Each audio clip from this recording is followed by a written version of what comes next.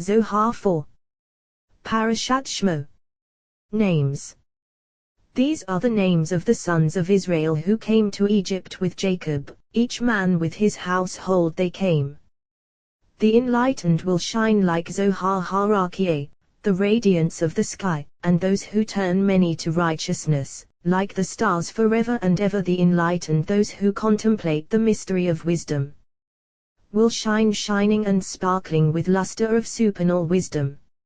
Like the Zohar, radiance Neu, shining and sparkling of Nahara, the river, issuing from Eden. This is the concealed mystery called Harakiah, the expanse in which exist stars, constellations, sun and moon, and all those lamps of light. Zohar, radiance, of this expanse brilliantly illumines the garden, and the tree of life stands in the middle of the garden, its branches covering all those forms, trees, and spices in worthy garments. Beneath it all beasts of the field find shade, and all birds of the sky dwell beneath those branches. Radiance fruit of the tree provides life to all, existing forever and ever. The other side does not abide there, only the side of holiness. Happy is the share of those who taste it, existing forever and ever. These are called living in this world and living in the world that is coming. Zohar, radiance. This tree rises above 500 parazans its distance, 600,000 in its expanse. In this tree exists one radiance, Zohar, radiance, all colors inhering there. Those colors ascend and descend, not settling anywhere except in that tree. When they issue from it to appear in the radiance that does not shine, they settle and do not endure and do not, for they settle nowhere else. From this tree issued 12 tribes, bounded there, and they descended, with this radiance that does not shine, into the exile of Egypt along with numerous supernal camps, as is written. These are the names of the sons of Israel who came to Egypt. Zohar. Rabbi Shimon opened, Helohiah, happening it happened, that the word of Jehovah came to Ezekiel son of Buzi. Ezekiel Helohiah, happening it happened. Why twice further? It should be asked, if Ezekiel was a faithful prophet, why did he reveal everything that he saw? Should one whom the king has brought into his palace reveal the secrets he has seen? Well, surely Ezekiel was a faithful prophet, and all that he saw was by faith. With the permission of the blessed Holy One he revealed all that he revealed. All was as it should have been. Rabbi Shimon said, one who is accustomed to suffering, even in the jaws of suffering, he bears his burden without anxiety. But one who is unaccustomed to suffering and has spent all his days spoiled with delights, when he encounters suffering, it is absolute, demanding tears. When Israel descended to Egypt, they were used to suffering, since all the days of that virtuous one their father were steeped in suffering. Therefore, they endured exile fittingly. But the exile of Babylon, that was absolute suffering, that was suffering over which those above and below wept. Those above, as is written, behold, the Iralim cried outside, angels of peace weep bitterly. Those below, as is written, by the rivers of Babylon, there we sat and wept, all wept over the exile of Babylon. Why? Because they had been pampered with royal luxuries, as is written, the precious children of Zion, worth their weight in pure gold. And now they were descending into exile with millstones on their necks, their hands bound tightly behind. Once they were in exile, they thought that they would never be revived, that the blessed Holy One had abandoned them forever. We have learned at that moment, the blessed Holy One summoned his entire household and said to them, what are you doing here? My children are exiled in Babylon, and you remain here. Arise, all of you, descend to Babylon, and I along with you, as is written, thus says Jehovah, for your sake I was sent to Babylon. I will bring down all bars. For your sake I was sent to Babylon, the blessed Holy One. I will bring down all bars, all the chariots and supernal camps. At that moment, the blessed Holy One revealed himself to Ezekiel, and he saw all that he saw, and proclaimed to Israel, behold, your Lord is here. They did not believe him, until he was compelled to reveal all that he revealed, and I saw. If he had revealed even more, all would have been necessary. As soon as Israel saw this, they rejoiced, and when they heard the words from Ezekiel's mouth, they felt no anxiety at all about their exile, for they knew that the blessed Holy One had not forsaken them.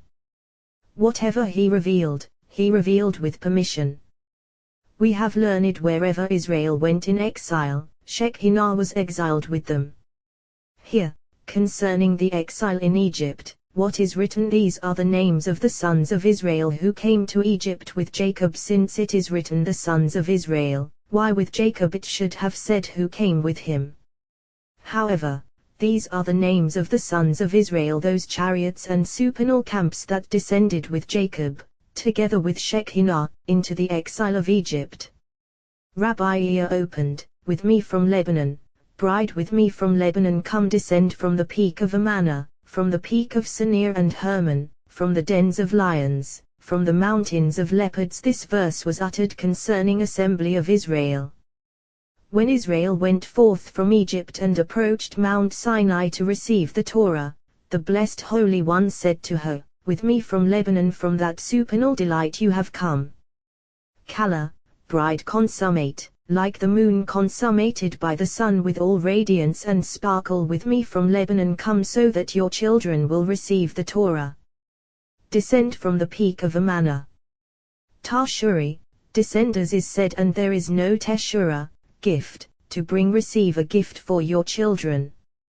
Mirosh Amana, from the peak of Amana. Mary Shita, from the beginning of their entry into supernal Mihimanuta, faith, when they said all that Jehovah has spoken we will do and we will heed, they became equivalent to supernal angels, of whom is written, bless Jehovah, O his angels, mighty in strength, who fulfill his word, heeding the voice of his word. Then assembly of Israel received a gift from the peak of Sinir and Hermon, Mount Sinai, which they approached and beneath which they stationed themselves, as is written, they stationed themselves at the bottom of the mountain from the dens of lions, the children of So, to whom the blessed Holy One offered the Torah, but they refused to accept it. From the mountains of leopards, the children of Ishmael, for it is written, from Sinai appeared and from Seir he shone upon them. He radiated from Mount Paran and he came from myriads of holy ones. What is the meaning of he came from myriads of holy ones? As we have learned, when the blessed Holy One was about to give the Torah to Israel, camps of supernal angels came. They opened and said, Jehovah our Lord, how majestic is your name throughout the earth, you have set your splendor above the heavens. They wanted the Torah to be given to them. The blessed Holy One said to them, is there death among you? For it is written, when a person dies in a tent, when a man has committed a sin punishable by death. Is there sin among you? Do you need laws? Is there robbery or theft among you? For it is written, you shall not steal. Are there women among you? For it is written, you shall not commit adultery. Is there falsehood among you? For it is written, you shall not bear false witness against your fellow. Is there coveting among you? For it is written, you shall not covet. Why are you asking for the Torah? Immediately they opened and said, Jehovah our Lord, how majestic is your name throughout the earth, whereas it is not written, you have set your splendor above the heavens. Therefore, he came from myriads of holy ones, and then, from his right hand, a fiery law for them. Rabbi Yos established this verse as referring to when Shekinah descended into exile in Egypt. Rabbi Shimon said, this verse was uttered concerning the mystery of the union of faith. With me from Lebanon, bride. Voice said to speech, with me, for this voice comes to speech, conducting it, becoming one, completely inseparable. Because voice is general and speech is particular, so the general requires the particular, and the particular requires the general. For there is no voice without speech, and no speech without voice. So, with me from Lebanon, since the essence of both of them derives from Lebanon. Descend from the peak of Amanath larynx, from which issues breath, consummating all, from the mystery of Lebanon, concealed and treasured away. From the peak of Sinir and Hermon the tongue, tip and middle, articulating speech. From the dens of lions the teeth. From the mountains of leopards the lips, consummation, by which speech is consummated. These are the names of the sons of Israel. Rabbi ear opened, do not eat the bread of one with an evil eye, do not desire his delicacies, do not eat the bread of one with an evil eye, because the bread or benefit offered by that evil-eyed person is not worth eating or enjoying. For if Israel, when they descended into Egypt, had not tasted the bread of the Egyptians, they would not have been abandoned in exile, and the Egyptians would not have oppressed them. Rabbi Yitzhak said to him, but a decree was issued. He replied, all is fitting, for it is not written that your seed will be strangers in the land of Egypt, but rather in a land not theirs, even in a different land. Rabbi Yitzhak said, one who has a large appetite, who eats more than other people, or one who follows his intestines, if he encounters such an evil-eyed person, he should slaughter himself rather than eat from that one's bread. For no bread in the world is worse than that of the evil-eyed. What is written, for the Egyptians would not eat bread with the Hebrews, because that is abhorrent to Egypt. Such is the bread of the evil-eyed. There are three who thrust Shekinah away from the world, preventing the blessed Holy One from dwelling in the world. Human beings cry out and their voice is not heard. These are one who lies with a menstruant, for no defilement in the world is as potent as that of menstruation. The defilement of menstruation is more severe than any defilement in the world. He is defiled, and all who approach him are defiled along with him. Wherever they go, Shekinah is repelled by them.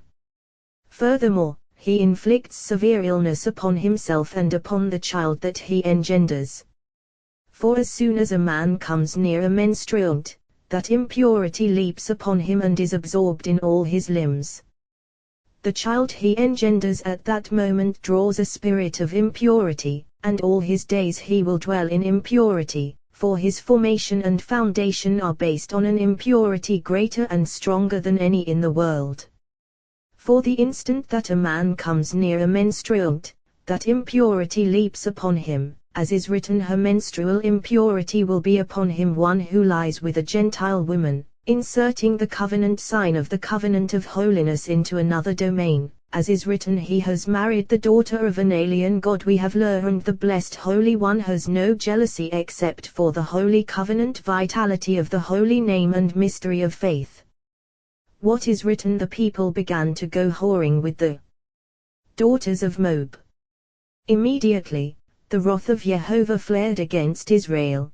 The leaders of the people, who knew and did not stop them, were punished first, as is written, take all the leaders of the people and impale them to Jehovah, facing the sun. Rabbi Abba said, what is meant by facing the sun? Facing the covenant, called sun. Concerning this is said, for Jehovah of hosts is sun and shield is holy covenant. Just as the sun shines and illumines the world, so holy covenant shines and illumines the human body.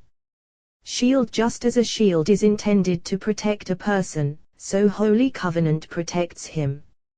And whoever preserves it cannot be assailed by any harm in the world. This is facing the sun. In every single generation, leaders of the people will be seized for this sin if they are aware of it, because concerning such guilt they must be jealous on behalf of the blessed Holy One for this covenant. Whoever inserts this holiness into another domain, of him is written, you shall have no other gods beside me. You shall not bow to them and you shall not worship them, for I, Jehovah your God, am a jealous God. All is a single jealousy. Therefore, Shekinah is repelled by him. Whoever betrays the holy covenant sealed in a man's flesh betrays, as it were, faith in the blessed Holy One. Whoever betrays the seal of the king betrays the king himself. He has no share in the God of Israel, except through the power of extreme repentance. Rabbi Yos opened, the children of Israel abandoned Jehovah, so he delivered them into the hand of their enemies. What does they abandoned mean? They rejected the sealed covenant of holiness, circumcising but not uncovering, until Deborah appeared and inspired all of Israel to offer themselves for this, as is written before Aparaot, when uncoverings are uncovered, in Israel. When the people willingly offer themselves, bless Jehovah. One who kills his children, the fetus carried by his wife, causing it to be killed in her belly, destroying the formation of the blessed Holy One and his handiwork. There are those who kill a person, but this one kills his own children. 3 evils he perpetrates, which the whole world cannot bear, so the world disintegrates little by little, with no one realizing. The blessed Holy One withdraws from the world, and sword, famine, and pestilence come upon the world. Those 3 evils are killing his children, demolishing the structure of the king, and driving away the soul which goes wandering through the world, unable to find rest. For these the Holy Spirit weeps, and all those punishments are inflicted upon the world. Woe to that man, woe to him, better for him if he had never been created. Happy are Israel, for even though they were exiled in Egypt, they guarded themselves against all these 3: a menstruant, a Gentile woman, and they persevered in procreation. For even though it had been decreed, every son that is born you shall throw into the Nile, not a single one of them killed a fetus in a woman's belly, all the more so, afterward. By virtue of this, they came out of exile.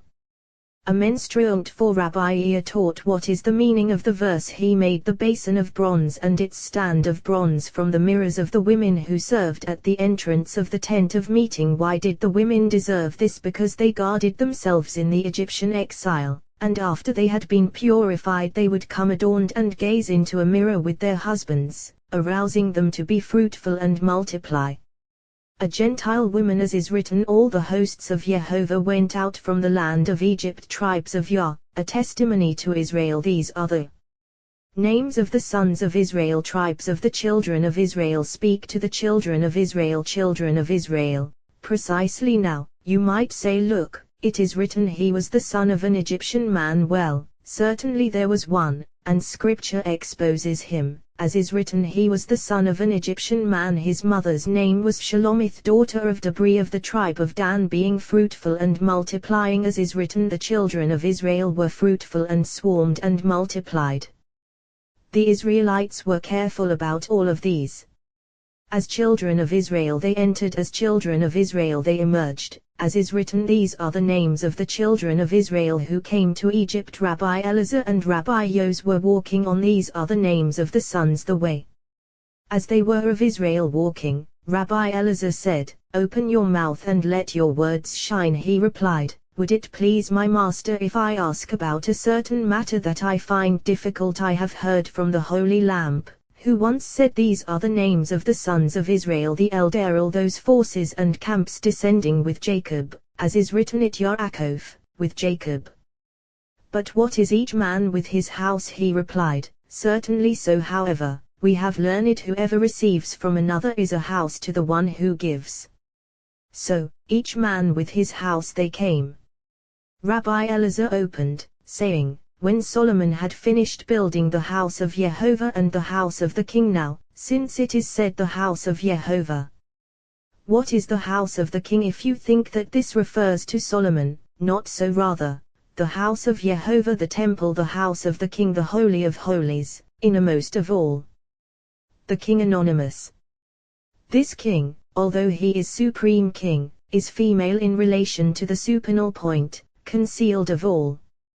But even though he is female, he is male in relation to the king below. Consequently, all follows this pattern. So of those below is written, mysteriously each man with his house they came.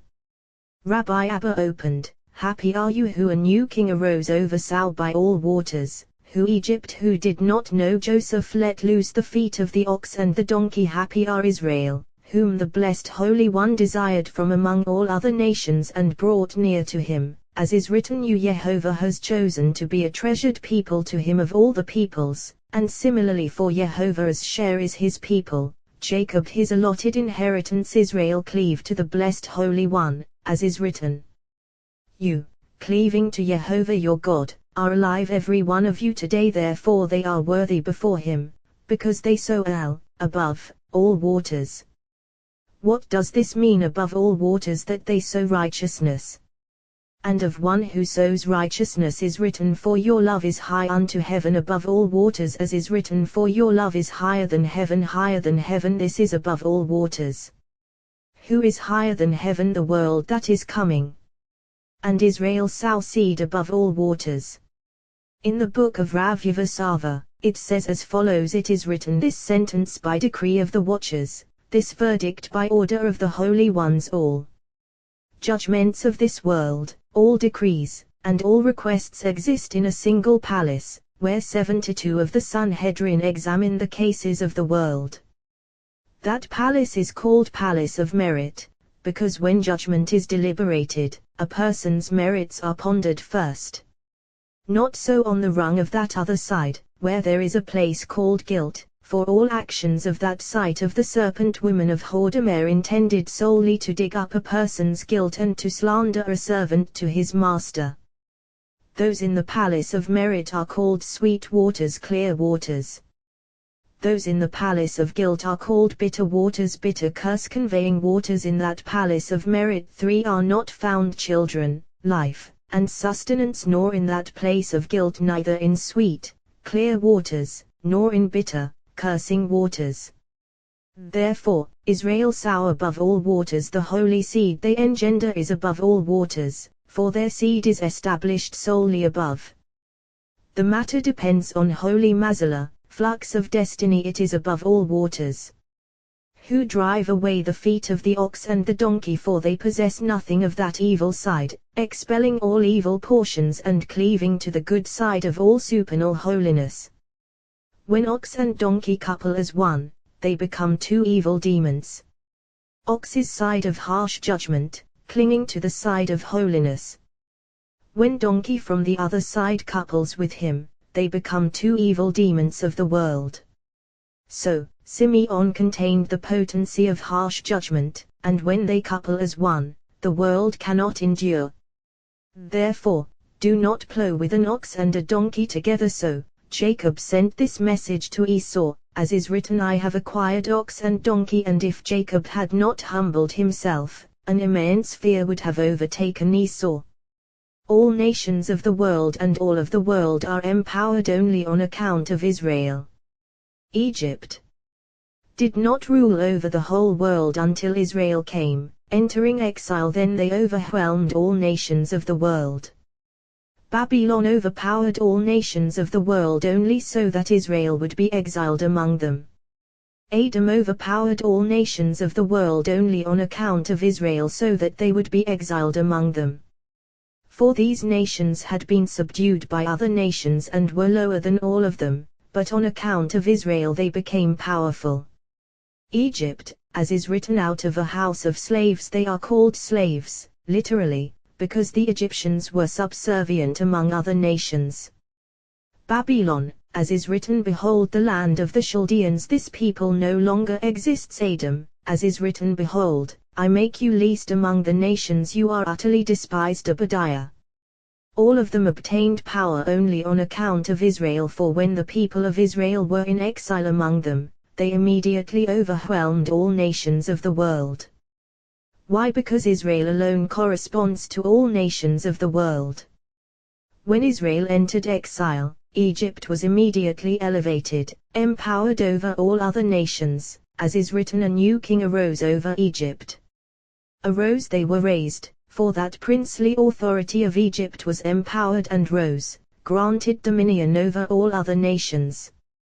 For first, dominion is given to that prince above, and then to the nation below. Therefore, a new king arose over Egypt, their prince.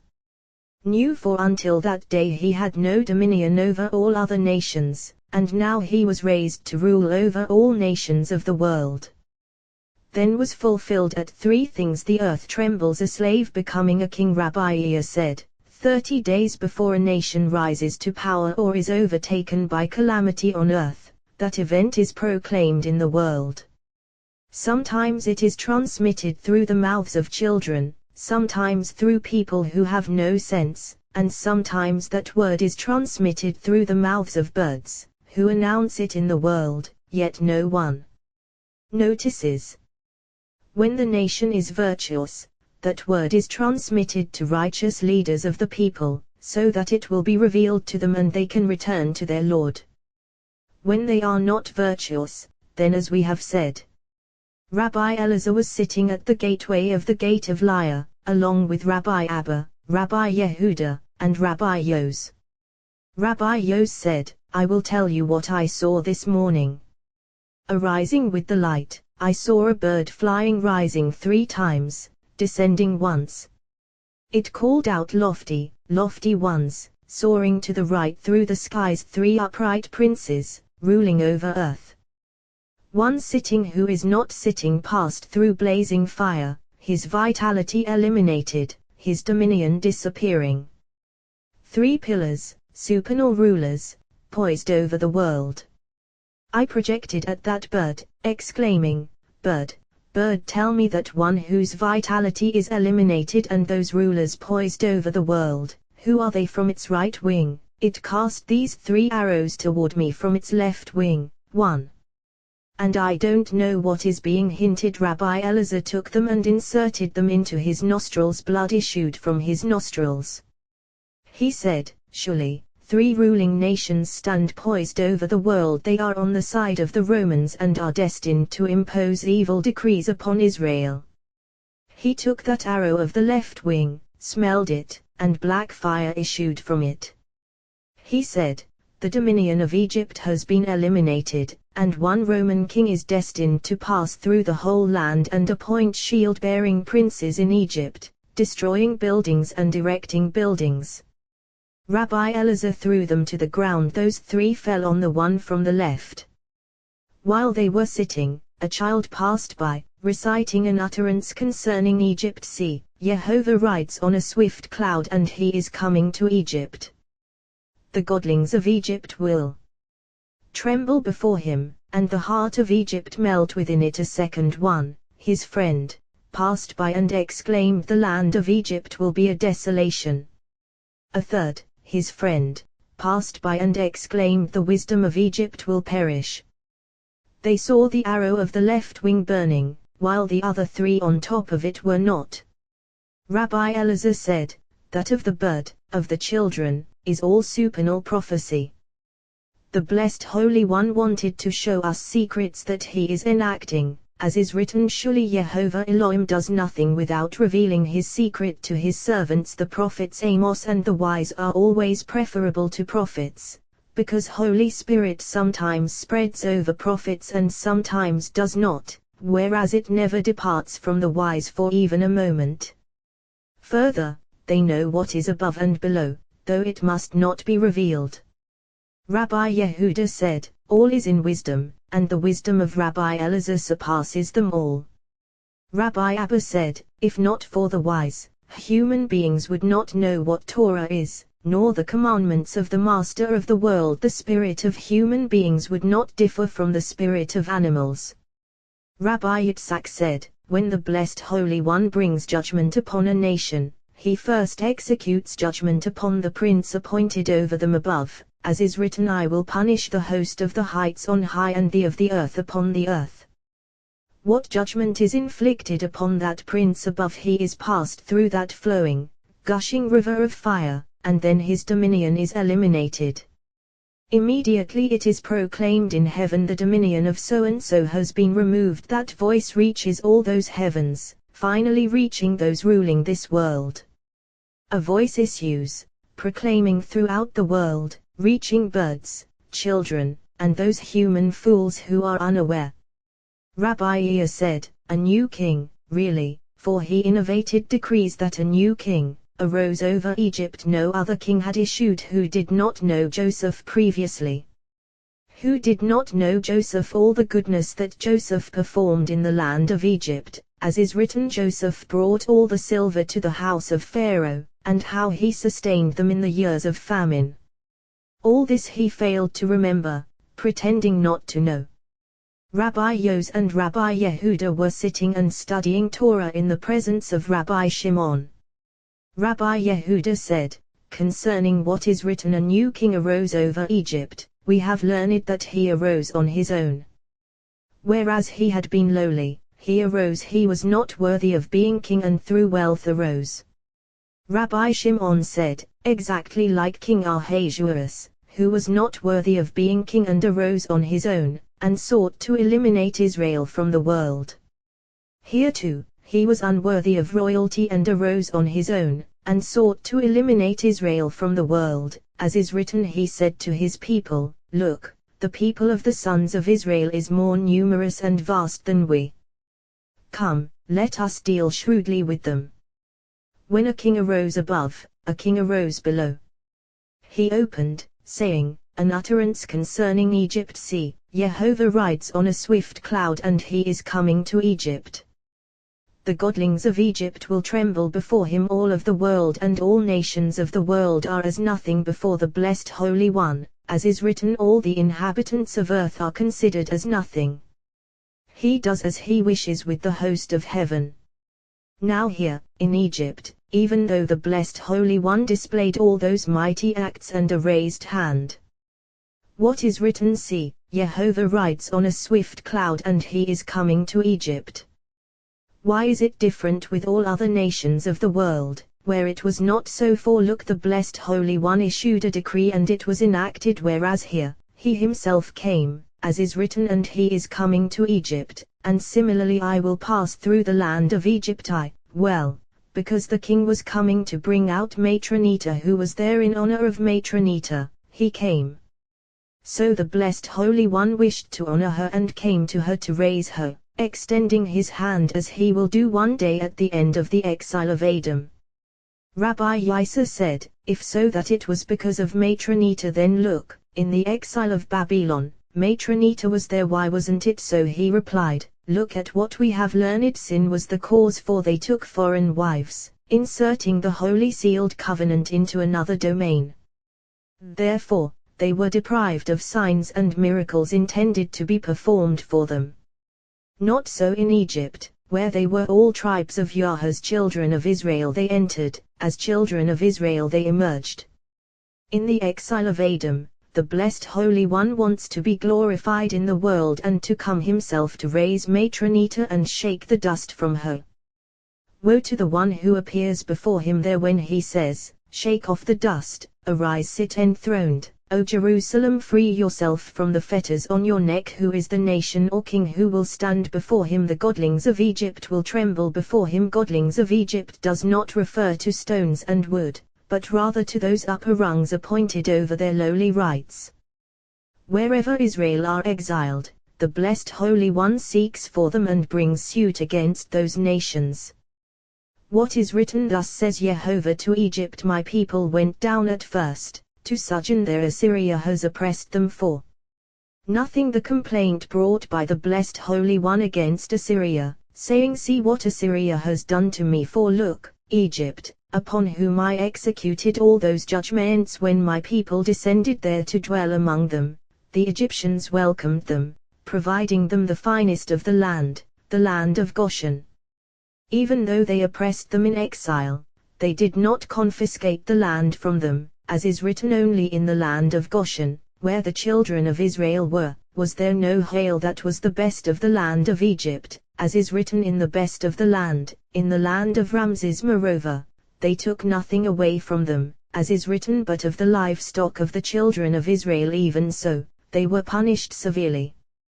But Assyria has oppressed them bfs, for nothing, casting them into a land at the end of the world and taking away their land. Now, if the Egyptians who did so many favors to Israel were punished so severely, then Assyria, Edom, and the other nations, all the more so, for they oppress them, kill them, and confiscate their money all the more so.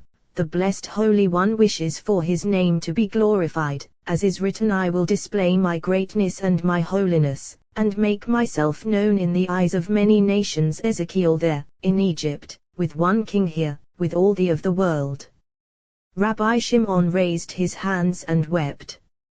He said, woe to one who is present at that time, and happy is one who is present at that time. Woe to one who is present at that time, because when the blessed Holy One comes to visit the doe, he will observe who is standing by her, all those present with her, examining all the actions of each and every one, and no virtuous one will be found, as is written, I looked and there was no helper. How many troubles upon troubles for Israel!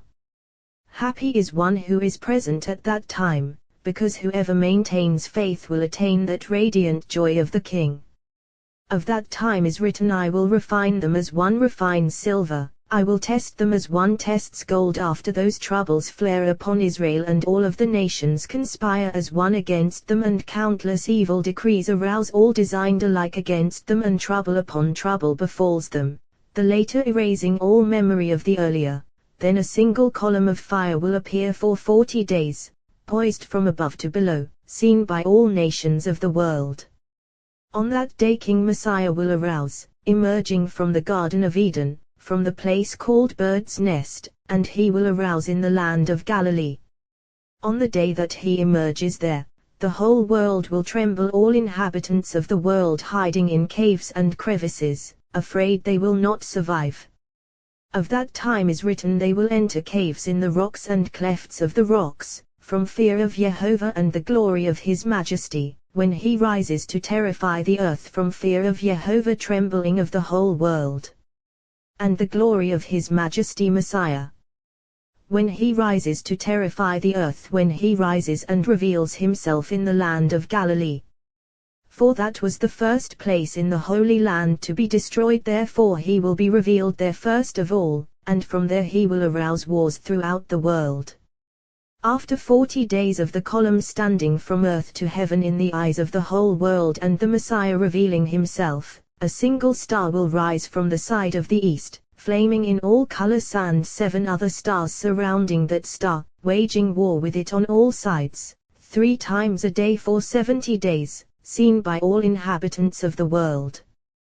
That star will battle them with flaming missiles, flashing, sparkling in every direction, striking them, swallowing them every single evening, discharging them by day, when they wage war before the eyes of the whole world.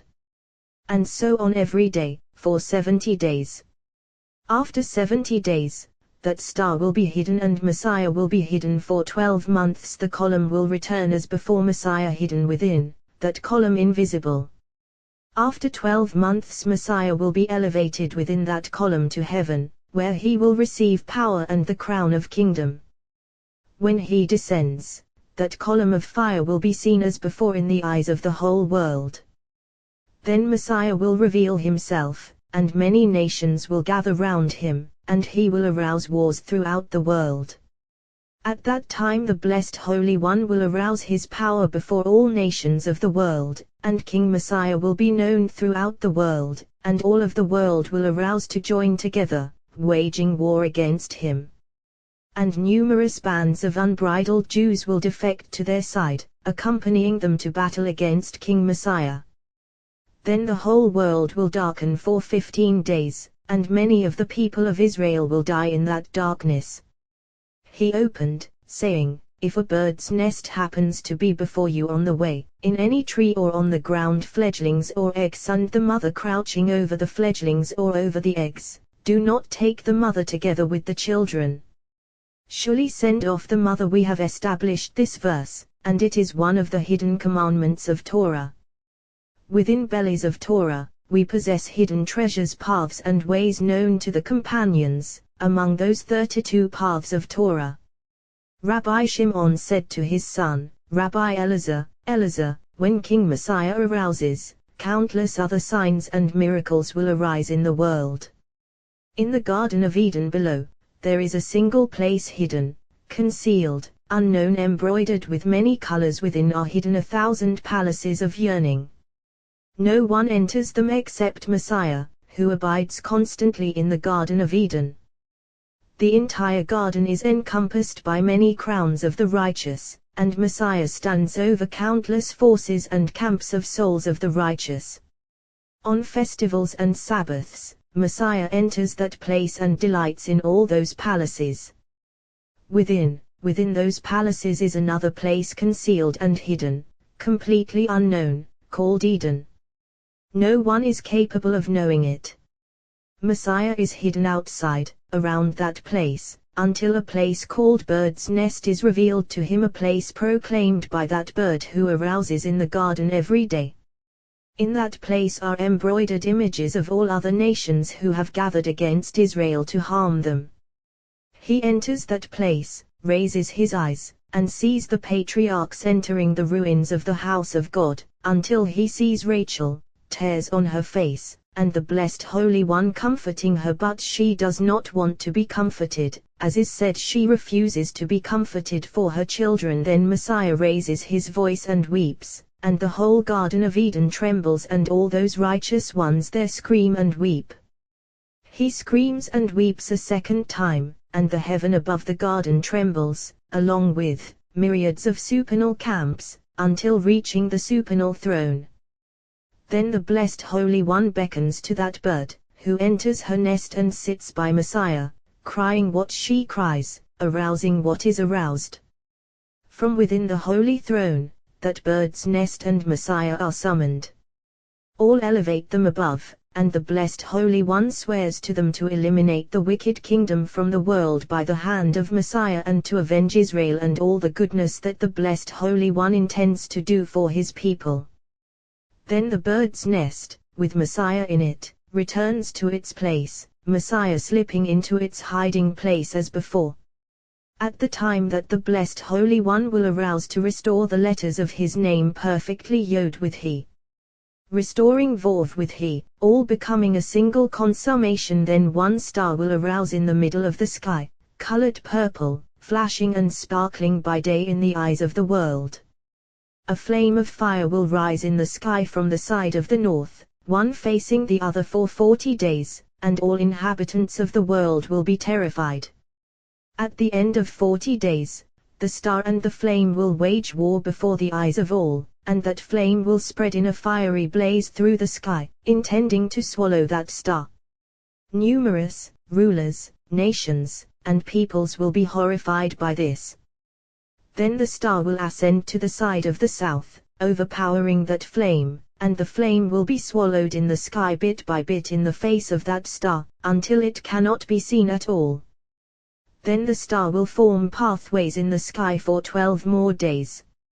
After 12 days, during which all inhabitants of the world will tremble, the sun will darken in the middle of heaven, as it darkened on the day that the temple was destroyed, until heaven and earth cannot be seen.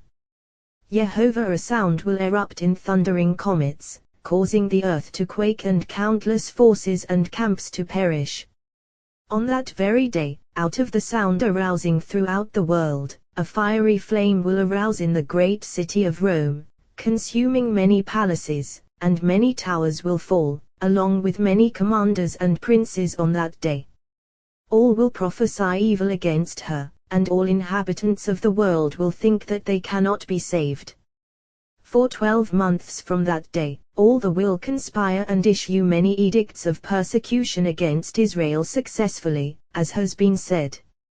Happy is one who chances not to be there, and happy is one who chances to be there. The whole world will be in great confusion.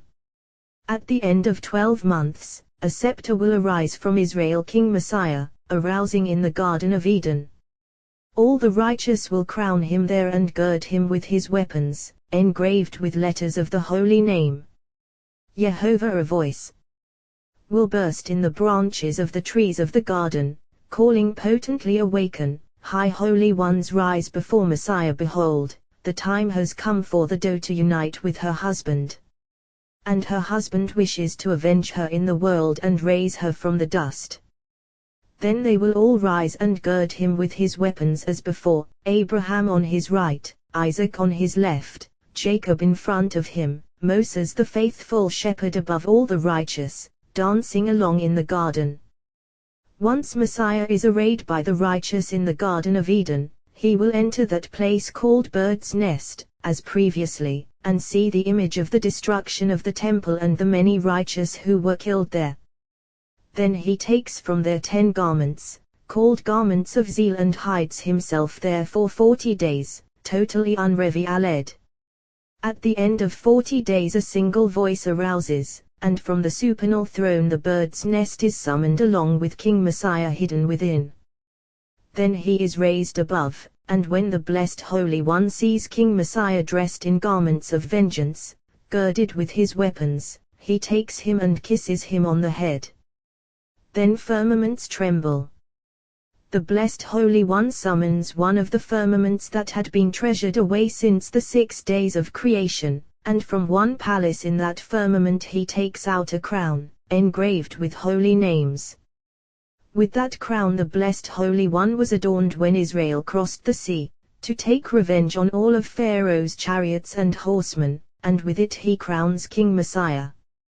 Once he is crowned and arrayed in all these adornments, the blessed Holy One takes him and kisses him as before.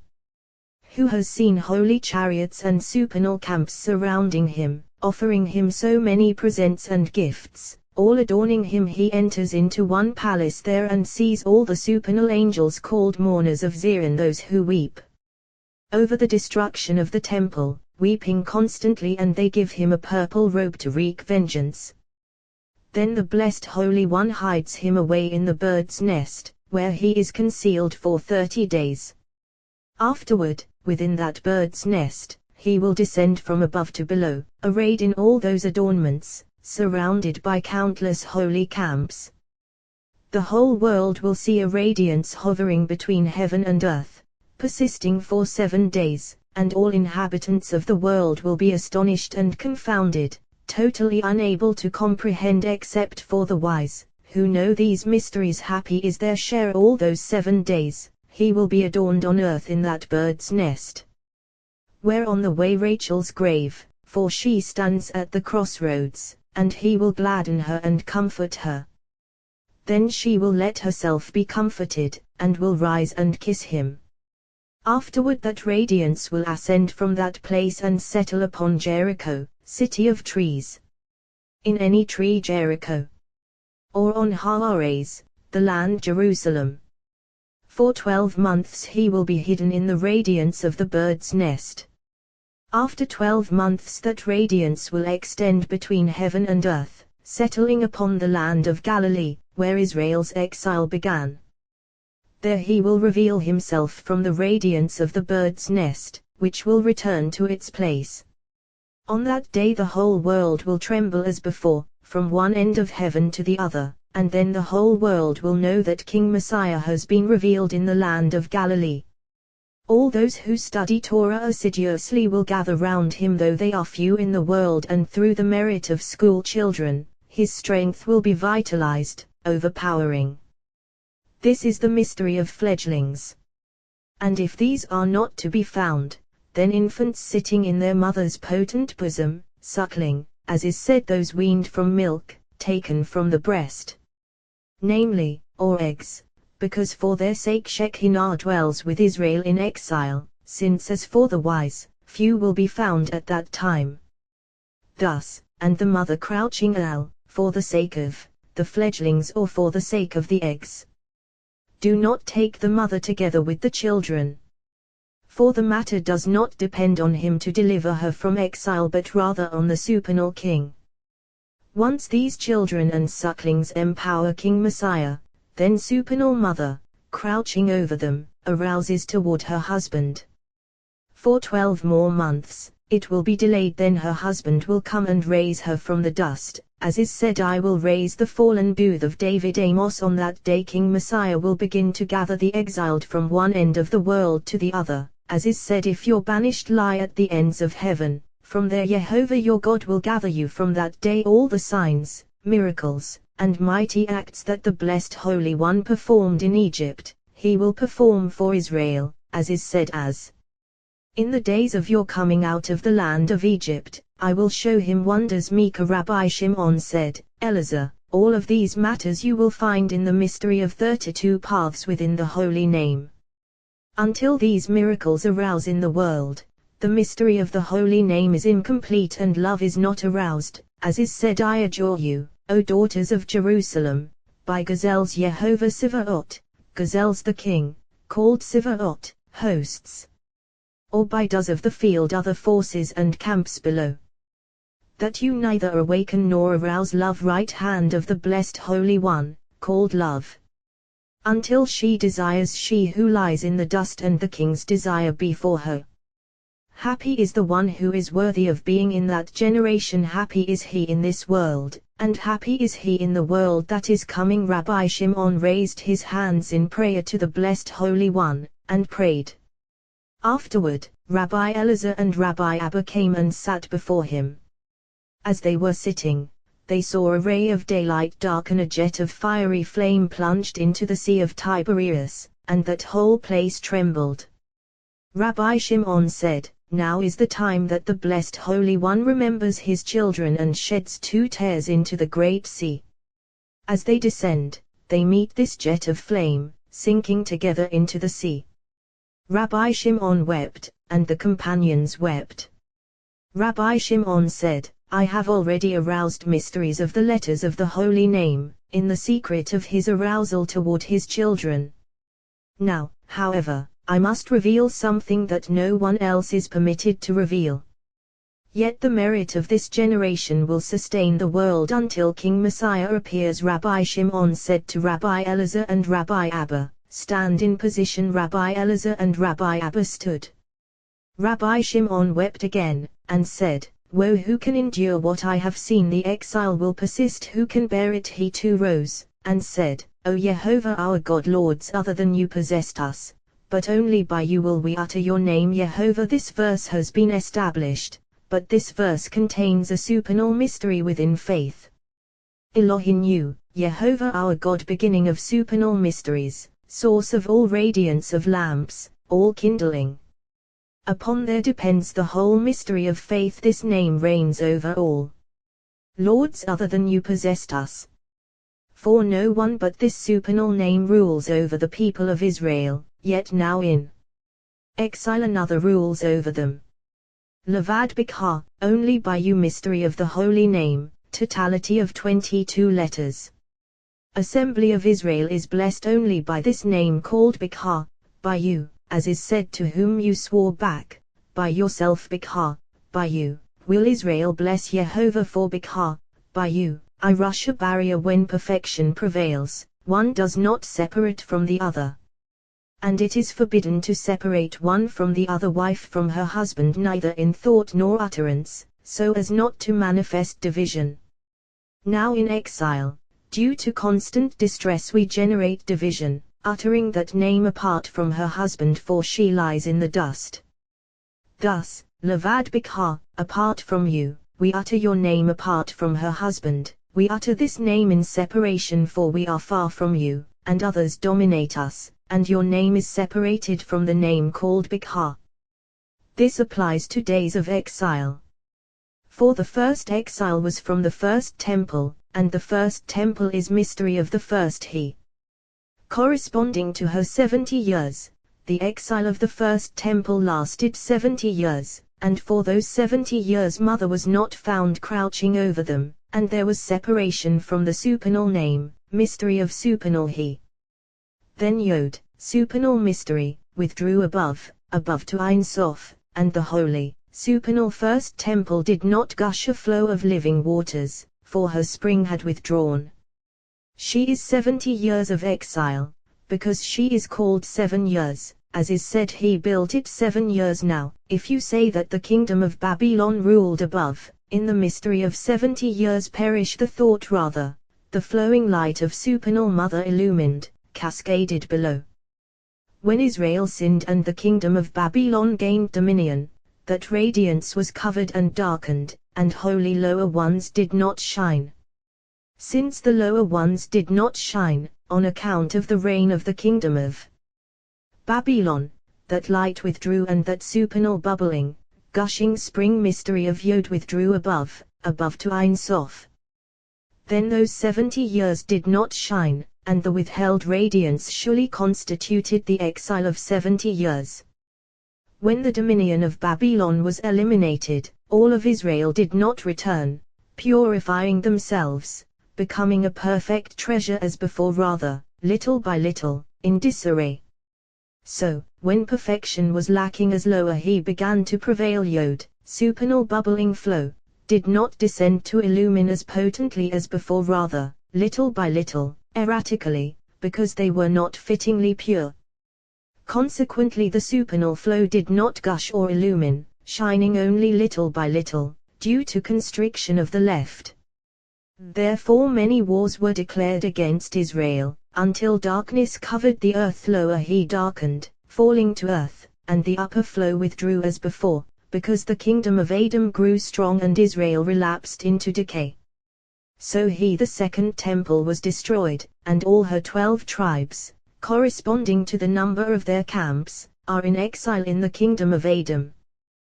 The supernal flow withdrew from that flow above her, as is said, the righteous one loses that flow of the supernal spring, gushing from above. Then second temple suffered separation, going into exile with all those 12 tribes and their camps.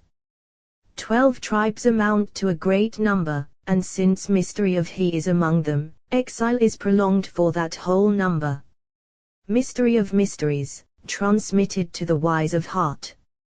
10 tribes, years. 2 tribes, years. Tears began to fall.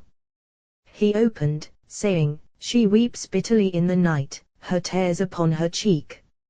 At the end of 12 tribes in exile, night darkens for Israel until Vov arouses at the time of years. After 12 tribes, constituting years of exile, and after years of darkness of night, then I will remember my covenant with Jacob. Arousal of the letter Vov, soul of the house of Jacob. This is the mystery of all the souls of the house of Jacob. 66, which is Vov, soul of second temple. Mystery of lower he. This is Vov, mystery of for arousal of Jacob, for arousal of Joseph. Therefore it is Vov, 2 in a single bond, a single mystery.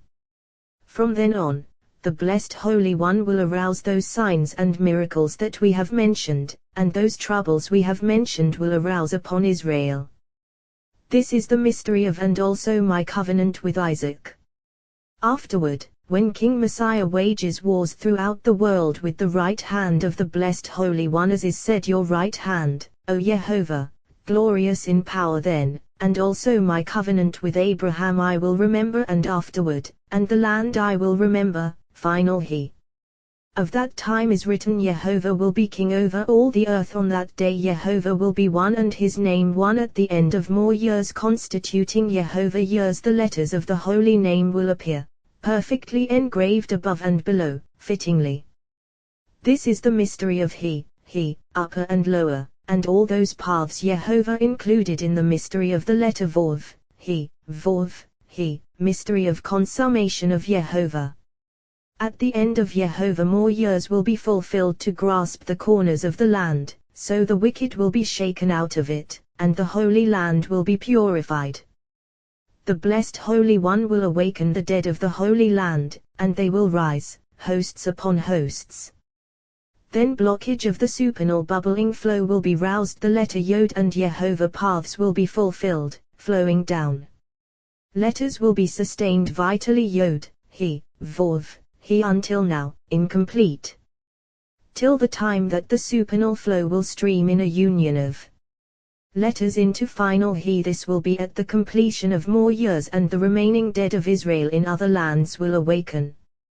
All this will come to be in the count of, when the world will be settled, turning firm and fragrant, and the other side will be eliminated from the world. Lower he will be filled from the supernal flow, perfectly crowned and illumined. Of then is written, the light of the moon will be as the light of the sun, and the light of the sun will be sevenfold, until there will be Sabbath of Jehovah, gathering souls of holy delight final he throughout the entire 7th millennium. This is arousal of holy spirits of the people of Israel, to be clothed after Sabbath in other, holy bodies to be called holy, as is written, whoever is left in Zion, who remains in Jerusalem, will be called holy until here. Words of sealed mysteries. Rabbi Yos said, every day the blessed holy a new king arose. One makes angels, messengers to the world, as is written, he makes his angels spirits. It is not written he made, but rather he makes because every single day he makes them. At that time a certain prince was appointed over Egypt, and so it is written a new king arose really new, who did not know Joseph, for he issued from the place of separation, as is said from there it divides, and the first to separate is the river of Egypt. So, who did not know Joseph place where all union abides, called righteous. Rabbi Elazar and Rabbi Yos were walking on the way they had set out by early light. They saw a star shooting from one side, and a star from the other side. Rabbi Elazar said, "The time has now come for morning stars to praise their master, and they are racing in fear and awe of their master to praise and sing to him, as is written when the morning stars sang together, and all the sons of Elohim shouted for joy, for they all praise him in unison." He opened, saying, "For the leader. On the doe of dawn. A song of David, the doe of dawn. For when the face of the east lightens and darkness of night dissipates, there is a deputy on the east, who draws a thread of radiance from the south, until the sun emerges, bursting those windows of the sky and illuminating the world. That thread thin ray parts the dark of night. Then the doe of dawn approaches, black radiance in darkness coming to conjoin with day, and day shines, its radiance encompassing, absorbing that doe. Concerning this doe as she parts from the day, after being encompassed, David sang a song, as is written for the leader. On the doe of dawn. And what did he say? My God, why have you abandoned me, Jehovah? For the doe of dawn had parted from the radiance of day as they were walking, the day lightened and the time for prayer arrived. Rabbi Elazar said, "Let us pray, and walk on." They sat down and prayed. Afterward, they rose and walked on. Rabbi Elazar opened, saying, "There is hevel, futility, that occurs on earth. There are righteous people who are treated according to the conduct of the wicked, and there are wicked people treated according to the conduct of the righteous. I say that this too is futility." This verse has been established and discussed, but there is hevel. King Solomon composed this book and based it on 7 hevelim, breaths, upon which the world subsists, namely 7 pillars, supports of the world, corresponding to the 7 heavens: Vilon, Rakie, Shechim, Zaval. Corresponding to them Havel Havelim, Harkol Havel, breath of breaths, all is breath. Just as there are 7 heavens, there are others adjoining them, expanding, issuing from them. Similarly, there are other breaths, expanding, issuing from these, all mentioned by Solomon. Here lies a mystery of wisdom. There is a breath issuing from those supernal breaths upon which the world subsists, and this is actualized on earth, sustained vitally, empowered potently by earthly action and by ascent rising from earth. This is appointed over earth, all its power and vitality deriving from souls of the righteous plucked from earth while they are pure, before they have decayed, while still emitting fragrance, like Enoch, of whom is written, "And he was no more, for God took him, taking him before his time had arrived, delighting in him." And so with all the other righteous of the world, for we have learned for 2 reasons the righteous are removed before their time. 1. For sins of the generation, because when the wicked abound in the world, the righteous found among them are seized for their sins. Another, when it is revealed before the blessed Holy One that they will decay later on, he removes from the world before their time, as is written, "There are righteous people who are treated according to the conduct of the wicked, judgment from above befalling them as if they had committed sins and acts of the wicked."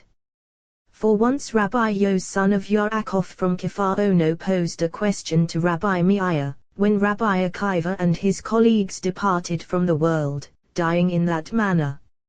He asked him, "Now, is this written anywhere in the entire Torah?" He replied, "Is it not? Look, Solomon said, there are righteous people who are treated according to the conduct of the wicked, judgment from above befalling them as if Ma'on, Markhan, Aravo. They had committed acts of the wicked, and there are wicked people treated according to the conduct of the righteous, dwelling in peace and quiet in this world, no judgment befalling them, as if they had performed deeds of the righteous. Why? Because it is revealed before the blessed Holy One that they will repent, or that from them will issue offspring who will be true in the world, such as Tra, from whom issued seed of truth Ahaz, from whom issued Hezekiah and other wicked of the world.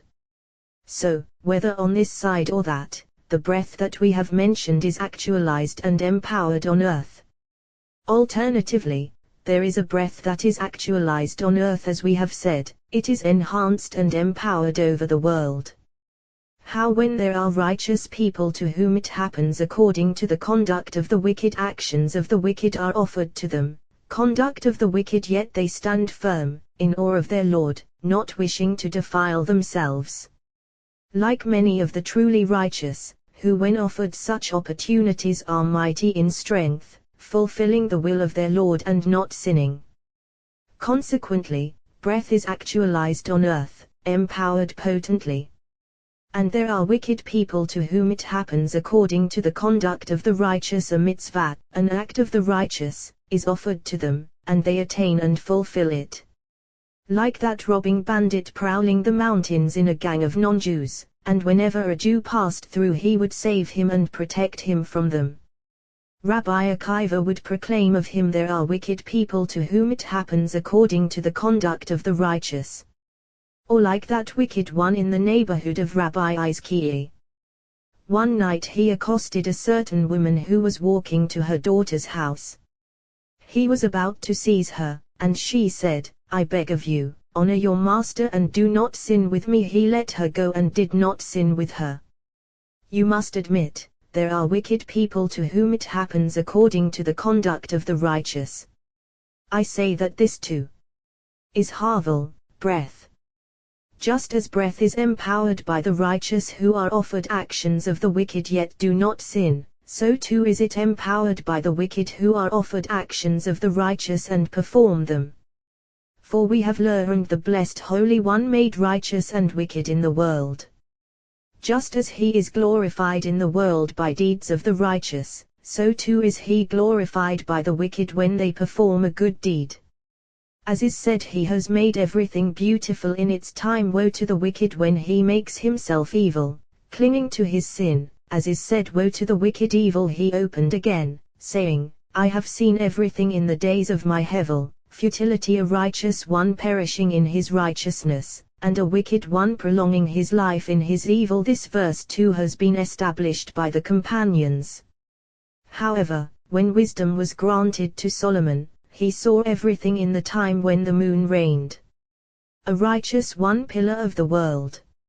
Avd, perishing, as is said, the righteous one of Ad, loses, in time of exile, in his righteousness, because she lies in the dust.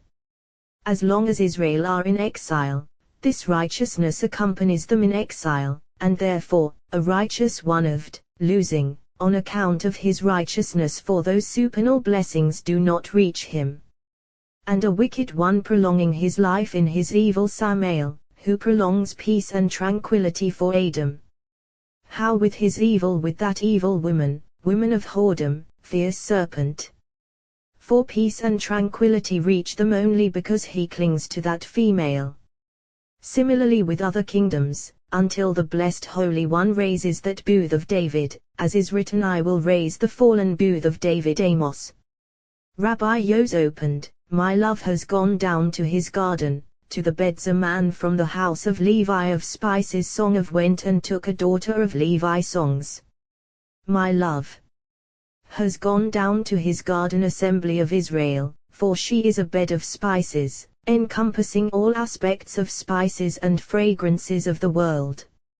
In the hour when the blessed Holy One descends to this garden, all souls of the righteous who are crowned there emit fragrance, as is said, the fragrance of your oils, finer than all spices, souls of the righteous. For Rabbi Yitzhak said, all those souls of the righteous who have been in this world and all those souls destined to descend to this world all exist in this garden.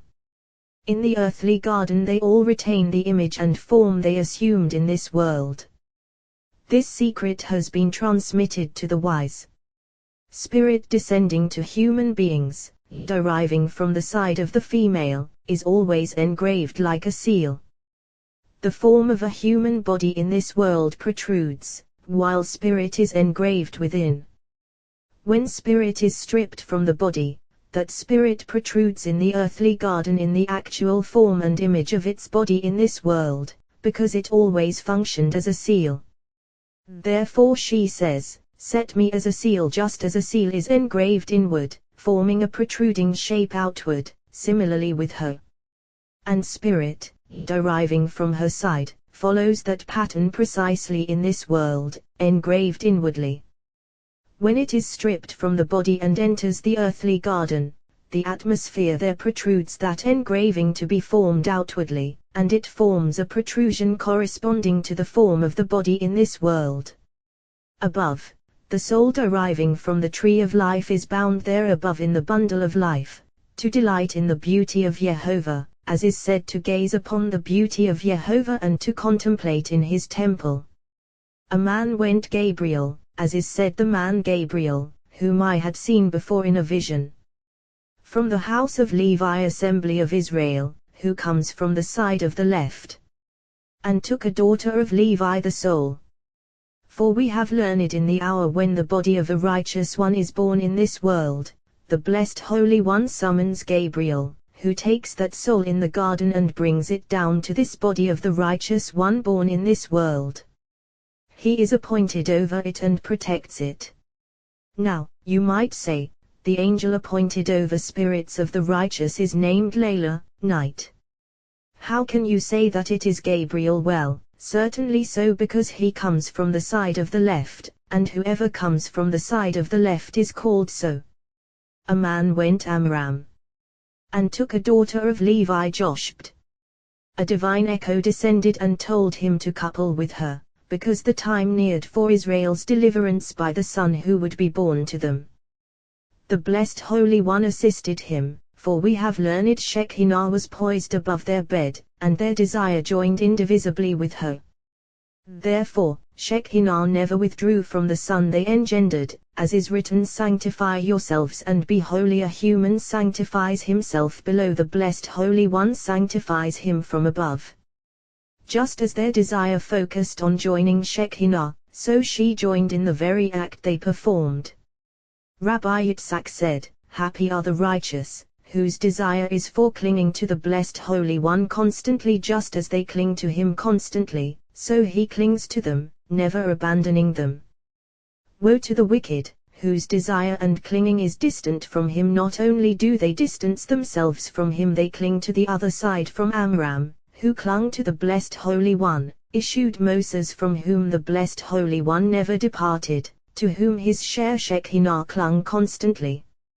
Happy is the woman conceived and bore a son, and she saw that he was good. What does this mean, that he was good? Rabbi Yehuda said, that he was born circumcised, for the mystery of covenant is called good, as is written, "Say of the righteous one that he is good." Rabbi Yehuda said, she saw the radiance of Shekinah shining in him, for the moment he was born the whole house filled with light, as is written, "She saw that he was good," and similarly God saw that the light was good. Therefore it is written that he was good, he was everything, and she hid him 3 months. 3 months, what does this signify? Rabbi Yehuda said, this intimates a hint that Moses was not recognized in supernal radiance until 3 months, as is written, on the 3rd new moon, for then Torah was transmitted by him and Shekinah revealed herself to him before the eyes of all, as is written, Moses went up to Elohim, and Jehovah called to him when she could no longer hide him, for until then his speaking with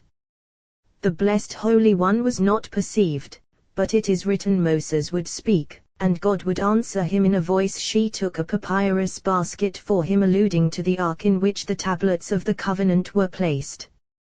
A papyrus basket is the ark of the covenant. V'tamara, and smeared it with bitumen and pitch, for that basket, which is the ark, was overlaid inside and out. Rabbi Yehuda said, this is the Torah, which the blessed Holy One Hemira made stringent, with positive and negative mitzvah. And she placed the child in it, Israel, as is said, when Israel was a youth, I loved him Hosea and placed it be Asaph, in the reeds, for the commandments of Torah were not stringently observed until Soph, the end when Israel entered the land at the end of 40 years. By Sfat HaYor, the bank of the Nile by the word of those who teach Arata, Torah, and statutes to Israel.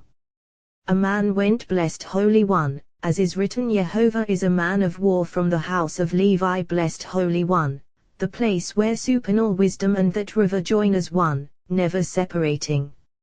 From this house of Levi, Leviathan was released for joy in the world, as is written Leviathan whom you formed to play with and took a daughter of Levi blessed Holy One, the place where radiance of the moon shines.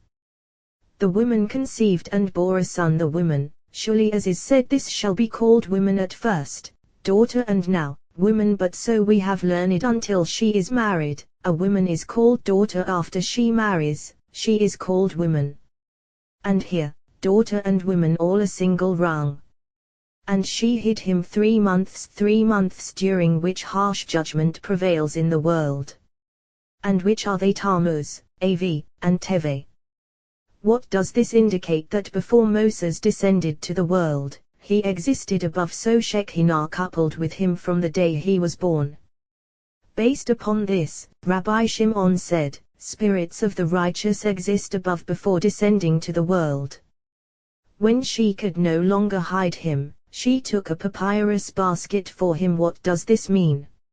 She took a papyrus basket for him, she covered him with her signs, so that he would be protected from those fish who swim the waters of the great sea, as is written gliding creatures they're innumerable.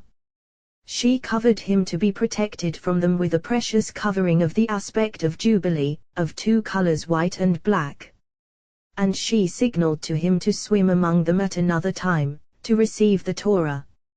Pharaoh's daughter came down to bathe at the Nile, the one coming from the side of the left, of harsh judgment, as is said to bathe at the Nile, precisely not at the sea. Now, you might say, look at what is written, and your staff with which you struck the Nile. Moses struck only the sea, yet Scripture calls it the Nile well.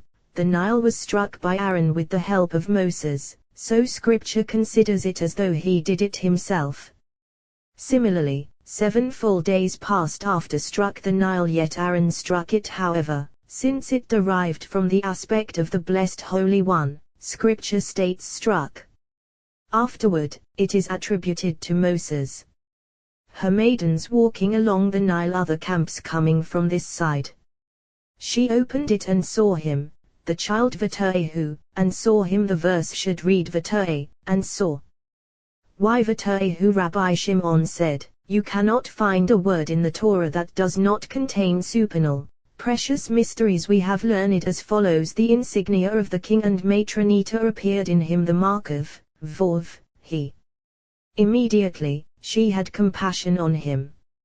Until here, above, from here on, below, except for this verse, his sister stationed herself afar. His sister stationed herself, whose sister? The sister of the one who calls assembly of Israel my sister, as is said, open to me, my sister, my love.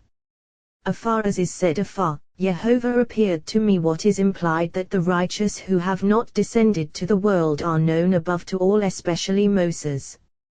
Further, that souls of the righteous are drawn from a supernal sight, as we have established.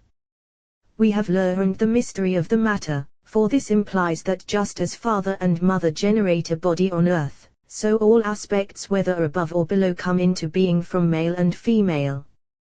They have already established the secret that is written, let the earth bring forth a living soul, the earth assembly of Israel. A living soul of supernal Adam, as has been said. Rabbi Abba came and kissed him. He said, surely, you have spoken well. Certainly so happy is the share of Moses, faithful prophet, beyond all other prophets of the world. His sister stationed herself wisdom, as is said, say to wisdom, you are my sister. Rabbi Yitzhak said, the decree of judgment has never withdrawn from the world, for whenever Israel sinned, judgment accused them, and then his sister stationed herself afar. Afar, as is said, afar, Jehovah appeared to me. Pharaoh's daughter came down to bathe at the Nile. the moment that Israel ceased from Torah, immediately Pharaoh's daughter came down to bathe at Har-Yor, the Nile. The attribute of judgment descended to bathe in the blood of Israel, because of humiliation of Arata, Torah. Her maidens walking along the Nile, nations pursuing them. Along Har-Yor, the Nile, because of humiliation of Arata, Torah, and its teachers, for they let it slip out of their hands. Rabbi Yehuda said, everything in the world depends upon repentance and upon the prayer that one offers to the Blessed Holy One, especially one who sheds tears in his prayer, for there is no gate that those tears cannot enter. What is written? She opened it and saw the child. She opened Shekinah, who stands over Israel like a mother over her children, and she always opens in their defense. As soon as she opened, she saw the child, a child of delight, Israel, who sin before their king in everything and immediately turn back in repentance, crying before him like a son before his father. What is written? And look, a boy crying. Once he cries, all evil decrees of the world are annulled. What is written? She had compassion on him, aroused in mercy for him, taking pity on him. She said, this is one of the children of the Hebrews, not one of the children of other nations, who are stiff-necked and hard-hearted. One of the children of the Hebrews, tender-hearted from their fathers and mothers, to return to their Lord. She called the child's mother, who was weeping, as is written, a voice is heard on a height wailing, bitter weeping, Rachel weeping for her children. He is crying, and the child's mother is crying. Rabbi Yehuda said, of the time to come, what is written? With weeping they will come, and with consolations I will guide them. What does this mean? With weeping they will come by virtue of the weeping of the child's mother, who is Rachel. They will come and be gathered in from exile. Rabbi Yitzhak said, the deliverance of Israel depends only upon weeping. When the tears of weeping shed by Esau before his father will completely end, as is written, Esau raised his voice and wept. Rabbi Yos said, that weeping wept by Esau, and those tears brought Israel down into his exile. Once those tears cease through the weeping of Israel, they will come out of his exile, as is written, with weeping they will come, and with consolations I will guide them. Rabbi Abba said, this way whether he turned this way, and that way possessed worthy deeds. And that way whether a virtuous son was destined to issue from him. Immediately, he saw that there was no man. He saw by the Holy Spirit that no such son would issue from him. For Rabbi Abba has said, how many wicked there are in the world who engender more virtuous children than the righteous, and a virtuous one issuing from a wicked one is more laudable, being pure from impure, light out of darkness, wisdom out of foolishness. This is finest of all. He saw by the Holy Spirit, he saw and envisioned everything, so he gazed at him and killed him. The Blessed Holy One brought all this about so that he would go, just as Jacob went to that well, as is written, he sat upon the well. Of Jacob is written, he looked, and here a well. Of Moses is written, he dwelled in the land of Midian, and he sat upon the well, because even though they shared a single rung, in this, Moses ascended higher. Rabbi Yos and Rabbi Yitzhak were walking on the way. Rabbi Yos said, that well seen by Jacob and seen by Moses, was it the same well dug by Abraham and Isaac or not? He replied, at the time that the world was created, this well was created, and on the eve of Sabbath at twilight, its mouth was created. This is the well that Jacob and Moses saw. Yehovah Matnitin. Yehovah pursuers of truth, those who demand the mystery of faith, those who cling to the faithful cluster, those who know the ways of the Supreme King, draw near and listen. When two ascend and emerge toward one, they receive it between two arms. Two descend to three, they are two, one between them. Two sit upon the seat from which prophets suckle. One between them, junction of all, absorbing all. That holy well stands beneath him, field of holy apples. From this well were watered the flocks that Moses tended in the wilderness. From this well were watered the flocks that Jacob selected, when they were selected for his share, all those chariots, all those winged beings. 3 pillars rest upon this well. From them, this well is filled.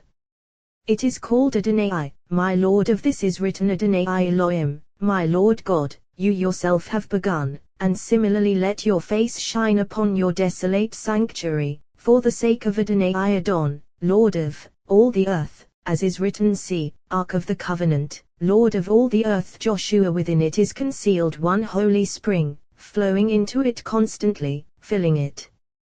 This is called Jehovah Sevaot, Lord of hosts. Blessed is he forever and ever. Rabbi Yehuda said, if this well is the well of Jacob, look at what is written of it. When all the priest of Midian had 7 daughters, and they came and drew water. The flocks were gathered there, they would roll the stone off the mouth of the well. Yet here, the daughters of Jethro did not need this. Rather, they came and drew water with no further effort. Rabbi Ea replied, Jacob removed it from the well. For it is written, when all the flocks gathered there they would put the stone back, and concerning Jacob it is not written he put the stone back, because afterward it was not necessary. Look, at first water did not rise. As soon as Jacob appeared, water rose toward him. Similarly with Moses, water rose toward him, and that stone was no longer on the mouth of the well. Therefore, they came and drew water. Rabbi Elazar, Rabbi Abba, and Rabbi Yos were walking from Tiberias to Sehoris. As they were walking, a certain Jew met them and joined them. Rabbi Elazar said, let each one say a word of Torah. He himself opened, saying, he said to me, prophesy to the Ruah. Prophesy, O son of man, and say to the Ruah, thus says Jehovah, from 4 Ruhot come, O Ruah. Ezekiel. From this verse we know the place from which the Ruah, Spirit, issues. Now, could Ezekiel actually prophesy to the Spirit, when it is written no human has power over the Spirit, to restrain the Spirit? Well, a human being has no power over the Spirit, but the blessed Holy One has power over everything, and by his command Ezekiel was prophesying. Further, that Spirit had been in a body in this world, and therefore he prophesied to it from 4 Ruhot come, O Ruah, from the place demarcated by its supports in 4 directions of the world. The Jew leaped in front of him. Rabbi Elazar said to him, what did you see? He replied, I saw something. He said to him, what is it? He replied, if the spirit of human beings is clothed in the form of the body of this world, it should have been written, thus says Jehovah, from the Garden of Eden come, O Ruah. Why from 4 Ruhot? He said to him, the Spirit does not descend to this world until it ascends from the earthly garden to the throne resting on 4 supports. Having ascended there, it absorbs from the throne of the king and descends to this world. The body is drawn from 4 directions of the world. Spirit, similarly, draws from 4 directions upon which the throne is established. That man said to him, the leap that I leapt in front of you, I saw something of this aspect. Because one day I was walking in the desert and I saw a tree desirable to look at, with a cave beneath it. I approached and saw that the cave was emitting fragrances of every variety in the world. Steeling myself, I entered that cave and climbed down certain steps into a place that had many trees, and aromas and spices that I could not bear. There I saw a man with a scepter in his hand, standing in an entrance. When he saw me, he was astonished and stood next to me. He said, what are you doing here and who are you? I was very frightened. I said to him, my Lord, I am one of the companions. I saw such and such in the desert, and I entered this cave and came down here. He said to me, since you are one of the companions, take this leaf of writing and give it to the companions, those who know mysteries of the spirits of the righteous. He struck me with the scepter, and I fell asleep. During my sleep I saw countless forces and camps coming along the way in that place. The man struck with that scepter and said, go by way of the trees. As they were going, they flew in the air and ascended I didn't know where. I heard sounds of many camps, and I didn't know what it was. I woke up and didn't see anything. I was frightened in that place. Eventually, I saw that man. He said to me, "Did you see anything?" I replied, "In my sleep I saw such and such." He said to me, "On this way spirits of the righteous go to the Garden of Eden, entering there. And what you heard from them was their standing in the garden in the form of this world and rejoicing over the spirits of the righteous entering there. Just as the body is constructed in this world from the interweaving of four elements, taking form in this world, so is the spirit formed in the garden from the interweaving of four spirits existing in the garden. That spirit is clothed there and formed from them in the design of the image of the body formed in this world. And were it not for those four spirits, which are the heirs of the garden, the spirit would not be formed at all and would not be clothed in them. Those four spirits are interwoven as one, and that spirit is formed and clothed in them, just as the body is formed through the interweaving of the four elements of the world. Therefore, from four ruhot come, O Ruah, from those four by which it is clothed and formed. Now take this leaf of writing and go on your way, and give it to the companions." Rabbi Elazar and the companions came and kissed him on the head. Rabbi Elazar said, "Blessed is the compassionate one who sent you here, for surely this is a lucidity of the word, and the blessed Holy One put this verse in my mouth." He gave them that leaf of writing. As soon as Rabbi Elazar took it and opened it, a branching brow of fire darted out, surrounding him. He saw in it what he saw, and it flew out of his hands. Rabbi Elazar wept, and said, "Who can endure treasures of the king? Who can abide in your tent? Who can dwell on your holy mountain? Happy is this way, and that moment when we met you." From that day, Rabbi Elazar rejoiced, and he said nothing to the companions. As they were walking, they came upon a well of water. They stood over it and drank of the water. Rabbi Elazar said, "Happy is the share of the righteous." Jacob fled from his brother and he encountered a well. As soon as the well saw him, the waters recognized their master and rose toward him, rejoicing with him there his mate coupled with him. Moses fled from Pharaoh and encountered that well, and the waters saw him, recognized their master, and rose toward him there his mate coupled with him. What is the difference between Moses and Jacob? Of Jacob is written, "When Jacob saw Rachel he approached and rolled the stone off the mouth of the well." Of Moses, what is written? "The shepherds came and drove them off, and Moses rose and saved them." Surely, Moses knew once he saw the water rising toward him that there he would meet his mate. Further, Holy Spirit never departed from him, and thereby he knew that Zipporah would be his mate. Moses said, "Surely, when Jacob came here and the waters rose toward him, he encountered a person who brought him into his house and provided him everything he needed." The same with me, that man said, "So I have learned." Jethro was an idolatrous priest. As soon as he saw that idolatry had no substance, he separated from its worship. The people rose and excommunicated him. When they saw his daughters, they drove them off, for previously they themselves used to shepherd his flock. Once Moses saw by the Holy Spirit that they were acting on account of idolatry. Immediately Moses rose and saved them and watered their flock, becoming totally zealous for the blessed Holy One. Rabbi Elazar said to him, "You are with us, but we don't know your name." He said, "I am Yoezar, son of Yaakov." The companions came and kissed him.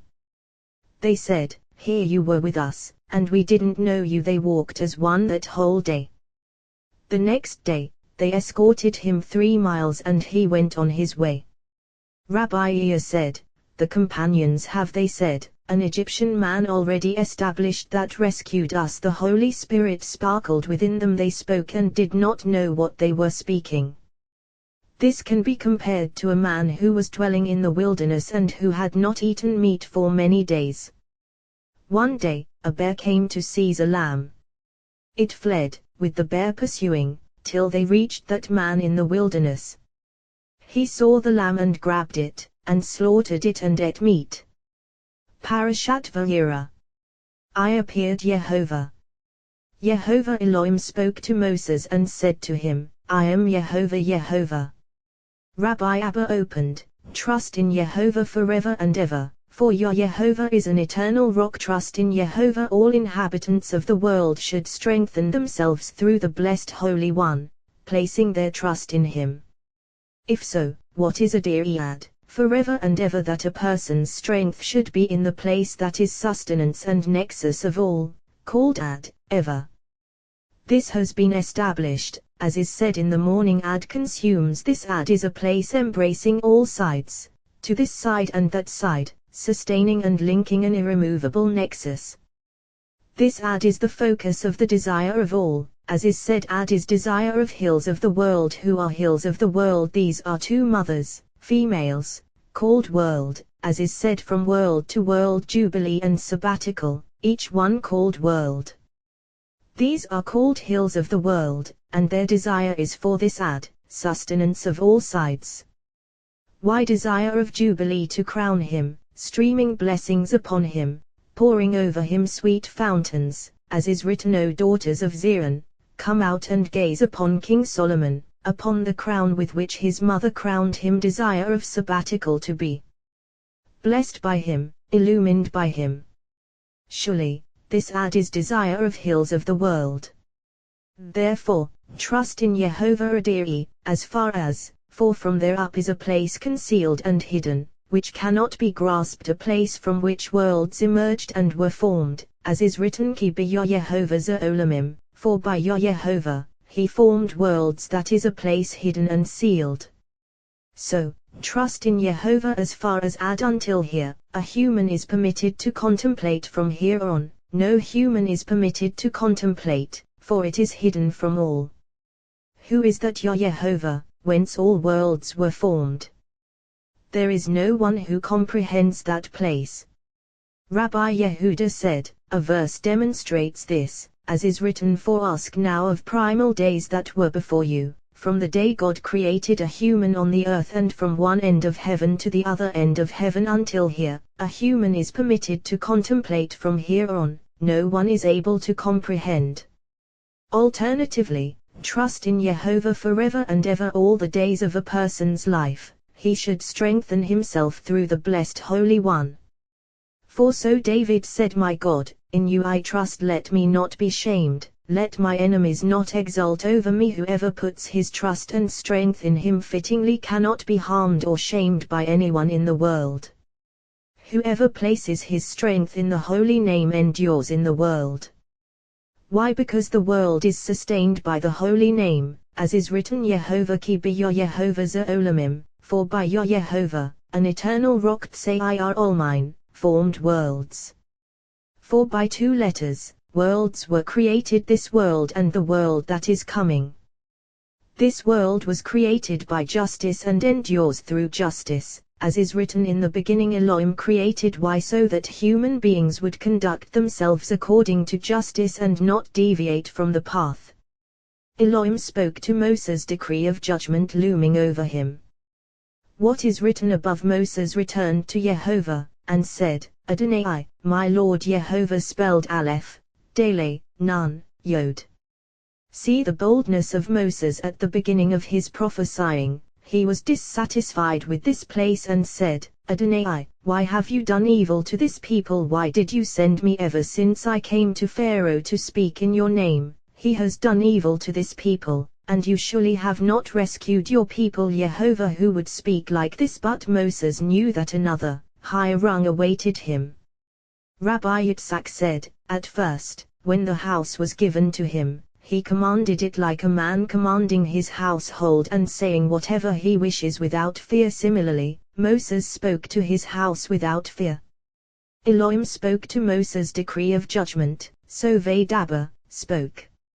Vayoma, he said, to him another rung, of compassion. Here, all is linked as one, judgment and compassion, as is written, he said to him, I am Yehovah.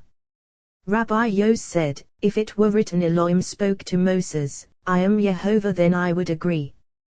But rather, it is written first Elohim spoke to Moses, and then he said to him, I am Jehovah, implying rung after rung.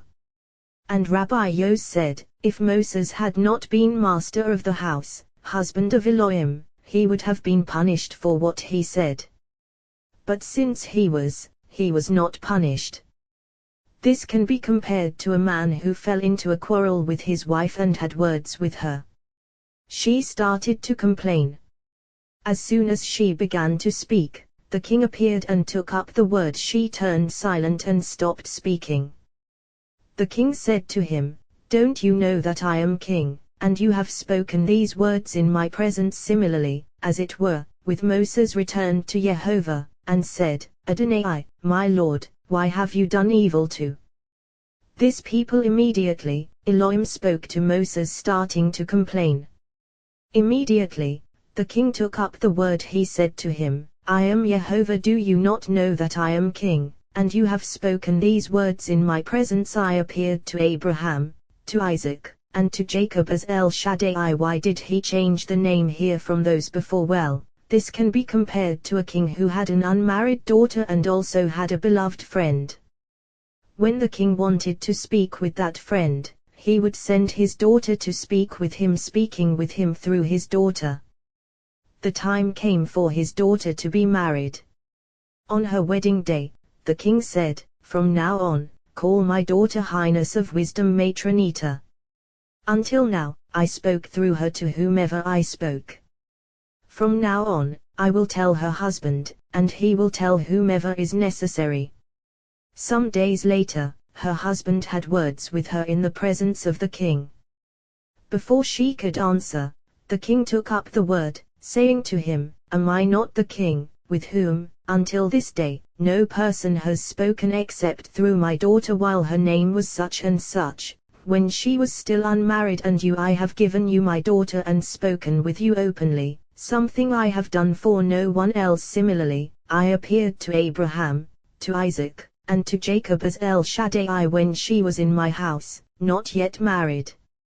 They did not speak with me face to face, as I have done with you. Yet you, at the beginning of your words, have spoken to my daughter in my presence words such as these. Therefore, I appeared to Abraham, to Isaac, and to Jacob as El Shaddai, but by my name Jehovah I was not known to them, speaking with them on the rung. I have spoken with you. Rabbi Yisra opened, of David. A Psalm. The earth and her fullness are Jehovah's holy land of Israel. Poised to be watered by him, blessed by him first, afterward, from her the whole world is watered. The world and those who dwell in her, the rest of the earth, which drinks from her. How do we know this? As is written, he the world with righteousness, for he founded her upon seas, 7 pillars supporting the earth, which are 7 seas, and the Sea of Galilee rules over them. Rabbi Yehuda said, do not say rules over them, but rather is filled by them. And established her upon rivers. Who are rivers? As is said, rivers have raised their thunder, rivers raise their pounding. These rivers correspond to what is said, a river issues from Eden to water the garden. Thus, and established her upon rivers. This land is called land of Israel. Why did Jacob, who is Israel, not rule over this like Moses? For look at what is written, I appeared to Abraham, to Isaac, and to Jacob as El Shaddai, and nothing more. Well, because Jacob possessed the house below and was abandoned by the house above, yet with the house below he arrayed the house above in 12 tribes, in 70 branches. Moses possessed the house above and abandoned the house below.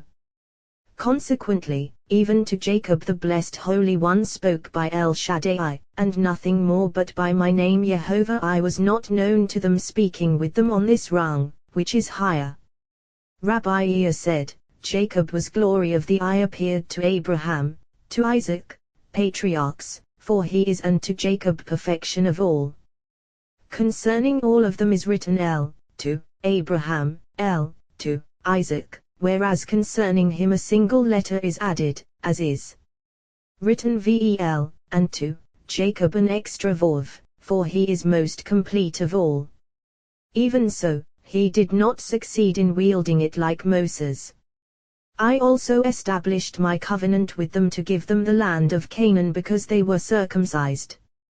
For whoever is circumcised inherits the land, for look, only a righteous one inherits the land, and whoever is circumcised is called righteous, as is written, your people, all of them righteous, will inherit the land forever. Whoever is circumcised and guards this sign of the covenant is called righteous.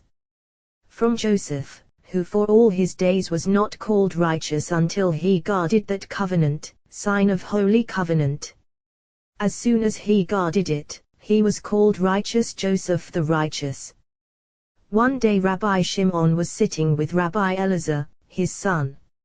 Rabbi Elazar said, "This verse that is written, I appeared to Abraham, to Isaac, and to Jacob, why I appeared, the verse should read, I spoke." He replied, "Elazar, it is a supernal mystery. There are colors that are seen, and colors that are not seen. These are a supernal mystery of faith, yet human beings do not know or contemplate. Those that are seen, no human attained until the patriarchs came and perceived them. Therefore it is written, I appeared, for they saw those colors that are revealed." Which are those colors of El Shaddai, colors in a supernal visionary mirror. These can be seen. The colors above, concealed and unseen, no human has perceived except Moses. Therefore it is written, but by my name Jehovah I was not known to them, I was not revealed to them in supernal colors. Now, if you say that the patriarchs knew nothing of them, they really did know, through those that are revealed. It is written, the enlightened will shine like the radiance of the sky, and those who turn many to righteousness, like the stars forever and ever. The enlightened will shine. Who are the enlightened? The wise one who contemplates, on his own, things that human beings cannot utter. These are called enlightened. Will shine like the radiance of the sky. What is Zohar hierarchy? The radiance of the sky of Moses, standing in the middle. This Zohar, radiance, is concealed and not revealed, standing above that sky in which colors can be seen. Although those colors can be seen within it, they do not glow with the radiance of the concealed colors. There are 4 lights. 3 of them are concealed, and 1 revealed. A shining light. A light of radiance, shining like the heavens in purity. A light of purple, absorbing all lights. A light that does not shine but gazes toward these, receiving them, and they appear in it as in a crystal facing the sun. These 3 that we have mentioned are concealed, and stand above this one, which is revealed. This mystery is the eye. In the eye revealed colors are traced within, yet none of them glow, because they exist in a light that does not shine. These are patterned after those concealed ones poised above them. These are the ones revealed to the patriarchs to know those concealed glowing ones through these that do not glow. Those glowing ones, those concealed ones were revealed to Moses in that sky of his, and these stand poised above those colors seen in the eye. This is the mystery. Close your eye and turn your eyeball, and those shining, glowing colors are revealed. Permission to see is granted only with eyes shut and concealed, for they are supernally concealed, standing above those colors that are seen and do not glow. Of this we read, Moses attained the speculum that shines, which stands above the one that does not shine.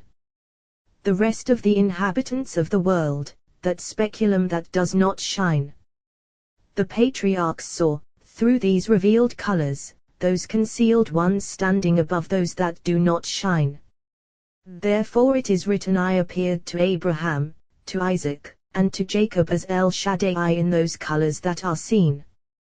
But by my name Jehovah I was not known to them. Concealed colors upon which Moses was worthy of gazing.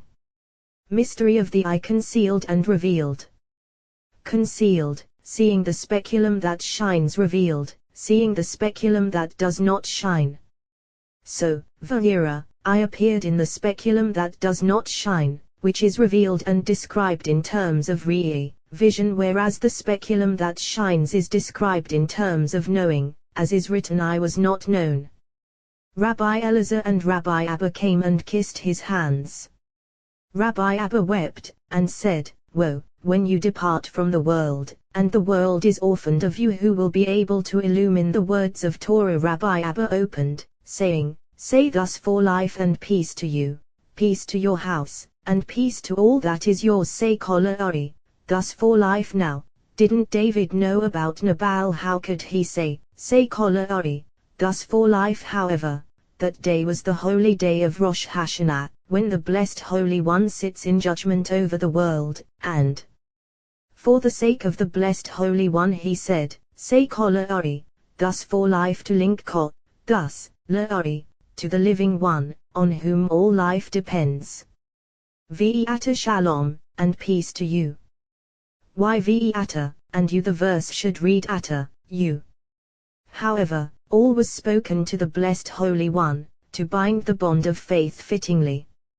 From here we learn that one is forbidden to greet a wicked person first, and if he must, he should greet like David, who blessed the Blessed Holy One, though it appeared that he spoke for Nabal's sake. Now, if you say that it was deception, no, for whoever exalts the Blessed Holy One is not considered deceptive. And whoever greets a righteous person first is considered as though he greeted the Blessed Holy One. All the more so, my Master, who is peace above and below. Rabbi Isaiah opened, Happy is the human to I appeared to Abraham, to Isaac, whom Jehovah imputes no, and to Jacob as El Shaddai. Iniquity, how closed-minded human beings are, not knowing or contemplating the basis of their existence in the world. For when the Blessed Holy One created the world, he formed the human being in his image and designed him in his array. Look, when Adam was created, he was prepared from the dust of the temple below, and 4 directions of the world converged in that place. Those directions of the world joined 4 aspects that are the foundation of the world: fire and air, water and dust, joining 4 directions of the world, and from them the Blessed Holy One prepared a single body, a supernal array. This body was composed of 2 worlds, this lower world and the world above. Rabbi Shimon said, Those 4 are primordial ones: mystery of faith, fathers of all worlds, mystery of the supernal holy chariot. They are fire, air, water, and dust. Supernal mystery, fathers of all worlds, fathers of all. From those issue gold, silver, copper, and iron, and beneath them other metals, similar to them, corresponding to these. Fire, air, water, and dust, these are primordial ones, roots of above and below. Those above and below are sustained by them. These are 4, in 4 directions of the world: north, south, east, and west. 4 directions of the world, inhering in these 4. Fire to the north, air to the east, water to the south, dust to the west. These 4 are linked with these 4, and all of them are one. These generate 4 metals: gold, silver, copper, and iron. Look, they are 12, and all of them are one. Fire is left to the north, for fire contains the power of heat and its dryness is intense. North is its opposite, and one is blended with the other, becoming one. Water is on the right, to the south. In order to join them as one, the Blessed Holy One made the blending of this like the blending of that. North is cold and wet, fire hot and dry. He switched them to the south. South is hot and dry, water cold and wet, and the Blessed Holy One blended them as one. Water issues from the south and enters the north, and from the north flows water. Fire issues from the north and enters power of the south, and from the south issues power of heat to the world. For the Blessed Holy One lends one to the other, merging them with one another, each lending his own to his fellow fittingly. Similarly, air and east, for each one lends to his fellow, intermingling to join as one. Fire from this side, water from that side, and they are in conflict until Ruah, air, enters between them, embracing both sides, as is written, and Ruah of Elohim hovering over the waters. For fire stands above on this side, water stands on the surface of the earth. Ruah enters between them, embracing both sides, mediating the conflict. As for dust, water stands above her, along with air and fire, and she receives from them all, through the power of these three poised above her. Air and east. East hot and wet. Air hot and wet, therefore embracing two sides. For fire is hot and dry, water is cold and wet. Air is hot and wet. The aspect that is hot grasps fire, the aspect that is wet grasps water. So it harmonizes between them, mediating the conflict of fire and water. Dust is cold and dry, so it receives all of them, all of which thereby perform their actions. It receives from all of them, generating by their power nourishment for the world. For west embraces dust, which is cold and dry. The aspect that is cold is linked with north, which is cold and wet. Since cold is gripped by cold, so north joins west on this side. South is hot and dry. Its dryness grasps the dryness of west on the other side, so west is linked on two sides. So too, south is linked with east, for the heat of south is linked with the heat of east. And east is linked with north, for its wetness is linked with the wetness of north. Now there exists southeast, northeast, northwest, southwest, all intertwined, concatenate.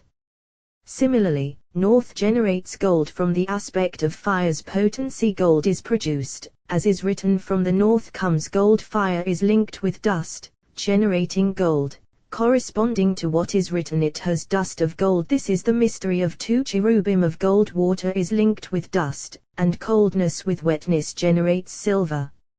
Now, dust is linked with two sides by gold and silver and is placed between them.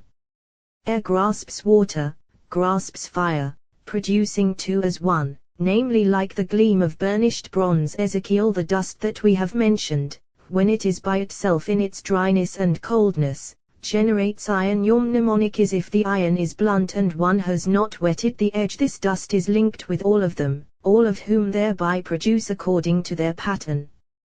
Without dust, there is no gold, silver, or copper, for each one lends his own to his fellow, linking with one another.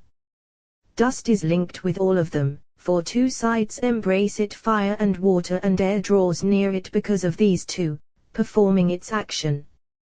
Consequently, when dust joins them, it generates and engenders others, corresponding to their pattern.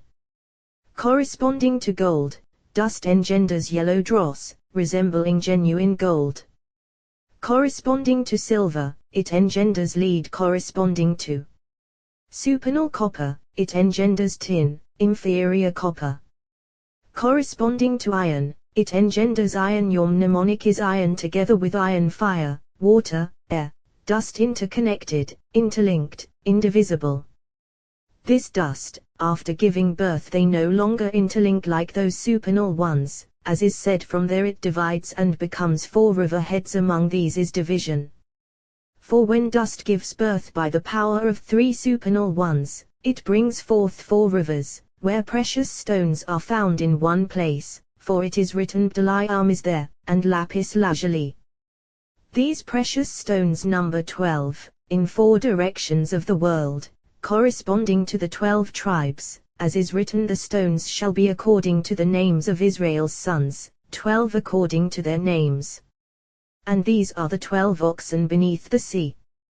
Though all 4 supernal sides that we have mentioned are interlinked, all of them sustaining above and below, what sustains the world most is Ruah, for thereby all exists. Soul exists only through Ruah, for if Ruah were lacking for even a moment, soul could not endure. Surely, without knowledge a soul is not good. Soul without Ruah is not good and cannot exist. Those 12 that we have mentioned, which are 12 stones, are 12 oxen beneath the sea. Therefore, of those 12 princes is written all the cattle for the ascent offering, 12 all is supernal mystery.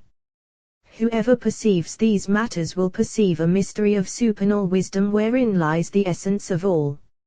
Rabbi Shimon said, regarding what Rabbi Izkiah has said, that when the Blessed Holy One created Adam, he was created from the dust of the temple below. From the dust of the temple above, a soul was placed within him.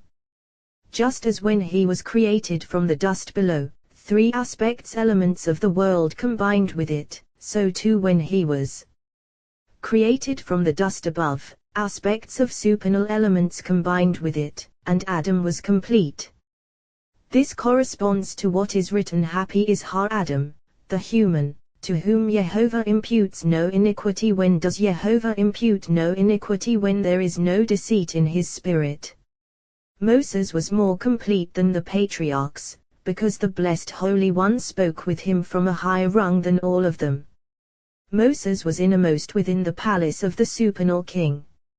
Therefore it is written, I appeared to Abraham, to Isaac, and to Jacob as El Shaddai, but by my name Jehovah I was not known to them. We have already established these words. Therefore say to the children of Israel, I am Jehovah. I will take you out. Rabbi Yehuda said, this verse is out of order, for it is written, I will take you out, first, and then I will rescue you from their bondage, and then I will redeem you. It should read as follows, I will rescue you, first, and then I will redeem you, and then I will take you out. However, the essence of all, first, for the blessed Holy One wanted to gladden them first with the finest of all. Rabbi Yos said, but the finest of all is, I will take you to me as a people and I will be Jehovah your God. Yet he said this later. However, at that time there was nothing better for them than going out, because they thought that they would never escape their bondage, since they saw all the prisoners among them bound with knots of sorcery, unable to ever leave. Therefore, they were gladdened first with what was most precious to them of all. Now, you might say, once they left, the Egyptians could pursue them to harm them. Well, it is written, I will rescue you from their bondage, and you might say, they will leave and be saved but not be redeemed. Well, the verse states, I will redeem you with an outstretched arm. Moses spoke thus to the children of Israel, but they did not listen to Moses out of shortness of breath and harsh bondage. What does this mean, out of shortness of ruah, breath? Rabbi Yehuda said, that they could not relax or take a deep breath. Rabbi Shimon said, out of shortness of ruah, spirit, that Jubilee had not yet released soul, and final spirit did not yet prevail, executing its judgments, so there was constriction of spirit. For whom final spirit, as we mentioned. Look, the children of Israel did not listen to me, and how will Pharaoh listen to me, and I am uncircumcised of lips? But it is previously written, no man of words am I, for I am heavy of mouth and heavy of tongue. And the blessed Holy One replied to him, who gives a mouth to a human being, who makes him mute? And he said, I myself will be with your mouth. Would you imagine that it was not so? Yet now he says, I am uncircumcised of lips. If so, where is the word that the blessed Holy One promised him previously? However, it is a mystery. Moses' voice and speech, which is his word, was in exile, so he was uncircumcised, obstructed from expressing words. He said, how will Pharaoh listen to me, when my word is in exile? For I have no word. I am voice, word will be lacking, for she is in exile. Consequently, the blessed Holy One made Aaron his partner. As long as speech was in exile, voice withdrew from it, and the word was obstructed, voiceless. When Moses appeared, voice appeared. Moses was voice without word, which was in exile. As long as speech was in exile, Moses proceeded as speechless voice. And so it continued until they approached Mount Sinai and the Torah was given, whereupon voice united with speech, and then the word spoke, as is written, Elohim spoke all these words. Then Moses became complete with the word, fittingly voice and speech as one in consummation. Therefore Moses complained that he lacked the word except for the time when it spoke in complaint against him, as is written, ever since I came to Pharaoh to speak in your name, he has done evil to this people, and you surely have not rescued your people immediately. Elohim spoke to Moses. That it was so, the word began to speak and was interrupted, for the time had not yet arrived, as is written, Elohim spoke, and stopped, and another completed the word, as is written, he said to him, I am Jehovah. For speech was in exile, and the time to speak had not arrived. Therefore Moses was incomplete at first appropriately, because he is voice, coming for the sake of speech, to bring it out of exile. As soon as it came out of exile, and voice and speech united as one at Mount Sinai, Moses was completed and healed. Voice and speech became as one in consummation. All the days that Moses was in Egypt, seeking to bring the word out of exile, the word did not speak. As soon as it came out of exile, that word who is speech led and guided Israel, but did not speak until they approached Mount Sinai, when it opened with Torah fittingly. Now, you might say, for Elohim said, lest the people regret when they see battle, and go back to Egypt. However, it is not written for Elohim Dibber, spoke, but rather for Elohim which is silent intention of the heart, as we have already established. Rabbi Yehuda opened, I rose to open for my beloved, but my beloved had slipped away. When assembly of Israel is in exile, voice withdraws from her and word subsides. If she arouses, what is written, my beloved had slipped away for he withdrew from me. The word ceased, as is written, Elohim spoke to Moses, then stopped and turned silent. Afterward, voice completed, he said to him, I am Yehovah. Elohim spoke to Moses and said to him, I am Yehovah. I appeared to Abraham, to Isaac, and to Jacob with Jacob an additional Vav, for he is consummation of the patriarchs, as is said, God of Abraham, God of Isaac, Velohia, and God of Jacob with Jacob an additional Vav. Rabbi Yos said, if so, look at what is written, I am Yehovah, God of Abraham your father Velohia, and God of Isaac with Isaac an additional Vav. He replied, that was fine, because Jacob was alive, so he was included with Isaac, who had died. For as long as a person exists in this world, the holy name is not mentioned in relation to him, so he was included with Isaac. Now that Jacob had died, the entity reached its place, as is written, I appeared to Abraham, to Isaac, and to Jacob with an additional Vav. As El Shaddai, I appeared to them through the speculum that does not shine, not through the speculum that shines. Now, you might say, they joined with the female alone and no further. Well, they never separate, as is written, I also erected my covenant with them, for covenant united with her. One should learn from the blessed Holy One, for he himself said that he did not separate them, as is written as. And then I also erected my covenant with them to sustain existence by unification. I also erected my covenant with them to give them the land of Canaan, as has been said, whoever merits the covenant inherits the land. El Shaddai. One day, Rabbi Ea and Rabbi Yos were in the presence of Rabbi Shimon. Rabbi Shimon opened, saying, Fear the sword, for wrath brings punishments of the sword, so that you will know Shadyan written Shedin, that there is judgment. Fear the sword. Who is the sword? A sword avenging with vengeance of the covenant, for this sword stands poised to observe who betrays the covenant. Whoever betrays the covenant, the vengeance wreaked upon him is this sword, as is written, for wrath brings punishments of the sword. Why? Because whoever betrays the covenant disjoins desire, and the receiver does not receive, nor give to his place, for he does not arouse toward his place. Whoever preserves this covenant stimulates his arousal toward his place, and those above and below are blessed. Who arouses this covenant toward his place when the righteous appear in the world? How do we know this? From here, as is written, I also erected my covenant with them to give them the land of Canaan, the land of Megaim, their sojournings. What is Megaim? As is said, Guru, fear, the sword, for this is a place casting fear into the world, so Guru, fear, the sword. Asher Garuva, in which they sojourned whom they feared. From the day that they approached the blessed Holy One, they were in awe of her, in supernal awe, to observe his commandments. For if concerning this, awe does not hover over a person's head, he will never be in awe of the blessed Holy One. of arousal below when Israel aroused toward the Blessed Holy One, crying out before him what is written Va'ezka, I have remembered, my covenant, for in covenant is Zakhor, remembering. Then, desire for all to join in a single bond. As soon as this covenant arouses, joining of all arouses. I have remembered my covenant, coupling it with its place. So, therefore say to the children of Israel, I am Yehovah. Rabbi Yos said, regarding the children of Israel, to lead them gently, fittingly. And regarding Pharaoh, to treat him respectfully.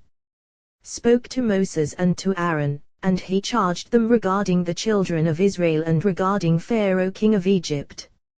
As has been established. Rabbi Yisa said, why does Scripture adjoin here, these are the heads of their fathers' houses, because the Blessed Holy One said to them, lead the children of Israel gently, for even though they suffer harsh servitude, they are children of.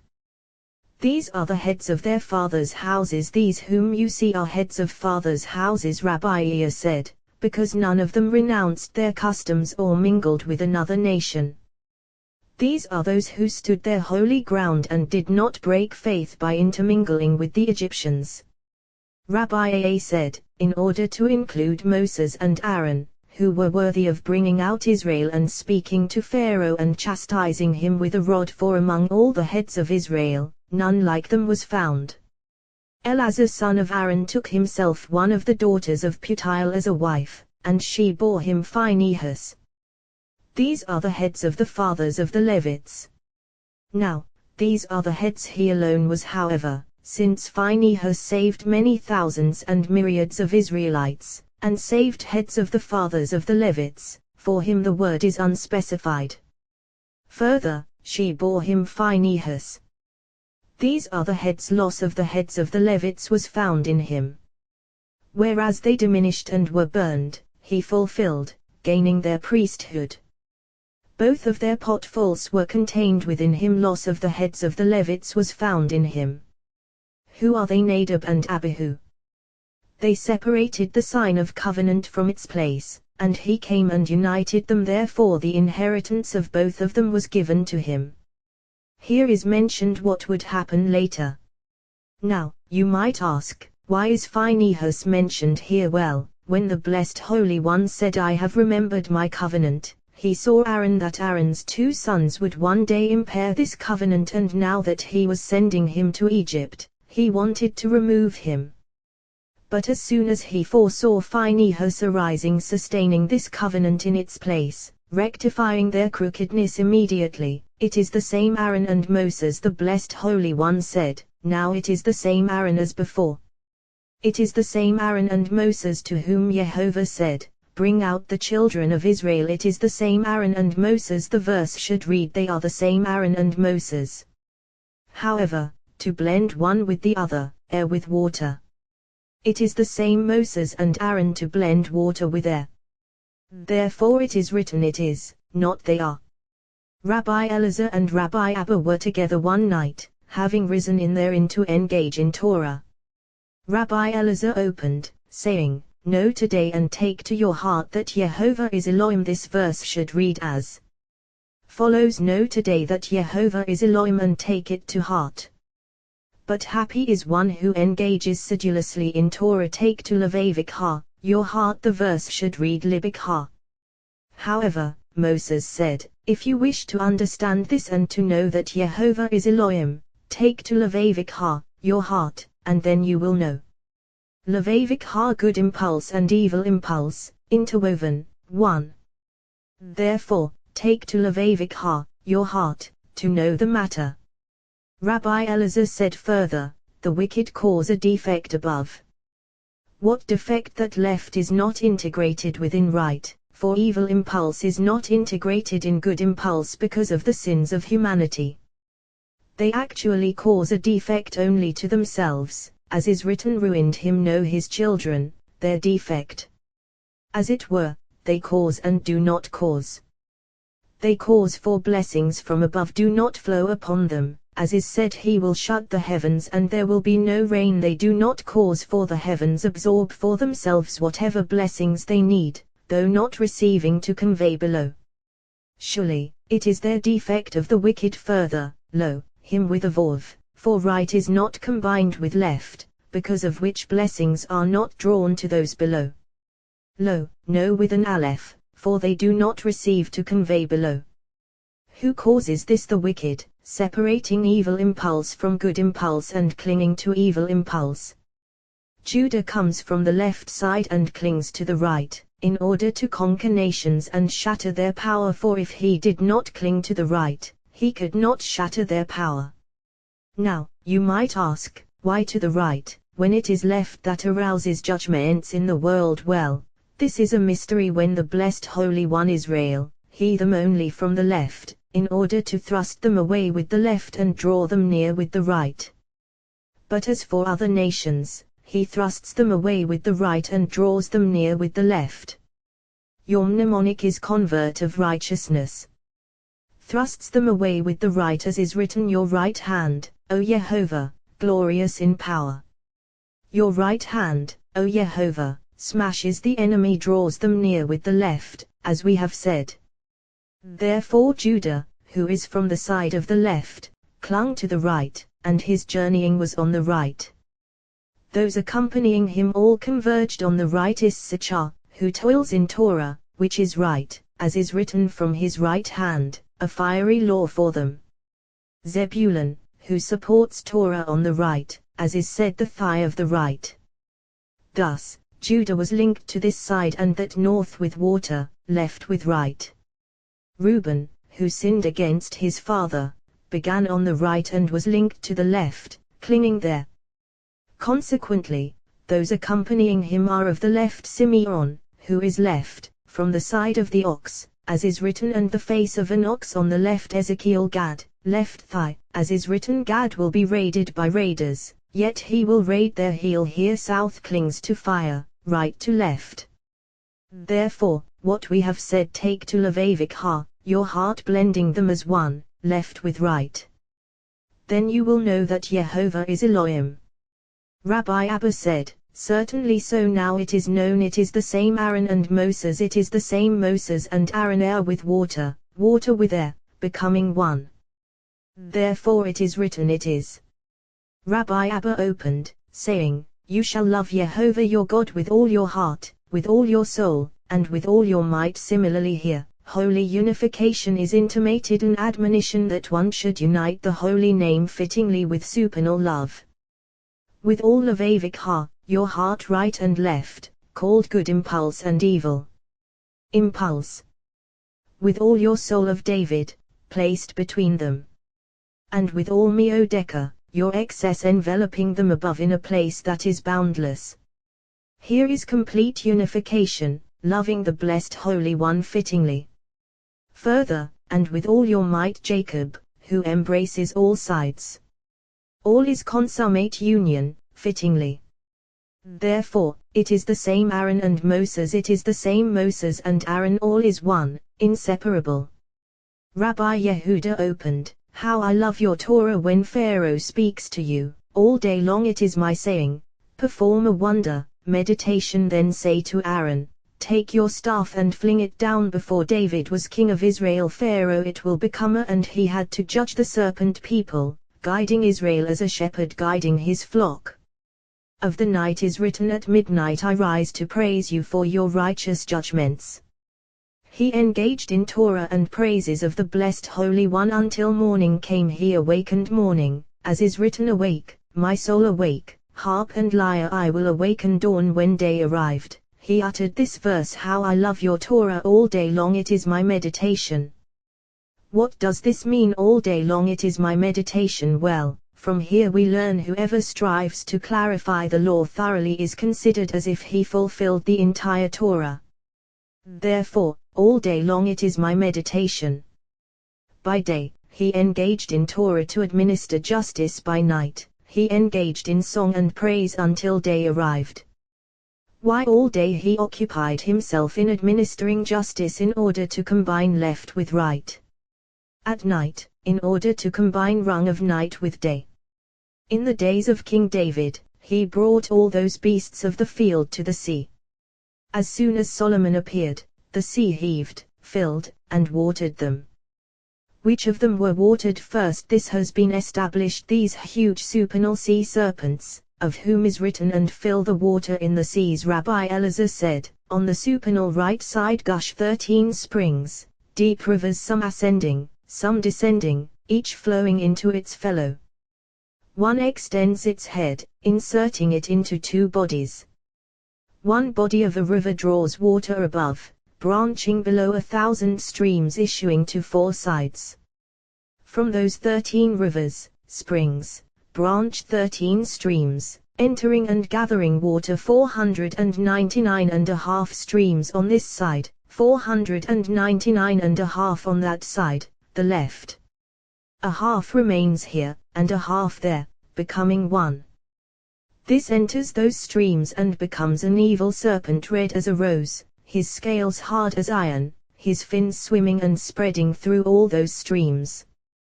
When he raises his tail, he strikes and beats other fish. No one can withstand him. His mouth flashes. As he moves through all those streams, other serpents tremble and flee, entering the sea. Once every 70 years he sprawls on this side, and once every 70 years he sprawls on that side. 1,000 streams less one are filled by him.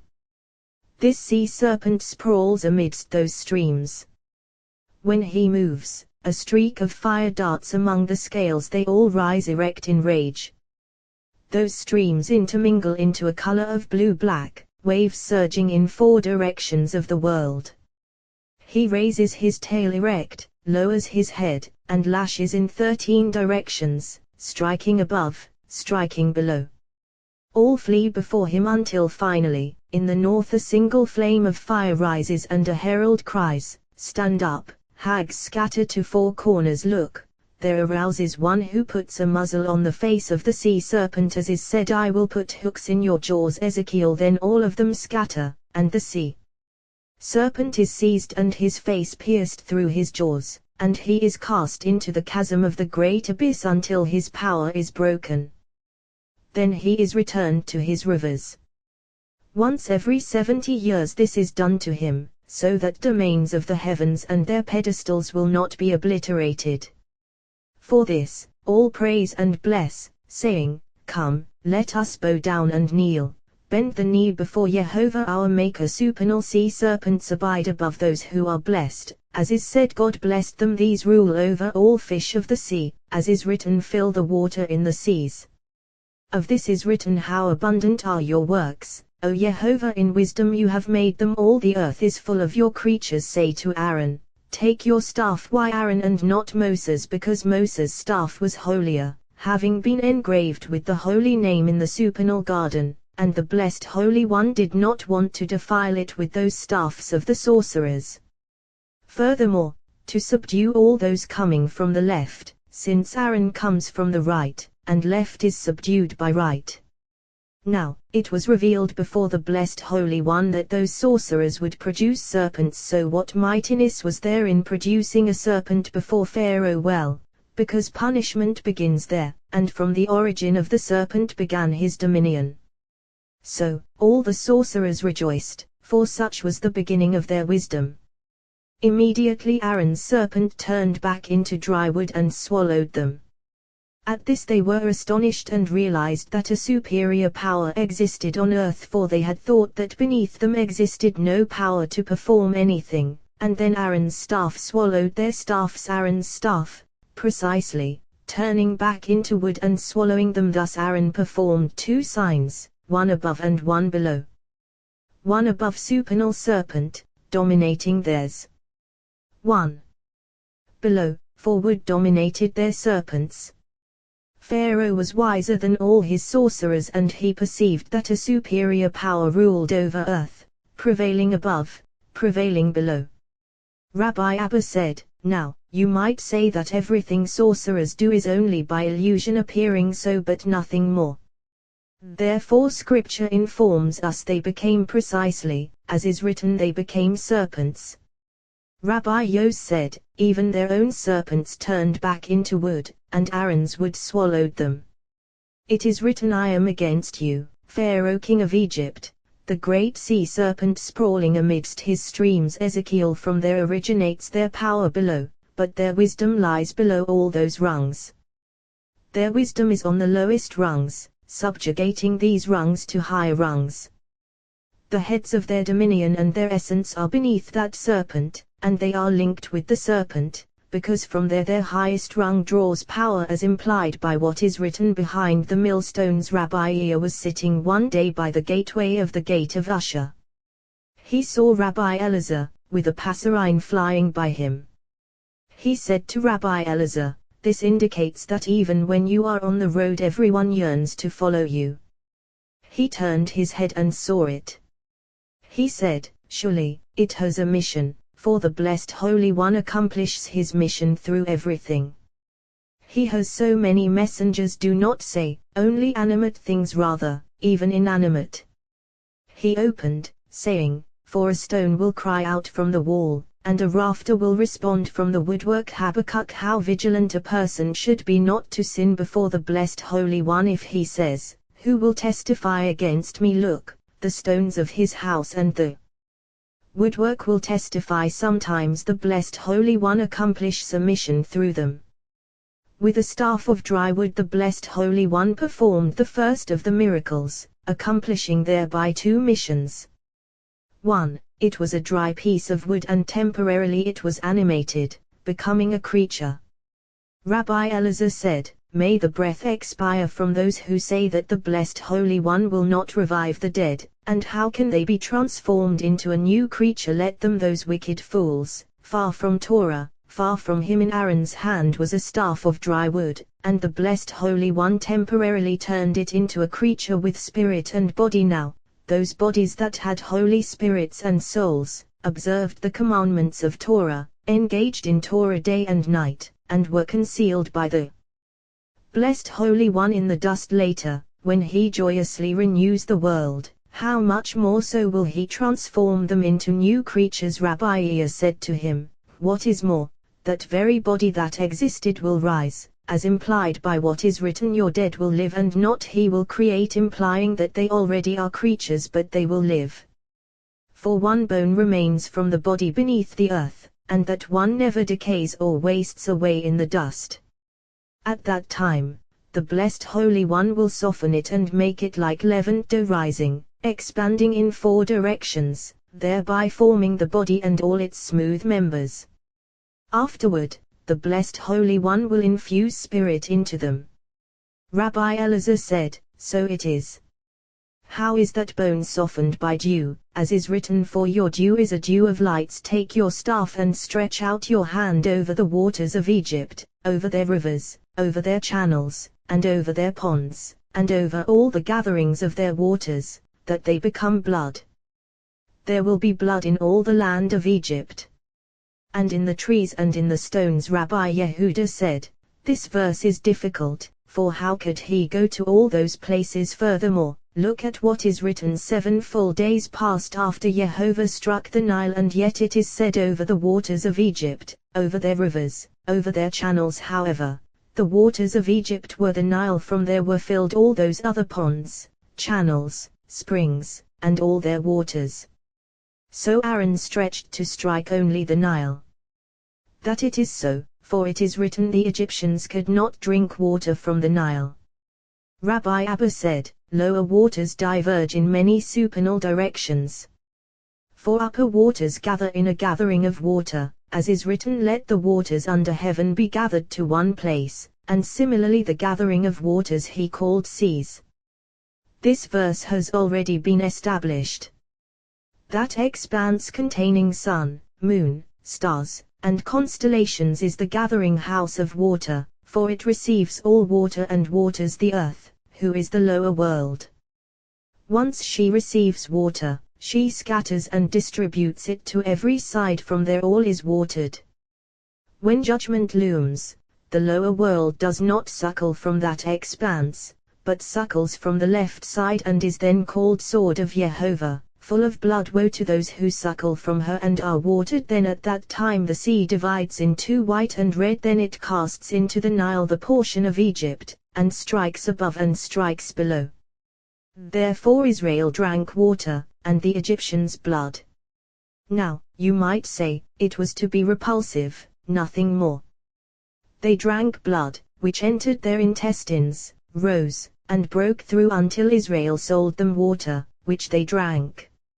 Therefore, the first to strike them was blood. Rabbi Yitzhak opened, I will exalt you, my God the King, and I will bless your name forever and ever. Corresponding to his rang, David said, my God the King mine. For he wanted to exalt it, conducting it into supernal light, to blend with one another, all becoming one. Therefore, I will exalt you, my God the King, and I will bless your name forever and ever.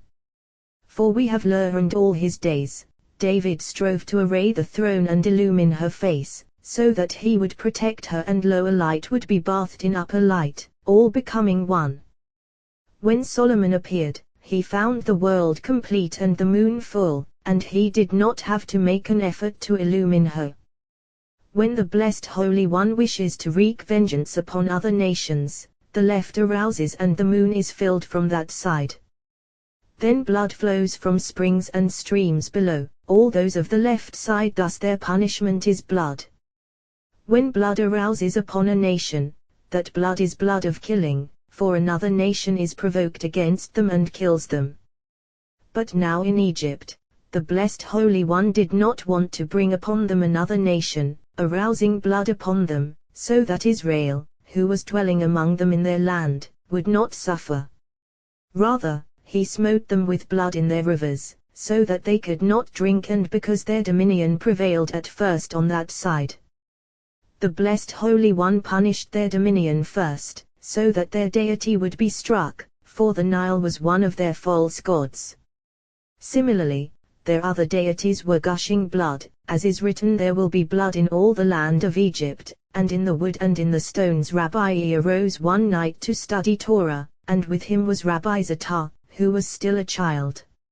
Rabbi opened, saying, Go, eat your bread with joy, and drink your wine with a merry heart, for God has already taken pleasure in your deeds. What prompted Solomon to utter this verse? Well, all of Solomon's words were spoken in wisdom, and as for his saying, Go, eat your bread with joy, when a person walks in the ways of the blessed Holy One, he draws him near and grants him tranquility and rest. He eats and drinks bread and wine with a joyful heart, because the blessed Holy One is pleased with his deeds. The child said to him, If so, you said that Solomon's words were spoken in wisdom. Where is the wisdom here? He replied, My son, cook your dish and you will discover this verse. He said, I haven't cooked yet, but I know. He asked him, How do you know? He replied, I heard a voice from my father, who uttered this verse. Solomon is alerting a person to crown assembly of Israel with joy, which is the right side, a bread crowned with joy. Then, to be crowned with wine, which is the left, so that total joy will appear in complete faith, right and left. When she is between both of them, all blessings dwell in the world. All this when the blessed Holy One is pleased with the deeds of human beings, as is written, For God has already taken pleasure in your deeds. Rabbi came and kissed him. He said, By your life, my son, I left this word for your sake. Now I know that the blessed Holy One desires to crown you with Torah. Rabbi opened again, saying, Say to Aaron, Take your staff and stretch out your hand over the waters of Egypt. Why Aaron and not Moses? Because the blessed Holy One said, Waters exist in Aaron's sight, and left must draw waters from there. Aaron, who comes from that side, will stimulate them, and when left gathers them, they will turn into blood. Lowest of all rungs was struck first. Rabbi Shimon said, From the lowest the blessed Holy One began, and his hand struck with every single finger. When he reached the highest of all rungs, he played his part, passing through the land and killing all. Thus he killed all the firstborn in the land of Egypt, since that is the firstborn rung of all. Pharaoh's dominion was by water, as is written, the great sea serpent sprawling amidst his streams. Ezekiel, therefore his river was turned into blood. Afterward, frogs wielding eerie voices, croaking within their intestines emerging from the Nile, climbing onto dry land, raising shrieks in every direction, until they fell dead in their houses. Mystery of all those 10 signs performed by the blessed Holy One all issued from the mighty hand. That hand was raised over all rungs of their dominion in order to muddle their minds, so they did not know what to do. As soon as any of their rungs emerged to accomplish something visible to all, they were unable to do anything. When was this? When the mighty hand loomed over them. It is written, the Nile will swarm frogs and they will come up and come into your house, into your bedroom. Rabbi Shimon opened, saying, a voice is heard on a height wailing, bitter weeping, Rachel weeping for her children. This verse has been established in numerous places, yet this verse is difficult. Rachel weeping for her children. Rachel's children were Joseph and Benjamin, no others, whereas Leah, all those 6 tribes were hers.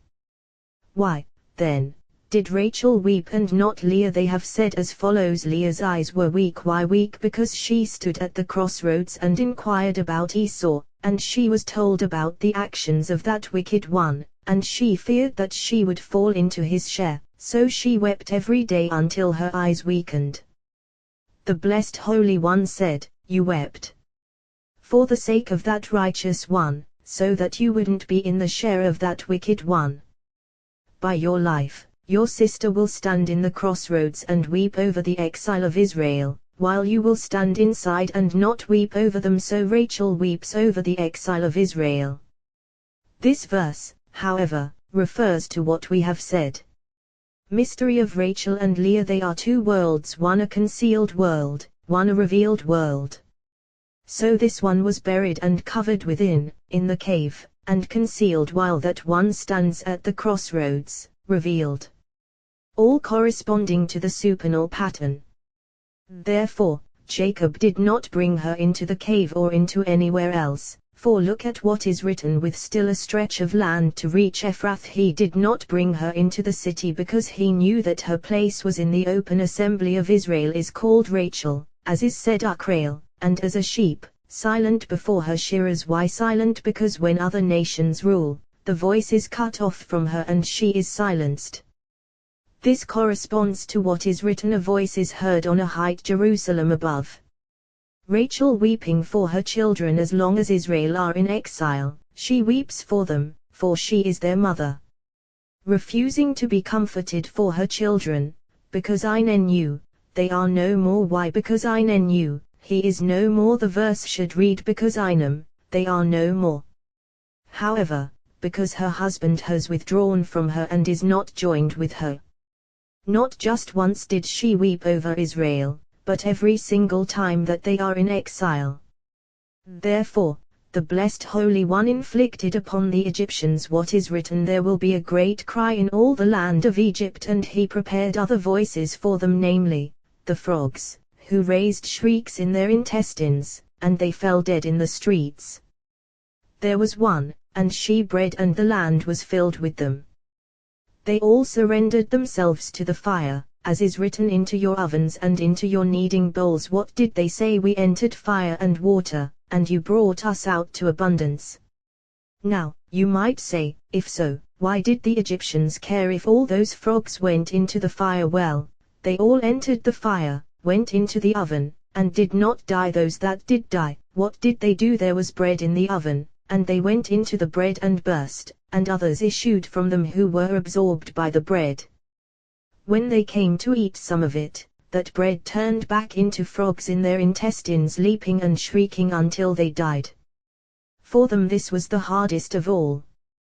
The Nile will swarm frogs and they will come up and come into your house, into your bedroom, onto your bed. Pharaoh was punished first of all. May the name of God be blessed forever and ever, for he requites the deeds of human beings, whatever they do. It is written: Pharaoh's courtiers saw her and praised her to Pharaoh, and the woman was taken into Pharaoh's house. This verse comes in order to be expounded. 3 pharaohs here, one at that time, one in the days of Joseph, and one in the days of Moses, who was struck by his blows. This verse is completely established in regard to the first Pharaoh. However, when Sarah was taken to him, he gestured to his artisans and they painted her image in his chamber, on the wall above his bed. His mind was not soothed until they made a sawn image, and when he climbed into bed he brought it with him. Every king who succeeded him would see that painted picture of an image. Jesters would come before him as he climbed into bed and he would enjoy that picture. Therefore, the king was punished here more than all of them. How this corresponds to what is written into your bedroom, onto your bed, and afterward into your servants' houses, upon your people regarding all of them, it is not written onto their beds, into their bedrooms just for him alone. Rabbi Abba opened, all the streams flow to the sea, yet the sea is not full to the place the streams flow, there they continue to flow. This verse has been discussed, and explained by the companions. But when those supernal streams enter the sea, it gathers them, absorbing them, because the waters freeze in the sea and that congealing absorbs all the water entering. Afterward, water issues through the power of the south, watering all beasts of the field, as is said they water all beasts of the field. The frozen sea is melted by the power of the south, as has been said, drawing in all water. Therefore, it is not full. The companions have already been aroused by this. To the place the streams flow, there they continue to flow. Why they continue? Because that river issuing from Eden never ceases, gushing water into the sea, so they continue to flow, flowing again and again ceaselessly. As it continues to flow, in order to water all, a north wind comes, freezing the waters, and a south wind, which is warm, thaws them to flow in every direction. So this sea dwells between these two sides, sustained by them, with ships sailing in every direction. When the king comes to his bed at the moment when night is split, a north wind rouses, arousing love toward Matronita. If not for arousal of the north, the king would not unite with her, since north initiates love, as is said, his left hand beneath my head, and south embraces passionately, as is written, his right hand embracing me. Then many jesters arouse song until morning comes, as is written, when the morning stars sang together, and all the sons of Elohim shouted for joy when morning comes, all those above and below utter songs. And Israel correspondingly below, as is written, O you who praise Jehovah, do not be silent in the night. At midnight, those who desire to constantly praise the blessed Holy One do not let their hearts subside but rise to praise Him. As morning rises, they hasten to the synagogue and glorify the blessed Holy One. And similarly after midday, and again at night when it darkens, night clinging to darkness, and the sun beds down. Of these is written, O you who praise Jehovah, do not be silent. This is the holy people of Israel. Therefore, the blessed Holy One remembered them in Egypt and brought upon Pharaoh those who do not subside day or night. Who are they? The frogs, whose voices never subside, for he seized the holy people who do not subside day or night from praising the blessed Holy One. No one in Egypt could speak with another. By them the land was devastated from their noise, babies and children died. Now, you might say, why weren't they able to kill them? Well, a person would lift up a stick or a stone to kill one, and it would burst 6 issuing from its belly, running and decimating the land, until they refrained from approaching them. How many rivers and streams issue from the supernal sea when waters thaw? Numerous rivers divide in various directions, countless branches, countless streams. The portion of the prince appointed over Egypt is swarming waters. For no waters issuing from the sea fail to breed fish according to their species. Who are the fish? Messengers to the worlds, appointed to carry out the will of their master, empowered by the spirit of wisdom. Of this we have learned. There are waters breeding the wise, and there are waters breeding fools, according to those rivers branching in all directions. The river of Egypt breeds masters of sorcery, small-mouthed fish, bound in 10 sorcerous rungs, as is written, diviner of divinations, soothsayer, augur, sorcerer, one who casts a spell, or consults a ghost or familiar spirit, or inquires of the dead. Look, 10 species of the wisdom of sorcerers at that time. The blessed Holy One extended his finger, muddling those streams and rivers of Egypt, and their fish of wisdom were impeded. First, because it turned into blood. Second, because the fish raised their voices pointlessly, and no spirit of that wisdom came upon them. Aroph, mixture similarly, for he confounded their species of wisdom, so they could not grasp. Moreover, those found on land were devastating the land and corrupting their ways. Aroph. What is Aroph? Erbuvia, confusion, as is said, a garment of different kinds. Eruvin, mixtures. Your field you shall not sow with different kinds, many species cast by the hand. How many powers were mingled above as one? The blessed Holy One confounded them together in order to confuse their potent force above. All those mighty deeds performed by the blessed Holy One in Egypt were done with one hand, for he raised his hand over them above and below. Thereby the wisdom of Egypt vanished, as is written, the wisdom of its wise will perish. What is written, I will incite Egypt against Egypt above and below, Egypt above against Egypt below. For those powers are appointed above over powers below, and all were intermingled above, so that the Egyptians could not connect by their sorcery with those places they connected with before, because they were confounded. That is why he brought upon them Aroph, mixture, beasts mixed together. Lice raised by the dust of the earth. All vegetation engendered on earth derives from a power above sown within it, all corresponding to the supernal pattern. The blessed Holy One fashioned 7 heavens, and similarly 7 earth zones diverging in their locations. 7 heavens above, 7 zones of earth above. Correspondingly below, rungs diverge 7 heavens and 7 zones of earth.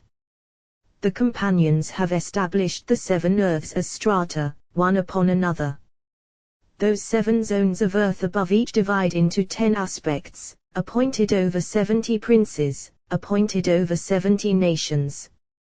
The land zone of each and every nation surrounds the Holy Land of Israel, as is said here, the bed of Solomon, 60 warriors surrounding her, and 10 concealed among them, constituting 70 surrounding the Holy Land.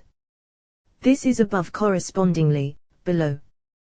The land zone allotted to Egypt at that time, the blessed Holy One extended his finger and glowing marshals issued in that zone, drying up all softness moistened by water and all vegetation fed by flowing water. Then below appeared lice from the dust of the earth.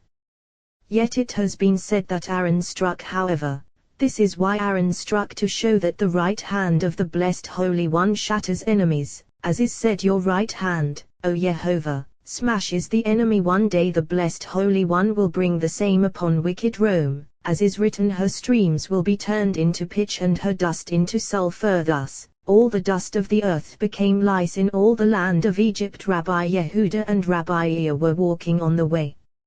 Rabbi Ea said, when companions are walking on the way, they have to go with one heart. And if they encounter, or find themselves walking among, sinners of the world or people not of the king's palace, they must separate from them. How do we know this? From Caleb, for it is written, but my servant Caleb, because a different spirit was with him and he followed me fully. What does this mean? A different spirit that he separated from those spies. He opened, saying, they went up through the Negeb and he came as far as Hebron. Why he came as far as Hebron? Because he parted from those spies and came alone to Hebron to prostrate himself on the graves of the patriarchs. Hebron was given to him as a share and inheritance to hold, as is said, to him I will give the land on which he has tread, and to his children. Why did he grant him Hebron if it was because he prostrated himself on the graves of the patriarchs to be saved from that plan? Enough for him that he was saved. Rather, I have heard the mystery of the matter. Similarly it is written, David inquired of Jehovah, should I go up into one of the towns of Judah? Jehovah said, go up. He asked, Where should I go? He said, to Hebron. Here one should contemplate, since Saul had already died and David had been anointed in the days of Saul to receive Hip. Once Saul died, why wasn't David enthroned, receiving Hip over all Israel rather than coming to Hebron and receiving Hip over it alone for 7 years, tarrying there all those 7 years, and only after Ishbosheth died, receiving Hip over all Israel in Jerusalem? Well, it is all a mystery before the blessed Holy One. Holy Kingdom did not receive full Hip until it joined the patriarchs. Upon joining them, it was formed into a complete structure by the upper world. The upper world is called 7 years, since all of them are within it. Your mnemonic is He built it 7 years upper world, and it is not written in 7. As is said, 6 days Jehovah made heaven and earth. Who is 6 days? Abraham. As is written, these are the generations of heaven and earth Behiberim, when they were created by Avraham, through Abraham.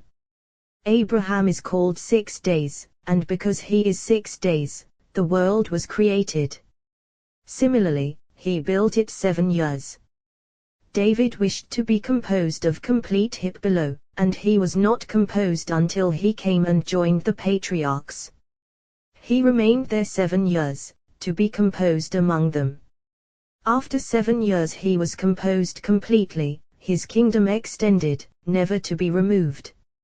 If he had not stationed himself in Hebron, joining his place, the kingdom would not have been built, extending fittingly. Similarly, Caleb was illumined by the Spirit of wisdom and came to Hebron to join the patriarchs, going to his place.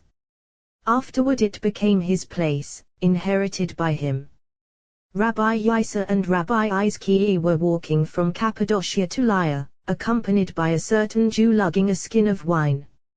As they were walking, Rabbi Yisa said to Rabbi Izkiah, "Open your mouth and utter one of those sublime words of Torah that you speak daily before the holy lamp." He opened, saying, "Her ways are ways of delightfulness, and all her paths are peace. Her ways are ways of delightfulness, ways of Torah. For whoever follows the ways of Torah is showered by the blessed Holy One with the delight of Shekinah, never departing from him. And all her paths are peace, for all paths of Torah are entirely peaceful, providing him peace above, peace below, peace in this world, peace in the world that is coming." The Jew said, "A coin in a flask is found in this verse." They said to him, "How do you know?" He replied, "I heard from my father, and I learned something here in this verse." He opened, saying, "This verse is twofold and double-faceted. Call them ways and call them paths, call it delightfulness and call it peace." Who are ways and who are paths? Who is delightfulness and who is peace? Well, her ways are ways of delightfulness corresponds to what is written, "Who makes a way through the sea." For look, every place called way in the Torah is a way open to all, like a road open to every person. So, her ways opened by the patriarchs, who dug in the great sea and entered her, those ways open up on every side, in every direction of the world. This delightfulness is the delight issuing from the world that is coming, and from the world that is coming all lamps radiate, lights scattering everywhere. That goodness and radiance of the world that is coming, absorbed by the patriarchs, is called delightfulness. Alternatively, the world that is coming is called delightfulness, and as it arouses, all goodness and joy, all radiance, all freedom of the world arouse. Therefore it is called delightfulness.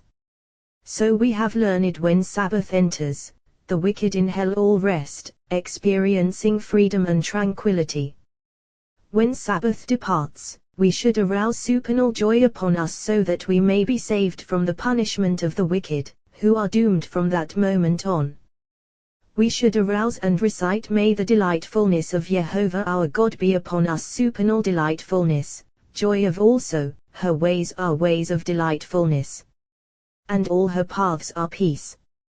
Who are her paths? Those paths emerging from above, all gathered by a single covenant named peace, peace of the home, who conducts them into the great sea when it is agitated, bringing it peace, as is written, "And all her paths are peace." Rabbi Yisa and Rabbi Izkiah came and kissed him. They said, "All these sublime words concealed within you, and we did not know." They walked on. When they reached a certain field, they saw animals of the field dying. They said, "There is surely an animal pestilence here." That Jew said, "Concerning what you have said, that in Egypt the blessed Holy One killed all those sheep and all those animals, there were 3 fatal plagues among the animals. 1. Pestilence; another, those killed by hail; another, those firstborn of the animals. Now, how did they die? Well, see what is written at first look. The hand of Jehovah is about to be against your livestock in the field. Why concerning none of the others is it written the hand of Jehovah? Because here the hand of Jehovah, hand of 5 fingers. For previously it is written it is the finger of God, while here all 5 fingers. Each and every finger killed 1 species, and there were 5 species, as is written against the horses, against the donkeys, against the camels, against the cattle, and against the sheep. 5 species for 5 fingers called hand, therefore, the hand of Jehovah. A very severe pestilence, for they died on their own and were found dead. After the Egyptians failed to return in repentance, those very letters reversed themselves, killing all those that remained. Deva, pestilence, turned into barad, hail. What is the difference between them? This one comes gently, that one, with intense fury. Both of these were in one place, in 5 fingers. Deva, pestilence, letters appearing gently, a peaceful death, for they died on their own. Barad, hail, letters reversing with intense fury, killing all. They sat in that field. They saw sheep coming to a certain spot and dying there. That Jew rose toward that place and saw 2 water skins filled with slag. He opened, saying, "It is written, I will make of you a great nation, and I will bless you, and I will make your name great." Jehovah. This word is of Rabbi Elazar, who said, "I will make of you a great nation," corresponding to "Go you forth." Jehovah. "I will bless you," corresponding to "from your land." "I will make your name great," corresponding to "from your birthplace." "You will be a blessing," corresponding to "from your father's house." Each corresponding to the other. Rabbi Shimon said, "Here is a mystery of wisdom. I will make of you a great nation," corresponding to the right side. "I will bless you," corresponding to the left side. "I will make your name great," corresponding to aspect of the middle. "You will be a blessing," corresponding to the aspect of the land of Israel. All, mystery of the holy chariot. Through arousal below, there is arousal above. Until there is arousal below, nothing is aroused above to rest upon him. What is written of Abraham? They set out with them from Ur of the Chaldeans. They set out with them.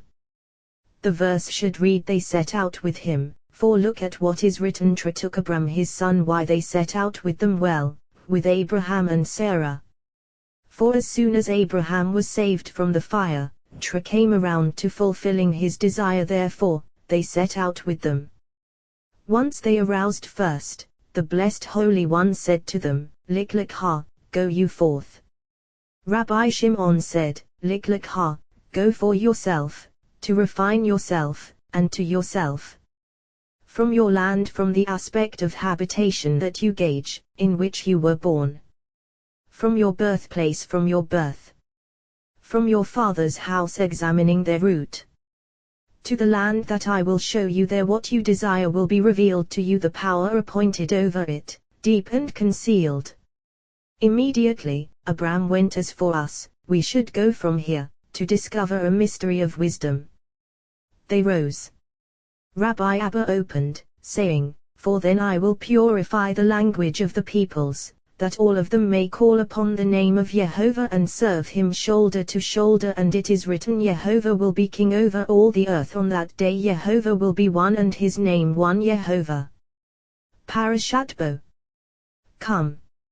Rabbi Yehuda opened, "Happy is the people who know the shout of joy, O Jehovah, they walk in the light of your presence. How essential for people to walk in the ways of the Blessed Holy One and observe the commandments of Torah, so that thereby they may attain the world that is coming and be delivered from all accusations above and below. For just as there are accusers in the world below, so there are accusers above, looming over human beings. Those who enact the commandments of Torah and walk a straight path, revering their Lord, how many advocates stand poised above them, as is said, if he has an angel over him, one advocate among 1,000, to vouch for his uprightness, then he is gracious to him and says, spare him from going down to the pit. I have found a ransom. So happy is one who observes the commandments of Torah. Rabbi Ea said, if so, why is an angel required here to be an advocate for that person? Look at what is written, for Jehovah will be your confidence, he will keep your foot from the snare, and similarly Jehovah will guard you from all evil. For the Blessed Holy One sees everything that a person does in this world, whether good or evil, as is said, if one hides in secret places, do I not see him, declares Jehovah. Rabbi Yehuda replied, all is certainly so, but see what is written, stretch out your hand and touch his bone and his flesh. Jehovah said to Satan, here, he is in your hand, but spare his life. And similarly you incited me against him to destroy him without cause, demonstrating that authorization is granted to the other side, authorization over matters of the world being given to one to whom it should not be given. All these ways are concealed before the Blessed Holy One, and we must not pursue them, for they are laws of the Blessed Holy One, and human beings are not permitted to scrutinize them except for the truly virtuous who know the secrets of Torah and walk in the way of wisdom, discovering those hidden elements of Torah. Rabbi Elazar opened, one day the sons of Elohim came to stand before Jehovah, and Satan also came among them one day, the day of Rosh Hashanah, when the Blessed Holy One stands to judge the world. Similarly, one day he came there. That day was the holiday of Rosh Hashanah. The sons of Elohim came, those appointed princes, sent into the world to examine the actions of humanity. To stand before Jehovah, as is said, I saw Jehovah sitting upon his throne, with all the host of heaven standing by him, on his right and on his left. However, to stand before Jehovah in this verse I have discovered the love of the Blessed Holy One for Israel. For these messengers commissioned to examine the deeds of humanity go roaming and snatch all those deeds, and on the day that judgment rises to judge the world, they become accusers, standing over human beings. Of all nations of the world, they stand to examine only the actions of Israel, because they are children of the Blessed Holy One. When the actions of Israel are found to be unseemly, those appointed messengers seeking to stand over those actions of Israel stand, as it were, against Jehovah, surely. For when the deeds of Israel are improper, they weaken, as it were, the power of the Blessed Holy One. When deeds are proper, they provide power and might to the Blessed Holy One. Of this is written, give strength to God, how by proper actions. So, on that day all those appointed princes gathered Jehovah against Jehovah, surely, for since they gathered against Israel, they gathered against him. And Satan also came among them, also amplifying them, for they all came to be accusers against Israel, and this one supplemented them, being the greatest slanderer of them all, the greatest accuser. As soon as the Blessed Holy One saw that they were all coming to accuse, immediately Jehovah said to Satan, from where have you come now? Didn't the Blessed Holy One know from where he came? Rather, to conduct the episode toward his intention. Satan answered Jehovah, saying, from roaming the land. From here we learn that the habitation of earth has been handed over to other sides, except for the land of Israel alone. As soon as he said from roaming the land, the Blessed Holy One perceived that he sought to slander Israel. Immediately, Jehovah said to Satan, have you noticed my servant? For there is no one like him in all the earth. He saw the moment to give him a portion with which to be occupied, so that he would separate from Israel. As they have established, this can be compared to a shepherd who wanted to bring his flock across a certain river. Immediately, Satan occupied himself with him and did not accuse Israel. Satan answered Jehovah, saying, Is it for nothing that reveres God? No wonder that a servant whose master fulfills his every desire would revere him. Remove your care from him and see if he reveres you or not. Jehovah in time of distress, when to this side is given a portion with which to be occupied, it then separates entirely. Similarly, the goat of the new moon and the goat on Yom Kippur, so that he will occupy himself with it and leave Israel with their king. And here, the time had come to take this portion from the entire seed of Abraham on the other side, as is said, Look, Milcah too has borne sons to now your brother Uz, his firstborn. When he said from roaming the land, he was asking him to execute judgment upon Israel. For he had a claim against Abraham to present to the blessed Holy One, because justice had not been rendered to Isaac when he was offered on the altar, since he should not have exchanged in any aspect a sacrifice that he had prepared on the altar for another, as is said, he shall not exchange it. Here Isaac was lying on the altar, yet was not consummated as a sacrifice. Justice was not rendered to him. This is what he sought from the blessed Holy One, just as he sought retribution for the selling of Joseph over many generations. Whatever he seeks through justice. From the time when Isaac was saved, and exchanged as a sacrifice, the blessed Holy One prepared this one for the accuser as his portion from all of Abraham's seed, so that he would not approach another side. He came to him entirely through justice. For was one of Pharaoh's closest advisers, and when Pharaoh arose against Israel, seeking to kill them, he said to him, No, rather, take their possessions and subject their bodies to harsh labor, but don't kill them. The blessed Holy One said to him, By your life with that very judgment you will be punished. What is written of him? But stretch out your hand and touch his bone and his flesh. As he judged, thereby was he punished, even though in all other ways he revered the blessed Holy One. What is written? But spare his soul because of the mystery written. End of all flesh comes before me, as they have established comes before me. Literally this is end of all flesh, not spirit. As has been explained, it is the end that comes from the side of darkness, as is said, he puts an end to darkness. Every termination he explores, destroying all flesh. For there is another end, called end of the right, whereas this one is another end from the side of the left, which is darkness. So he was empowered over his bone and his flesh. You incited me against him to destroy him without cause. If so, it was unjust, and only due to the speech of that accuser, who incited and misled him. However, all was just, and Elihu said so to him. For according to a human's deeds he repays him, and treats him according to his ways. So it was, as has been said, just as he decreed, so it was decreed against him.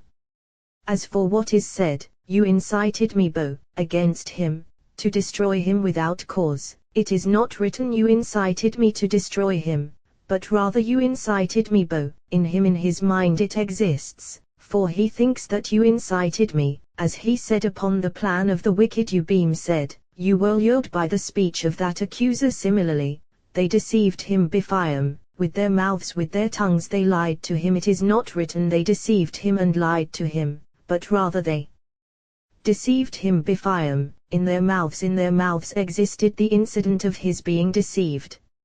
Rabbi Abba said, all is fine, but we have learned as follows. He assents and accuses. Now, can he really accuse? Yes, for he is an old and foolish king, and see what is written, better a poor and wise child than an old and foolish king. So, he can accuse a person. Why? Because he is trusted concerning all actions of humanity. This applies to the judgment of an individual, but concerning the judgment of the world, it is written, Jehovah came down to see the city and the tower. I will go down and see.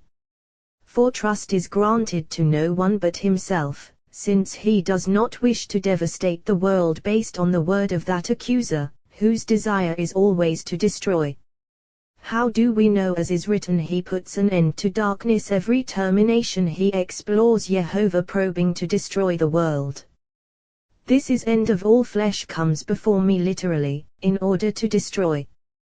One day the sons of Elohim came to stand before Jehovah, as has been said. On that day two sides stand facing the inhabitants of the world. All those who come before the blessed Holy One with good deeds and repentance are entitled to be inscribed on the one that is life, gushing springs of life. Whoever is from its side is inscribed for life. All those who come with evil deeds are on that other side, which is death, called death, imbued with death. On that day these two sides stand, life and death. Some are inscribed on the side of life, some are inscribed on the side of death. Sometimes, when the world rests in the middle, if a single virtuous person exists in the world who tips the balance, they are all inscribed for life, but if a single wicked person tips the balance of the world, they are all inscribed for death. At that time the world was poised in the middle, and the accuser wanted to denounce. Immediately, what is written, Jehovah said to Satan, "Have you noticed my servant, for there is no one like him on earth." As soon as he was singled out, the accuser immediately seized him. Concerning this we have learned that one must not separate himself from the entirety of the multitude, so that he not be singly designated and accused above. As is written of the Shunammite, among my own people I dwell. I don't want to exclude myself from the entirety of the multitude. Among my own people I have dwelled until this day, and among my own people I will dwell, being known in a single entirety above.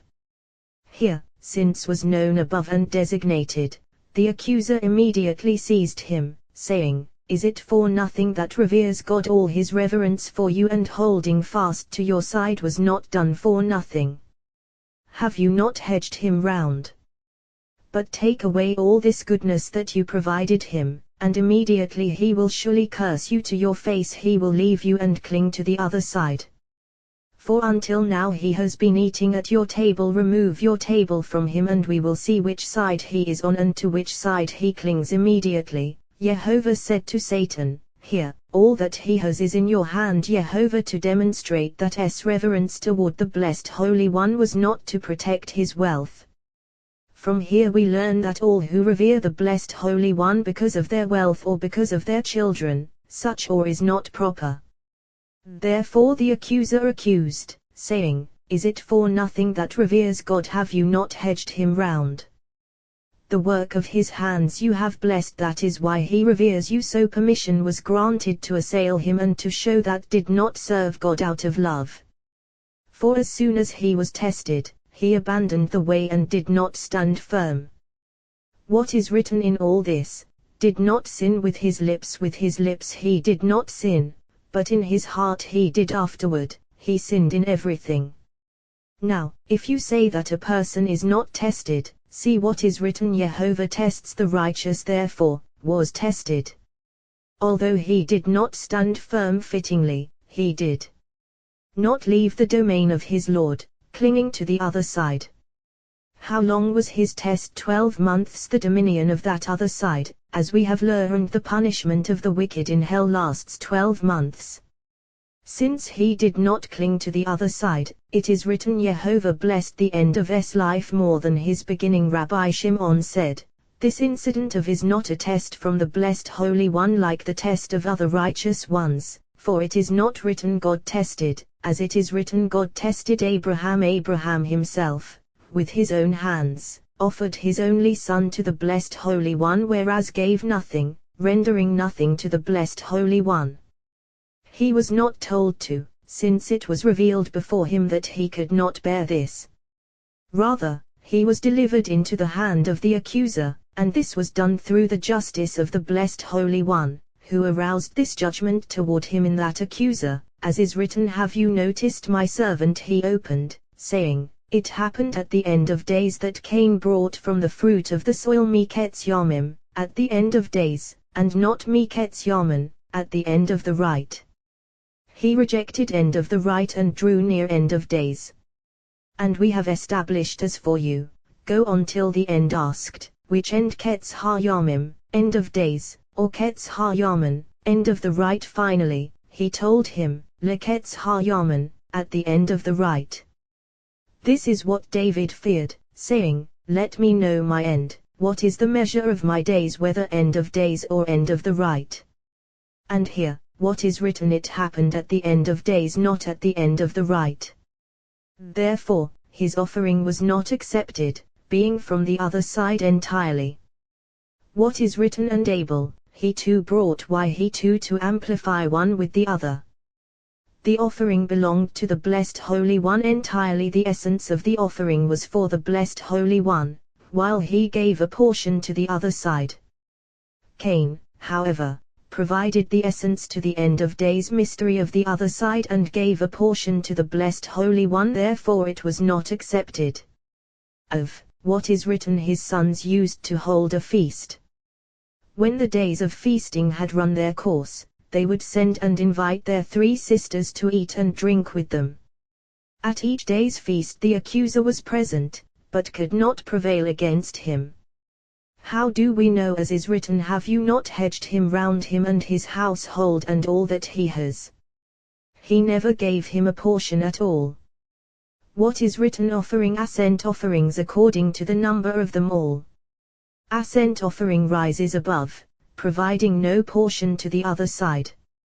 For if he had given him a portion, he would not have prevailed against him later. Everything that he took was his to take. Now, you might ask, why did the Blessed Holy One harm him? Well, if he had given him a portion, he would have cleared the way and withdrawn from the temple, and the side of holiness would have ascended above. But he did not do so, and therefore the Blessed Holy One demanded justice. Further, just as he separated good and evil, not encompassing them, he judged him correspondingly, giving him good, and then evil, and then restoring him to good. For this is fitting for a human being to know good, to know evil, and to restore oneself to good. This is the mystery of faith. Was one of Pharaoh's servants, and this is what is written of him, whoever feared the word of Jehovah among Pharaoh's servants. Rabbi Shimon said, now it is fitting to reveal mysteries cleaving above and below. The Blessed Holy One wished to uproot all from their places, but was shielding Pharaoh. Once he was weakened, he wreaked vengeance upon Pharaoh.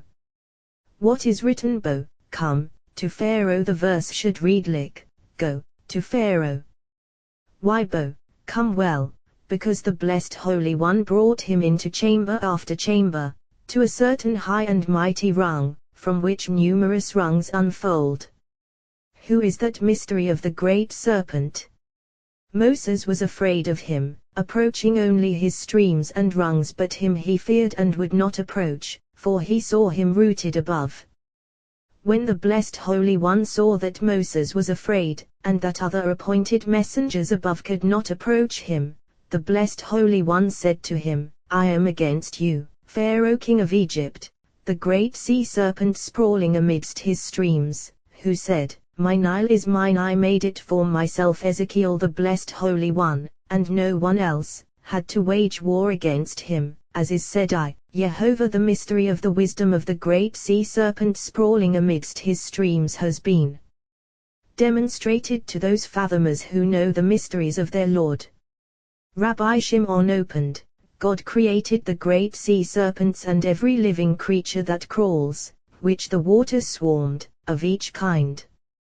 This verse has been established, but God created the sea serpents as we have established. This is Leviathan and his mate. Tannanim, sea serpents spelled deficiently, because the Blessed Holy One slew the female, preserving her for the righteous, as has been established.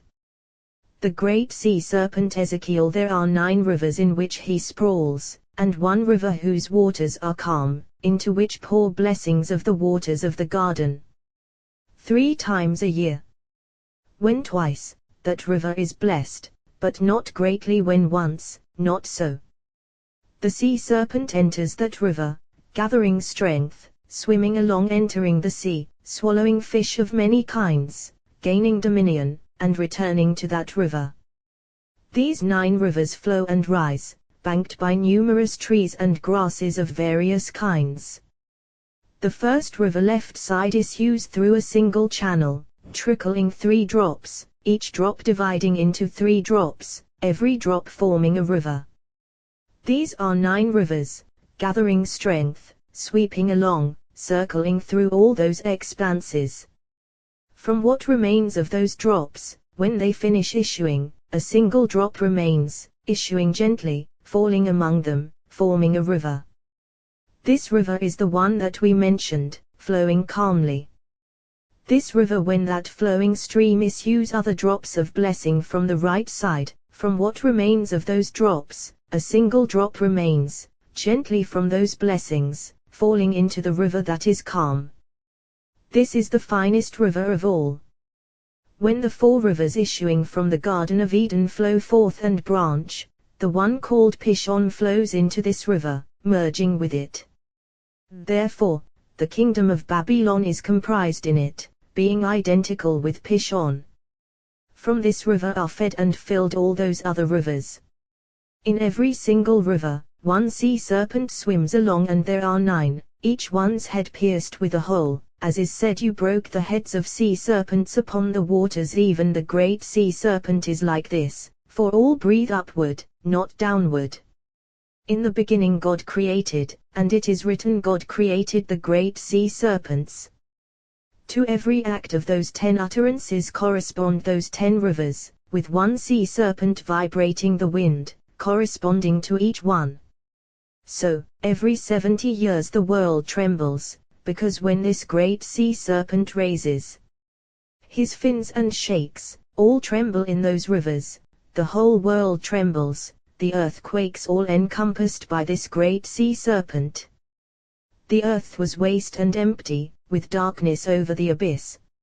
Rabbi Shimon said, the companions study the account of creation and comprehend it, but few know how to allude thereby to the mystery of the great sea serpent. Concerning this we have learned that the world unfolds solely on its fins. The earth was tohu vavahu, waste and empty.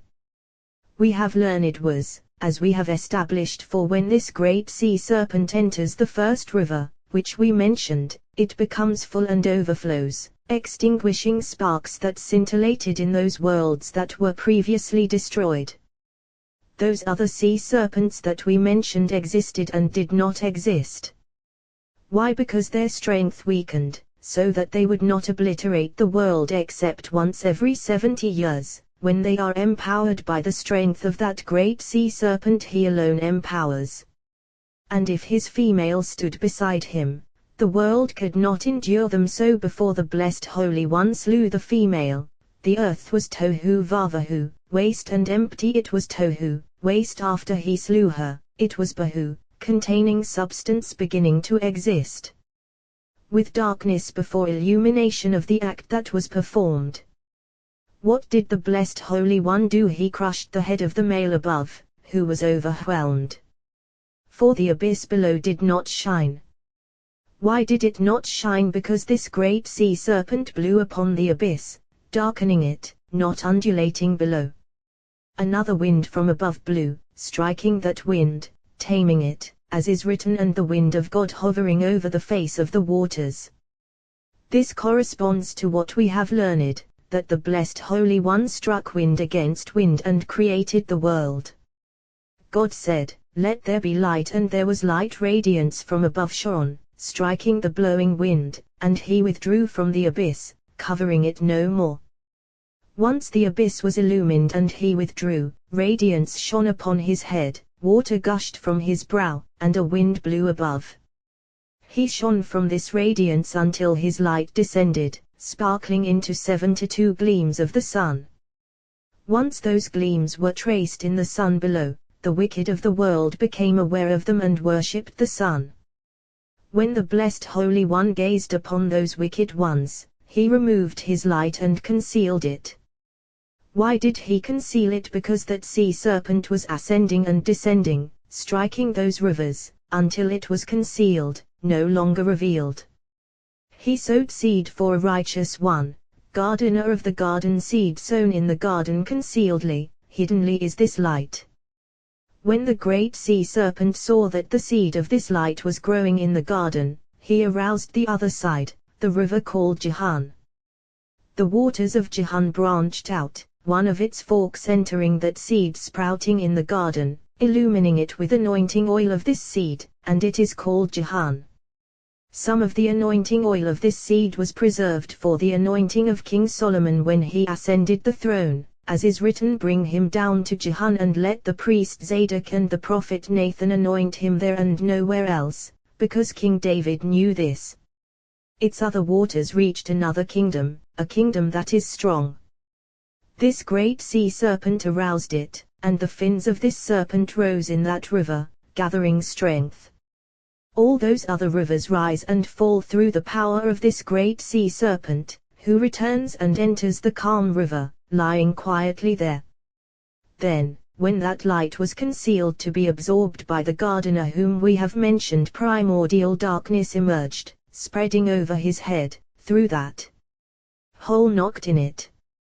A single thread was stretched between the radiance of concealed light and the dark of darkness, as is written, God separated the light from the darkness. This sea serpent returned within the thread of separation, separating those rivers within darkness, and through that separation, fish separated from one another according to their species. When upper, holy waters were separated, all these rivers separated, entering that calm river, clearest of all, flowing in and out 3 times a day. All the fish breeding in those rivers are distinct from one another and are called knights.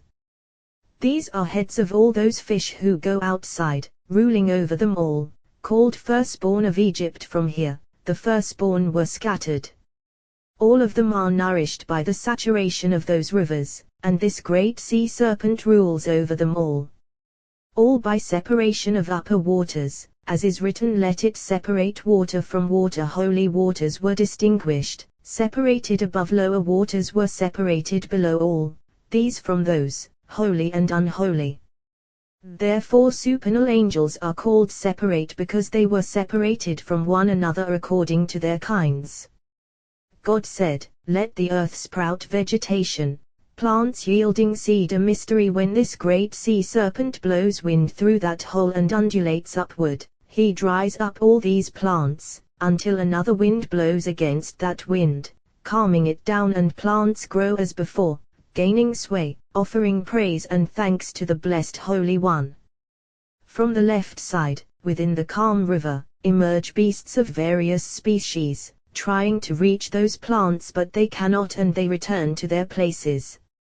All those rivers flow along with that serpent controlling them, and they surround those plants but cannot prevail, except sometimes, when the supernal wind does not blow and he vibrates wind through that hole upward, as we have established.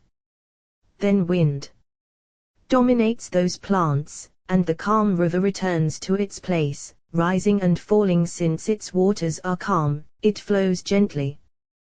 This great sea serpent rises toward those rivers, and all the plants grow around the calm river, trees growing on every side. Then that serpent rises and swells among them, returning to all those rivers. God said, let there be meorit, lights, in the expanse of heaven. This is Nashberia, elusive snake. Why Beria? Bar, because he is shut in on 2 sides and never comes out except once every jubilee. In books of the ancients this is the writhing snake, always tortuous, bringing curses upon the world. When this one rises, the power of that sea serpent is broken and he cannot endure, so his body perishes. For the blessed Holy One overwhelms him in the sea. When he enters it he tramples on strength of the sea being the sea serpent, as is said, he tramples on the back of sea. When this snake rises, what is written, he will slay the serpent of the sea, the great sea serpent. Therefore it is written, I am against you, Ezekiel. This snake is Meerat, curse entirely curses, for he overpowers him with the potency of that great river called Tigris, as we have established. That snake is on dry land. When they come out against each other, the one on dry land always triumphs, since all his paths and powers are on dry land, and he eats dust and earth constantly, as is said, dust shall you eat all the days of your life. This one grows in dust, that one grows in water. A snake growing in water is not as strong in potency as one growing on dry land, so it is spelled me'erat, curse, deficiently.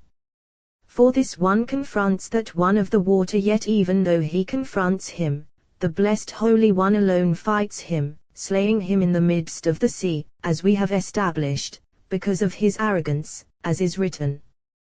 Who said, "My Nile is mine, I made it for myself"? Ezekiel. It has been taught. Rabbi Yos said, this will pass through. To strike verse is difficult. Did he Egypt see the blood and then pass over? This would imply that he made a sign.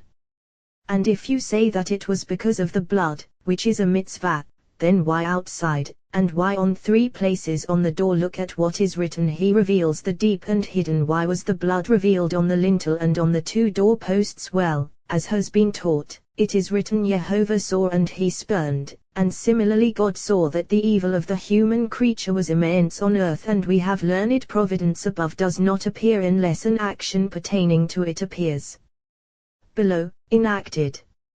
Until such an act is actualized, no attention is given to inflicting harm except for the thought of idolatry, as is written, take care, lest your heart be seduced. Once an act is performed, providence above arouses, so all, whether good or evil, depends entirely upon action. Rabbi Yos said, all the streets of Egypt were full of idols. Furthermore, in every single house there were types of sorcery, by which they linked themselves with those nethermost crowns below, arousing impure spirit among them. Mystery of the matter. It is written, take a bundle of hyssop and dip it in the blood that is in the basin, and touch some of the blood that is in the basin to the lintel and to the 2 doorposts. Why a bundle of hyssop? In order to exterminate the impure spirit and to display on their doors, in these 3 places, complete faith, one here, one there, and one between them. Therefore, Jehovah will pass over the entrance and will not allow the destroyer to enter your houses to strike, because he sees the holy name marked on the door. Rabbi Yehuda said, if so, why blood? For we have learned white and red and one blended of colors. He replied, there were 2 bloods, one of circumcision and one of the paschal lamb. Of circumcision, compassion; of the paschal lamb, judgment. Rabbi Yehuda said, not so, rather, as I have learned, the blessed Holy One turned that blood into compassion, as if it were white among colors, as is written, I passed by you and saw you wallowing in your blood. Ezekiel. Even though it was red, it turned into compassion, as is written, in your blood, live. Therefore, the door was marked on 3 sides, one here, one there, and one between them. Rabbi Izkiah taught, 2 bloods appeared, corresponding to 2 crowns arousing above at that moment. Rabbi Yos said, 1 crown, blended of 2 hidden aspects, compassion and judgment. Rabbi Abba said, in so many places the blessed Holy One cares for his children. A person builds a house, the blessed Holy One says to him, write my name and place it at the entrance. You dwell within your house, and I will sit outside at your entrance to protect you. Here, he said, mark on your entrance my mystery of faith. You dwell within your house, and I will guard you from outside. As is written, and as for you, none of you shall go out from the entrance of his house until morning, and when he sees the blood on the lintel and on the 2 doorposts, will pass over the entrance and will not allow the destroyer to enter your houses to strike. Rabbi Abba said further, at that moment, they followed the pattern of the holy name. Just as the holy name turned at that moment into judgment, so too at this moment they displayed judgment, as is written, when he sees the blood on the lintel and on the 2 doorposts. This sign was entirely red, indicating that it had turned into judgment to wreak vengeance. Mystery of the matter. As it is above at that moment, so it must be displayed below. If compassion, compassion; if judgment, judgment, as is written, dip it in the blood that is in the basin and touch some of the blood that is in the basin to the lintel. And as for you, none of you shall go out from the entrance of his house until morning. Why? Because we have learned. Rabbi Yitzhak said, in the name of Rabbi Yirmiyah, a person should not walk on the street or appear on the street when judgment looms over the place, since once permission has been granted to the destroyer, whoever encounters him is harmed. And here, since judgment prevailed, they were not to go out. It has been taught, Rabbi Yos said, by the very entity through which judgment appeared for the Egyptians, compassion appeared for Israel, as is written, I will see the blood and I will pass over you. Similarly, it has been taught in all those holy crowns above, where judgment appears, compassion appears all simultaneously. Rabbi Izkiah taught, it is written, Jehovah will strike Egypt, striking and healing, striking Egypt, and healing Israel. Why? And healing from their having been circumcised they needed healing. And it has been taught at the same moment the Egyptians were struck, the Israelites were healed. For as Rabbi Yos said in the name of Rabbi Izkiah, why is it written Jehovah will pass over the entrance? Why over Harpita, the entrance? The verse should read Jehovah will pass over you. However, over Harpita, the opening, the actual opening. Opening of the body. What is the opening of the body? You must admit, this is circumcision. Rabbi Shimon said, at the moment that holy crown split, male mingled with her. Who is male? supernal love. For it has been proven that one without the other cannot ascend. So this one strikes and that one heals, all simultaneously. It is written Jehovah will pass over the opening, over the well-known opening. Why the opening? Because it is the opening and flowing of spirit and body. Until a man is circumcised, he is obstructed and closed on every side. Once he is circumcised, he is opened totally, no longer obstructed and closed. This corresponds to the mystery that we have learned. He was sitting at the opening of the tent because this yod was revealed. What does this signify? Rabbi Yitzhak said, that through this revelation he ensconced love in righteousness, which is the opening of the supernal holy tabernacle, as implied by what is written, the tent, the well-known tent. Rabbi Elazar said, when this yod was revealed, he was gladdened and blessed at the opening of the tent of this righteousness, to be sweetened by love, as is written, in the heat of the day, the time when love, share of Abraham, prevails. How do we know that this opening of the tent was sweetened toward Abraham? As is written, Jehovah blessed Abraham with everything. Jehovah sweetened by love once yod was revealed. Rabbi Abba said, he was sitting at the opening of the tent, as is written, Jehovah blessed Abraham with everything, for this is holy opening, 10th crown. Kom, as the heat of the day, as the crown of love was given to him, as is written, as the heat of the day. As he sat in this, so he sat in that, for one cannot ascend without the other. Alternatively, Jehovah will pass through to strike Egypt. What does this mean? Will pass, that he passed beyond the strict law detaching the crowns, which were linked with other crowns above them, from their sustenance. He passed over his ways in order to execute judgment against them and avenge Israel. Similarly with every he will pass, I will pass. He passed, for the blessed Holy One passed over all his ways, whether toward judgment or toward compassion. Here, will pass, in order to execute judgment. There, he passed, in order to be compassionate. Rabbi Iya and Rabbi Yos were traveling. It happened in the middle of the from Usher to Lyre, and night. Rabbi Iya was riding on a donkey. Rabbi Yos said, let us sit here and pray, for the time of Minah has arrived. And we have learned one should always be careful about the prayer of Minah. Why careful? Because that is the time when judgment impends, and one must concentrate his mind. Rabbi Iya dismounted and they prayed. As they were traveling, the sun inclined to set. Rabbi Iya said to Rabbi Yos, why are you silent? Rabbi Yos replied, I was contemplating in my mind that the world endures only because of the leaders of the people. If the people's leaders are worthy, it is good for the people and good for the world.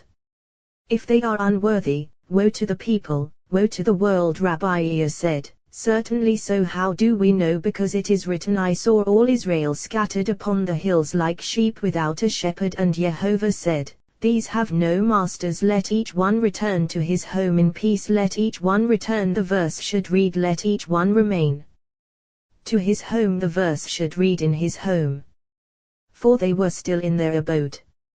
However, we have learned as follows: if the head of the people is unworthy, the people are seized for his sin. How do we know? As is written, David said, it is I who sinned. And these sheep, what have they done? Jehovah, David sinned and Israel suffered. And if the leader is seized for his sin, the people are saved, since judgment does not befall them. For so it is written, Jehovah said, these have no masters. That is, if these are no longer the people's leaders, then from this way, each one will return to his home in peace, all being saved if their leaders are seized. Even Jehoshaphat was ordained to be punished, because he had joined Ahab. Were it not for that cry, as is written, and Jehoshaphat cried out as they were traveling, night dusted. They said, what should we do if we go on? Night is darkening. If we stay, it is scary. They turned off the road and sat beneath a tree, sitting and discussing words of Torah, and not sleeping. At midnight, they saw a doe passing in front of them, crying loudly. Rabbi Ea and Rabbi Yos got up, trembling.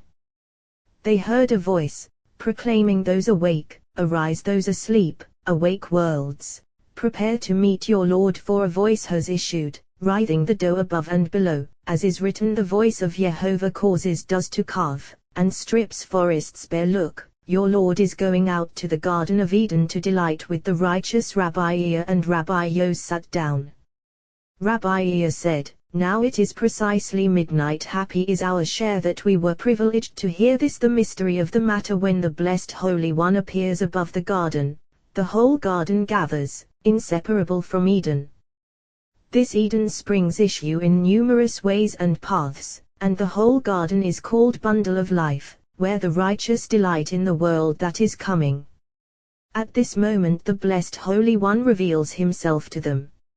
Rabbi Yos said, many times I have asked about what is written. It happened in the middle of the night that Jehovah struck every firstborn in the land of Egypt. Why didn't this happen during the day, so that the miracle would be publicized? And why did all those weaklings behind the millstones and those little lambs die, rather than the commanders and mighty warriors, as happened with Sennacherib? As is written, an angel of Jehovah went out and struck down in the Assyrian camp. And we have learned that they were all princes, royal officials, and commanders. So the power of a single messenger of his was more manifest than here, where it should have been greater. He replied, you have asked well, and I have heard nothing about this and will not speak.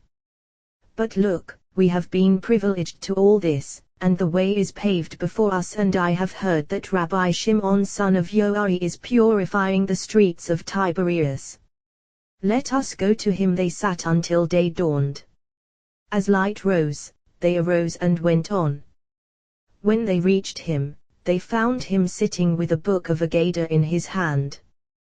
He opened, saying, all the nations are as nothingness before him, as nothing and emptiness are they reckoned by him. Since it says all the nations are kain, as nothingness, before him, why is it written as nothing and emptiness are they reckoned by him? Well, we have learned that in the opinion of all the nations of the world, their faith is kain, like nothingness unapprehended by those above or below, and they confront him with a faith of foolishness.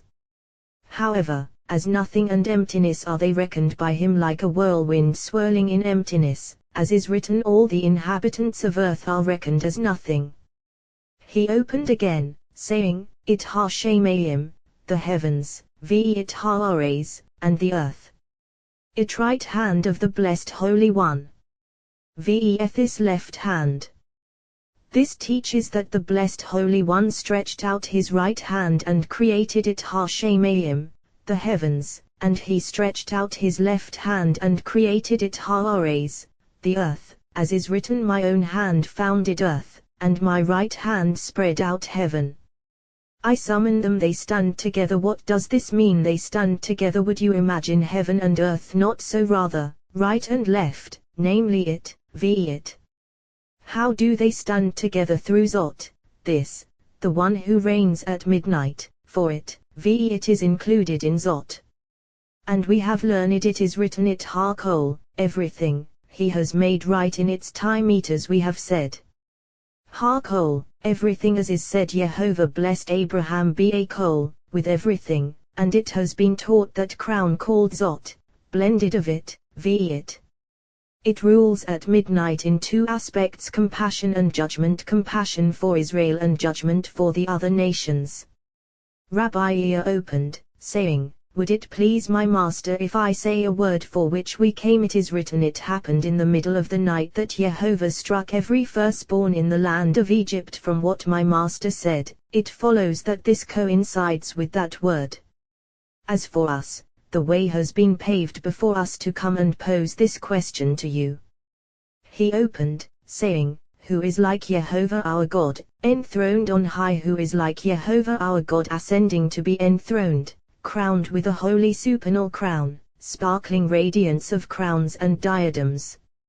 Looking far below, descending in his crowns, from crown to crown, from diadem to diadem, from radiance to radiance, from lamp to lamp, to gaze upon those above and below, as is written Jehovah looks down from heaven upon humankind to see.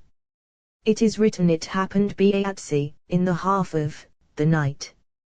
The verse should read Beatso, in the middle of the night, or Kaatso, around the middle of, as Moses said. And if, as our colleagues have said, so that Pharaoh's astrologers would not say, Moses is a liar, then the difficulty persists in three aspects, which even the Israelites would have noted. First, if so, the verse should read Moses said, Kaatso, around the middle of the night. Why thus says Jehovah, as if he could not determine the precise moment, for they would not blame Moses, but rather the patron, since he said thus says Jehovah. Secondly, look, Moses said, to the firstborn of the slave girl who is behind the millstones, and it was not so, but rather to the firstborn of the captive who was in the dungeon. Now, even the Israelites would say so, since the words were not confirmed. Third, he said in the name of the patron Kaatso, around the middle of the night, and yet it is written it happened Beatsi, in the half of the night. Further, your question exceeds a burden that an animal cannot bear. However, all is a supernal mystery among reapers of the field, and all is rectified for the faithful prophet. Happy is the share of Moses, of whom is written, you are the fairest me b'ni Adam, of humans grace is poured upon your lips, because God, your God, has anointed you with oil of joy beyond your companions. You are the fairest me b'ni Adam, of the children of Adam fairer than Seth and Enoch. Grace is poured upon your lips than Noah, and his sons. Because God, your God, has anointed you than Abraham and Isaac. With oil of joy than Jacob. Beyond your companions than other prophets. Now, would a man who ascended supernal rungs, attained by no other human, not know what he was saying? Rather, we have learned as follows: the crown that is called Zot, this, is called woman, as is said, this shall be called Isha, woman. Why, for Mish, from man, was this taken? Who is man? The one called Zia, this. This is man, male, as is said for Zia, this, man. Moses, this man is called this, and this is called man. And Zot, this, was taken from Zia, this male. So, she is Tamar, a palm tree, male and female, for one does not rise without the other. Tamaraz is said Timarot, columns of smoke, just as smoke rises white and black, so here all is included in midnight to enact its decrees in a single moment: white for Israel, black for other nations. Until this night is divided, it does not enact its decrees. How do we know? From Abraham, as is written, night was divided against them, divided to enact its decrees. Here too, Moses said Kaatso. What is Kaatso? As is said Kaalat Harmina, when the meal offering was presented, Kaalat Gadish, as a shock of grain rises in its season. Here too, So when the night is divided, for Moses knew that it does not enact its decrees until it is divided. And so it was, for night did not enact its decrees until it was divided in the second half, as is written, it happened in the half of the night. What is in the second half, when she reigns, appearing constantly to enact decrees. Every decree enacted at night is enacted in the second half. Struck every firstborn in the land of Egypt when the blessed Holy One arouses in the Garden of Eden to delight with the righteous, and a herald emerges and proclaims, awake, north wind come, south wind blow upon my garden, let its spices flow. Let my beloved come into his garden and eat its luscious fruits. What does this mean? And eat its luscious fruits, offerings presented to him from the souls of the righteous. This is at midnight. At other times, other offerings, literally. V'Yehovah, and Yehovah he and his court. And Yehovah he and his judgments. Struck every firstborn. Struck Moses said, rather, will die. Why Ka? Struck because Ka, now, aroused just as Moses had threatened, as is written, you have not listened until Ka, now it has been taught. Pharaoh was wiser than all his sorcerers, and he perceived that this one would execute judgment upon him and would eventually destroy his land, as Moses said, Bezot, by this shall you know that I am Yehovah. As for him, what is written, Pharaoh turned, turning his heart from this thought, as is said. Pharaoh turned and went into his house, and he did not take to heart Zot, this, to encompassing this one who would eventually destroy his land, and he did not take to heart Zot, this. Every firstborn, even high and low rungs, were severed from their links, all those ruling by their wisdom, as is written in the land of Egypt. All those high and low rungs torn from their links are revealed in a verse, as is written, from the firstborn of Pharaoh sitting on his throne to the firstborn of the slave girl who is behind the millstones, and every firstborn of the beasts. Look, all of them revealed in the verse. Gist of the word, from the firstborn of Pharaoh sitting on his throne, low crown of regal adornment of supernal hip. To the firstborn of the slave girl, left crown, below regal adornment, behind 4 millstones, 4 camps, for it is written, behind the millstones, not from the millstones. And every firstborn of the beasts, lowest of the low, female of females, found among donkeys and beasts, large and small, men and females, receive from them. To the firstborn of the captive who was in the dungeon, those issuing from the slave girl, through whom they forced captives to be enslaved to them forever, never going free. Relying on these rungs, the Egyptians refused, for thereby they entangled Israel, so that they could never escape bondage. Here the power and dominion of the blessed Holy One was revealed, and this memory will not be destroyed among Israel throughout all generations. Were it not for the might and power of the blessed Holy One, all the of the world, sorcerers of the world, and the wise of the world would be unable to deliver Israel from slavery, for he untied their bonds and smashed all those crowns to bring them out. Of this is written, who would not revere you, O King of the nations, for it befits you, since among all the wise of the nations and among all their kingdoms, there is none like you. Rabbi Shimon wept, raising his voice and groaning. He said, Cluster of chiding, have you pondered how many times the blessed Holy One praises himself, who brought you out of the land of Egypt? Yehovah your God brought you out of Egypt. Yehovah your God brought you out from there. I brought out your forces. Remember this day on which you went out of Egypt. He brought you out of Egypt through his presence with his great power. Yehovah brought you out from here. However, it has been taught there are 10 crowns below, corresponding to the pattern above, all of them concealed in these 3 that we have mentioned. With 3 knots they bound them on Israel's 3 rungs, so that they would never escape their bondage. Happy are you, Abraham, Isaac, and Jacob, by whose merit the knots were untied. The blessed Holy One remembered your 3 knots of faith, as is written, Yehovah remembered his covenant with Abraham, 1 knot, of Abraham, with Isaac a 2nd knot, of Isaac, and with Jacob a 3rd, complete knot, of Jacob. It has been taught all festive seasons, holidays, and Sabbaths are in memory of this, and upon this they all are based, for were it not for this, there would be no observance of festive seasons, holidays, or Sabbaths. Consequently, the memory of Egypt has not been eliminated from any festive season, holiday, or Sabbath. This is the foundation and root of Torah and its commandments and the entire faith of Israel.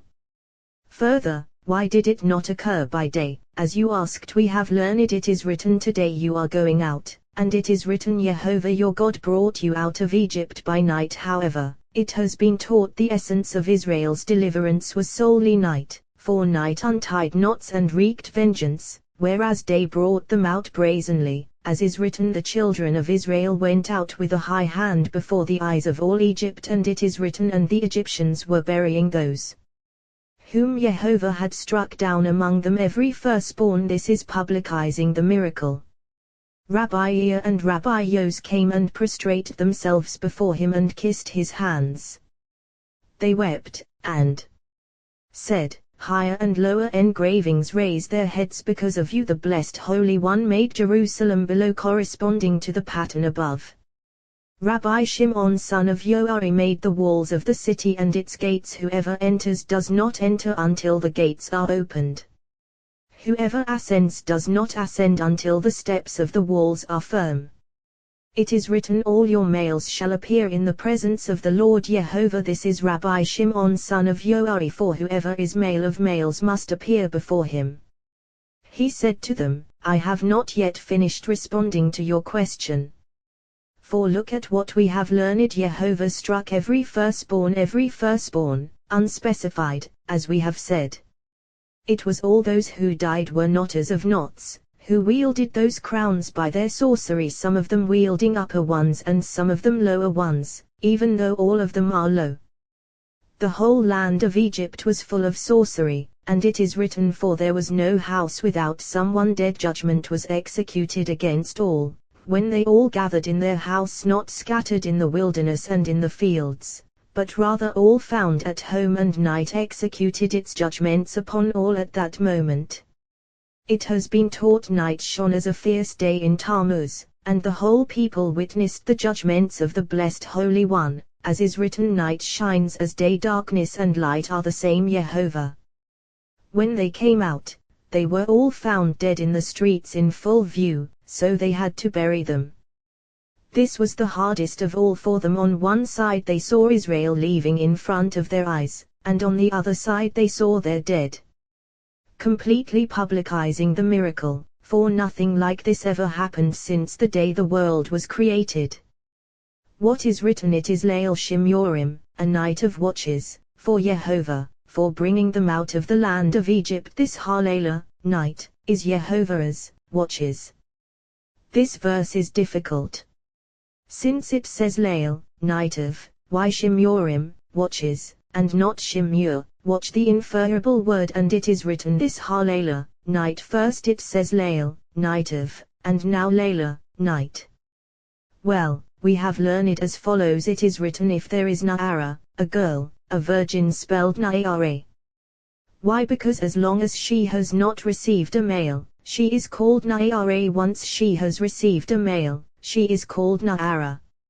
Here too, Lael, night of, for she had not yet received a male, even though it is written Shimurim, watches, but only because the male was about to unite with her. And when the male did unite with her, it is written this Halelah, night, is Jehovah's, Shimurim, watches, male and female. Therefore it is written this Halelah, night.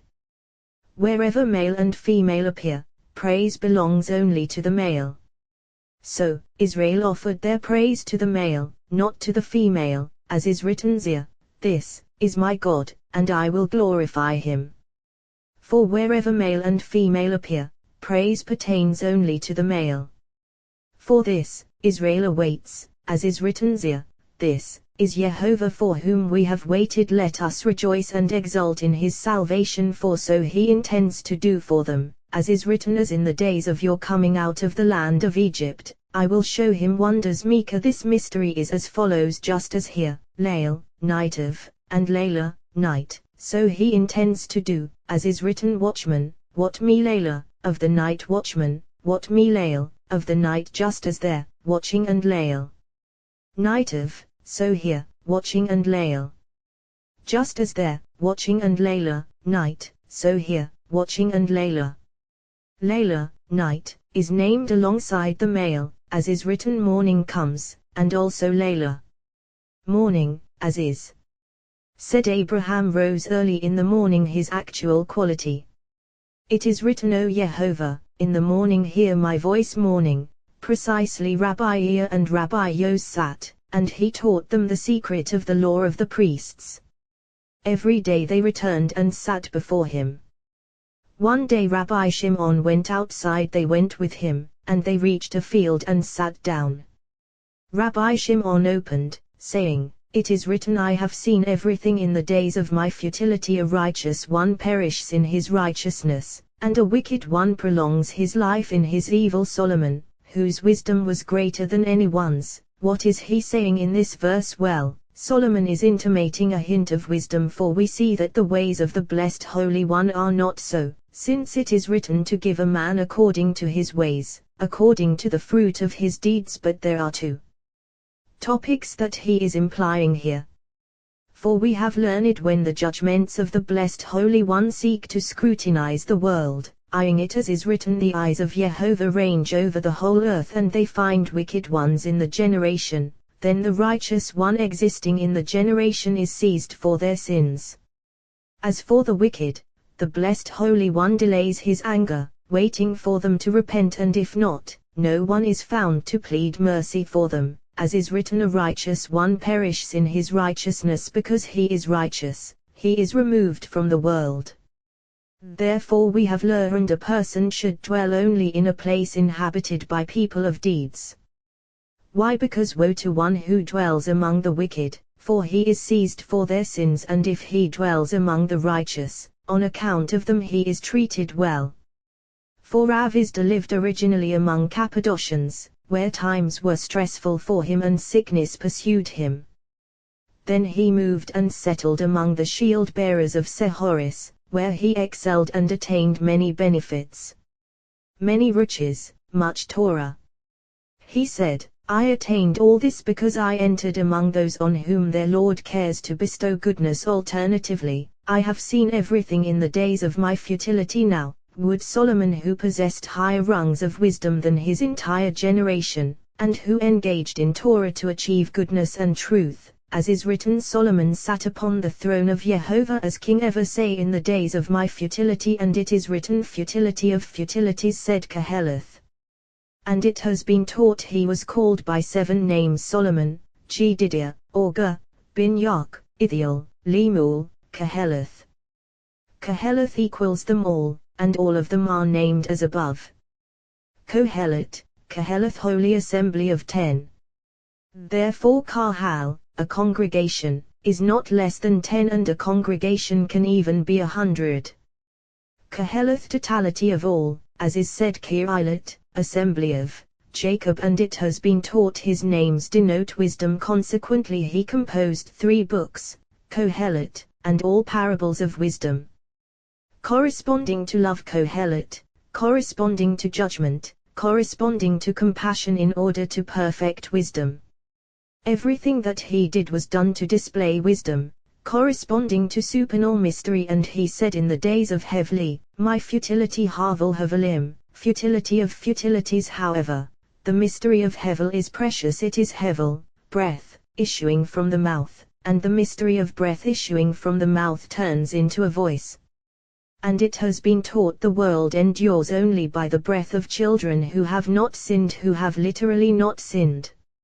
Voice is composed of breath, of air and water, and everything that is made of breath.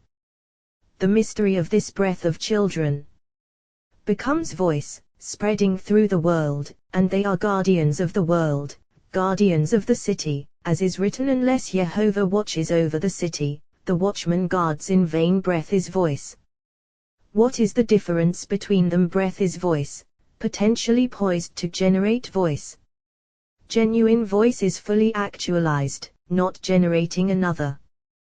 The breath that he inherited from his father he called heavily, my breath, and through it he saw what he saw, although he had many other supports from above. And to reveal the matter, he said, in the days of my breath, for this came from there. Mystery of the matter all is Havel, breath. A righteous one perishes in his righteousness. Mystery of the matter, which he revealed and divulged. In the days of my breath, namely, when this breath sucks from judgment, in order to execute judgment, a righteous one perishes in his righteousness. And when this breath sucks from compassion, a wicked one prolongs his life in his evil. Both of them depend upon this breath, and therefore it is written in the days of, not in the day of. All depends on the days of this breath. Whoever encounters judgment, judgment. Whoever encounters compassion, compassion. Now, you might say, Sadikavd, perish the righteous one. It does not say Avud, is perished. So it is Avd, perishes, literally, for that judgment perishes the righteous one from the world and from the generation. Prolongs, a wicked one prolongs, literally, for that judgment, when sucking from compassion, generates compassion for that wicked one and patiently prolongs him. While they were sitting, they saw an aromatic vapor ascending and descending.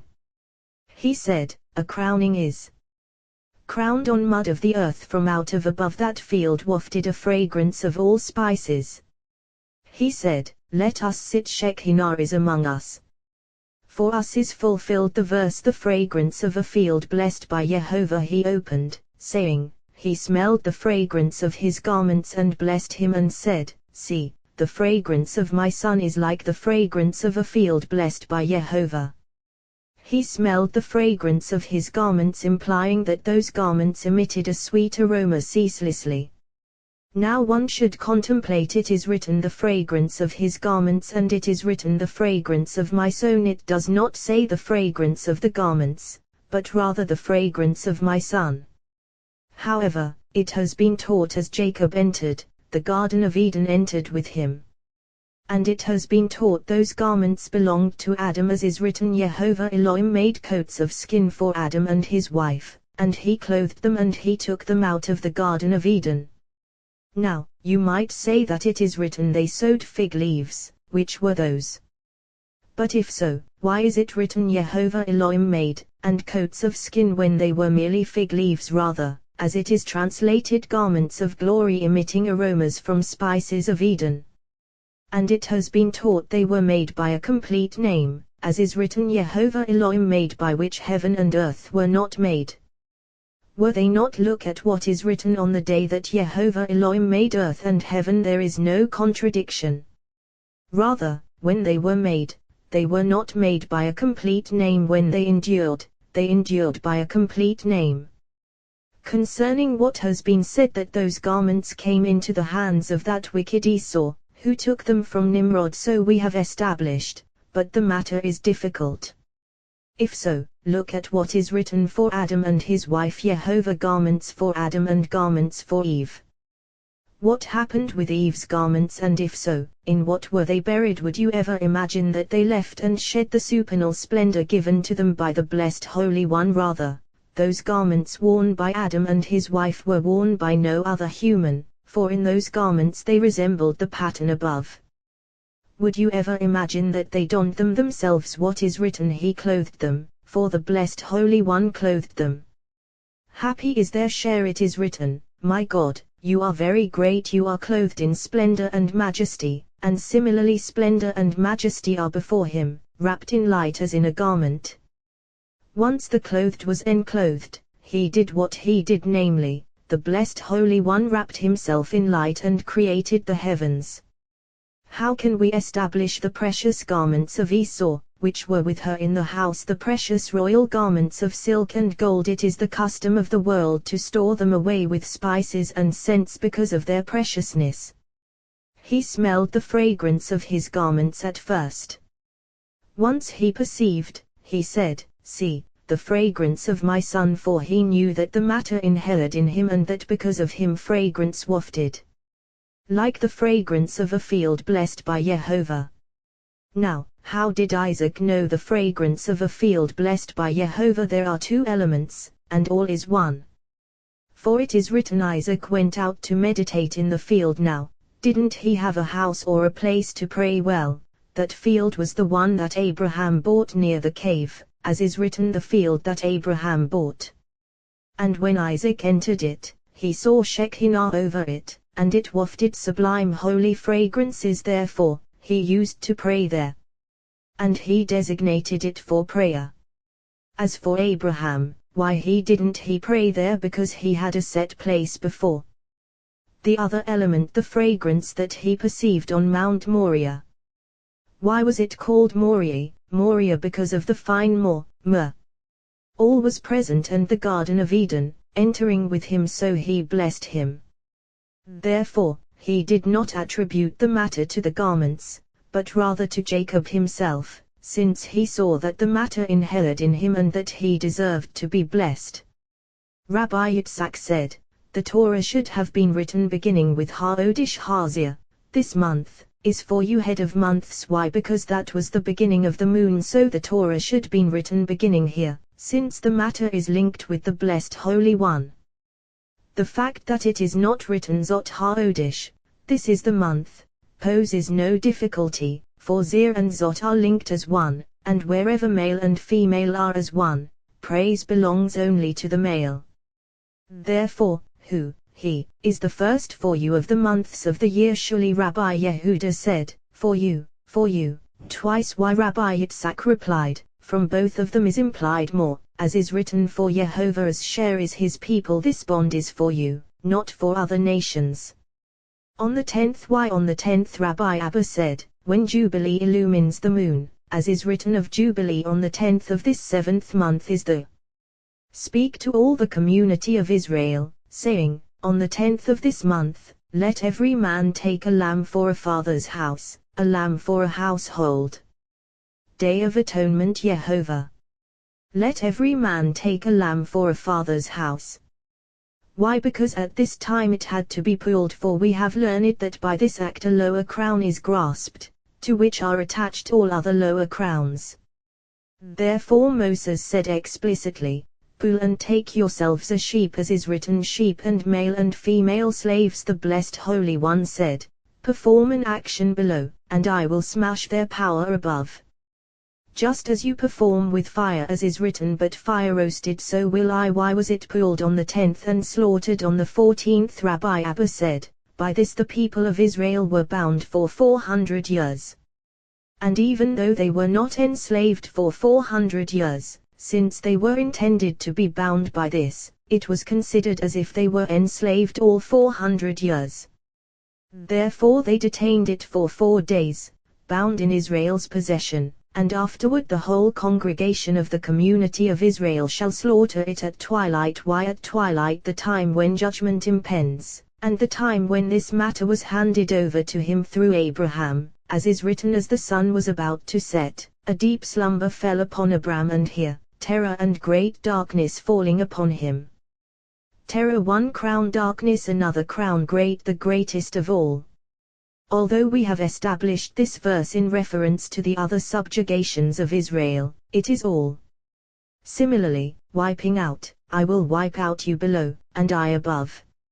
It has been taught Israel did not leave Egypt until all those rulers above were severed from their links, and Israel left their dominion, entering the holy supernal dominion of the blessed Holy One and becoming bound to him, as is written, for mine are the children of Israel as servants, they are my servants. Why are they my servants? Because whom I brought out of the land of Egypt, for I took them out of another domain and brought them into mine.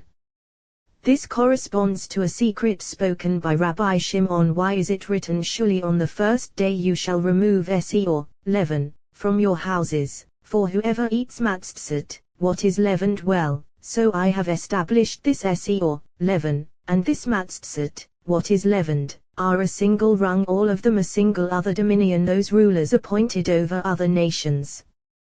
We call them evil impulse, other dominion, alien god, other gods. Here too, or leaven matzot, what is leavened amitz, leavened stuff, all is one. The Blessed Holy One said, all these years you have been under alien dominion, slaves to another people. From now on, you are free. Surely on the first day you shall remove se or leaven from your houses. Nothing matztzat, that is leavened, shall you eat. No amits, leavened stuff, shall be seen in your possession. Rabbi Yehuda said, if so, all days of the year 2 7 days, as is written 7 days no leaven shall be found in your houses 7 days and no more. He replied, whenever a person is obligated to show himself free, this is necessary. Whenever he is not obligated, it is unnecessary. This can be compared to a king who appointed a person as a royal official. All those days that he ascended to this rank, he rejoiced and wore glorious garments afterward. He did not need to. The following year, he observed those days on which he rose to this honor and he wore those clothes, and likewise each and every year. Similarly with Israel, it is written 7 days no leaven shall be found, for those are days of joy, days on which they rose to glory and went forth from alien bondage, entering a holy domain. Therefore each and every year they observe those days on which they ascended to this honor. So it is written 7 days shall you eat matztzat, unleavened bread. Rabbi Shimon said, it is spelled matztzat, as is said ma'at, a vision of God. Ezekiel, why is it called matztzat? Judgment, holy judgment, judgment joined to the holy name, judgment that was not powerful all that time among Israel, because the moon was in a deficient state. Consequently, it is written bread of poverty. Why was she deficient? Because the holy sign had not been uncovered, had not been revealed. They were circumcised but not uncovered. When were they uncovered? At the time when it is written, there he set him statute and law, and there he tested him. And although we have established this verse as referring to another matter, it was all and the matter is fine. Now, you might say, they were uncovered in the days of Joshua but not these, rather those of whom is written all the people born in the wilderness on the way Joshua. After they were uncovered, the Blessed Holy One said, at first, you ate matztzat, unleavened bread, because the moon was in a deficient state and she was called bread of poverty. From now on, this bread will be from another place, which is that as is written, look, I am about to rain down bread for you from heaven, not from the moon, as previously, but from heaven. Really, as is written, may God give you of the dew of heaven. The holy people of Israel observe those days on which they entered under the wings of Shekinah, and they keep that bread that issues from her aspect. Of this is written the festival of matztzat, unleavened bread. You shall keep the matztzat. What does this mean? You shall keep the matztzat, as is said, keep my covenant. All ascends and adheres to a single rung. Now, you might ask, how could Moses not have uncovered them? Well, in order that Israel would not be delayed there until they had healed. Therefore it is written 7 days you shall eat with it matztzat, unleavened bread, bread of poverty. Why bread of poverty? Because in haste you went out, and it is written they could not tarry when Israel entered the land, they entered circumcised and uncovered. What is written? Where you will eat bread without scarcity. What is scarcity? Bread of poverty. Why is it called bread of poverty? Because the moon was in a deficient state, not blessed by the sun nor illumined by the sun, as is said, yes, kol, all, that is in heaven and on earth, and she was not illumined by all. Why? Because they were not uncovered. But here, since the people of Israel were circumcised and uncovered, it is written you will not lack kol, all, in her. So, where you will eat bread without scarcity. Why? Because you will not lack kol, all, in her as you lacked in Egypt. Every single year Israel actualizes the memory of Egypt by eating. This has never been eliminated from generation to generation. Because they were not uncovered here in Egypt, they lacked this kol, all, and the moon was deficient and called bread of poverty, scarcity. As for their eating it there in the land, this was in remembrance of Egypt, and so it will be for generations and generations. And of the time to come, it is written, never again will your sun set, and your moon will not be withdrawn. it has been taught. Rabbi Yos said, it is written on the 10th of this month, and it is written yet on the 10th of this 7th month is the Day of Atonement, implying what has been said, for it is written on the 10th of this month. What is the point? Well, on the 10th this matter depends on the 10th. Laodish Hazia, of this month. The verse should read Baodish Hazia, on this month. However, when conduct comes to this rung, it is written Laodish Hazia, to this month, to this month. Precisely, let every man take a lamb for a father's house, a lamb for a household, for it has been taught there are 3 knots, triple knots, to which all others are bound, as above. And to this one called sheep, all is bound, all is included in sheep. Sheep is bound to sheep, unable to detach itself from its knots. To this, all were bound. Therefore it is written, it shall be kept by you until the 14th. Bind it with a knot, let it be handed over to you until you slaughter it, executing judgment upon it. And of the time to come, it is written, for Jehovah has a slaughter in Basra. And similarly, who is this coming from Edom, in crimsoned garments from Basra? And it is written, Jehovah will be king over all the earth. On that day Jehovah will be one, and his name one. Parashat Bishallah. When he sent off, Rabbi Shimon opened, a prayer of Habakkuk the prophet. On Shagia, not Habakkuk. This verse is difficult and should be contemplated. Why this difference? A prayer of Habakkuk beyond other prophets of the world, of whom is not written a prayer of the prophet, a prayer of, or of Ezekiel, of Hosea, or of other prophets of the world. Well, we have learned as follows: Elisha attained in this world what no other prophet attained, except for Moses. Even so, he did not wish to trouble his Lord. What is written? One day Elisha was passing through Shunem, where a great woman lived. What is a great woman? Great in her deeds, for all members of her generation took pride in her. She was mistress of the house, and since her husband was not present in the house to be the master, he is not mentioned, rather she. Further, where a great woman lived, greater than other women of the world. For other women, upon seeing a guest in the house, are distressed, especially about spending money on him, but this one delighted in guests, especially in Elisha. Therefore, Scripture praises her. She said to her husband, Behold, I know that he is a holy man of God. How did she know? Well, the companions have established that she threw a white sheet on the bed and never saw on it a seminal emission, and a fly never passed his table. Now, this matter is difficult. If you say that she didn't see a seminal emission, look, there are many such people in the world.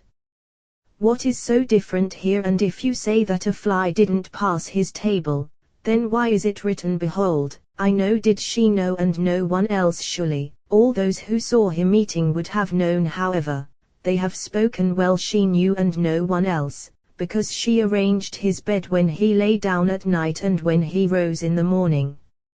As for their saying that she threw a sheet on his bed, so it was, and thereby she knew.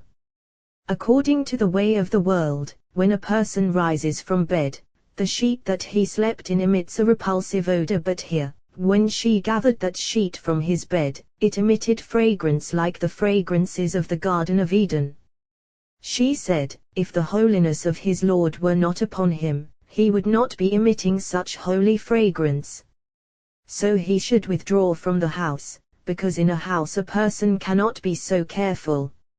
However, let us make a small walled upper chamber and place a bed, a table, a chair, and a lamp there for him. Why these four? Well, because they are the array of assembly of Israel, and so it is called. A bed, a table, a chair, and a lamp. These do not match the order of usage, for look, first you need a chair, then a table, then a lamp, and then a bed. Why did she place a bed first? Because to her that was most precious of all, and a person puts first only what is most precious. One day he came there. Which day was this? Well, as they have established, this day was the holiday of Rosh Hashanah, on which the barren of the world were remembered and on which inhabitants of the world are called to account. He called to her, saying, You have gone to all this trouble for us for your sake. Today I must inspect the judgments of the world, for on this day the blessed Holy One the world, and since I secluded myself in this place, I must ponder the turmoil of the world. What can be done for you? Can a word be spoken on your behalf to the king? Now, why is this statement relevant for a woman, who does not go out or enter the king's palace? However, the day was decisive, for all inhabitants of the world sit awaiting judgment, and during that time the blessed Holy One is called King of Justice. He said to her, "Perhaps you are in need of the supernal king for deeds of yours." She replied, "Among my own people I dwell." What was she saying? Well, when judgment impends upon the world, a person should not separate himself, thereby being designated above and noticed on his own. For at other times when judgment impends over the world, those who are noticed and designated, even if they are virtuous, are seized first of all. Therefore, a person should not separate from the people, for the compassion of the blessed Holy One rests upon the entire people as one, so a person should never separate from the people. This is why she said, "Among my own people I dwell, and I do not want to separate from them, as I have acted until today." Gehazi said, "But she has no son, and her husband is old." Elisha said, "Surely the time is auspicious, for the day is decisive." He said, "At this season, in the time of life, you will be embracing a son." The woman conceived and bore a son Lamoed Haziah. At this season Lamoed, at the festival, literally later, he died. Why did he die? Because he was given to her and not to her husband. He was linked to the site of the female, and whoever is linked to the female is befallen by death. To her he was given, as is written, "You will be embracing a son." Of Abraham is written, "I will surely return to you in the time of life." To you, precisely to you he is linked, not to the female. To you, not to her. Whoever derives from the side of the female, death awaits his every step. She laid him on the bed of the man of God, because there she had seen the highest holiness of all. Are you all right? Is your husband all right? Is your child all right? From here we know that she was the mainstay of the house. Furthermore, she went to him. The man of God said, "Leave her alone." Why the difference here? The man of God and when he is in the city, Elisha, well, surely, the man of God, because here was his place, not in the city or when the sons of the prophets were in his presence. Jehovah has hidden it from me and has not told me. Why didn't Elisha know? Because the blessed Holy One said, "I am about to kill this one. If I tell him, he will not die," for this was his prophecy, yet surely he should die. As has been said, you will be embracing a son. Being from the site of the female causes death. Therefore he did not tell him. He said to Gehazi, "Gird your loins, and take my staff in your hand, and go as they have established." The miracle vanished from him.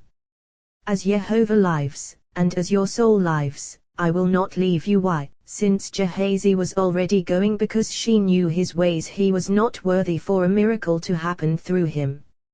He placed his mouth upon his mouth. Why? Well, Elisha perceived and knew that this place, to which he was now linked, was the cause. He placed his mouth upon his mouth to link him to another, high place, a place where life is found.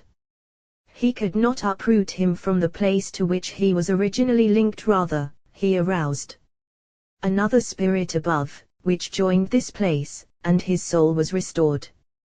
Otherwise, he would never have risen. The boy sneezed 7 times, ascending no farther. As is said, the days of our lives are 70 years. This was the prophet of Habakkuk. As is said, you Ovakit, will be embracing a son. If so, he should have been called Avak, embraced. Why Avakuk? 2, one by his mother and one by Elisha, who embraced him.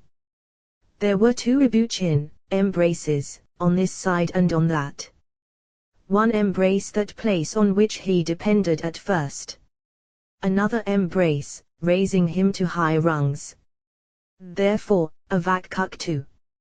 A prayer of Habakkuk the prophet. Habakkuk white filler, a prayer. Well, This is the place to which he was originally bound. This is tefillah, phylactery, of the hand. On Shigia, for on that day on which he was bound to it, the mistakes of the world were dangling before the blessed Holy One, and Gevurah prevailed.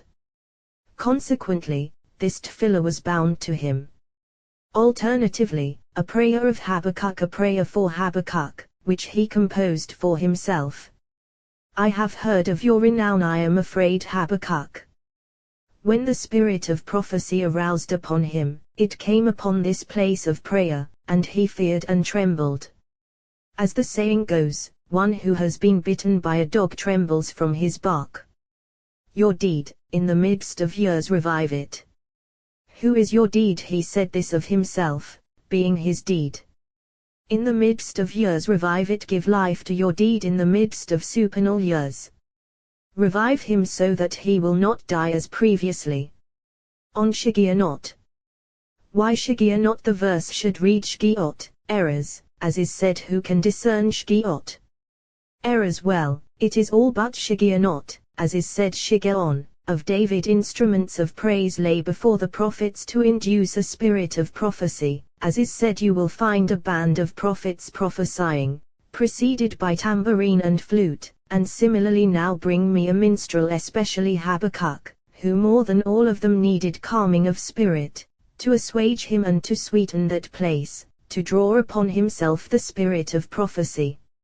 Similarly with all the prophets, except for Moses, who transcended all other prophets of the world. Happy is his share when Israel went out of Egypt, their spirit was broken within, and they could not rejoice. When all those legions and chariots accompanied Shekinah, they raised praises and songs before the blessed Holy One, and he aroused the spirits of Israel, so they heard those praises, and their spirits endured within them, not flying away. When a person leaves his labor, he realizes the brokenness of his bones, the brokenness of his spirit. Thus when Israel went out of Egypt, they tasted the taste of death, and the blessed Holy One healed them, as is written, Jehovah was going before them by day. Every way emitted healing fragrance, which entered them, and they were healed. Hearing the sound of praises, they rejoiced and their spirits calmed. Pharaoh and all his legions followed them to escort them until they left the land of Egypt. Likewise, all those princes appointed over them and over the other nations escorted Shekinah and all of Israel until they encamped at Etham at the edge of the wilderness, as is written, it happened when Pharaoh sent the people off, God did not lead them by way of the land of the Philistines, because it was close, that oath administered by Abimelech to the patriarchs for the goodness rendered to them by the Philistines, as is written, like the kindness that I have done you, so you shall do for me, and for the land in which you have sojourned. What is written above, Pharaoh rose at night, he and all his servants. The supreme vengeance that the blessed Holy One wreaked upon Egypt. There were 3 fatal plagues. 1. The firstborn passed through Egypt and killed whomever they found. Another, when the blessed Holy One killed at midnight. Another, when Pharaoh saw the plague in his house, among his sons and servants, he rose and armed himself and killed the commanders, officers, and all those who had advised him to refuse the people, until the Torah testified against him that he rose at night, precisely just as night killed and wreaked vengeance. So Pharaoh rose in the land of Egypt, killing and wreaking vengeance upon his officers, commanders, supervisors, and upon all those nobles, as is written, Pharaoh rose at night, precisely to kill and destroy. It is the nature of a dog that when he is struck with a stone, he goes and bites another dog. Similarly, Pharaoh. Afterward, he went into the streets and cried out, Rise, go out from among my people, you have killed all the inhabitants of the city, you have killed my officers and commanders and all the members of my household, as is written. He called to Moses and to Aaron, Layla, night, because everything happened through your power. Bless me to Jehovah, don't kill me. Afterward, he himself escorted them and took them out of the country, as is written, it happened when Pharaoh sent the people off. God led the people around by way of the wilderness of the Red Sea to pave the way to his place. Rabbi Yehuda said, "Why this difference when Israel was in Egypt? It is written, 'Let my people go,' for if you refuse to let my people go, my son, my firstborn, is Israel. Yet at that time, they were not circumcised, not fittingly bound to him. Whereas here, when they were circumcised and had offered the paschal lamb, binding themselves to him, they are called the people. Well, because of that mixed multitude that clung to them and mingled with them, they are called the people unidentified." This corresponds to what is written, "Jehovah struck the people for having made the calf." The people assembled against Aaron. The people saw that Moses lagged, and similarly all of them. Rabbi Yitzhak and Rabbi Yehuda were traveling to Usher, accompanied by Yos the caravanner with a string of camels, burdens wrapped in their blankets. As they were traveling, that Yos the caravanner discovered a certain woman of the other nations who was bundling vegetables of the field. He slipped away from them, seized her, and mounted her. Rabbi Yitzhak and Rabbi Yehuda were stunned.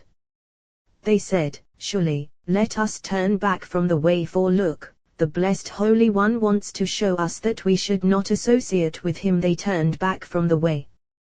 They investigated him and found that he was the son of a Gentile woman and his father was of blemished seed. They said, "Blessed is the compassionate one, who saved us." Rabbi Yitzhak opened, saying, "Of David. Do not be vexed, be a Miriam, by evildoers." Who are those Miriam, evildoers? For look, it is not written Ataim, sinners, or Rishaim, wicked ones, but rather Miriam, evildoers who bring evil upon themselves and upon others who associate with them. Rabbi Yehuda said, "Miriam, evildoers, stay far away from Miriam, so that you do not become Re'im, friends, and companions, so that his actions do not harm you and you are caught in his sin." Were it not for that mixed multitude who joined Israel, that deed would not have been perpetrated and all those Israelites would not have died and all that was inflicted upon Israel would not have come about. That deed and that very sin caused Israel's exile. For we have learned at that time the blessed Holy One wanted Israel to become like supernal angels. He wanted to make them free from everything, and free from foreign subjugation by other nations, as is said, Arat, engraved, upon the tablets. Do not read Arat, engraved, but rather At, freedom. As soon as that deed was done, they provoked everything, causing death, causing subjugation to empires, causing those original tablets to be smashed, causing many thousands of Israelites to die. All this on account of the conjunction of that mixed multitude, who joined with them.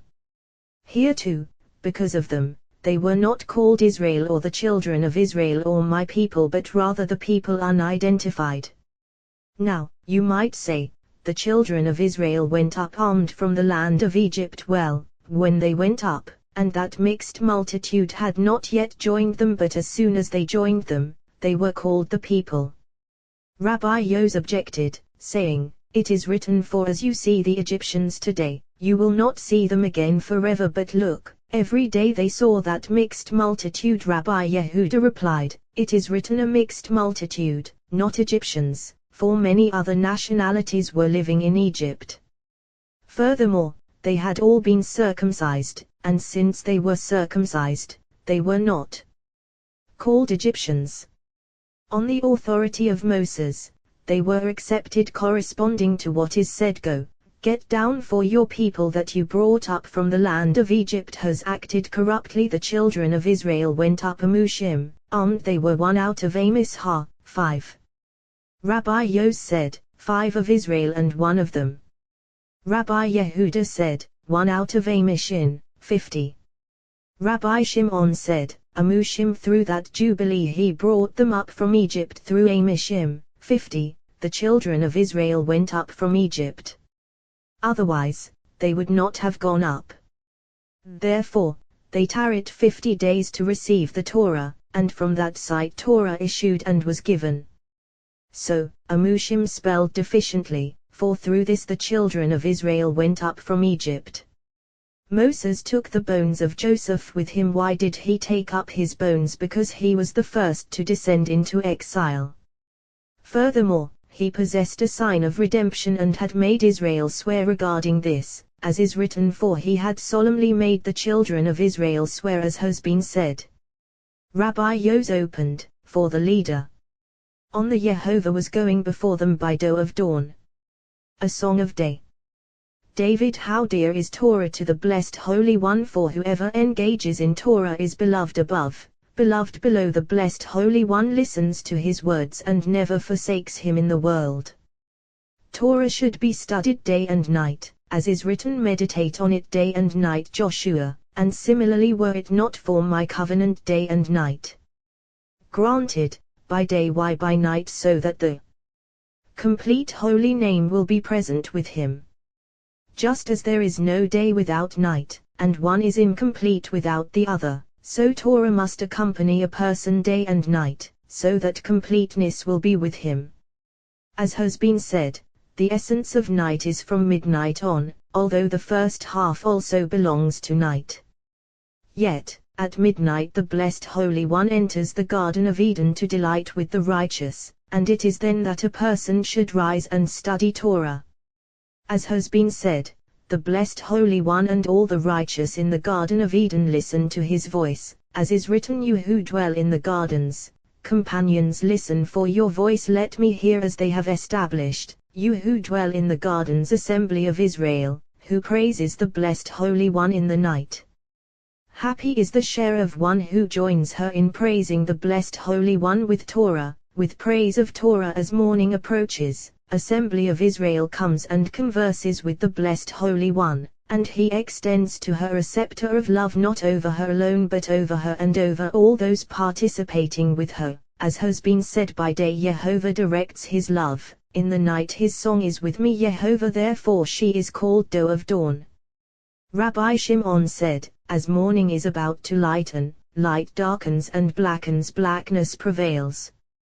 Then a woman unites with her husband, conversing with him, entering his palace. Later, when the sun is about to set, it brightens, and night comes and absorbs it. Then all gates are closed, donkeys tremble, and dogs bark. When night is split, the king begins to rise and Matronita to sing. The king comes and knocks on the gate of the palace, saying, open to me, my sister, my love Yehovah. Then he delights with the souls of the righteous. Happy is the share of one who awakens at that time with words of Torah, for all those in the palace of Matronita should praise the king, and they all offer praise before him. And the praise ascending from this world, which is so far away, is the most pleasing of all to the blessed Holy One. As night withdraws and morning approaches, darkening, blackening, the king and Matronita dwell in secrecy, and he gives her presents for all those in the palace. Happy is the share of one who is counted among them and was going before them by day. And Yehovah, the blessed Holy One, and his court. Rabbi Yitzhak said, this corresponds to what we have learned. Shekinah journeyed along with the patriarchs. Was going before them by day Abraham. In a column of cloud Isaac. To lead them on the way Jacob, of whom is written, Jacob went on his way, and angels of God encountered him, and by night in a column of fire to give them light King David. All of them, a holy supernal chariot, to guide Israel consummately. So as to go by day and by night. Now, why did they go by day and by night? Let them go by day, and not by night like people fleeing. Since the blessed Holy One was protecting them, why did they go by day and by night? Well, so that consummation of all would appear in them, for consummation demands both day and night. Rabbi Abba said, happy is the share of Israel, for the blessed Holy One brought them out of Egypt so that they would be his inherited share. From the aspect of Jubilee, freedom appeared for Israel. Similarly in the time to come, as is written, on that day a great shofar will be blown. Because of that Jubilee, 50 days elapsed for receiving Torah and approaching Mount Sinai. Since they went by day, they went by night, so that all would be one day, inseparable. Furthermore, they were all moving tranquilly, in their soul's delight. On the day that Torah was given to them, 50 days were complete, days and nights fittingly, for there is no day without night, no night without day, day and night being called one day, corresponding to 50 days of Jubilee. Once those 50 days of Jubilee rested upon them, from the aspect of Jubilee Torah was given to them. Therefore, they went by day and by night. And Jehovah was going before them by day. Rabbi Abba said, so they have established by day in a column of cloud Abraham, by night in a column of fire Isaac. If so, where is Jacob? Well, he is mentioned in the first word, and there he dwells, as is written, and Jehovah. And night shone on this side and on that. And Rabbi Abba said, it is written, it happened when Isaac was old, that his eyes were too dim to see. Why, as they have already established, whoever loves a wicked person, so it is with Isaac night mingled. Rabbi Yitzhak said, the king of Egypt was told that the people had fled, who told him, well, so they have established. His wise men and sorcerers assembled before him and informed him that the people had fled. And why did they say this? Well, they saw in their wisdom that they were moving day and night, so they said, surely, they are fleeing. Furthermore, they saw that they were not taking a straight route, as is written, have them turn back and encamp before Pi-hahiroth. He took 600 chariots. Why, Rabbi Yos said, corresponding to the number of Israelites, as is written, about 600,000 on foot, select corresponding to the men, who were essence of all the rest. And all the chariots of Egypt, the rest of the chariots, secondary to and behind the others, corresponding to what is written, besides little ones. All this he did on the advice of his wise men and sorcerers. V'ishalashim, and teams of 3, upon them all in wisdom, corresponding to supernal rungs 2 and 1. Rabbi Yitzhak said, according to its translation, Mezazin, armed they were Zerazin, zealous, in everything. He took 600 chariots. Rabbi Iya said, I will punish the host of the heights on high and the of the earth upon the earth. When the blessed Holy One grants dominion to the princes of nations above, he grants it to the nation below, and when he casts them down from their rungs above, he casts down the nation below. He took 600 select chariots, their empowered one. As they have established, he led the princes of other nations, all of whom fell later in the camp of Sisera. This corresponds to select. Afterward, and all the chariots of Egypt. It is written as a mare among Pharaoh's chariots, I have made you appear, my beloved. The image of a mare appeared to Pharaoh's stallions, as they have established. As a mare among Pharaoh's chariots. When he was pursuing the Israelites, what did he do? He took mares and harnessed them to his chariots up front, and stallions he harnessed behind them. The males lusted after the females, but the females refused and raced ahead. As he approached the Israelites, he took the females and placed them behind and the stallions in front, to steel themselves against the Israelites and attack them. Similarly, and Jehovah was going before them by day. Afterward, the angel of Elohim who was going before the camp of Israel moved and went behind them. So, I have made you appear, my beloved. This verse has been established. Rabbi Yos said, as has been said, he drew them. Pharaoh Hekriv, drew near through repentance. Pharaoh, it is written, O Jehovah, in distress Hekriv, drew them near.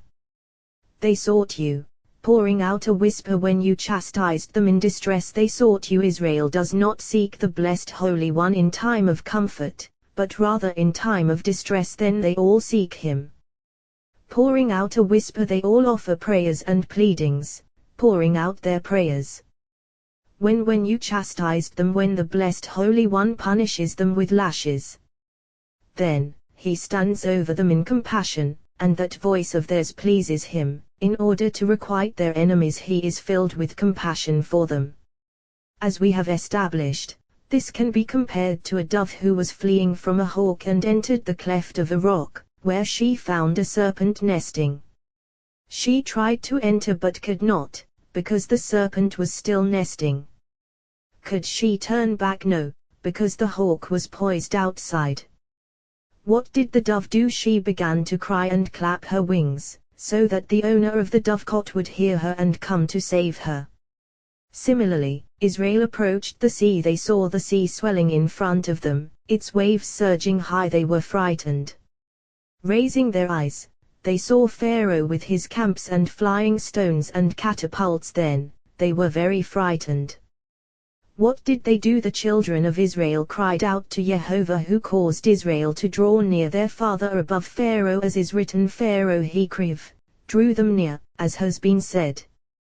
Rabbi Yitzhak said, Happy is the generation with a Moses said to the people, Do shepherd like Moses, not be afraid.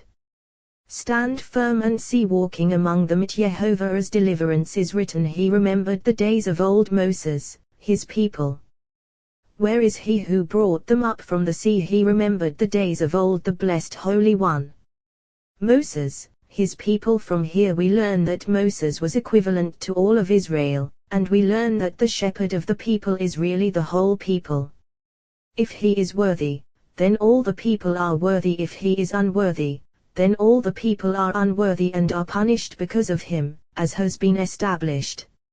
Stand still and see. You need not engage in battle, for the blessed Holy One will wage war for you, as is said, Jehovah will fight for you that night. The blessed Holy One gathered his family and sat in judgment over Israel, and if the patriarchs had not hastened to intercede for Israel, they would not have been saved from judgment. Rabbi Yehuda said, The merit of Jacob protected Israel, as is written, Had it not been Jehovah who was for us, let Israel now say Israel the elder.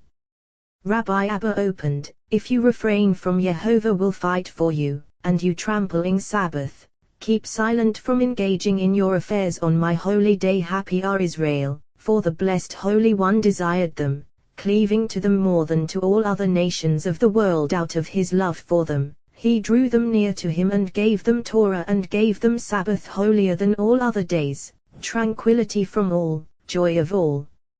For Sabbath is equivalent to the whole Torah, and whoever observes Sabbath is considered to have observed the whole Torah.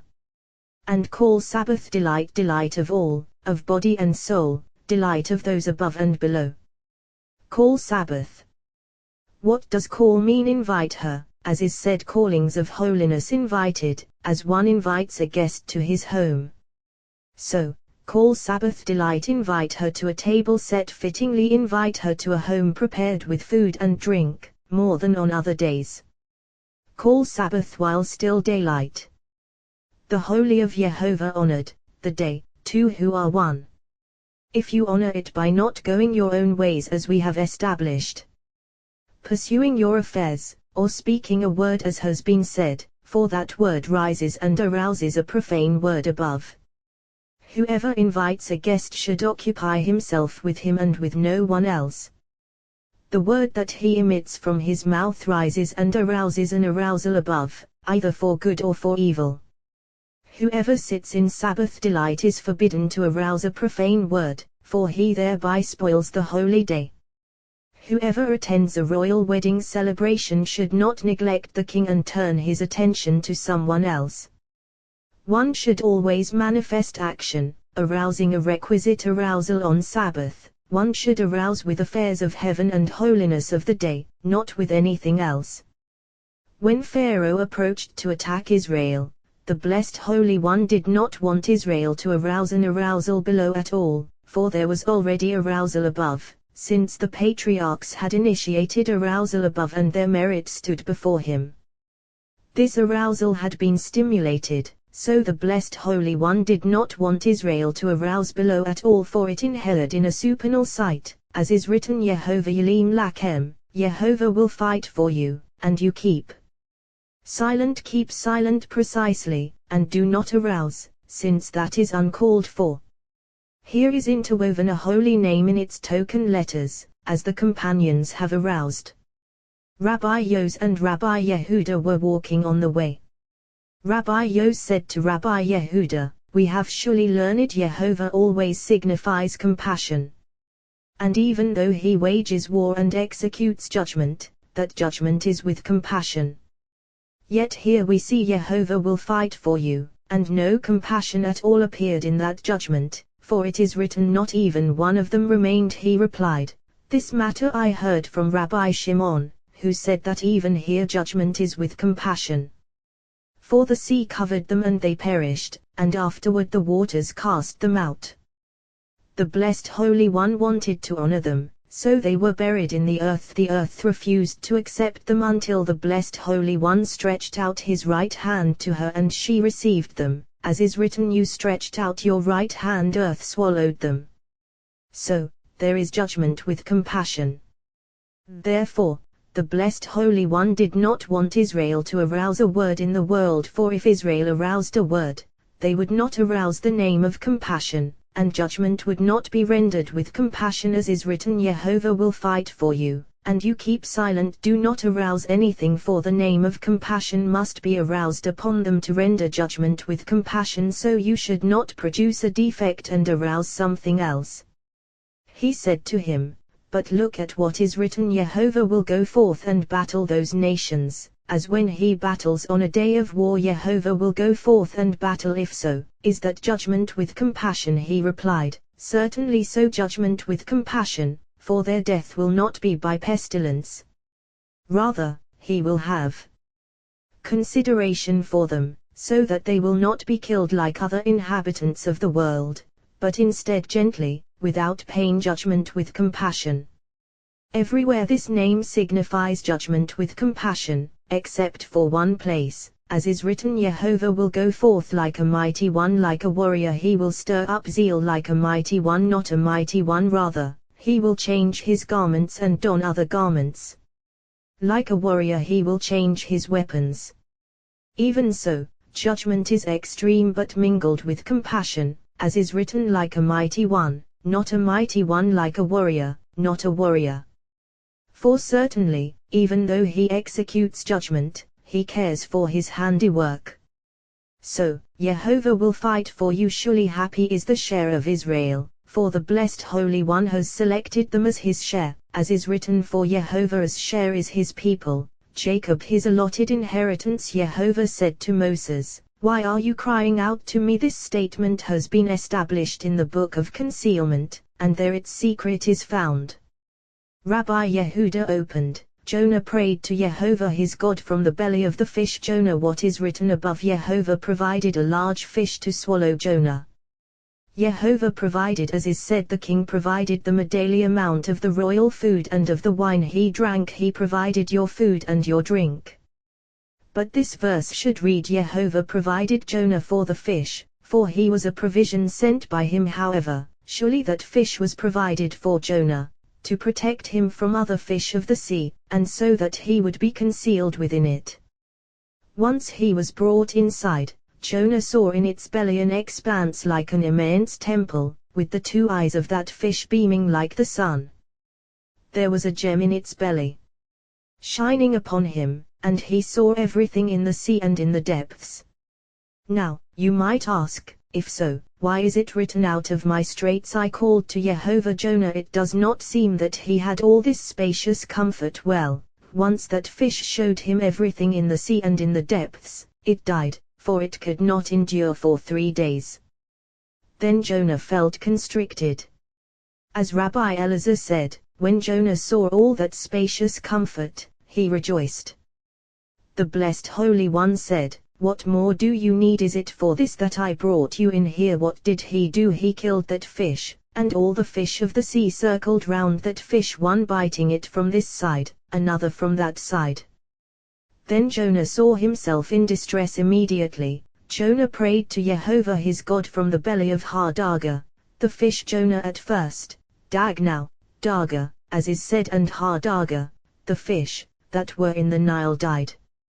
Then it is written, out of my straits I called to Jehovah, and he answered me. Jonah, out of my straits I called, and not I was in straits, or I dwelled in straits, but rather I called, out of that stressful constriction inflicted upon me by the fish of the sea. From the belly of Sheol Jonah, for it was dead. He did not say, from the belly of a living creature or from the belly of a fish rather, it was surely dead. As soon as he offered a prayer, the Blessed Holy One accepted it and revived that fish, and it spewed him out onto dry land before the eyes of all, and they saw the act of the Blessed Holy One. What is written? Jonah prayed to Jehovah his God to the place to which he was bound, as implied by what is written Jehovah Ilahav, Jehovah his God. It is not written Jonah prayed to Jehovah and nothing more but rather Jehovah his God. Here too, Jehovah said to Moses, "Why are you crying out to me? Precisely speak to the children of Israel and have them journey forward. Have them journey from proliferating words. Now is not the time for prayer. Have them journey forward now." Where was he commanding them to journey? Look, they were camping by the sea. Well, it reverts above, as is written, "Why are you crying out to me?" For all of them were standing in one place. So, have them journey forward, have them journey from here. Now is not the time. As for you, raise your staff unto, and stretch out your hand over the sea and split it. Raise your staff, on which is engraved the holy name. Bend your hand to one side, and as soon as the waters see the name, they will flee from it. So, unto, and turn your hand to one side, because the other sides of that staff you will need for other waters. Rabbi Elazar said, "I see that sometimes this staff is called the staff of Elohim and sometimes the staff of Moses."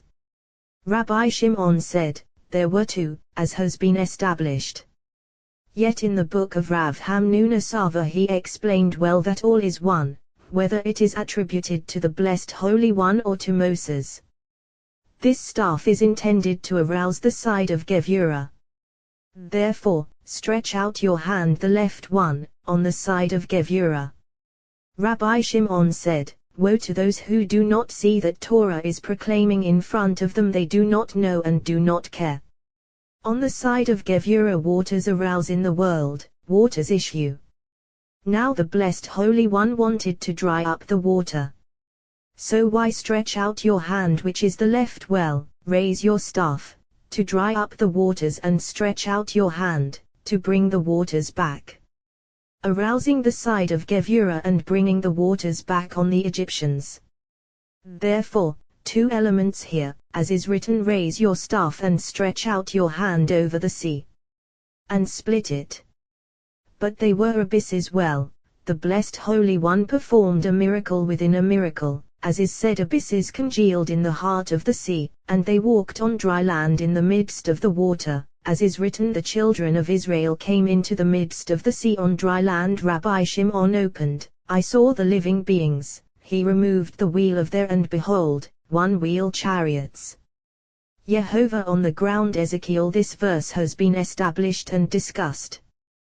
The dominion of the Blessed Holy One becomes manifest in all, and his dominion will not pass away forever and ever. He generated dominion through the patriarchs. He took Abraham and founded the world upon him, as is written, "These are the generations of heaven and earth Behiberim, when they were created," as has been established.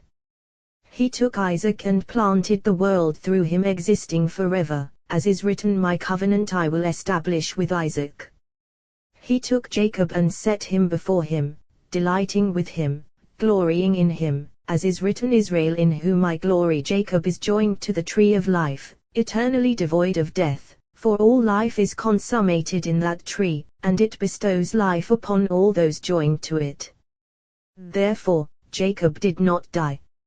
And when did he die? When it was written, "He gathered his feet into the bed," as is said, "Look, the bed of Solomon, for of this bed is written, her feet descend to death." So, he gathered his feet into the bed, and then he expired, and was gathered to his people. The Blessed Holy One made Jacob consummation of the patriarchs, as is written, "Jacob, whom I have chosen." This is a supernal, holy living being, to which all other living beings are linked, concatenated to it.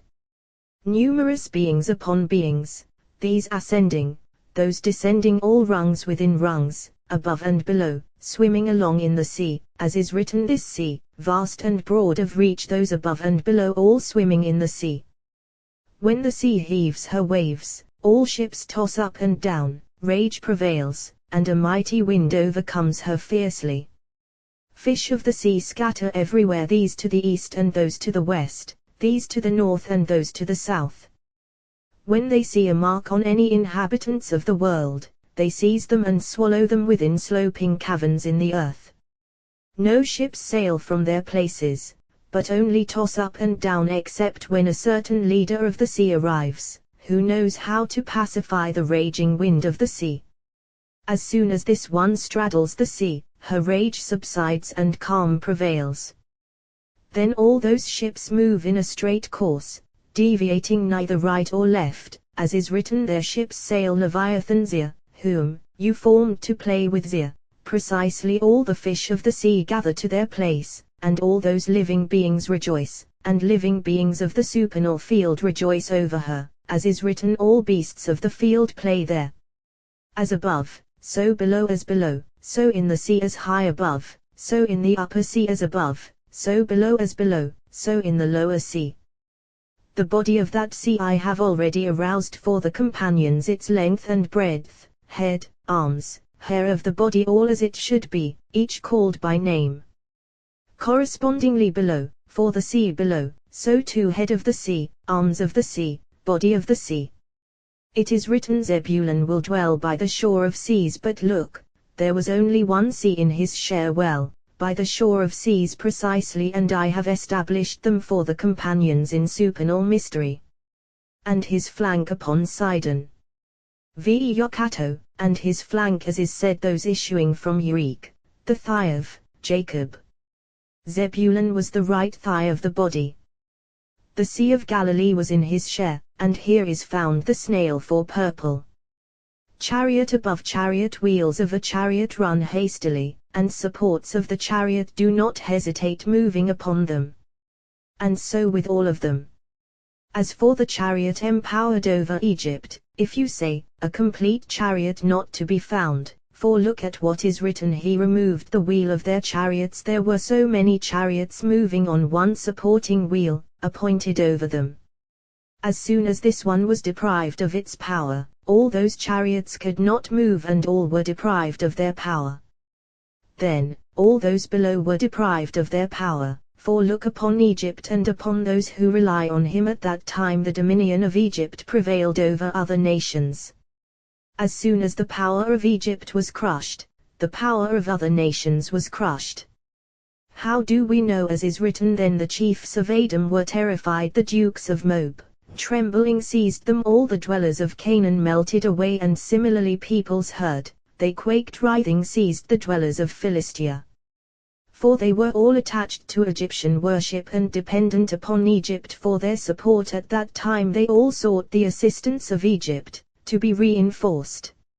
So, when they heard of the mighty acts that the blessed Holy One performed in Egypt, their hands hung limp, they could not stand, and they were all jolted out of their power. Surely, once their power was broken above, the power of all those linked to her was broken. Once the power of all of them was broken, all these below were broken, because of that power broken at first. Therefore, he removed the wheel of their chariots, and it is written, causing them to drive with difficulty, for once this was broken, they could not move. It is so, for it is not written he removed the wheels of his chariots, or the wheel of his chariot, but rather the wheel of his chariots, called so because of this one to which all of them were joined. Further, he removed the wheel of his chariots. Happy is the share of Israel, for the blessed Holy One delights in them to cleave to him, to be his share, as is written, to him shall you cleave, and similarly you, cleaving to Jehovah your God. And it is written, for Yah has chosen Jacob for himself, Israel as his own treasure, and similarly for Jehovah's share is his people, Jacob his allotted inheritance, for he generated them from holy seed to become his share, and therefore gave them the supernal Torah treasured away for 2,000 years before the world was created, as has been said. Out of his love, he gave it to Israel to follow him and cleave to him. All the camps above and all those chariots are linked with one another, rungs to rungs, these higher and those lower, as they have established this sea, vast and broad of reach. Above them, a holy living being, and all those legions and camps move under her control. At her command they journey, and at her command they encamp. When she journeys, they journey, for they are all joined to her. When the blessed Holy One wanted to remove Pharaoh's multitude of troops below, he first removed their power, as has been established. What did he do? He removed and withdrew that supernal holy sight that directed all those chariots. As soon as this was withdrawn, all those camps could not proceed. Once they could not, that prince of Egypt was deprived of his dominion and passed through blazing fire. Then the dominion of Egypt was eliminated. Rabbi Yitzhak said, as Israel approached the sea, the blessed Holy One summoned the prince empowered over the sea, and said to him, when I created the world, I appointed you over the sea, yet I made a condition with the sea that it would split its waters for my children. Now the time has come for my children to pass through the sea afterward. What is written toward morning the sea returned Lietano, to its powerful flow as they have established Litno, to its condition, that it had with the blessed Holy One when he created the world. Israel was camped by the sea, and they saw its waves rising and falling. Lifting their eyes, they saw Pharaoh and his multitude of troops. They were frightened and cried out, as has been said. What did the sea see? It saw the coffin of Joseph and fled from it. Why? Because it is written he fled, escaping outside. Therefore, the sea saw and fled. It is written he removed the wheel of his chariots, and Egypt said, let me flee from before Israel. Why? Because they saw the land of Egypt as if it were burning with fire. So they said, let me flee from before Israel, for Jehovah is fighting for them against Egypt. Rabbi Ea and Rabbi Yos were walking in the desert. Rabbi Ea said to Rabbi Yos, let me tell you, when the blessed Holy One wishes to remove a dominion on earth, he does not do so until he removes its dominion in heaven. And he does not remove its dominion until he appoints another in its place, so that dominion will not be diminished in heaven. Fulfilling what is written, he gives it to whomever he wishes. Rabbi Yos said, certainly. So Rabbi Yos opened, saying, Jehovah our Lord, how majestic is your name throughout the earth. Ashertena, you have set your splendor above the heavens. When the blessed Holy One wishes to smash the power of other nations, he intensifies his judgment over them, breaks them, and eliminates their dominion in his presence. Ashertena. The verse should read Asher-Natata, who have set Atena, set your splendor. Why Ashertena, who set your splendor? Well, this is mystery of the deepest river of all, and David offered his prayer to draw from it upon the heavens. This is Asher, who, as is said, Aoi Asher Aoi, I will be who I will be. When this deepest river of all flows forth, all is in joy. Matronita is crowned by the king, all worlds are joyous, and dominion of other nations is eliminated in the presence of Matronita. Then all who are linked to her raise their heads. Meanwhile, they saw a man approaching with a load in front of him. Rabbi Ea said, let's go. Maybe this man is a Gentile or an ignoramus, and it is forbidden to join him on the way. Rabbi Yos said, let's sit here and see. Maybe he is a great man. Meanwhile, he passed before them. He said to them, in roughness of crossing, the cluster of this companionship is essential. I know another way, so let's turn off this one. I must tell you, so that I won't be guilty for what happens to you, and so that I don't transgress what is written before the blind. You shall not place a stumbling block. For you are like blind men on the road, and you shouldn't risk your lives. Rabbi Yos said, blessed is the compassionate one, that we waited here. They joined him. He said to them, don't speak at all now until we pass this place. They turned aside onto another way. After they left that place, he said to them, on that other way, a certain wise priest and an ignoramus were once walking. He attacked him at that spot and killed him. Ever since that day, whoever passes that place risks his life. Mountain robbers lie in ambush there and kill people, and those who are smart don't pass there. The Blessed Holy One demands requital for the blood of that priest every day. He opened, saying, Yet this day at Nob to stand. Those masters of the academy have already interpreted this, but I do not say the same, for I have learned the mystery of the matter. Yet this day. Who is this day? Well, so it is written, Aaron took Elishba, daughter of Amminadab, and this is a mystery pertaining to assembly of Israel, whose bridesman is Aaron, to prepare the house, to attend to her, to conduct her to the king, to couple as one. From here on, every priest serving in the temple follows this pattern. Ahimelech was an eminent high priest, and all those priests accompanying him were bridesmen of Matronita. Once they were killed, Matronita was left all alone, the house was destroyed, and there was no one to serve her or prepare the house or delight her to couple with the king. From that time on, she passed to the left, and is poised over the world, lurking over all.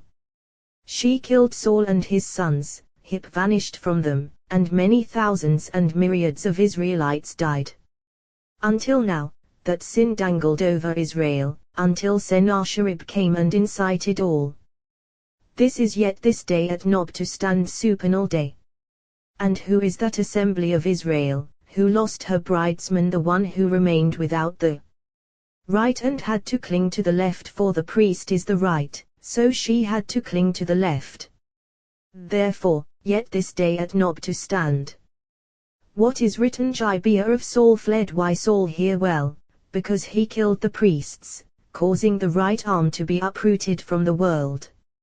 Here too, from that day on, no one has passed that place without endangering his life. Rabbi Yos said to Rabbi Ea, Didn't I tell you that he is a great man? He opened, saying, Happy is the person who finds wisdom, the person who attains understanding. Happy is the person who finds wisdom like me, who found you and learned from you a word of wisdom. The person who attains understanding like me, who waited for you, to join with you. This is the person for whom the Blessed Holy One prepares, on the way, the face of Shekinah. Of this is written, The path of the righteous is like gleaming light, shining ever brighter until full day. The walked on. That man opened, saying, Of David, a psalm. The earth and her fullness are Jehovah's in one place, a psalm of David, and in another, of David, a psalm. What is the difference between them? Well, of David, a psalm, a song about assembly of Israel. A psalm of David, a song that David sang about himself. The earth and her fullness are Jehovah's. Jehovah is the Blessed Holy One. The earth and her fullness, assembly of Israel and all the multitudes joining her, called her fullness. This is the whole earth is full of his glory. Tiv, the world, and those who dwell in her. The earth below, called Tiv, linked to judgment above, as is written, He Tiv, the world, with righteousness. Whether an individual or a single nation or the whole world, by this judgment they are judged. Pharaoh imbibed from this judgment, until he and all his people perished. As soon as this judgment aroused against him, the prince appointed to rule over them was removed and eliminated. Then all those below perished, as is written, He removed the wheel of his chariots. Who is the wheel of his chariots? His chariots, Pharaoh's. And who is their wheel? That prince ruling over them. So, they all died in the sea. Why in the sea? Well, the supernal sea aroused against them, and they were obliterated by her hand. Consequently it is written, they were drowned in the Red Sea. Rabbi Yos said, Certainly so. Therefore it is written, B'Yam Suf, in the Red Sea. Sofa, end of rungs. Rabbi Ea said, causing him to drive Bikvei Jut, with difficulty. What is Bikvei Jut, with difficulty? Well, from here we learn that according to the conduct by which a person conducts himself, so is he conducted. Of Pharaoh is written, Pharaoh's heart Yikbad, hardened by that same word. The Blessed Holy One conducted him Bikvei Jut, with difficulty precisely. The Blessed Holy One said to him, Evil one, you hardened your heart, I will conduct you similarly. So, causing him to drive Bikvajut, with difficulty. Egypt said, let me flee from before Israel. Egypt said, the prince appointed over the Egyptians. Rabbi Yos said, this matter is difficult. For since he was already removed from his dominion, how could he pursue Israel? Well, certainly it embraces all, but this refers to Egypt below, because once their power was broken above, their might was broken below, as is written, for Jehovah is fighting for them against Egypt, precisely their power above. As has been established king of Egypt, anonymous. Here, Egypt said, let me flee from before Israel, for they saw that their power had been broken above. When this assembly of Israel arouses, all those linked to her are linked below, and Israel above them all, for they grasp her by the trunk of the tree, as has been established. Consequently, Israel are linked with her more closely than all other nations, and when they arouse, the power of all other nations is broken from those ruling over them. This prince dominion of the Egyptians oppressed Israel with many kinds of enslavement, as has been established. After he was broken first, those kingdoms were broken, as is written, for Yehovah Nalam Lahem Bimitzrayim, is fighting them, with Egypt fighting them, precisely Matnitin. Before pure air settled, and the angel of Elohim who was going Shon, pierced stones before the camp of Israel moved were clogged. 3 and went behind them, winds enveloped by 3 were sunken, by 72 letters, they waters blocked below holes. Returned to their places. After 72 rungs, those stones were split, pierced beneath an engraved flint. Gathering together, they became a single assemblage. Afterward, they divided, becoming 2 waters, half congealing, half sinking, these rising, those falling. From here, the world began to divide. Above is another flint, engraved with 72 seals of a potent signet ring, by which are submerged rolling waves of the sea. When they move, they divide to 4 corners, 1 division rising, 1 division falling, 1 to the side of the north, 1 to the side of the south. When they converge as one, flaming coals arise in the flashing blade of the whirling sword. A single column is inserted into the sea. A rung messenger of the supernal governor rises through that column above, sees from afar a convoy of ships sailing the sea. Who has seen waves rising and falling, wind blowing upon them, fish of the sea pulling all those ships in all directions of the world? When that rung descends through that column, 1,000 on his right and 1,000 on his left. He returns and sits in his place like a king upon his throne, that rung. For when they sail the sea in 4 directions of the world, she sets out with him, returns with him, he returns to the column of the king. Then heralds come forth, let those who have eyes raise them above, let those who have wings stand erect, let those who have faces cover them, until the sea sets forth on its journeys. Then the angel of Elohim journeyed, Rabbi ear opened, she is like the ships of a merchant, bringing her food from afar, like the ships a merchant assembly of Israel. Bringing her food from afar, as is said, behold, the name of Jehovah comes from afar, bringing her food by 1 rung resting upon her, through which are channeled all those streams and bubbling springs flowing to the sea, as is said, all the streams flow to the sea. Although all those streams are conducted through that rung, which conveys them to that sea, do not think that it pours them out, and others do not spread and flow through it, as before. The verse goes on to say, to the place the streams flow. To the place of that rung, where the streams flow, once there they return to flow, there they return from the supernal sight, never ceasing, all gathering in that place. And why to flow? To flow to that sea, as has been said. What is the name of that rung? It is called Righteous One. Rabbi Yehuda said, it is written, their ships sail there in that sea, for they sail along until she comes to join that rung. Then is written, Leviathan whom you formed to play with. Rabbi Yitzhak said, above, higher above is a coupling abiding in love, never separating. Rabbi Yehuda said, who attains that? He replied, one who has a share in the world that is coming, in the world that is coming. Precisely, he said, but look, from here we learn, as is written, Leviathan Zir, whom you formed to play with Yehovah, implied by what is said. Zir and Zot are well known. Rabbi Abba said, both of you have spoken well, and this of Rabbi Yehuda as is precisely fine.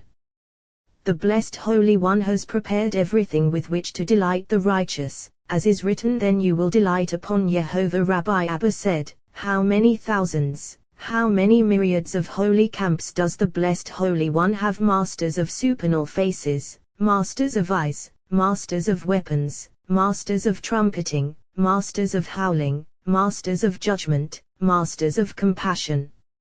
Above them he has appointed Matronita to minister before him in the palace. Corresponding to these, Matronita has armed camps bearing 60 faces, all girded with swords, encircling her. Before her they go forth, before her they come in, with 6 wings they fly throughout the world. In front of every single one, coals of flaming fire, his garments flashing fire. On his back, blade of a sword flashing throughout the world, to guard her, as is written, the flame of the whirling sword to guard the way to the tree of life. Who is the way to the tree of life? Matronita. Who is the way to that great and mighty tree, the tree of life? And it is written, behold the bed of Solomon, 60 warriors surrounding her, of the warriors of Israel, Israel above.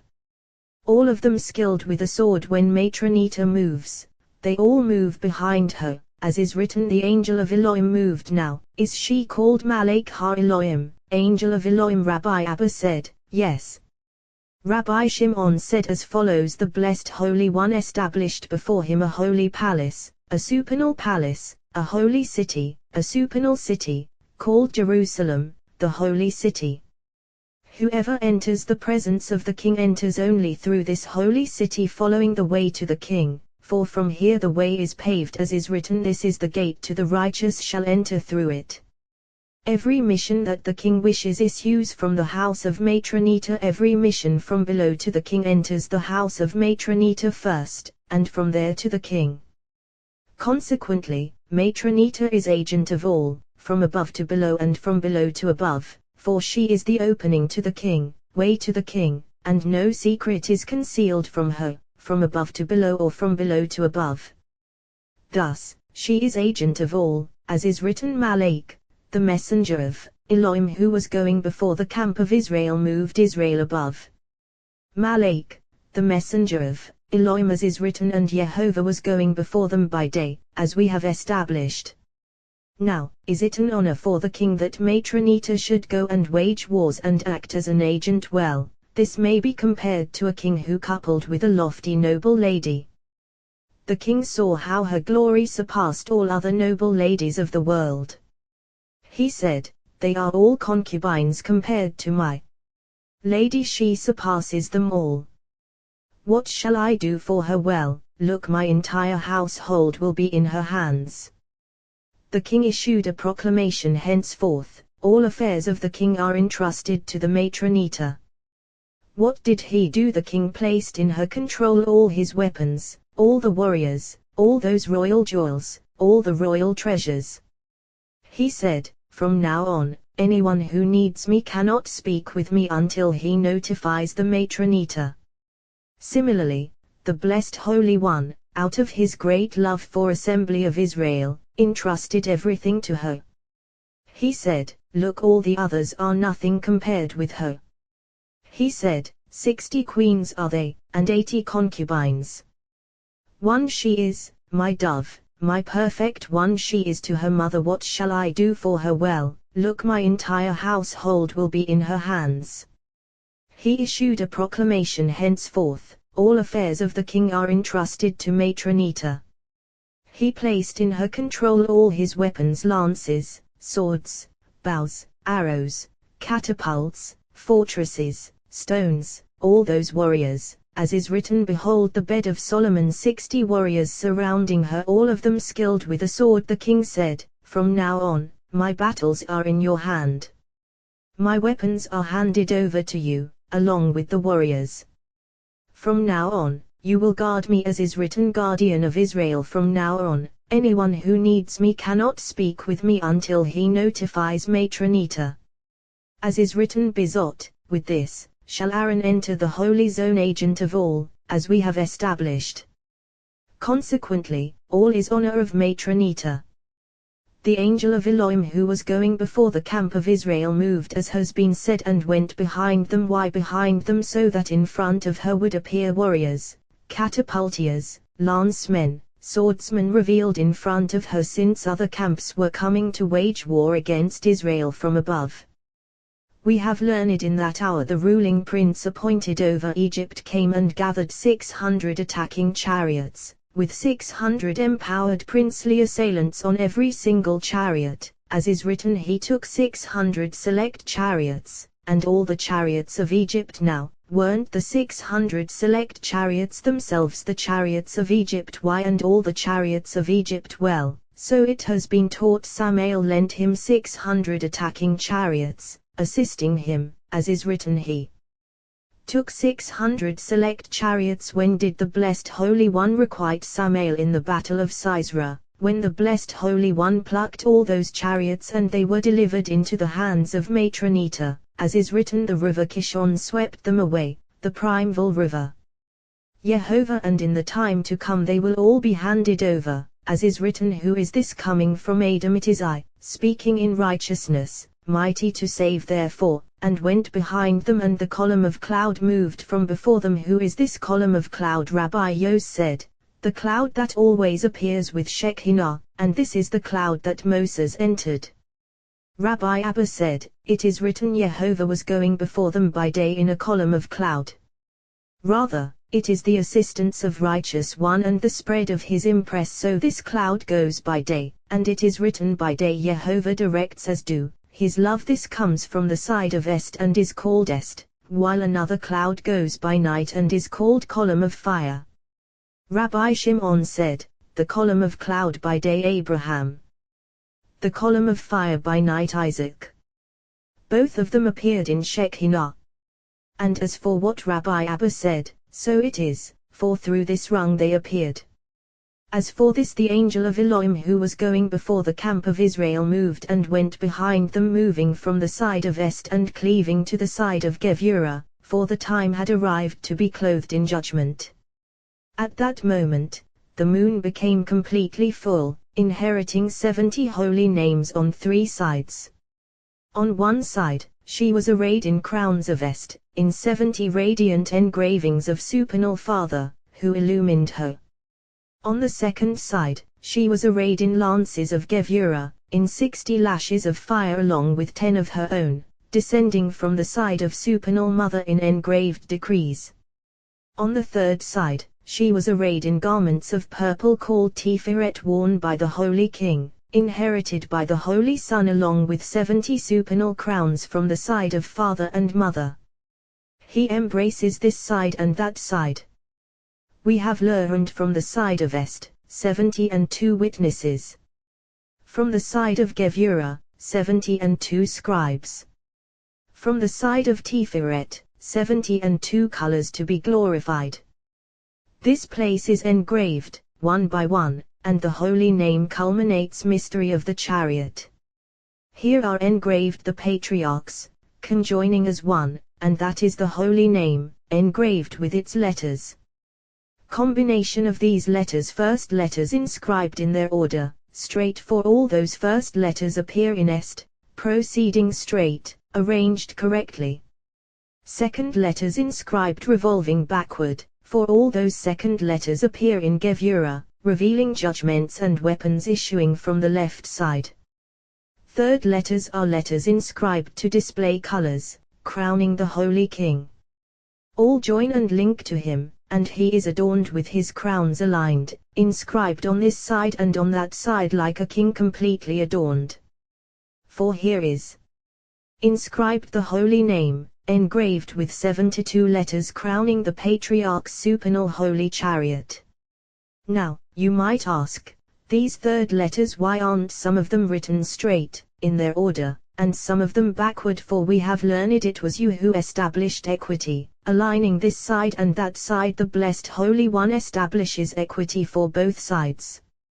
And it is written, the central bar in the middle of the boards running from end to end, the blessed Holy One.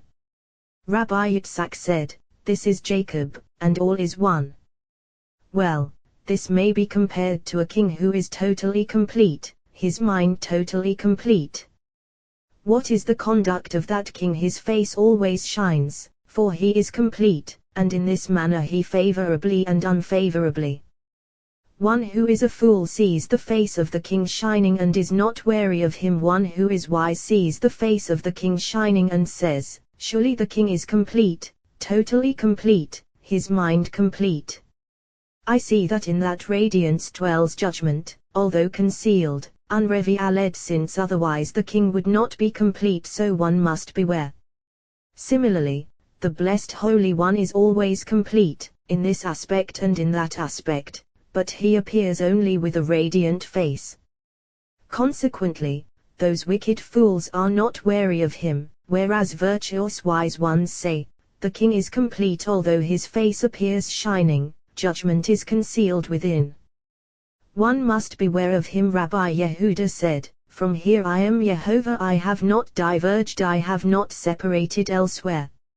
All is interwoven within me, these two aspects encompassed by me. Therefore, all appears straight although the letters are linked to this side and that side, they are written in their order. The angel of Elohim who was going before the camp of Israel moved and went behind them, and the column of cloud moved from before them and stood behind them until here, one side, est to Abraham. Rabbi Shimon said, Elazar, my son, this secret when the Holy Ancient One illumines the king, he transmits to him holy supernal crowns. When these reach him, the patriarchs are crowned, and then consummation of all. Then, Matronita sets out on her journeys with that consummation of the patriarchs, and when she is crowned by them all, she is blessed and invested with authority over all. Until here, columns arranged in order, in the mystery of Est, not deviating right or left. Or in this manner, all of them left, from the side of Gevurah. Until here, columns arranged backward, in the mystery of Gevurah, all of them left contained in right. Until here, columns of the Holy King arranged in Tiferet, all included in him. Afterward, patriarchs conjoin, transformed into one holy name. According to this pattern, the holy supernal name engraved with its letters, inscribed on the holy supernal chariot, consummating the crown of the patriarchs. Rabbi Yisa said, we have found this mystery in the shofar blasts of Rav of Babylonia 3 times, Avkan, Avkan, Avkan, and therefore, and therefore, and therefore corresponding to these 3, and so is the arrangement. Rabbi Yos said, all is included in this holy agent, completed in her. Thus, in her, consummation of the holy chariot. Rabbi Shimon said, this is the holy name, adornment of the patriarchs, adorned with their engravings, joined as one. Interwoven in 48 words, perfection of all, essence of roots. Trunk of the tree Aleph, Nun, Yod. Head of all branches of the tree Vov, He, Vov, Vov, He, Vov. As the companions have aroused, entirety of branches, trunk, and root is in 48 words, and that is inscribed in 3 upper worlds, in 3 lower worlds. Corresponding to this holy, holy, holy, holy above, holy in the middle, holy below. Holy, est holy, Gevurah holy, Tiferet. All engraved in 72, as has been said. Blessed is he, blessed is his name forever and ever. Amen. When Israel encamped by the sea, they saw many troops, many armies, many camps, from above to below, all assembled against Israel. In their distress, they began praying.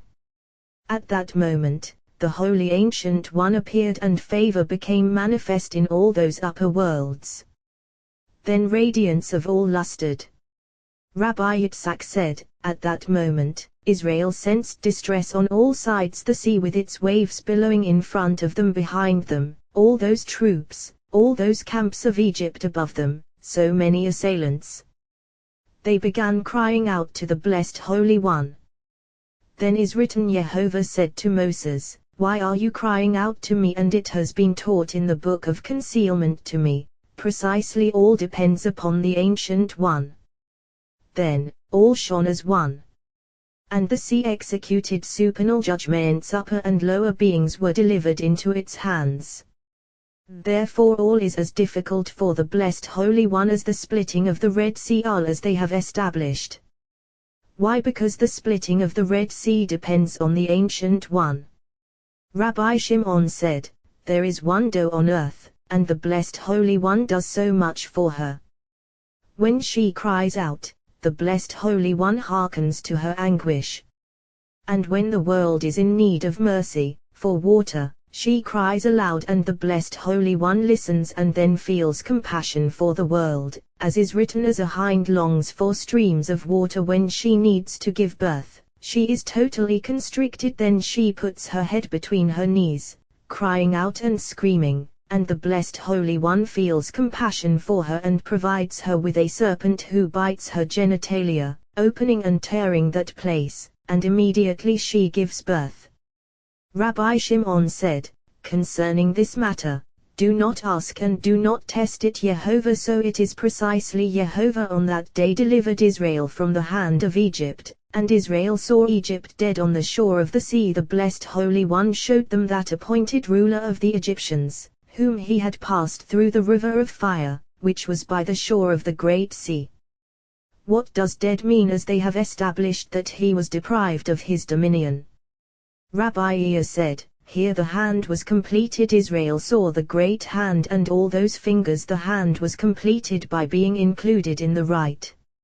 For so we have learned all is encompassed by the right and depends upon the right, as is written, your right hand, O Yehovah, smashes the enemy. Rabbi Aa said, there has never been anyone who hardened his heart before the blessed Holy One like Pharaoh. Rabbi Abba said, so too, Sihon and Og. He replied, not so, they hardened themselves against Israel, but against the blessed Holy One, no, not as Pharaoh hardened his spirit against him. For every day he witnessed his mighty acts, yet would not repent.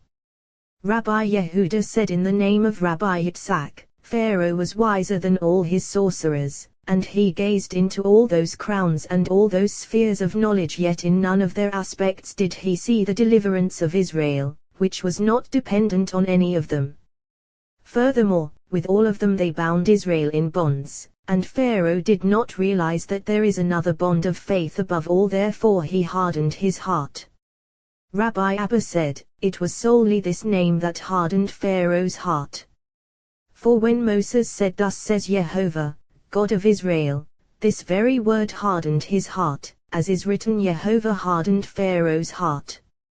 For in all of his wisdom was not to be found that this name rules the earth. Rabbi Yos said, later he said, I have sinned against Yehovah. The same mouth that said that, said this. Rabbi eyes key opened, 8 high, it is all one, therefore I say, innocent and wicked he destroys. This verse in Heres in mystery of wisdom. 8 high, she is one.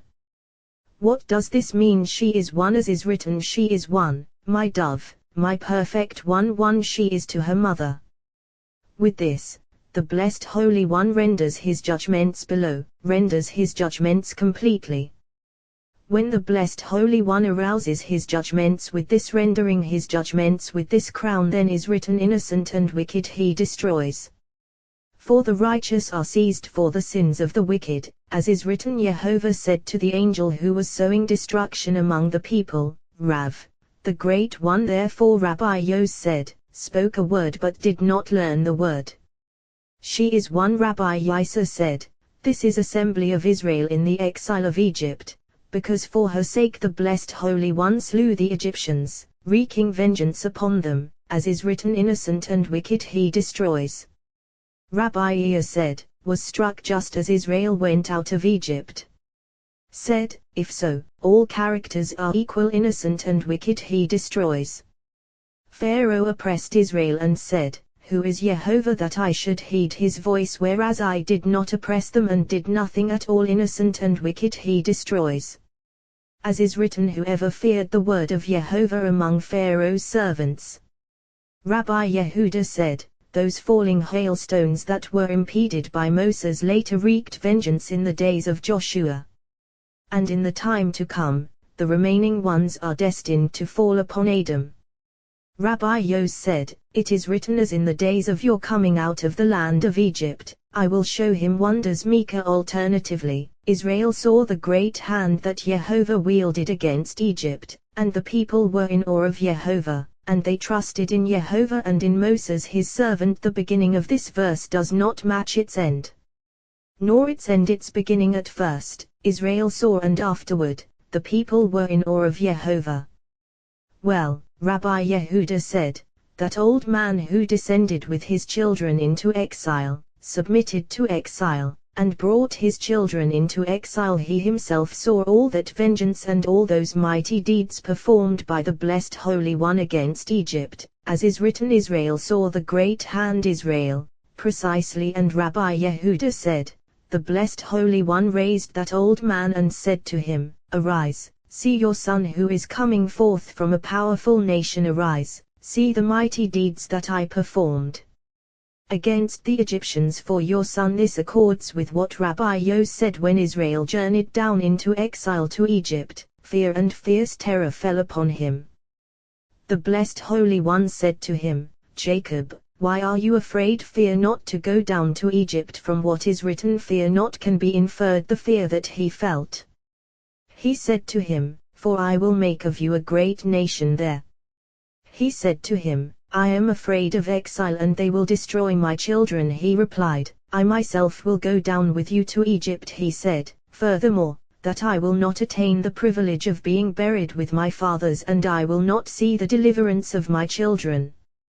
He replied, I myself will surely bring you up as well. I will bring you up to be buried in the tomb of your fathers. Surely as well to see the deliverance of your children and the mighty deeds that I will perform for them. On the very day that Israel came forth from Egypt, the blessed Holy One raised Jacob and said to him, arise, see your son being delivered with so much power and with mighty deeds that I have performed for them. Jacob appeared and saw it all, as is written, Israel saw. Rabbi Yitzhak said, from here he brought you out of Egypt. Bifanav, with his presence, with his great power. What is Bifanav? With his face, with the face of Jacob, who brought them all. Rabbi Izkiah said, he brought you out with his face, with the face of Abraham, for it is written, Abraham flung himself on his face. Abraham said, to 100-year-old will a child be born. The blessed Holy One replied, by your life you will see many multitudes, many forces issuing from you. When Israel went out of Egypt, all those tribes, all those myriads, the blessed Holy One raised Abraham and he saw them, as is written, he brought you out with his face. Rabbi Abba said, all the patriarchs appeared there in that deliverance, as is written, he brought you out with his face. What is with his face? The patriarchs. Rabbi Elazar said, he brought you out with his face. Jacob. With his power. Isaac. Great Abraham. Rabbi Shimon said, similarly, for the sake of the patriarchs, deliverance always appears for Israel, as is written, I will remember my covenant with Jacob and also my covenant with Isaac and also my covenant with Abraham I will remember, and the land I will remember. The patriarchs, granted, but why? And the land I will remember well, to include with them King David, who together with the patriarchs constitutes the chariot, and they always arouse deliverance for Israel. Israel saw the great hand that Jehovah wielded against Egypt. Did he wield it now? Look, it was wielded previously. Why that Jehovah wielded against Egypt? Well, less than 5 fingers is not called hand. Great 5 others included with them, then it is called great. Every single finger amounts to a large sum. The blessed Holy One wielded it now, and thereby all those rungs were plucked from their links. From here we learn of the first 5 fingers is written Pharaoh's heart hardened. Once those 5 were completed, nothing was under Pharaoh's control. Then is written Jehovah hardened Pharaoh's heart. Therefore, Israel saw the great hand and they believed in Jehovah. Could it be that until now they did not believe in Jehovah? Look at what is written. The people believed and they heard. They had seen all those mighty deeds that the blessed Holy One performed for them in Egypt. Rather, why they believed the word that Moses spoke. Moses said to the people, "Do not be afraid, for as you see the Egyptians today, you will not see them again forever." Rabbi Yisa said, "Look at what is written. Israel saw Egypt dead, yet it is written you will not see them again." Rabbi Yos replied, "They saw them dead." He said, "If it were written you will not see them again alive, I would agree." Rabbi Abba said to him, "You have asked well, but it is written from world until world, and we learn it world above and world below. World above, from there is the beginning of kindling lamps. World below there is consummation, composed of all. From this world arouse mighty deeds upon those below. Through this world, the blessed Holy One performs signs for Israel and generates a miracle. When this world aroused to perform miracles, all the Egyptians were sunk in the sea by this world, and a miracle occurred for Israel through this world. Therefore it is written you will not see them again ad olam, forever, until this olam, world, arouses and they are delivered to its judgments. As soon as they were delivered to it to be judged, it is written Israel saw Egypt dead on the shore of the sea, as is written from world until this world, precisely, arouses. At that moment is written they believed in Jehovah and in Moses his servant. Rabbi Yehuda opened, "Before I formed you in then sang Moses and the belly, I knew you children of Israel." Happy. Jehovah is the share of Israel, whom the blessed Holy One desired more than all other nations. Out of the abundance of his great love for them, he appointed over them a faithful prophet of truth, arousing upon him a spirit of holiness surpassing all other faithful prophets, and generating him from his very share set aside by Jacob from his sons for the blessed Holy One. Since he was his, the blessed Holy One took him and crowned him with many crowns, anointing him with holy anointing oil from above. Then he drew from his children a Holy Spirit from above, girding him with holy sashes of faith.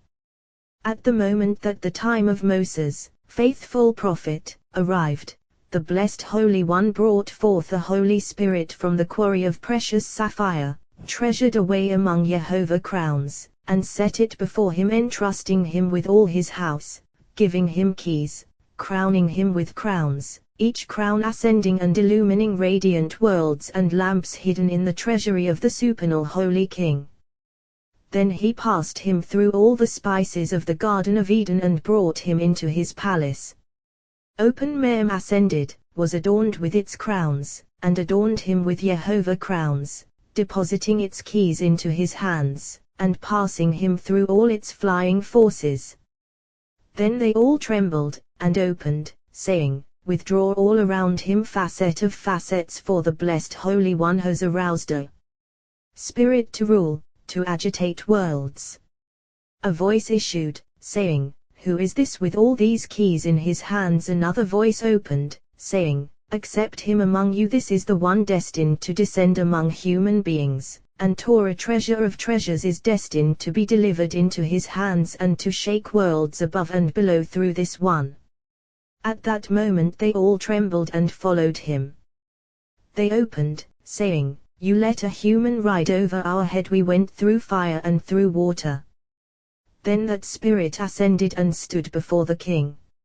Shin of the patriarchs adorned him with 3 holy crowns, deposited all the keys of the king in his hand, and appointed him trustee of the house.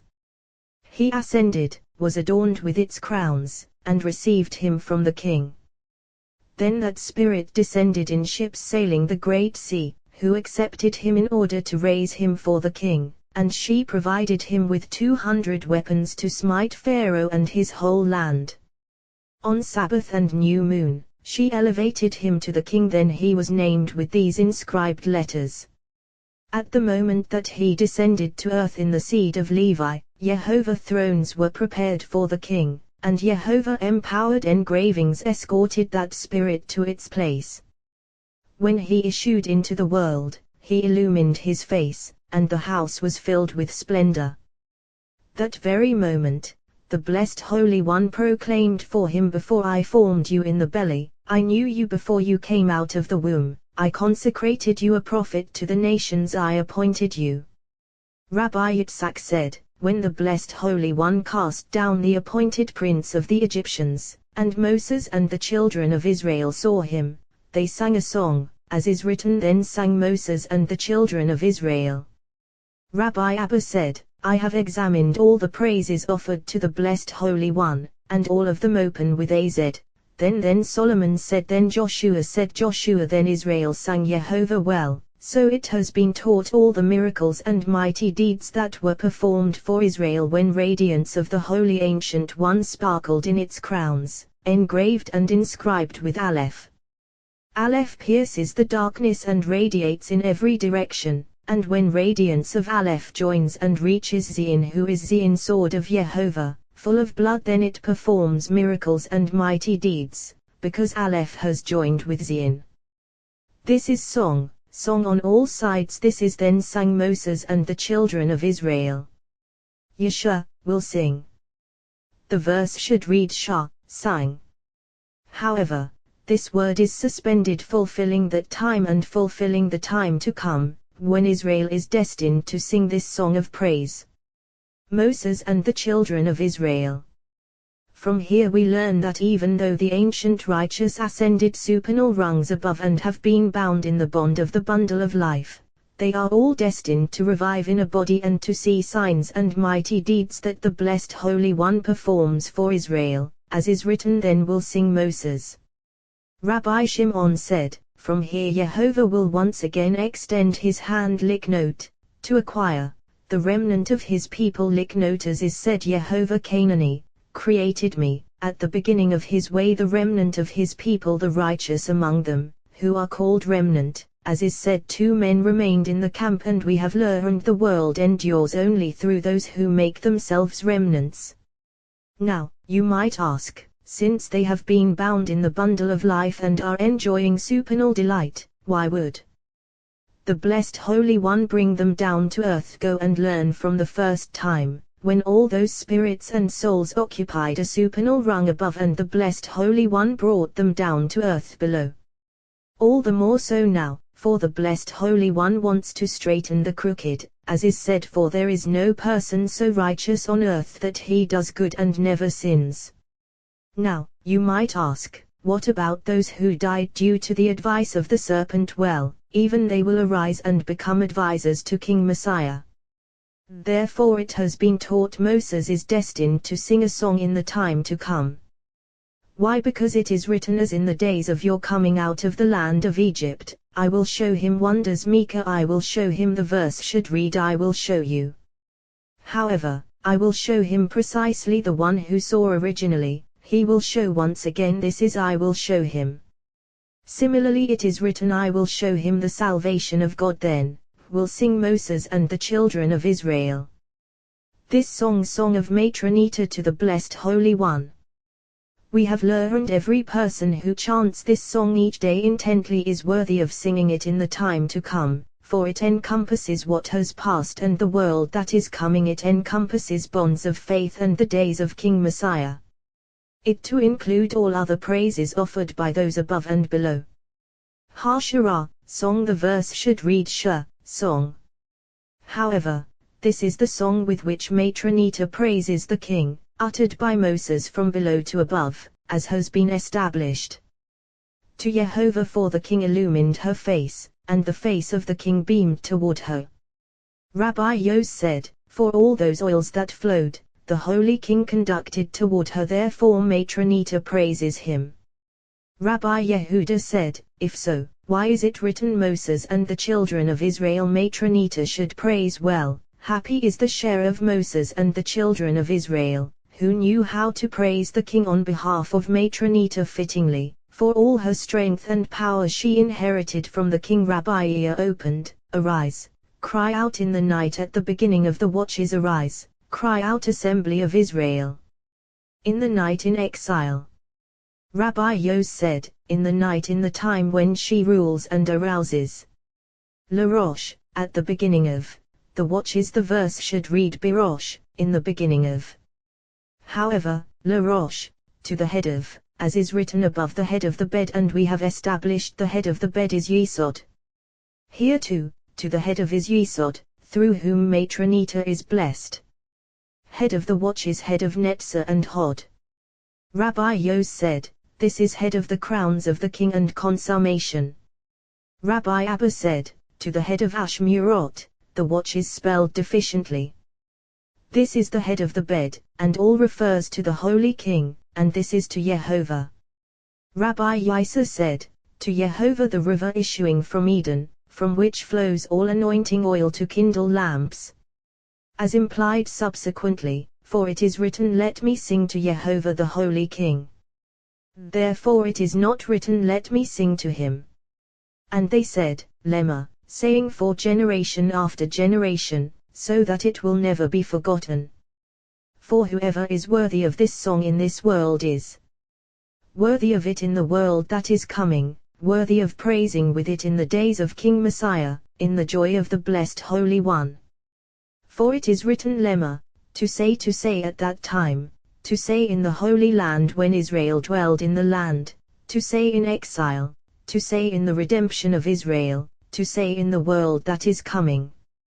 Let me sing to Yehovah. Let me sing. The verse should read, let us sing.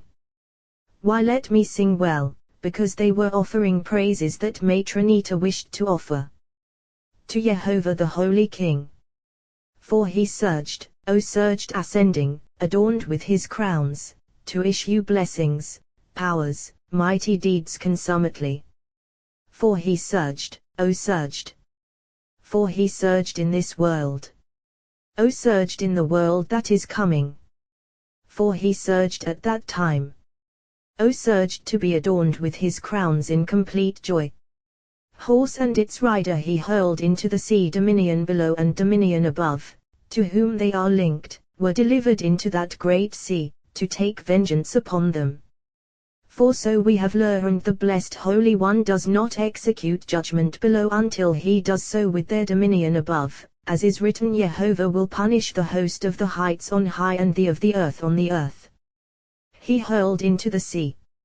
Rabbi Yehuda said, on the very night of which is written, Yehovah drove the sea with a mighty east wind. Yehovah drove the sea, for mighty power aroused in her, as is written, with a mighty east wind all night. At that time, Matronita requested of the king that all those troops below and all those powers above be delivered to her.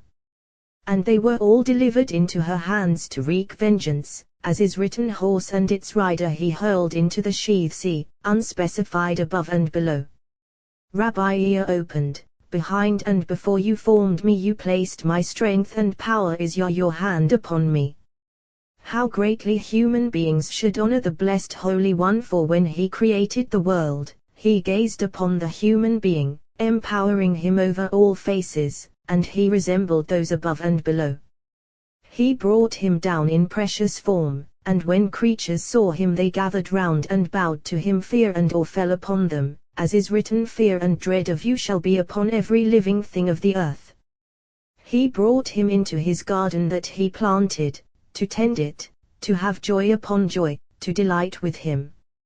He fashioned him 13 canopies covered with precious stones, and supernal angels rejoiced in his presence. Afterward, he commanded him concerning one tree, and he did not endure the command of his Lord.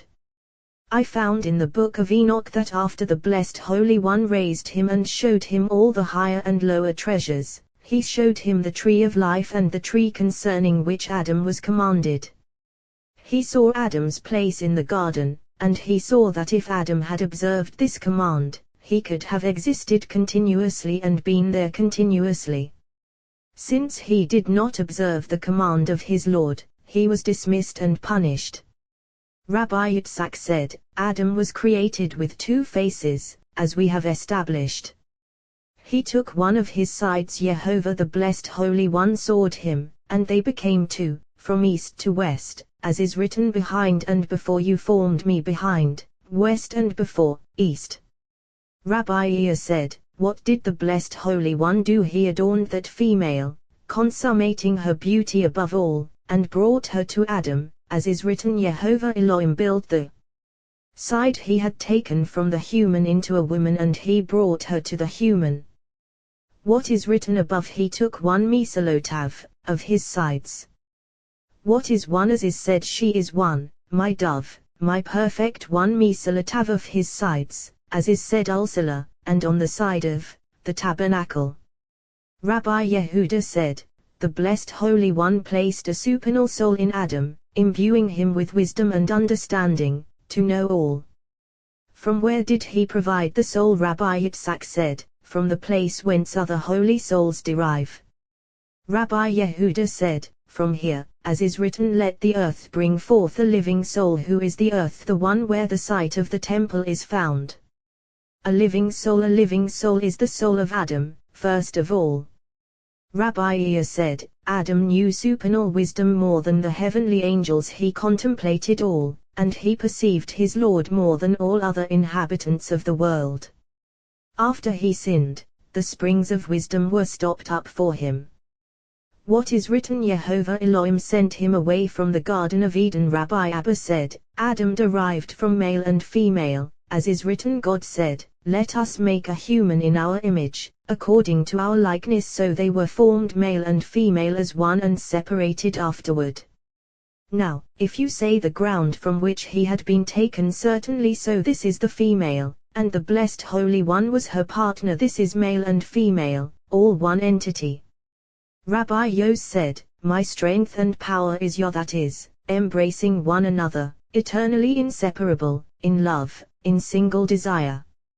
From there spread flows of streams and springs, supplying all, blessing all, unfailing waters of springs, as is said, like a spring whose waters do not fail. Therefore, he has become my salvation, since for this the Holy King draws and bestows to those below, and the right arouses to perform miracles. This is my God, and I will enshrine him, Jehovah Righteous One, from whom issue blessings through his couplings. I will enshrine him in that place where love is found, the temple. God of my father, and I will exalt him. Moses said this concerning the place from whose side the Levites derive. Until here, consummation of all in this verse. Rabbi Yitzhak said, that which is written, he has become my salvation, Jehovah Holy King, so it is. How do we know? From another verse we discover it, as is written, for my strength and power is Yah Jehovah, and he has become my salvation, Jehovah, as implied by the wording Jehovah, and he has become my salvation. This is the Holy King. Rabbi Izkiah opened the verse, that is my strength and power, written at all times. A friend loves a brother is born for adversity at all times. A friend loves the Blessed Holy One, of whom is written, your friend and your father's friend. Do not forsake a brother is born for adversity.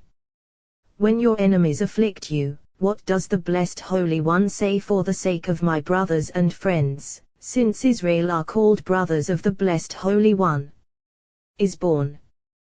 What does this mean? Is he born now? Rather, when adversity is born in the world, a brother will meet you, saving you from those who afflict you. Rabbi Yehuda said, is born, for the Holy King arouses through that strength, suckling from mother on that side, as is written, my strength and power is Yah, and he has become my salvation, to arouse mighty deeds against the enemies of Israel. Rabbi Yisa said, how greatly should a person love the Blessed Holy One, for there is no service of the Blessed Holy One other than love, and whoever loves him, performing service in love, gains the Blessed Holy One as beloved.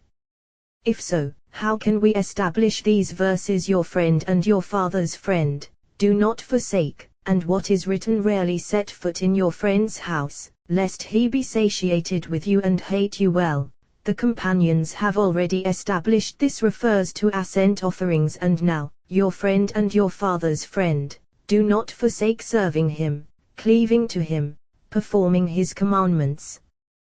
Do not forsake, surely as for what is said, rarely set foot in your friend's house. This means cool your impulse, so that it not seethe and dominate you, and so that you do not perpetrate an alien thought. In your friend's house. What is your friend's house? The holy soul that your friend brought to you, placing her within you. So, the service of the blessed Holy One is to love him with everything, as is written, you shall love Jehovah your God with all your heart, with all your soul, and with all your might. This is my God, and I will glorify him.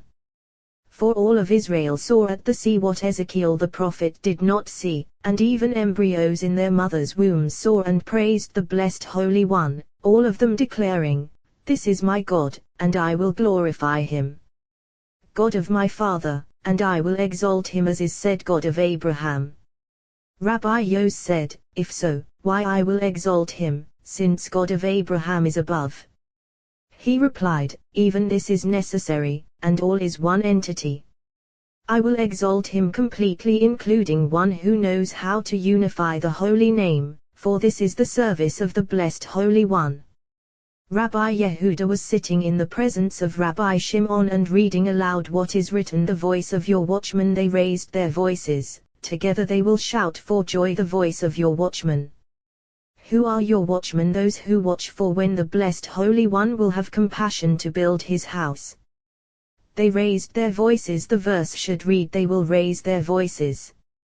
Why they raised their voices? Well, every person who weeps and raises his voice over the destruction of the house of the blessed Holy One attains afterward what is written, together they will shout for joy, and he attains seeing it inhabited in delight.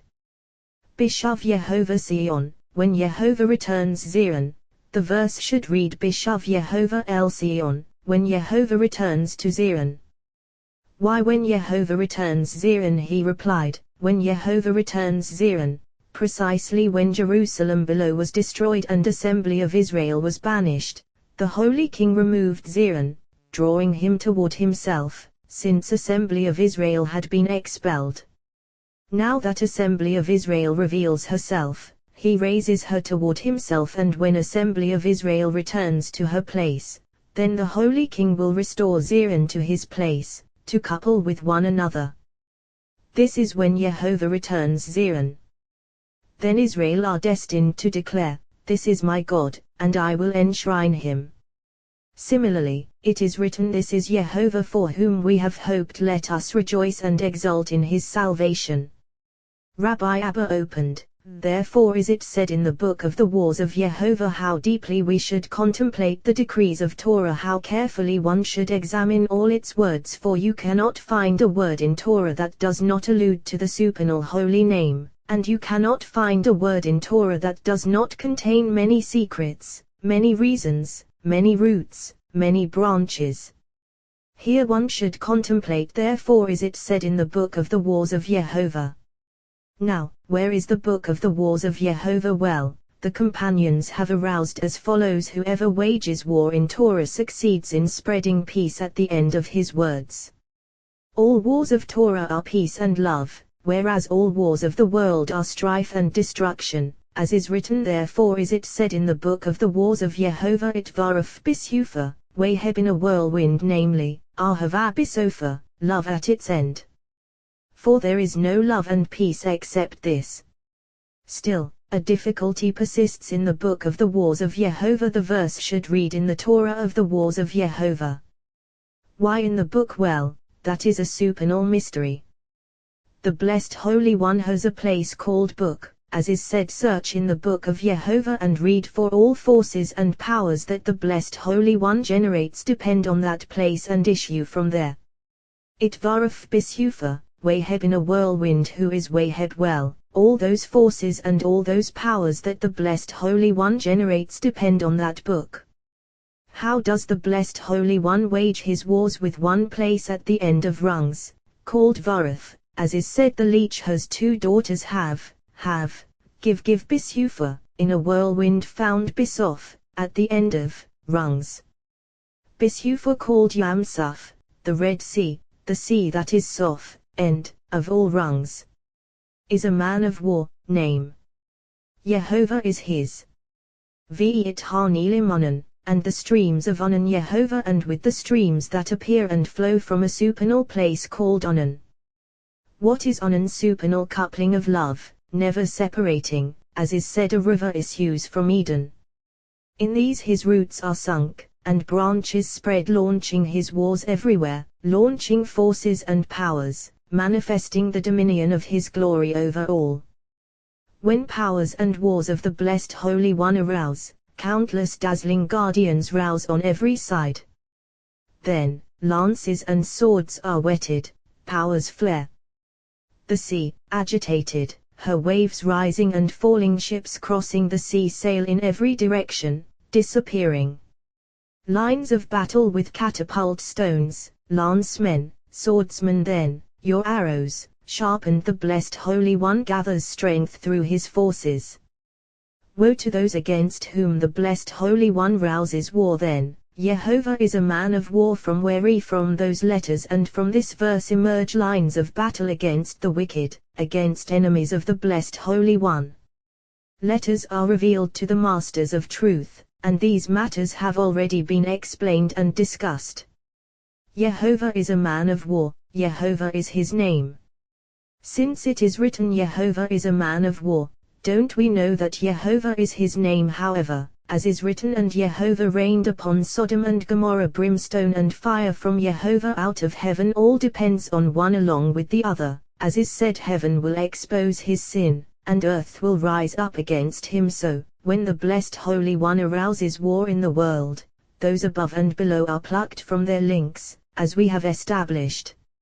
And in the time to come, the blessed Holy One intends to wage supreme and mighty war against the nations to glorify his name, as is written, Jehovah will go forth and battle those nations, and similarly I will display my greatness and my holiness, and make myself known. Ezekiel, Pharaoh's chariots and his force he hurled into the sea, and the pick of his teams of 3 were drowned in the Red Sea. When the blessed Holy One arouses war, upper rungs and rungs below rouse, and then Pharaoh's chariots and his force he hurled into the sea.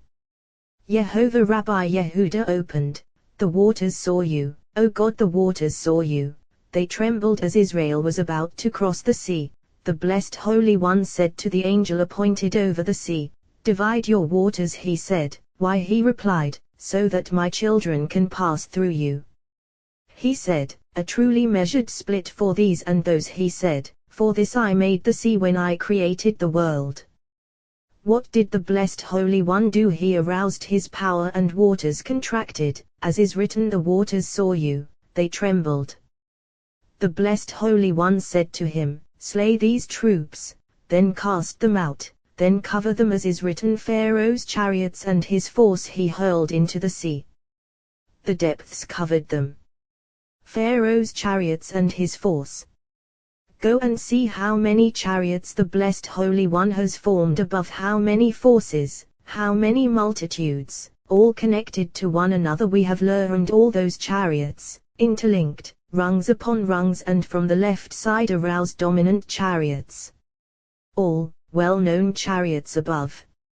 As we have aroused concerning the firstborn of Pharaoh, he is one rung, whose power was slain by the blessed Holy One and who was severed from his mighty link and rung. Under his control numerous chariots, numerous forces of princes from the left rank, some of them linked to a supernal site, some of them linked behind 4 millstones. As has been said, all of them were delivered to the judgment of kingdom, who is called the Great Sea, to sever them from their rungs. And when they were broken above, all those below were broken, perishing in the lower sea, as is written, Pharaoh's chariots and his force he hurled into the sea, unspecified. And the pick of his teams of 3 were drowned in the Red Sea, and the pick of his teams of 3, as has been said, and teams of 3, upon them all those rungs 2 and 1, these above those, corresponding to the supernal pattern. All of them were handed over, to be severed from their dominion, from their links, these with those. As has been said, all those 10 plagues that the blessed Holy One enacted in Egypt, all was one hand, for 10 fingers interlaced, corresponding to 10 utterances by which the Blessed Holy One is named. Afterward, corresponding to all, this at the sea mighty, immense, overpowering, as is said the last one was severe Jehovah, as is written Pharaoh's chariots and his force he hurled into the sea.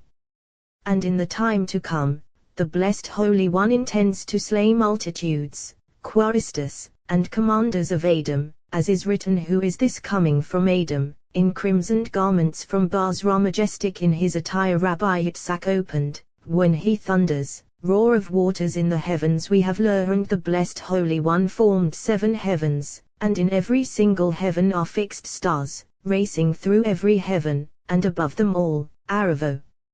Each heaven traverses a distance of Jehovah years its height, years and between each heaven, years. This Aravo the distance of its length, years its width, years and from its radiance, all those heavens shine. We have learned above Aravo, a heaven. Hooves of the holy living beings, their height like all of them. Above them, ankles of the living beings, like all of them knees of the living beings like all of them, thighs of the living beings like all of them, buttocks of the living beings like all of them, their torsos like all of them, their wings like all of them.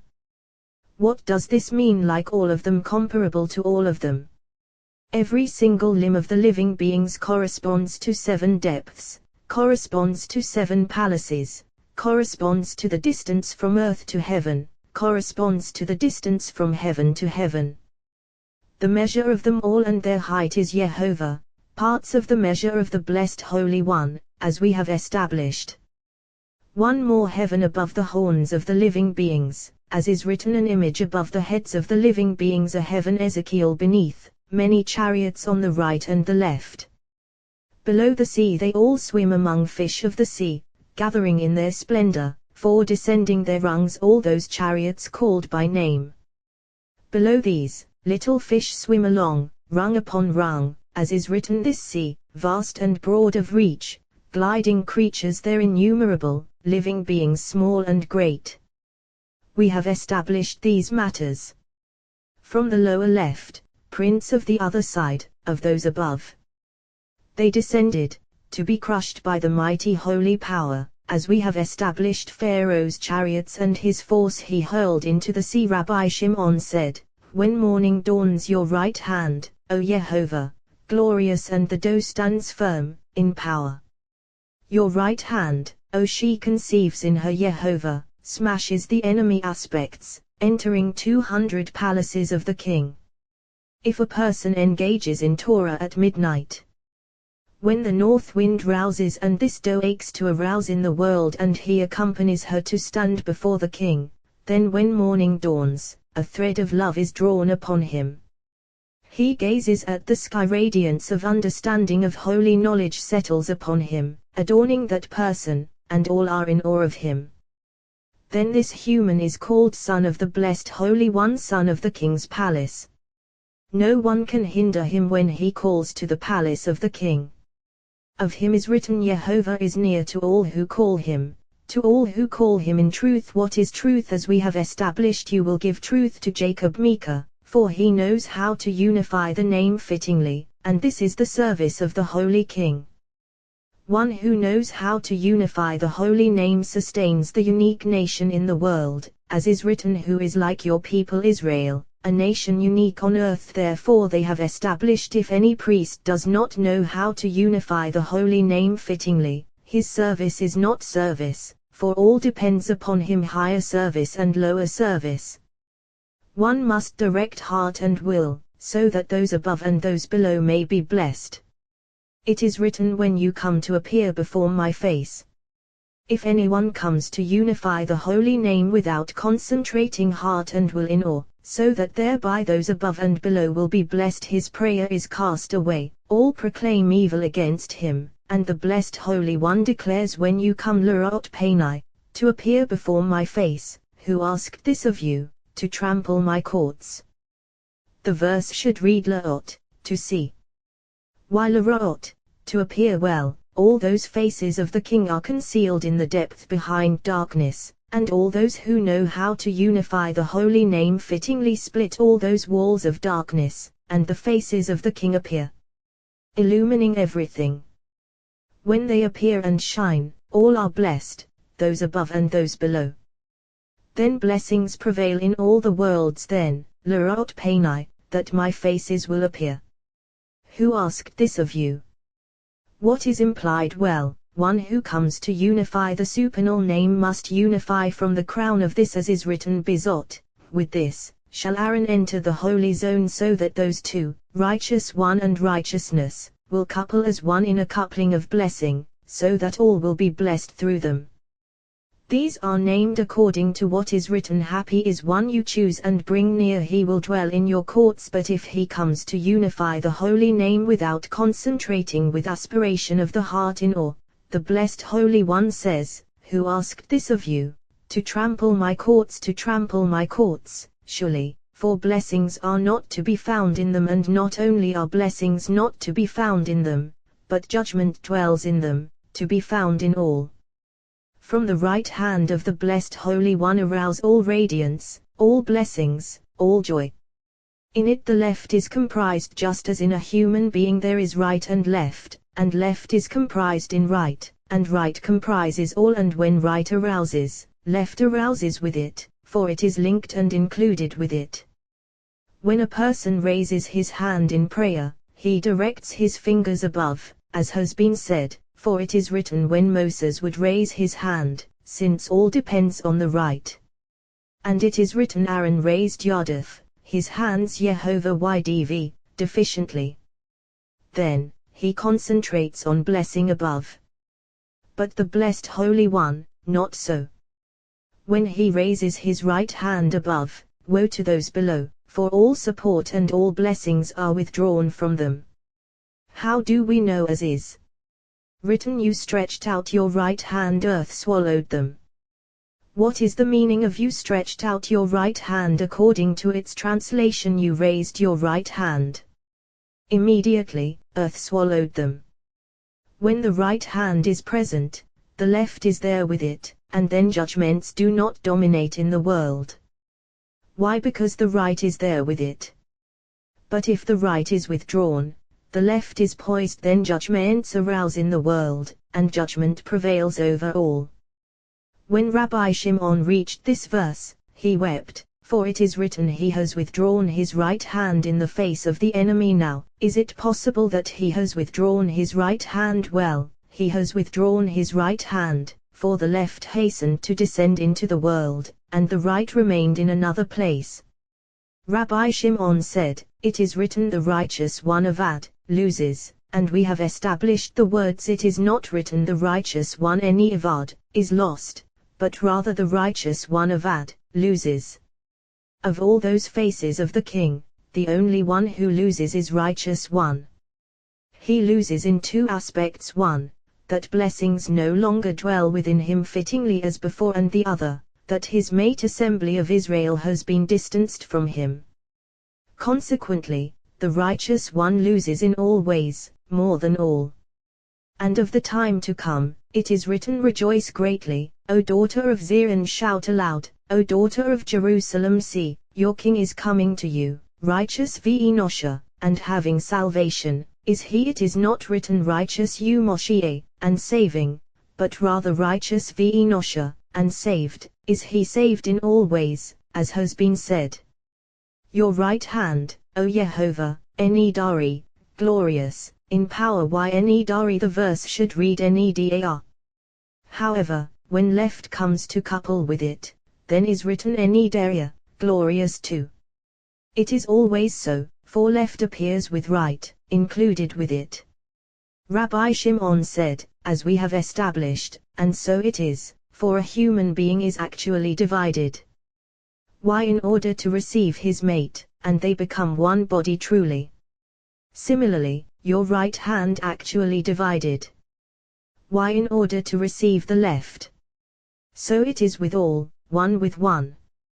Thus, with one he smites and heals, as is written, your right hand, O Yehovah, smashes the enemy. This song refers to that time and to the time to come, in the days when King Messiah arouses, as is written, your right hand, O Yehovah, Te'atz, will smash the enemy. It is not written Ra'atzta, you smashed, but rather Te'atz, you will smash, corresponding to what is written previously. He has withdrawn his right hand in the face of the enemy in that time, it will smash the enemy in the time to come. All similarly Taharos, you will shatter those who rise against you. It is not written Harista, you shattered, but rather Taharos, you will shatter.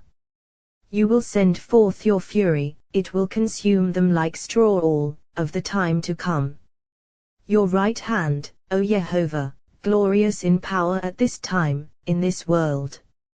Your right hand, O Yehovah, will smash the enemy in the time of King Messiah.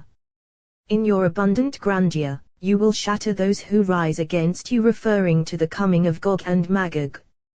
You will send forth your fury, it will consume them like straw, referring to the revival of the dead, as is written, many of those who sleep in the dust will awake of that time. Rabbi Shimon said, happy are those who will remain in the world. And who are they? None of the inhabitants of the world will remain except for the circumcised, who have received the holy sign and entered the covenant in those two parts, as we have established, guarding that covenant and not inserting it where they should not. These will remain and be inscribed for eternal life. How do we know? As is written, whoever is left in Zion, who remains in Jerusalem, will be called holy. All who are inscribed for life, whoever is left in Zion, who remains in Jerusalem, implying that whoever is circumcised enters these two levels, and if he maintains that covenant fittingly and abides by it, of him is written, whoever is left in Zion, who remains in Jerusalem.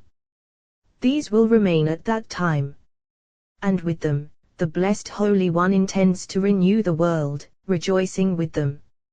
Of that time is written, may the glory of Yehovah endure forever, may Yehovah rejoice in his works. Rabbi Ea was traveling to visit Rabbi Elazar.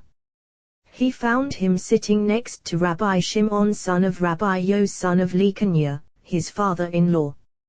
As he raised his head, he saw Rabbi Ea.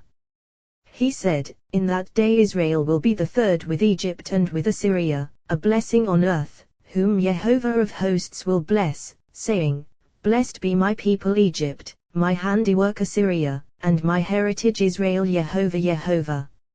How foolish are the inhabitants of the world, who do not know or consider the words of Torah. For words of Torah. Rabbi Ea said to him, if so, look at what is written, her ways are ways of delightfulness. He replied, ways of Noam, delightfulness. Surely what are ways of delightfulness? As is written, to gaze upon Noam, the beauty of Yehovah. And they have already established what is meant by beauty of Yehovah. Therefore, Torah and her ways issue from that beauty, those ways branching within it. Hence, all her paths are peace.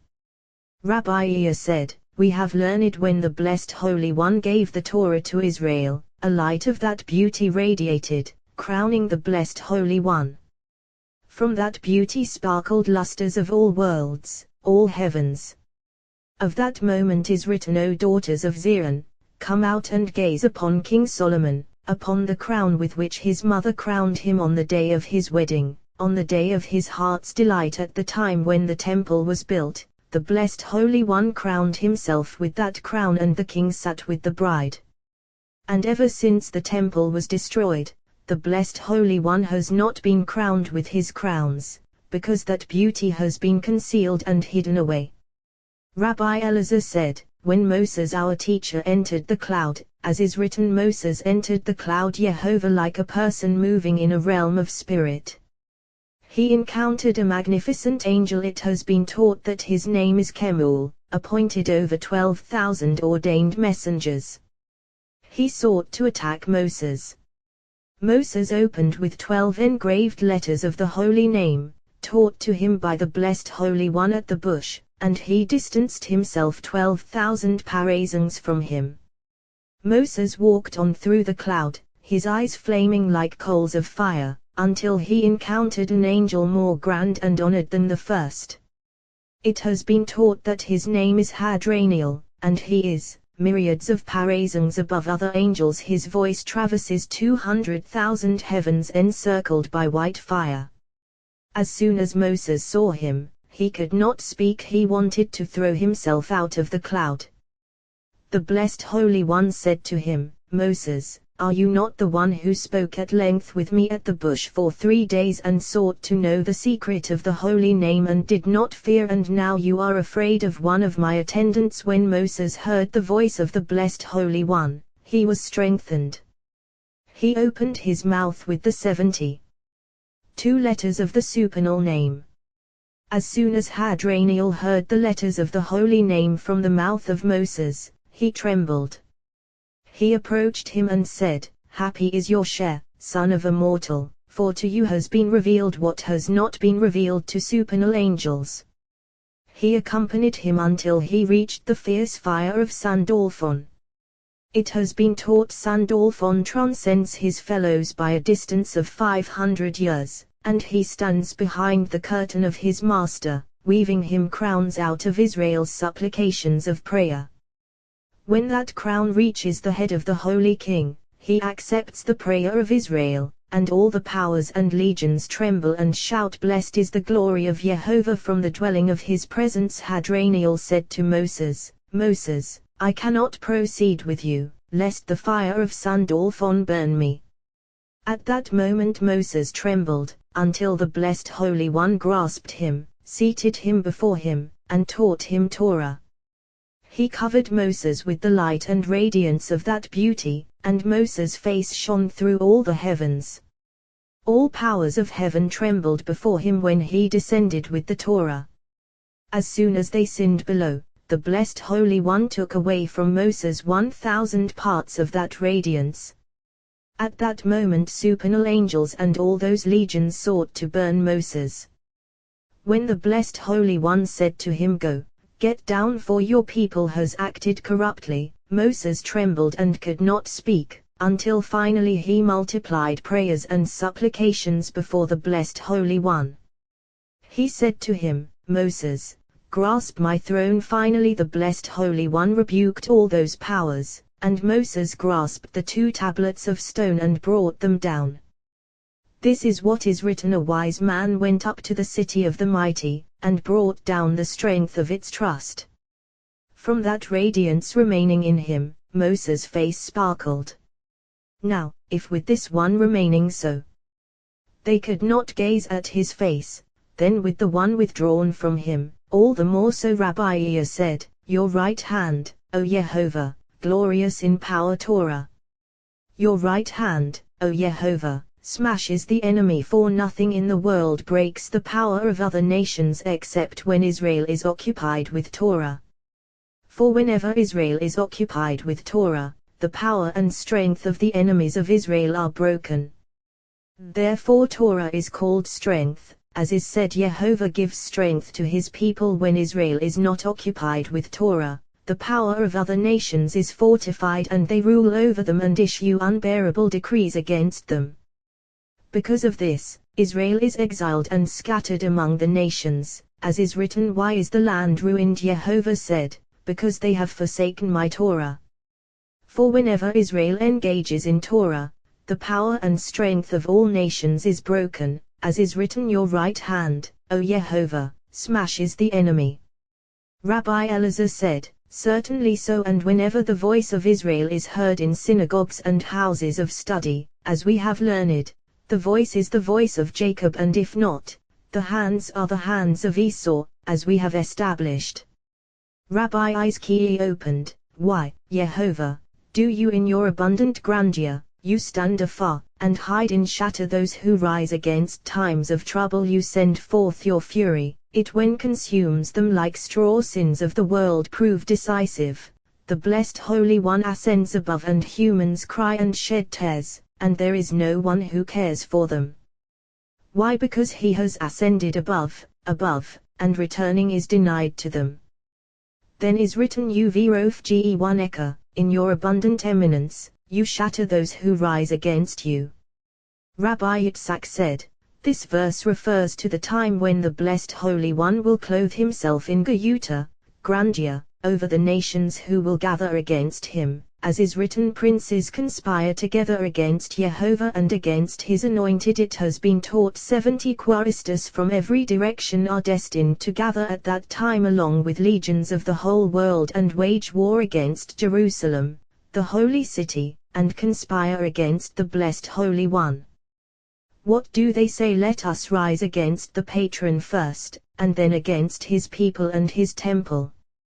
Then the blessed Holy One will laugh at them, as is written, he who sits in heaven will laugh. Jehovah will mock them at that time. The blessed Holy One will don grandeur against them and eliminate them from the world, as is written, this will be the plague with which Jehovah will smite all the nations that warred against Jerusalem.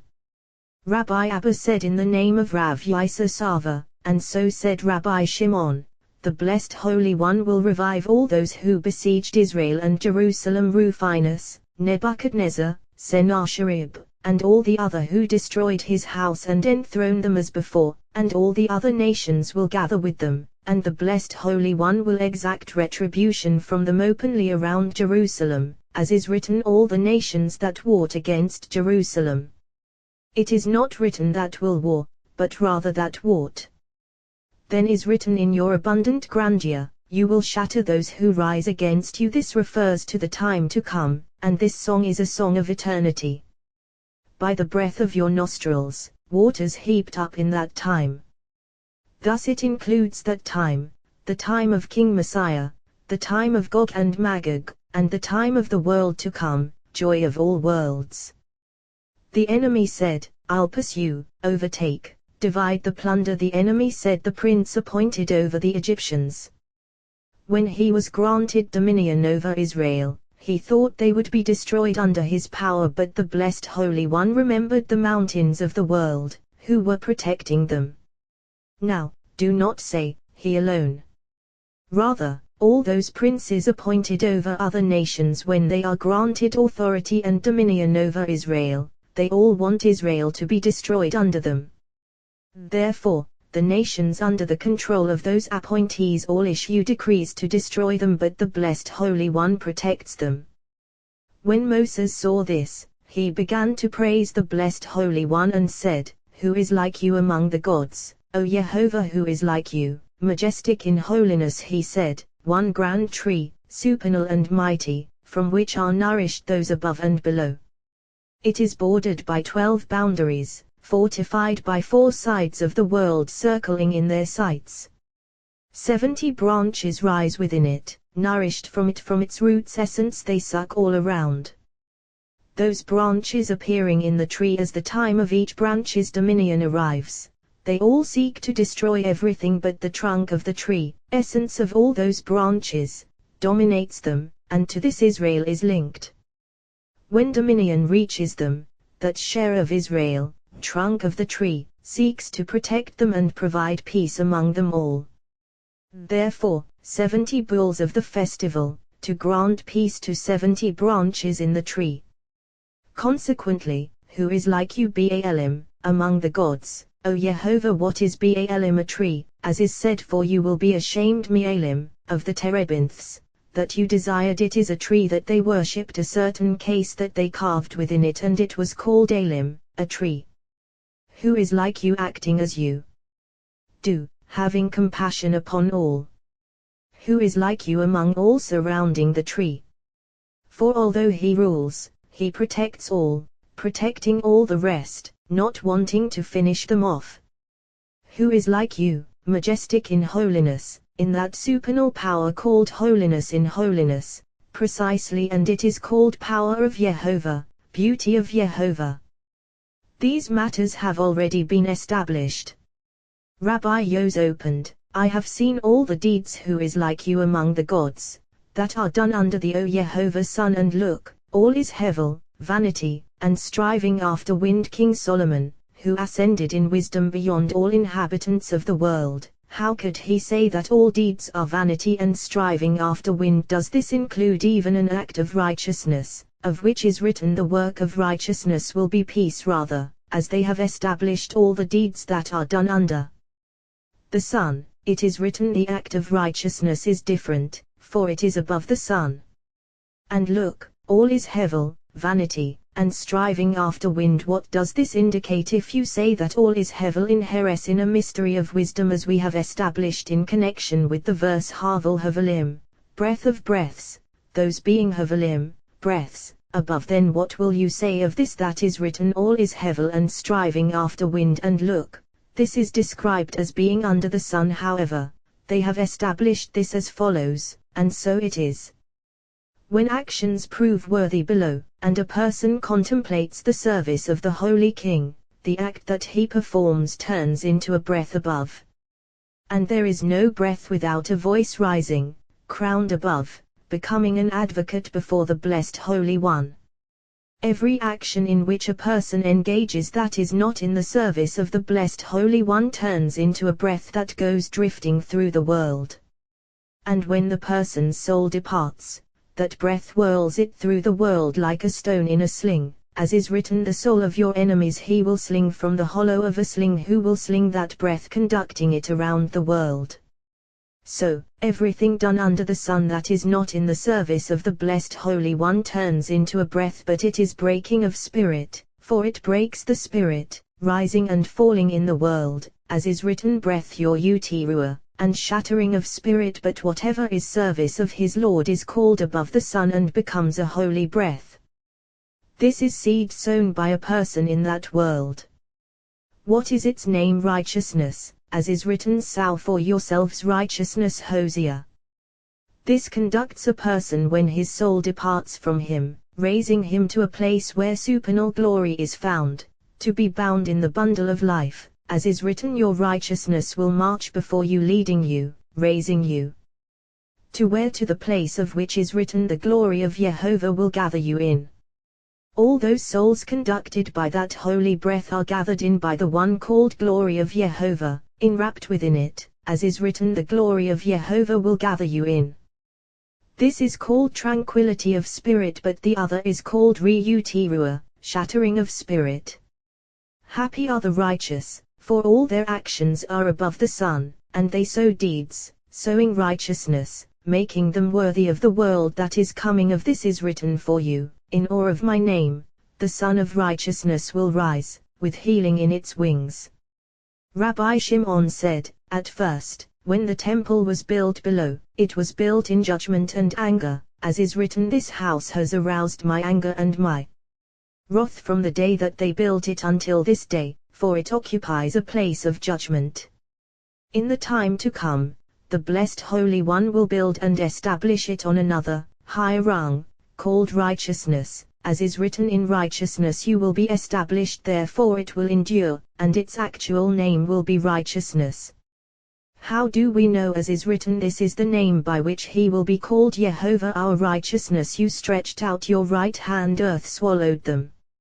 As has been said, you raised your right hand. Rabbi Yitzhak said, they have already aroused. What this means: when the Blessed Holy One drew the dead Egyptians out of the depths, he said to the earth, gather them in. Finally, the Blessed Holy One stretched out his right hand toward her and swore to her, then earth swallowed them, as is written, earth swallowed them. Rabbi Elazar said, you stretched out your right hand, separating the left from it, so that judgment would be executed against them. You led in your love the people you redeemed. As is written, your right hand, your arm, and the light of your face, for you delighted in them, your right hand, Jedullah, greatness.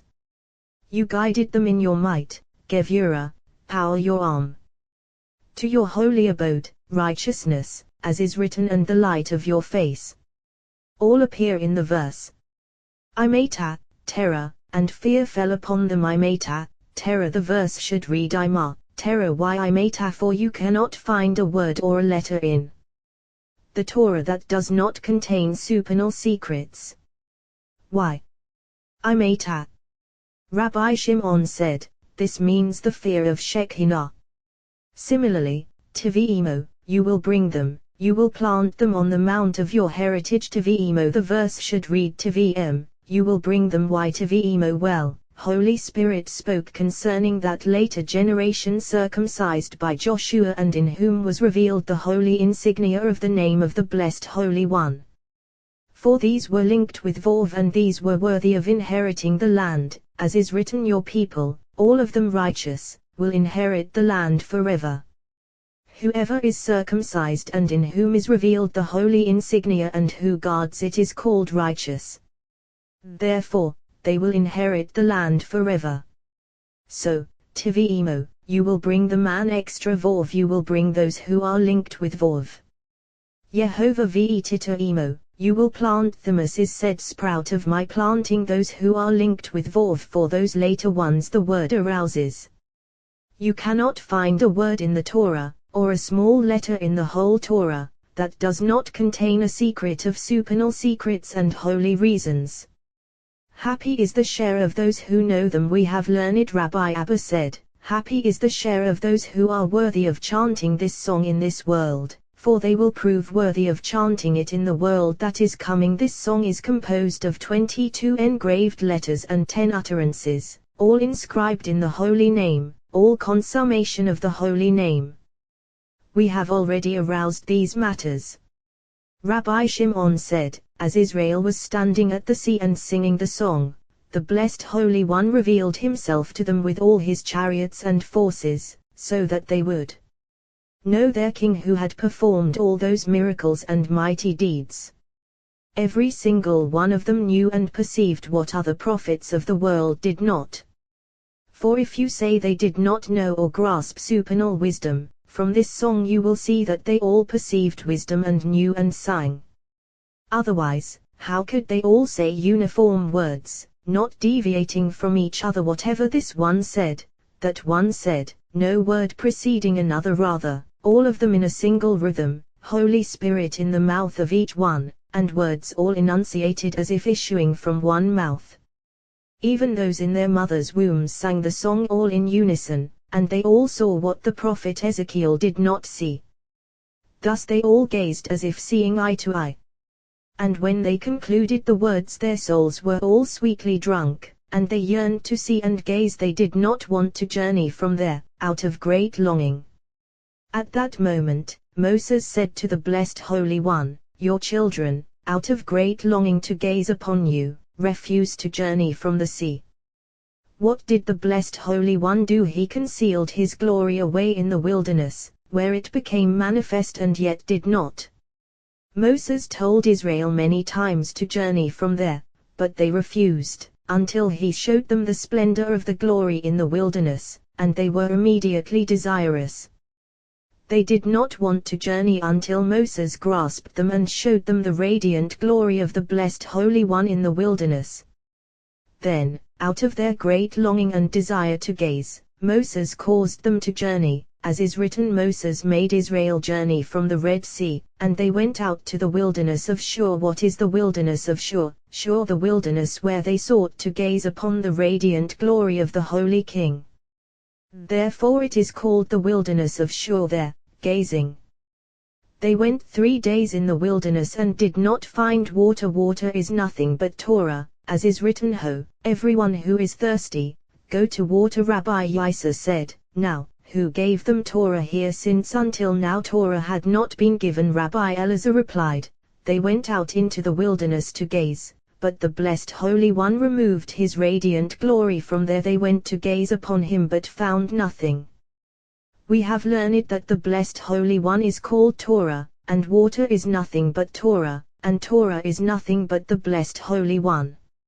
Rabbi Shimon said, while they were walking in the wilderness, the alien dominion of other nations appeared to them, encountering them. Israel saw that it was not the radiant glory of their king, as is written, they came to Marah and could not drink water from Marah. Why? For it was bitter, their souls were no longer sweetly drunk. Furthermore, he came to accuse them. What is written? He cried out to Yehovah, and Yehovah showed him a tree. Yehovah banned tree is nothing but Torah, as is written, she is a tree of life to those who grasp her, and Torah is nothing but the blessed Holy One. Rabbi Abba said, tree is nothing but the blessed Holy One, as is written, for the human is a tree of the field, surely field of holy apples. When the radiant glory of their king appeared to them, then he threw it into the water, and the water turned sweet. Yehovah What is the meaning of the water turned sweet that the accuser became an advocate? Rabbi Abba said, at first, Israel entered into the covenant of the Blessed Holy One and did not enter properly. Why? Because they were circumcised but the holy insignia was not revealed. As soon as they arrived here, what is written there? He set him statute and law there. Israel entered into two holy parts, through that revealing by which their sign was revealed, called statute and law. Ok, statute, as is said, she provides food for her household, ok, and a portion for her maidens, and law, as is said, a law of the God of Jacob and their Nesahu, he raised him by that holy sign. In the book of Rav Yevasava, he said a word about that holy staff. He said, if you really heed the voice of Jehovah your God, for I am Jehovah your healer. He said, what does this mean? He said, it is not written. Who said this? Well, the Blessed Holy One. Rabbi Izkiel said, this implies anonymous speech. What is anonymous speech? As is written to Moses, he said, ascend to Jehovah. It is not written. Who said this? Rabbi Yos said, it is implied by what is written. He cried out to Jehovah, and Jehovah showed him a tree. From here is implied. He said, and who spoke the word? The voice of Jehovah your God. The verse should read, my voice. However, the voice that they had entered. Rabbi Abba said, after the holy insignia was revealed in them, they entered two holy parts, as has been said. And having entered these two, they entered two other parts, for upon contemplating matters, two others join these, not withholding blessings. Thus through these they reached the Holy King. From the sight of the verse the matter is inferred, for it is written, he said, if you really heed, he said, Holy King. And what did he say? If you really heed the voice of Jehovah your God, assembly of Israel, and do what is right in his eyes, righteous one, and hearken to his commands, Netzah, endurance, and keep all his statutes, Hod, splendor. Having entered these, they reached the Holy King. What is written afterward? All the sickness that I imposed upon Egypt I will not impose upon you, for I am Jehovah your healer. I am Jehovah Holy King. Implying that whoever guards this holy sign reaches the supernal King. How is this implied? Those two in which seed and holy anointing oil gather, they cast it into the mouth of the phallus, so they link as one, and the Holy King above them, with whom they join. Therefore, one who enters these two and guards them is linked with two others, entering them, and then reaches the Holy King. Rabbi Yitzhak said, certainly, for one who attains righteous one attains Netzah and Hod. These are three by which assembly of Israel is blessed. One who attains them attains the Holy King, entering all four.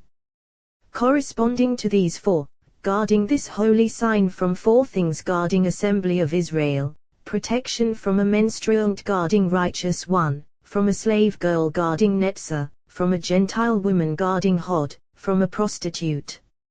Therefore, the voice of Jehovah your God, Jehovah assembly of Israel.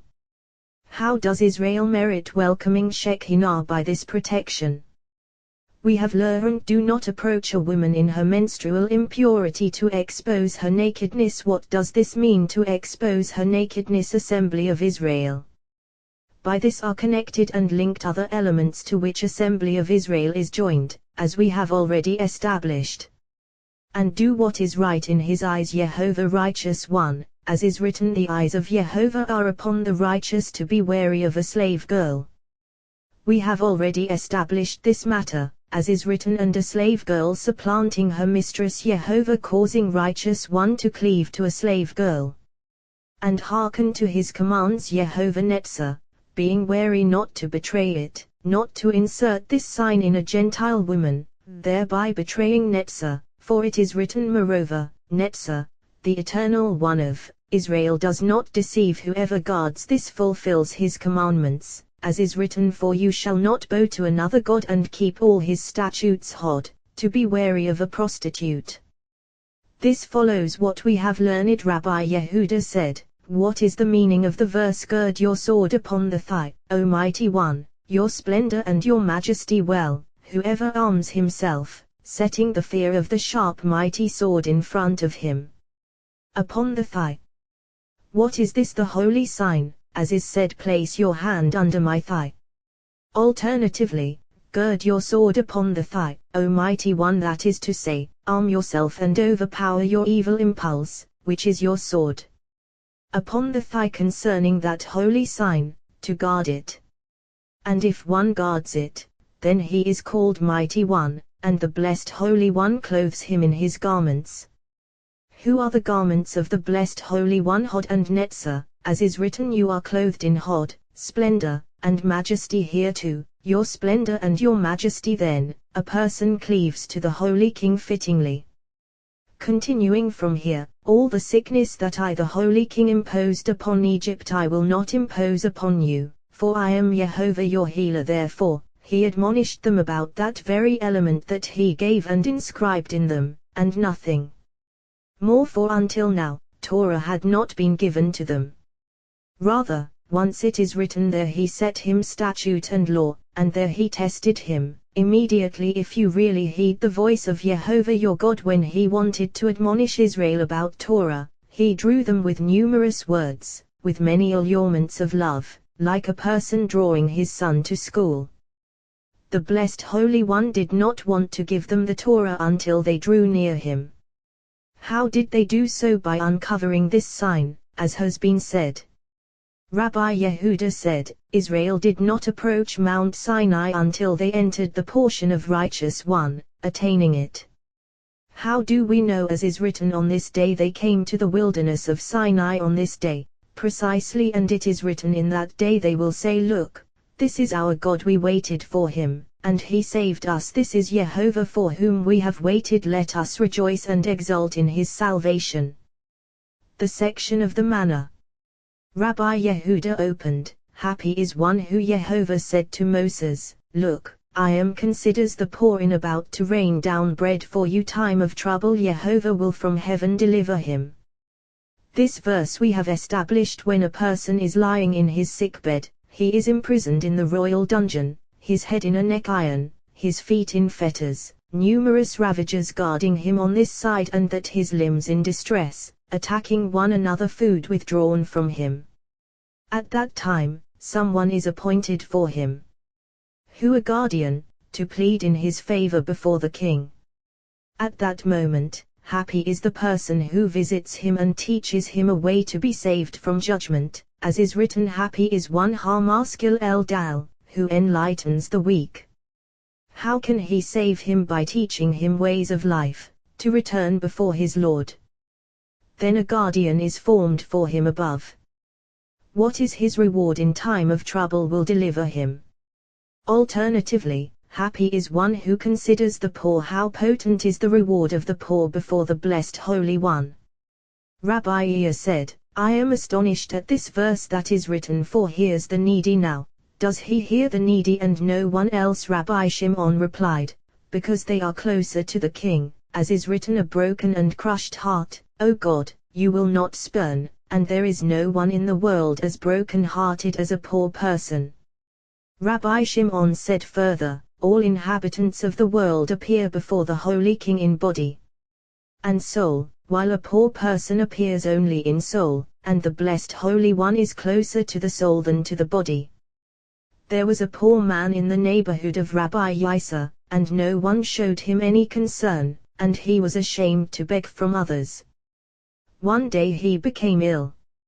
Rabbi Yisa came in to visit him and heard a voice saying, whirling scale, a soul is flying to me, yet its days have not arrived.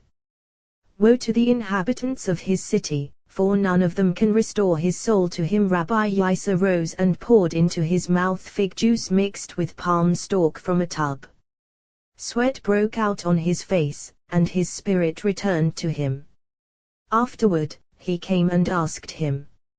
He said, by your life, Rabbi, my soul had left me, and they brought it before the king's throne, and it wanted to remain there. But the blessed Holy One wanted to confer merit upon you, and they have proclaimed about you, Rabbi Yisa's spirit is destined to ascend and be bound in a certain holy chamber, which the companions will arouse on earth. 3 thrones have already been prepared, standing ready for you and your fellows. From that day on, the inhabitants of the city took care of him. Another poor man passed before Rabbi Yitzhak with half a ma'ar of silver in his hand. He said to Rabbi Yitzhak, "Restore my and my children's and my household's souls." He said, "How can I restore your souls, when I only have half a ma'ar?" He replied, "With this I will complete it, with the other half that I have." He took it out and gave it to him. He was shown in a dream that he was passing by the shore of the Great Sea, and they were about to throw him in. He saw Rabbi Shimon, who was stretching out his hand toward him, and that poor man came and pulled him out and put him in the hands of Rabbi Shimon, and he was saved. When he awoke, this verse fell into his mouth: "Happy is one who considers the poor in time of trouble. Jehovah will deliver him." Every single day dew trickles from the holy ancient one to the short-tempered one, and the whole orchard of holy apples is blessed.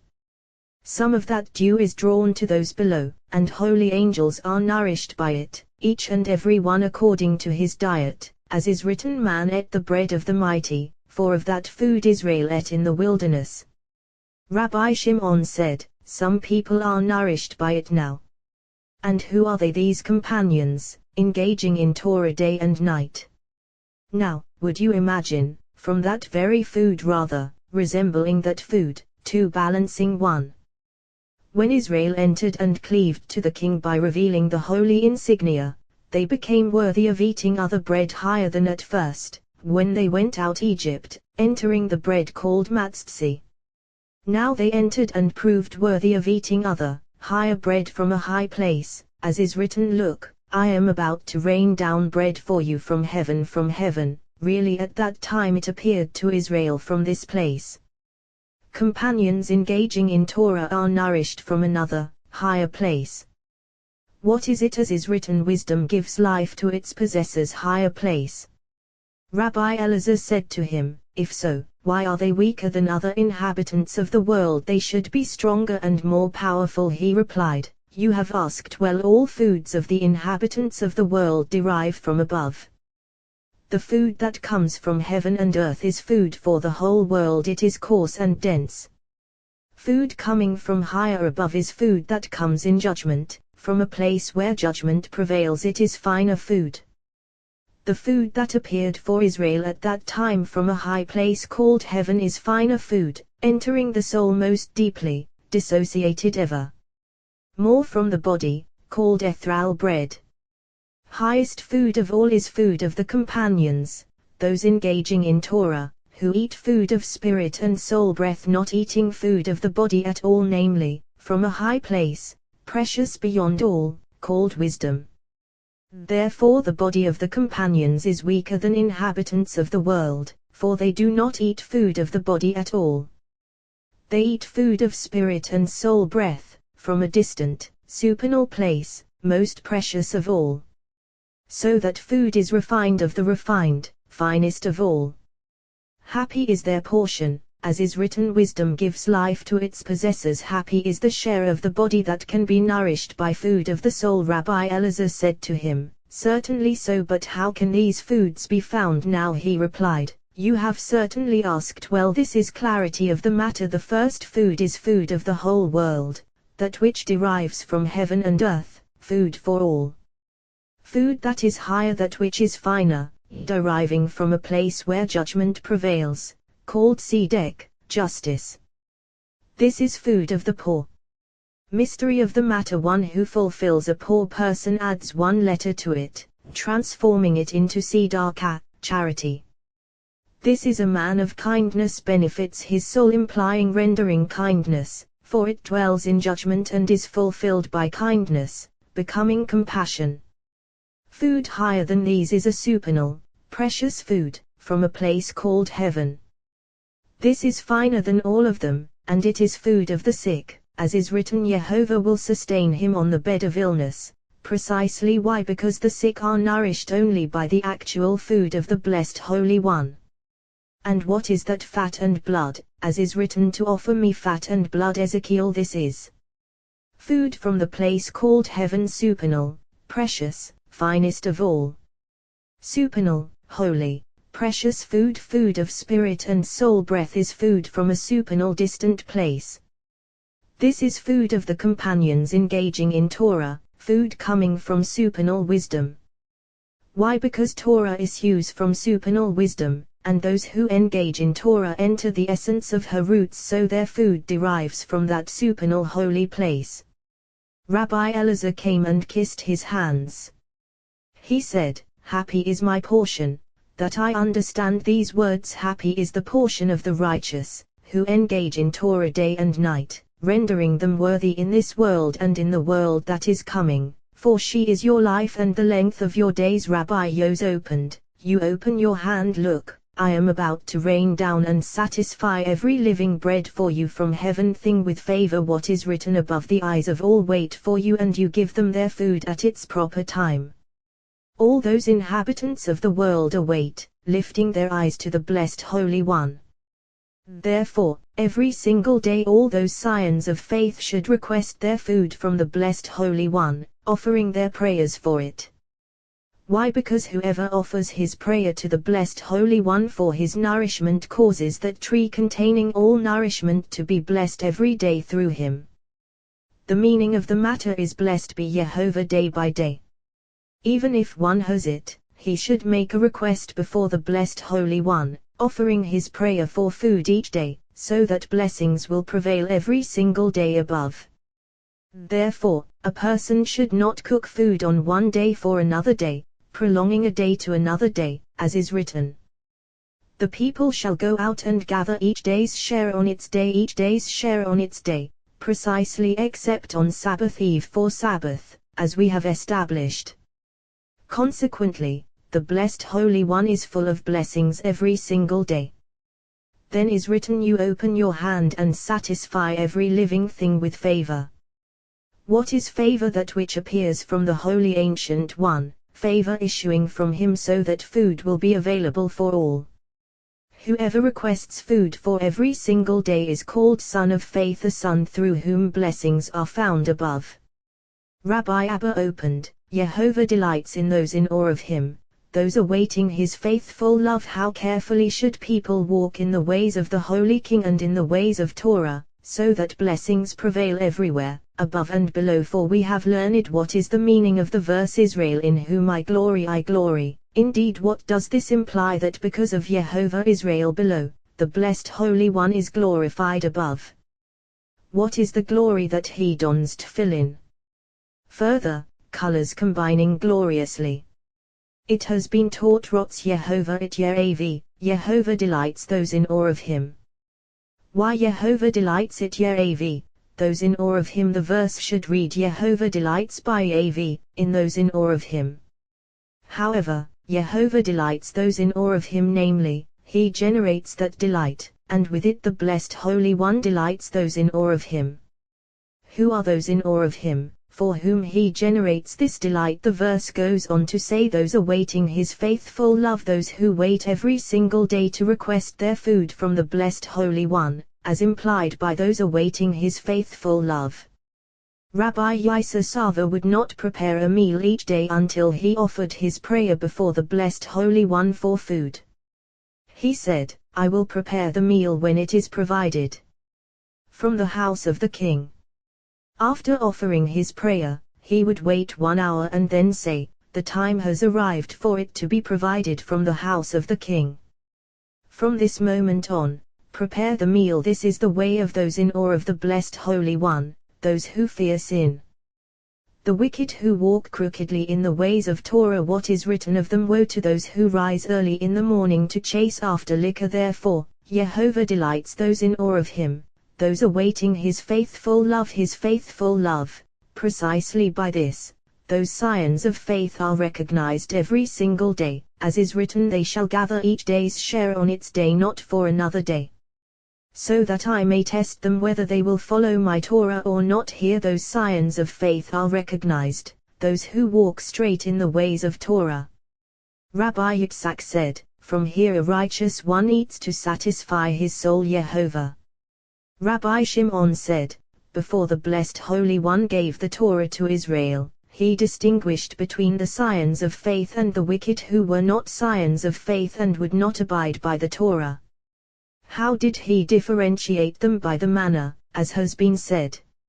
All those who were found to be scions of faith were designated by the blessed Holy One with an insignia of the crown of Est, as is said, those awaiting as do his faithful lovers is written, so that I may test them whether they will follow my Torah or not.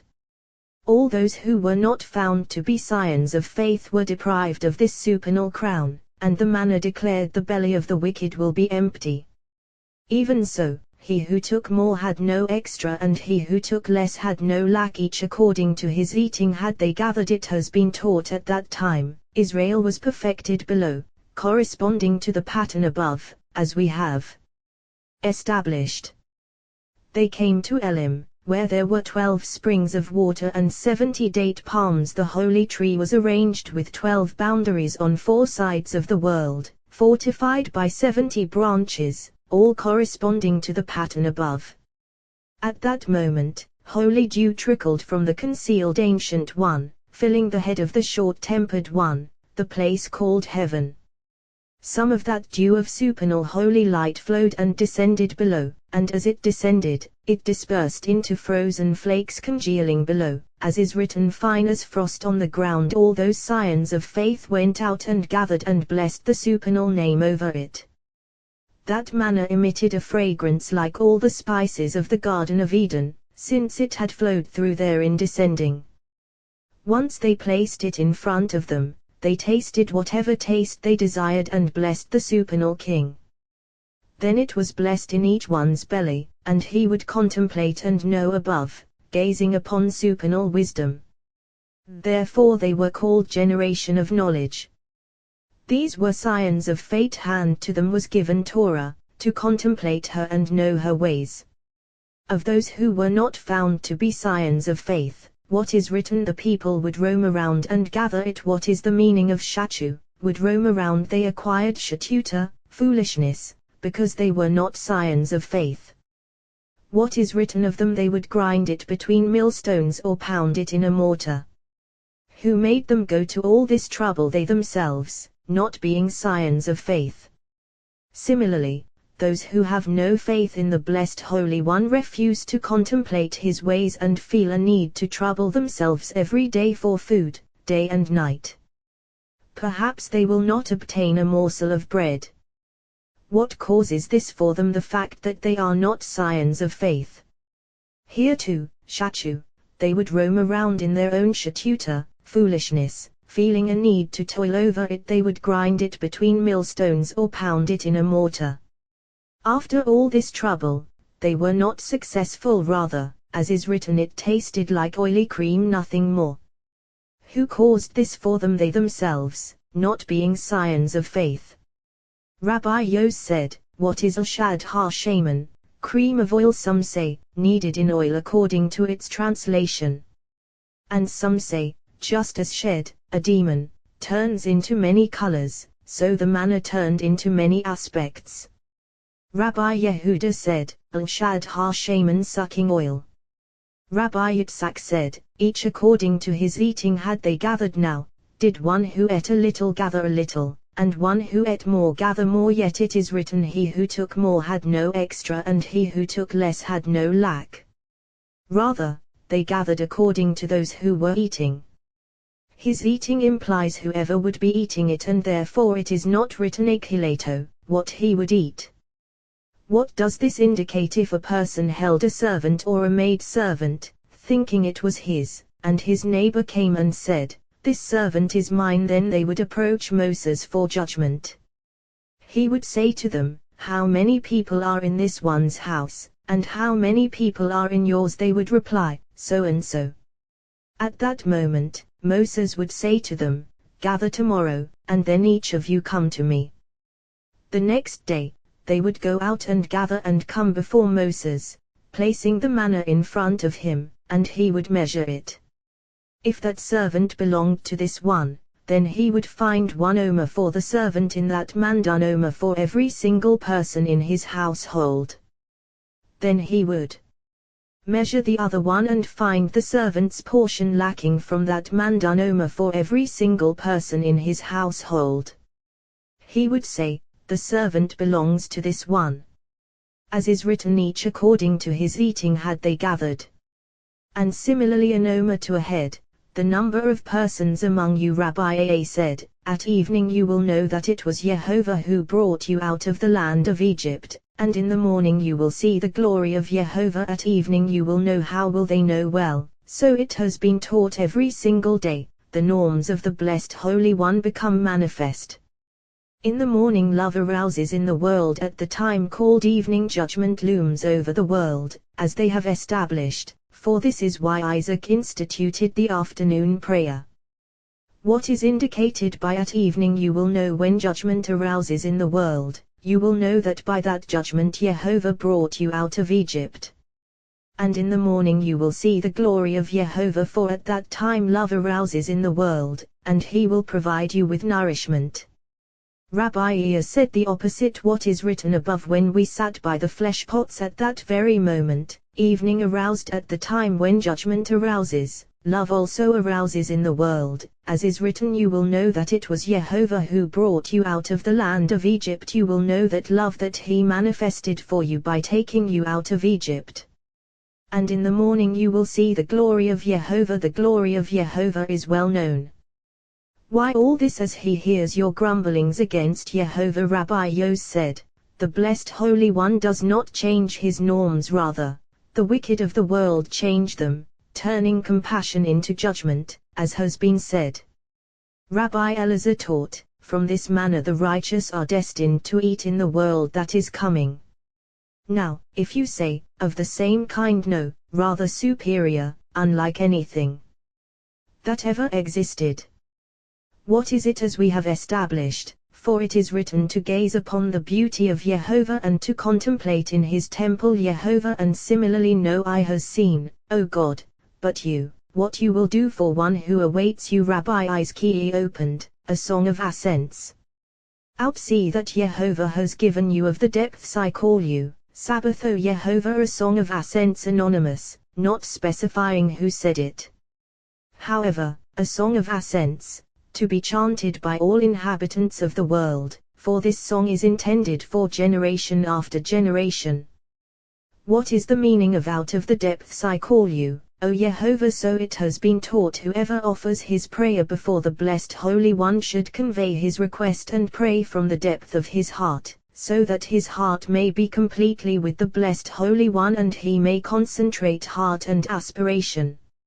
Now, did David really say this? Look at what is written, with my whole heart I seek you. This verse suffices. What need is there for out of the depths? Well, so it has been taught every person who presents his request before the king should focus mind and will on the root of all roots, to draw blessings from the depth of the well, so that it will gush blessings from the spring of all.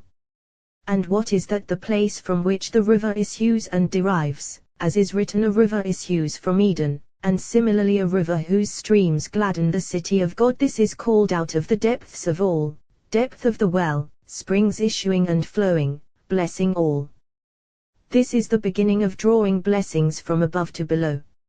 Rabbi Isaiah said, when the Ancient One, concealed of all concealed, desires to provide for the worlds, he pours all and includes all in this supernal depth, and from here the well draws and flows, gushing and feeding streams and springs. Whoever offers his prayer should concentrate heart and will to draw blessings from that depth of all, so that his prayer may be accepted and his desire fulfilled. Rabbi Yehuda said, every single day the world is blessed by that supernal day, for all 6 days are blessed by the 7th day. And every single day conveys the blessing it has received through the day inhering in it. Therefore Moses said, let no one leave any of it over until morning. Why? Because one day does not give or add to its fellow. Rather, every single one reigns alone in its own time, no day ruling on its fellow's day. Therefore, all those 6 days rule on their days, imbued with what they have received, and the sixth day includes more. This accords with what Rabbi Elazar has said. Why is it written Yom HaShishi, the sixth day, which is not written of all the other days? Well, we have already established this, but HaShishi, the sixth, because Matronita couples with it, arranging a table for the king. Therefore 2 portions appear on it, one for its own day, and one prepared for the king in the joy of Matronita. That night, coupling of Matronita with the king, and all 6 days are blessed, each one on its own. Therefore, a person should arrange a table on Sabbath eve, so that blessings from above will alight upon it, and no blessing is found on an empty table. That night, joy of Matronita with the king and their coupling. Therefore, disciples of the wise who know this mystery, their coupling occurs Sabbath by Sabbath. See that Jehovah has given you Sabbath. What is Sabbath? The day on which other days rest, totality of all those other 6. Rabbi Yisa said, Assembly of Israel is also called Sabbath, for she is its mate, and this is the bride. And it is written, observe Sabbath, for it is holy to you. He has given you Jehovah you and not other nations, as is written, between me and the children of Israel it is a sign forever. This is Israel's eternal heritage, of which is written, if you refrain from trampling Sabbath in its place. We have established this matter. Rabbi Yehuda opened. The angel of Jehovah said to Moses, pass before in camps around those the people and the staff within awe of him and which you struck the Nile, take in delivers them your hand, and go. Happy are the Jehovah righteous, for the blessed Holy One desires their honor more than his own. How many people revile and blaspheme above, such as Sennacherib, who reviled and blasphemed, saying, who among all the gods of the countries have delivered their countries out of my hand, that Jehovah should deliver Jerusalem out of my hand. Yet the blessed Holy One did not demand his punishment. But as soon as he stretched out his hand against Hezekiah, what is written, an angel of Jehovah went out and struck in the Assyrian camp. Jeroboam son of Nebat worshipped idols, offering incense to them and praising them, yet the blessed Holy One did not demand his punishment. When Iddo the prophet came and prophesied against him, Jeroboam stretched out his hand against him. What is written, his hand withered, though for worshipping idols, he did not demand requital. Pharaoh reviled and blasphemed, saying, who is Jehovah that I should heed his voice? Yet the blessed Holy One did not demand his punishment until he refused Israel, as is written, you still act insolently against my people, not letting them go. Look, the hand of is about to be against your livestock in the field. Similarly everywhere, the blessed Holy One avenges the humiliation of the righteous more than his own. Here, Moses said, a little more and they will stone me. The blessed Holy One said to him, Moses, this is not the time to avenge your humiliation, and not in this manner. Rather, pass before the people, and I will see who stretches out his hand against you. Now, are you in their power or in mine? And your staff with which you struck the Nile take in your hand. Why? Because it was engraved with miracles, and the supernal holy name was inscribed on it.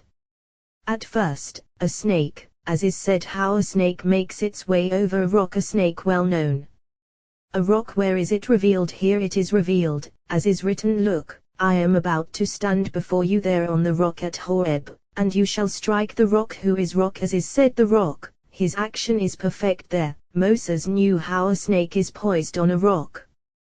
We have already established these matters.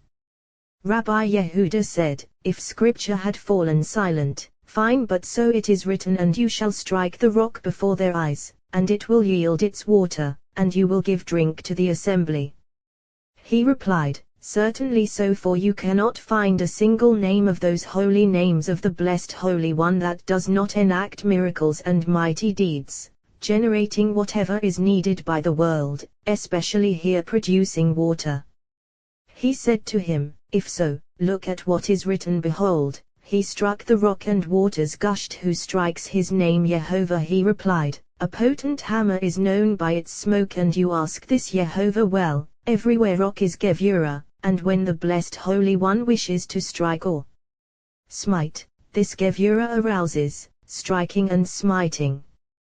This is what is written, behold, Hikazu, the rock struck, and waters gushed. If this rock had not aroused, smiting where necessary, the water would not have flowed.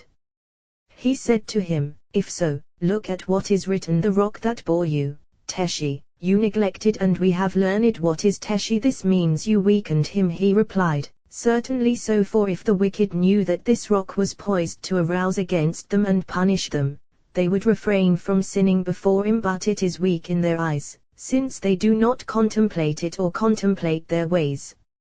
So, the rock that bore you, you weakened. Rabbi Abba said, there is a rock, and then there is a rock. From a facet of supernal rock emerges another rock. And what is supernal rock? Rock of all rocks. Who is that? The one who bore Israel, as is written, the rock that bore you, you neglected. For from a facet of supernal rock above emerges another rock, from a side of supernal mother emerges Gevurah. This accords with what Rabbi Elazar said. What is the meaning of who can utter Gevurot, the mighty acts of Yehovah? Who are Gevurot, the mighty acts of Yehovah, including supernal mother of all? For although she is not judgment, from her side it comes into being, since from her side appears Gevurah. Therefore, she is called supernal rock. You forgot the God who birthed you, Yehovah, radiance of Father. And what is that supernal est, who is radiance of Father? Rabbi Abba said further, water is well known everywhere, yet the blessed Holy One, through this rock, aroused to pour out water, for it is unfitting except from Jedullah, and this was the sign and miracle of the blessed Holy One. Concerning this, David offered praise, who turned the rock into a pool of water, who turned, implying that this is not normal for a rock. Thus, through supernal rock he brought forth water from a place below. And what is the name of the one below? Boulder, as is written, you shall bring forth water for them from the boulder. How did this boulder bring forth water? By the power of the rock above. Rabbi Shimon said, the rock, his action is perfect. What is meant by his action is perfect? That the rock is transformed, performing the action of the perfect one. And who is that? Abraham, as is written, walk in my presence and be perfect. This is who turned the rock into a pool of water, as implied by his action is perfect. This is Abraham. At this time, the rock turned perfect. At another, second time, when Moses was punished, seeking to bring forth water through this rock due to Israel's guilt, it did not turn perfect, as before. At that moment, Moses raged, saying, the rock that bore you, Teshi, you weakened, that is, you weakened it from what was before. For because of you, it is now no longer perfect, and instead generates judgment, unlike the situation in the days of Yeladeka, namely, your youth. Rabbi Abba said, what is the meaning of the verses among us, or Ayin, not now? Were the Israelites stupid? Not knowing this, they saw Shekinah in front of them, and clouds of glory above, surrounding them, and yet they said, is Yehovah among us or not? People who saw the radiant glory of their king at the sea, and we have learned a maid servant at the sea, saw what the eyes of the prophet Ezekiel never saw. Would they be so stupid as to say, is Yehovah among us or not? Rather, Rabbi Shimon said as follows, they wanted to discern between the ancient one, concealed of all concealed, called Ayin, nothingness, and the short-tempered one. Therefore it is not written, is Yehovah among us.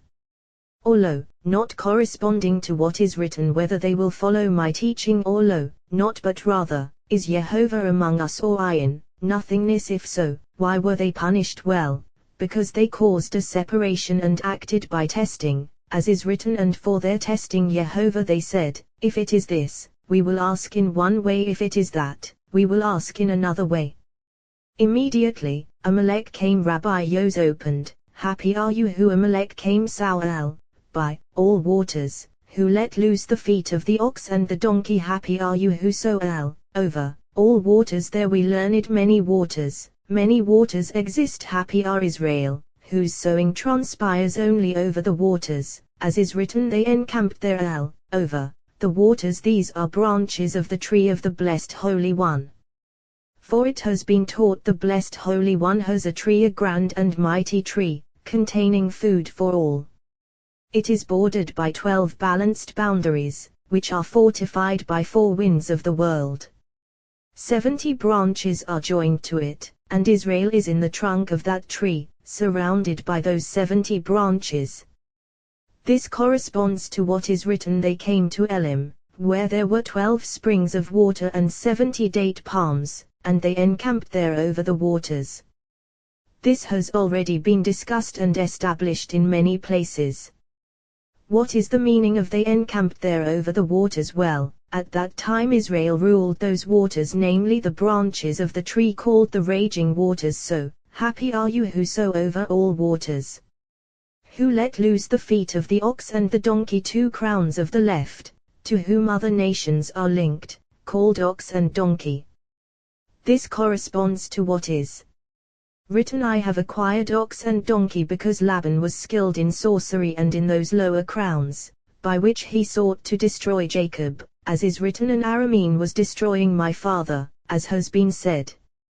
When Israel are worthy, they drive them away and they cannot dominate them, as is written, Meshalii, who drive away the feet of the ox and the donkey so that they do not dominate them.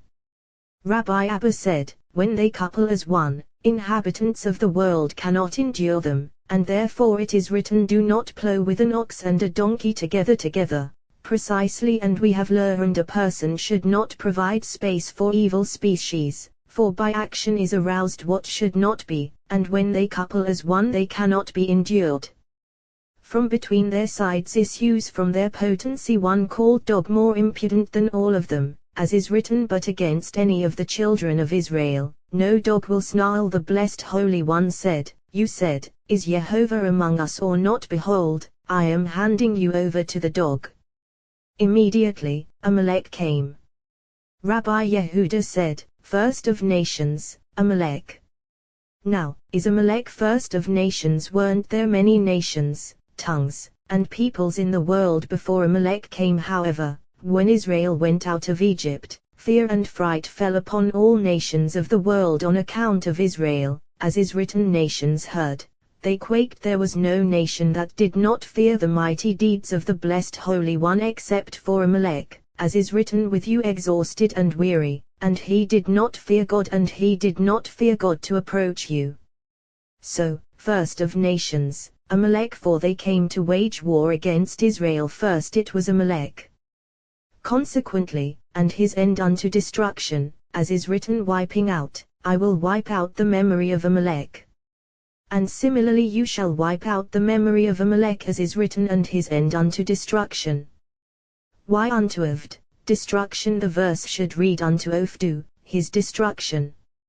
However, until the Blessed Holy One comes and destroys him, that is, until the Blessed Holy One Avd destroys him, as is written, wiping out, I will wipe out.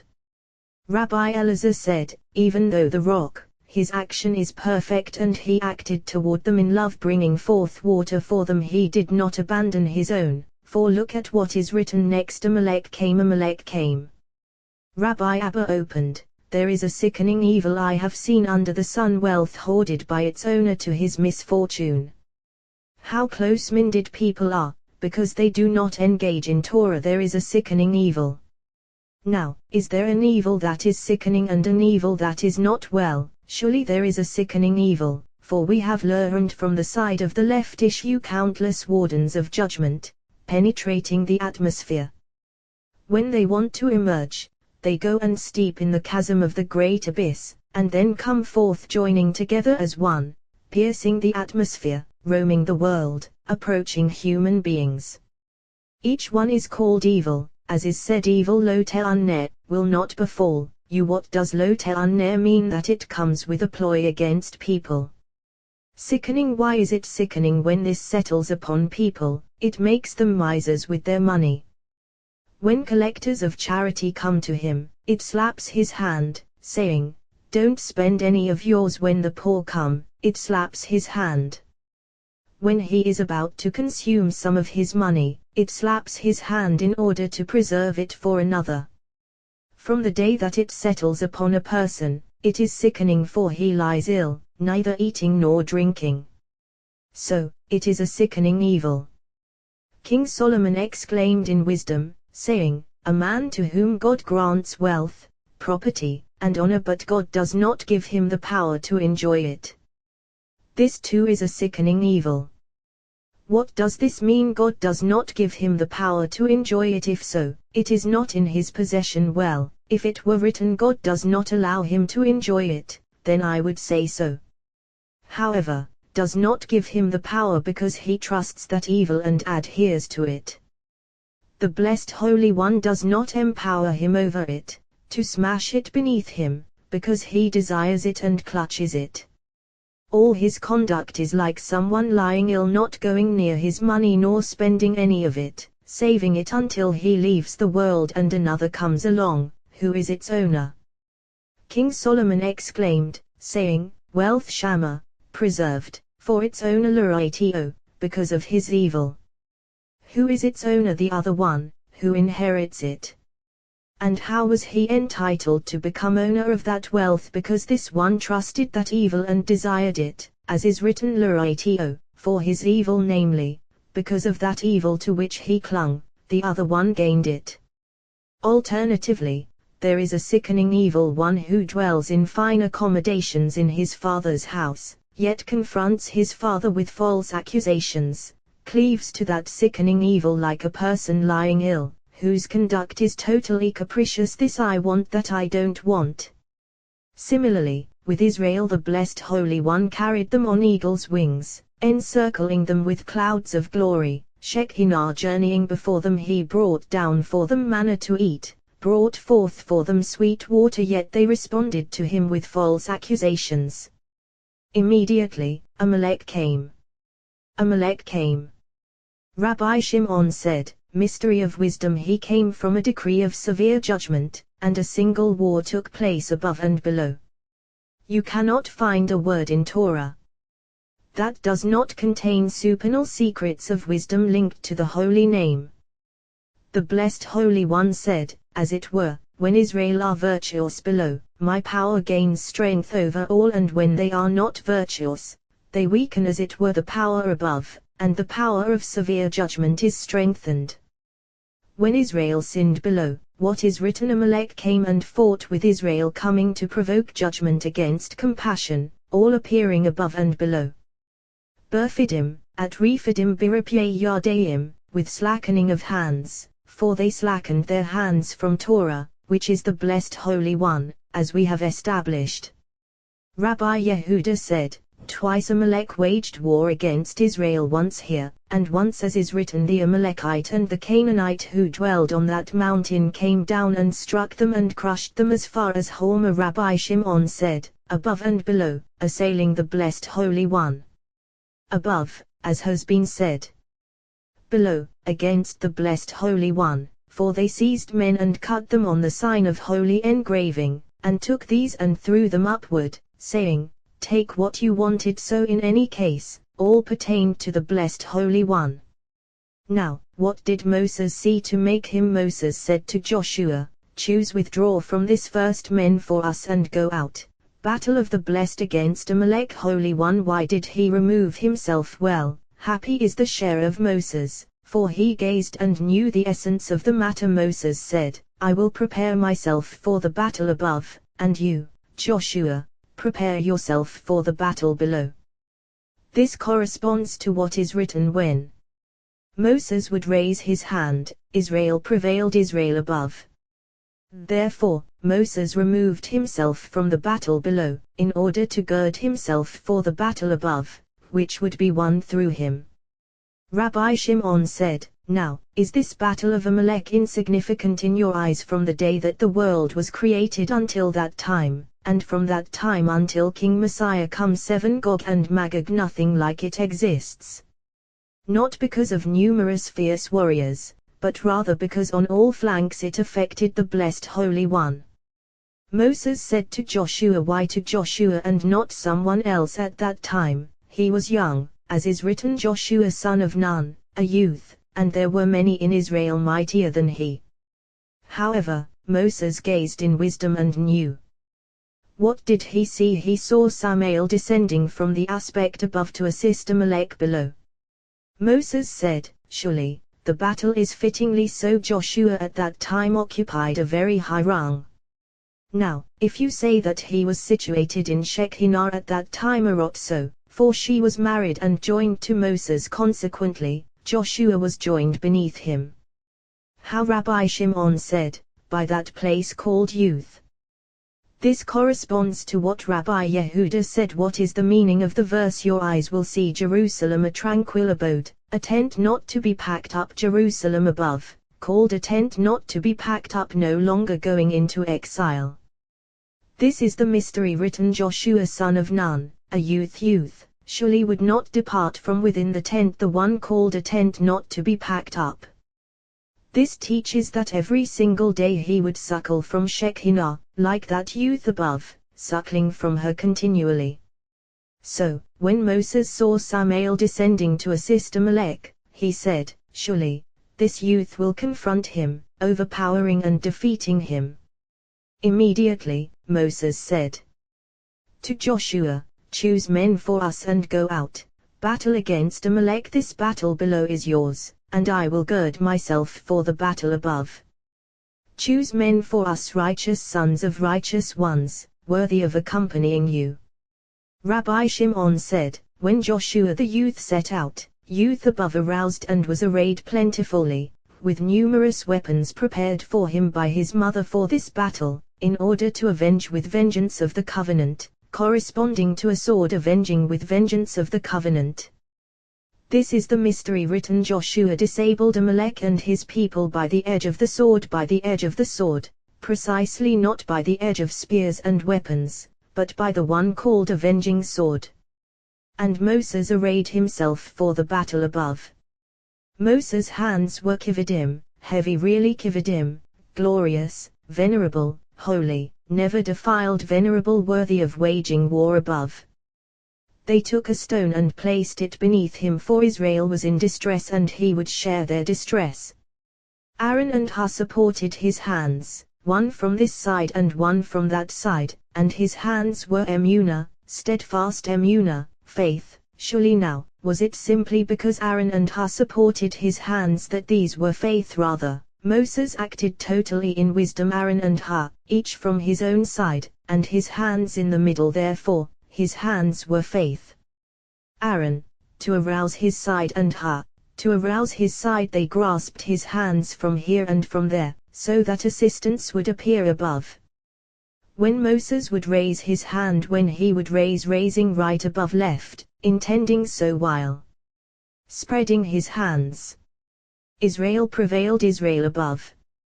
When he would let down his hand, Amalek prevailed. When Israel below waned from prayer, Moses' hands could not stand erect and Amalek prevailed. From here we learn, although the priest needs the sacrifice in order to array himself totally, Israel must accompany him with their prayers. It has been taught in this battle of Amalek, above and below appeared. Therefore, his hands were emunah, faith, fittingly. Vayadath, his hands was the verse should read Vayurayu, his hands were. However, since all depends on the right, it is written Vai, his hands was, and it is written Yado, his hand, since this is the essence of all, as is written your right hand, O Yehovah, glorious in power. Yehovah said to Moses, write this as a remembrance in a scroll, and set it in Joshua's ears. Wiping out, I will wipe out the memory of Amalek. What is written above? Joshua disabled Amalek and his people by the edge of the sword. Vayolosh, he disabled, the verse should read Vayaharag, he slew. However, Vayalash, he cast lots, as is said Olesh, casting lots, over nations. Joshua would cast lots over them, and that sword avenging with vengeance of the covenant slew them, as is written by the edge of the sword. Write this as a remembrance in a scroll, this, precisely, and set it in Joshua's ears, for he is destined to slay other. Wiping out, I will wipe out, wiping out, above I will wipe out, below. The memory above and below. Rabbi Yitzhak said, it is written wiping out, I will wipe out, and it is written you shall wipe out the memory of Amalek. However, the blessed Holy One said, you, wipe out his memory below, and I will wipe out his memory above. Rabbi Yos said, Amalek brought other nations along with him, but they were all afraid to approach Israel except for him. So Joshua cast lots over them. Rabbi Yisa said, V'yalash, he disabled smashing their power above. Moses built an altar corresponding to the Moses built an altar and one above. And called Nissi, its name my banner called the name of this altar my banner because it wreaked vengeance for that holy insignia of Israel, since from that time it was called avenging with vengeance of the covenant. Rabbi Yos said, Moses built an altar to atone for them. And called its name whose Rabbi Ea said, the name of that altar. Nissi, my banner as is said there Nisahu, he tested him, and all is one matter, for Israel was uncovered and that sign of holy engraving revealed. From here we learn once a person's son is circumcised and the sign of covenant is revealed in him, it is called an altar to atone for him. And what is its name? Nissi, my banner. Similarly, Jacob built an altar and called it God, God of Israel. Whom that place called altar. And what is its name? God, God of Israel. Rabbi Yos said, what is the meaning of the verse they saw the God of Israel? Now, who can see the blessed Holy One? Look at what is written, for no human can see me and live, yet here it is said they saw the God of Israel. However, so we have learned whoever gazes at a rainbow gazes, as it were, upon Shekinah, and to gaze upon Shekinah is forbidden. Therefore it is forbidden for a person to gaze at the fingers of the priests when they spread their hands. It is forbidden to gaze at a rainbow. Who is a rainbow? Rabbi Abba said, at a rainbow, unspecified. What is at a rainbow, unspecified? He replied, at a rainbow above and at a rainbow below. A rainbow above at its colors. For whoever gazes at its colors gazes, as it were, upon a place above, upon which it is forbidden to gaze, so as not to shame Shekinah. A rainbow below, what is it? That sign of covenant engraved in a person, for whoever gazes at it brings shame above. Rabbi Yitzhak said, if so, look at what is written, place your hand under my thigh, for he made him swear by this sign. He replied, leave the fathers of the world alone, for they are not like other inhabitants of the world. Furthermore, it is written, place your hand under my thigh, and not look under my thigh. Thus, it is forbidden to gaze at a rainbow, unspecified. It has been taught they saw the God of Israel. The rainbow was revealed to them in radiant sapphirine colors, radiant keys flashing in every direction, as implied by what is written, it Elohia, the God of Israel, and it is not written they saw Elohia, the God of Israel. Rabbi Yos said, light of the lamp of Shekinah. What is that? The one who serves Shekinah, called youth in the temple. Therefore, it Elohia, the God of, precisely, and beneath his feet was like a fashioning of livnat ha sapphire pavement, for beneath his place was inlaid one levinta, brick, of those that were made in Egypt. For we have learned a certain woman gave birth in Egypt, and Pharaoh's officers came, and she inserted him into a brick. Then the palm of a hand appeared and grasped it, and it was inlaid beneath the feet of Shekinah, remaining before him until the temple below was burned, as is written, he did not remember his footstool on the day of his wrath. Rabbi Ea said, sapphire pavement, radiance of sapphire in supernal engraved keys, flashing in 72 directions, as is written, I will lay your foundations with sapphires like the essence of heaven. What is the essence of heaven? Rabbi Abba replied, just as the essence of heaven is engraved with 72 branches blossoming, flashing in every direction, here too, the appearance of that essence of heaven is like the appearance of heaven itself. Rabbi Yehuda said, all is inscribed in the radiance that they saw, engraved from the aspect of Shekinah. Rabbi Izkiah said, if so, look, there are 60 surrounding Shekinah, as is written, 60 warriors surrounding her. He replied, Certainly so. However, 60 plus the radiance of 12 boundaries never depart from around her. For we have learned 12 supernal engraved boundaries balanced in the great, mighty holy tree, and all of them illumine Matronita when she joins the king. This is essence of heaven, really all those shining paths glow in him with the radiance of Matronita. It has been taught radiance of those 60 surrounding her is etched on that youth, and we call these 60 lashes of fire in which he is clothed in the aspect of Shekinah, blazing in judgment, as is written 60 warriors surrounding her. It has been taught Moses built an altar, as we have established, and called its name Nissi, my banner, really why? Because Amalek seized all those who were circumcised but not uncovered, and cut them and threw these upward, saying, take what you wanted. At that moment, what is written he said, for hand upon Yah's throne war for Jehovah against Amalek from generation to generation Medor, from generation to generation, spelled deficiently. Rabbi Yehuda said, you cannot find a single generation of all generations arriving in the world that does not contain some of that evil seed, and the blessed Holy One wages war against them. Rabbi Yitzhak said, from Diora, habitation, below to habitation above, and of them is written let sinners vanish from the earth and the wicked be no more in this world and in the world that is coming. Of that time is written bless Yehovah, O my soul. Hallelujah. Parashat Yitro. Jethro Yehovah. Rabbi Elazar opened, Aaron raised Yadav, his hands Yehovah spelled Yado, his hand, 1, for a person should raise right above left. We have already established the mystery. I found in the book of King Solomon that whoever raises his hands above, not in prayer or request, is a person who is cursed by 10 appointed powers, namely 10 rulers who are in a city. These are 10 appointed over spreading of hands above, to receive that prayer or blessing and to endow it with power so that the holy name may be glorified and blessed from below. Once it is glorified from below by that spreading of hands above, then it is blessed from above and glorified on all sides. These 10 are appointed to receive some of those blessings above and pour them below, blessing the one who blesses him, as is written I myself will bless them. Consequently, a person should be careful when he raises his hands above, to be immersed in prayer or blessings or requests. He should not raise his hands in vain.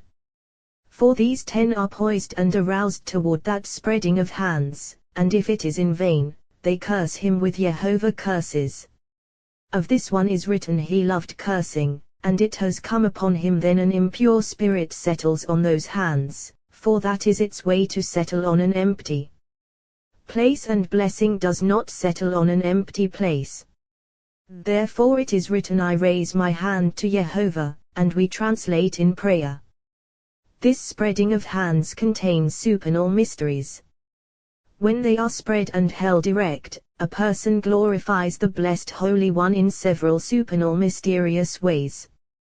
He is worthy of uniting the mystery of 10 utterances, in order to unify all, so that the holy name may be blessed fittingly. And he is worthy of uniting the mystery of the inner chariots and the outer chariots, so that the holy name may be blessed on all sides, and all be united as one, above and below. He opened, saying, Ve'lo yirayu fanai rikum, they shall not appear in my presence empty-handed. This is the mystery of raising the fingers, when one raises them above, for they should not be raised birikania, in vain, but rather in prayer, requests, and blessings, or in one of these. Ve'lo yirayu fanai rikum, my face shall not appear in vain. It is not written Ve'lo yirayu lafanai, they shall not appear in my presence, but rather Ve'lo yirayu fanai, my face shall not appear. Mystery of raising the fingers, which must not be raised in vain, as has been said. The 10 powers that we mentioned are 10 utterances below, in the mystery of engraved letters corresponding above. These preside at first over raising of the fingers, and thereby the whole side of holiness is united above, uplifted. Then all other sides are subdued and acknowledge the Holy King. In mystery of the holy name there are king and priest, serving in mystery of holiness, both above and below. There is king above, who is mystery of holies, he is supernal king. Beneath him is priest, mystery of primordial light, who serves before him, this is the priest called great, the right side. There is king below, corresponding to king above, and he is king over all below. Beneath him is priest, mystery of Michael the high priest, on the right. Surely on the side of holiness there are king and priest, and this is mystery of perfect faith. On the other side, which is not the side of holiness, there is mystery that is king as we have established, he is called an old and foolish king. Beneath him is priest of on this is the mystery that is written. Ephraim said, I have become rich, I have gained power for myself. Hosea, for this power ruled over the act committed by Jeroboam, and if he had not discovered this power, he would not have succeeded in that act. Mystery of the matter, when this king and this priest are subdued and broken, and they acknowledge him, then the blessed Holy One rules alone above and below, as is written, Jehovah alone will be exalted. Similarly, in this very mystery, the blessed Holy One acted on earth, he broke and punished an old and foolish king, namely, Pharaoh, and he came and acknowledged the blessed Holy One. Afterward that priest serving under him was broken and subdued, until he came and acknowledged the blessed Holy One. This is priest of on other side, who is the left side. And this is the mystery uttered by Rachel when she saw that she was dying, as is written, Benoni, son of my vigor. Therefore Jacob quickly said, Benjamin, son of the right, not Ben-on, son of on right side, not left side. Once that king and that priest acknowledged the blessed Holy One and were broken before him, the blessed Holy One ascended in glory above all, above and below. And until the blessed Holy One ascended in glory, acknowledged by them, the Torah was not given. After Jethro came and acknowledged, saying, Now I know that Jehovah is greater than all the gods. Blessed is Jehovah, who has rescued you. Then the blessed Holy One ascended in glory above and below, and afterward he gave the Torah in complete dominion over all.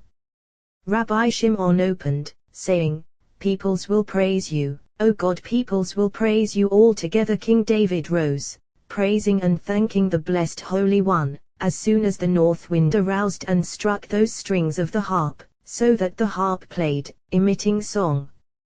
What song did it sing when the blessed Holy One arouses toward all those chariots to provide them with food, as we have established? For it is written, she rises while it is still night and provides food for her household. Then they all rejoice, and open, saying, God will be gracious to us and bless us, he will shine his face upon us. Selah. When the north wind arouses and descends upon the world, it breathes, uttering, that your way may be known on earth, among all nations your salvation. The harp, as it is played by that wind, opens, saying, Peoples will praise you, O God, peoples will praise you. All together David, when he rose and Holy Spirit aroused upon him, opened, saying, May earth yield her harvest, may God, our God, bless us. May God bless us, and all the ends of the earth revere him, so as to draw the goodness of the blessed Holy One from above to below. Afterward, David came in Holy Spirit and arranged them as one, when he contemplated all this verse of the harp, because glory of the blessed Holy One consummates above and below when other nations come and praise him. Once they acknowledge him, glory of the blessed Holy One is perfected above and below. When Moses came to Pharaoh and said to him, The God of the Hebrews happened upon us, he opened, saying, I do not know Jehovah. The blessed Holy One wanted his name to be glorified on earth as it is glorified above. Once he struck him and his nation, he came and acknowledged the blessed Holy One, as is written, Jehovah is in the right, he, who was regnant king of the whole world. As soon as he acknowledged, all the other acknowledged, as is written, Then the chiefs of Edom were terrified. Jethro, supreme priest, ordained chief of all false gods, came and acknowledged the blessed Holy One. Then he was glorified. Rabbi Shimon said to Rabbi Elazar, his son, Elazar, of this is written, peoples, O God, will praise you, peoples will praise you all together. Rabbi Elazar came and kissed his hands. Rabbi Abba wept, and said, as a father has compassion for his children, who will have compassion for Rabbi Elazar, completing his words, without the compassion of the Master happy is our share that we were privileged to hear these words in his presence, so that we will not be ashamed by them in the world that is coming. Rabbi Abba said, look of Jethro, it is not written priest of On, but rather priest of Midian. He replied, all is one. At first, Joseph's father-in-law is called priest of On. Later, Moses' father-in-law is priest of Midian. All is a single mystery, for these two, Moses and Joseph, occupy a rung of one mystery. As for what is said Cohen Midian, priest of Midian, this is the mystery of Eshet Midianim, quarrelsome wife. Moses and Joseph occupy a single rung, this is the mystery of Vov, two as one. Rabbi Abba raised his hands upon his head and wept. He said, Rabbi, radiance of Torah ascends now to the highest heaven of the supernal throne. Afterward, who will illumine the radiance of Torah? Woe to the world that will be left orphaned. However, words of the Master will shine in the world until King Messiah arrives, for of then is written, the earth will be filled with knowledge of Jehovah as waters cover the sea. Rabbi Ea said, this verse calls for contemplation. At first Jethro, priest of Midian, heard is written all that Elohim had done for Moses, and afterward is written that Jehovah had brought out.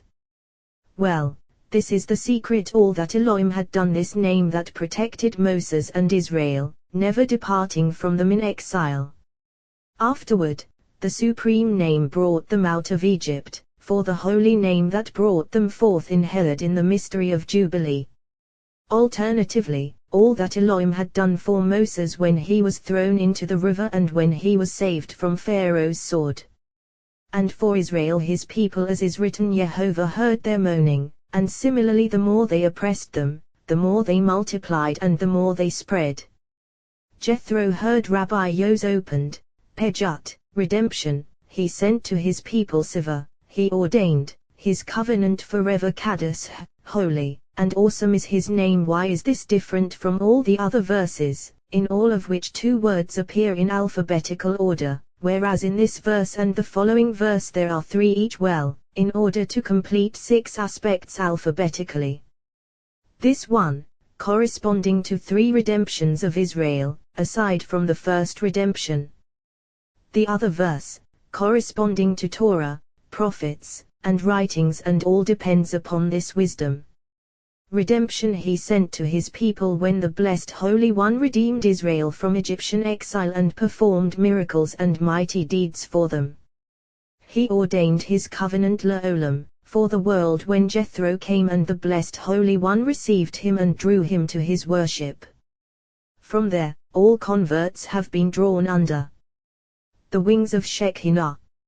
From there on, holy and awesome is his name, for then the name of the blessed Holy One was hallowed, since from the other side the holy name is hallowed, when the other side is broken and overturned, as happened with Jethro. Jethro heard.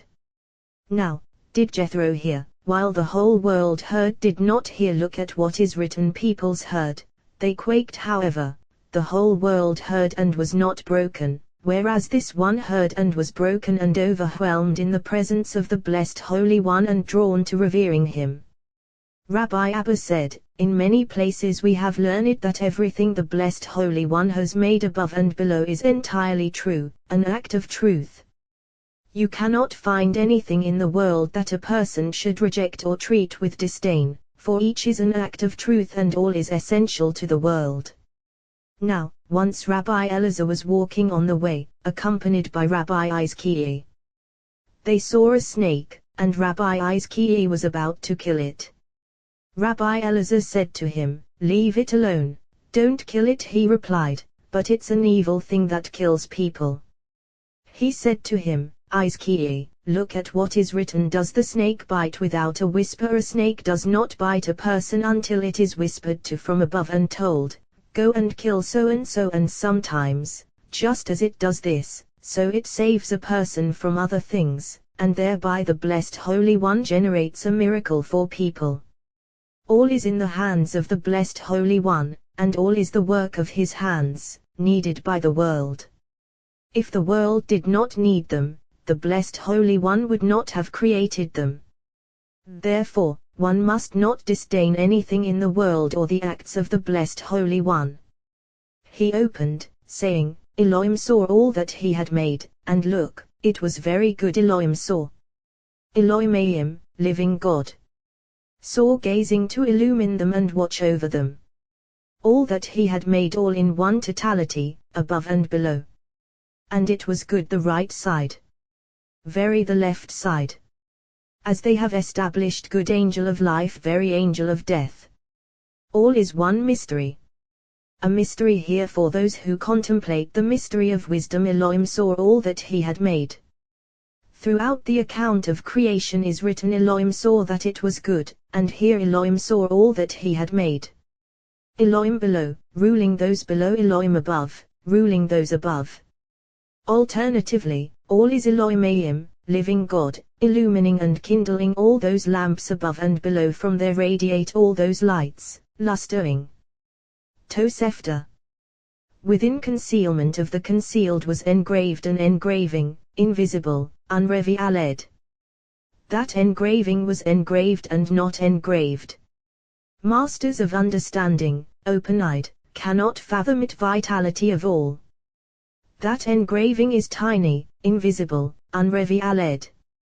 Abiding in will, to sustain all, to receive what it receives from that which has neither engraving nor will, invisible.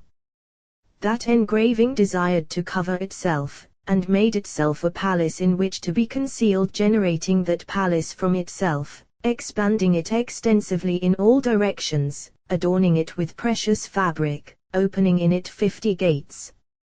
Within, that engraving was concealed, treasured away.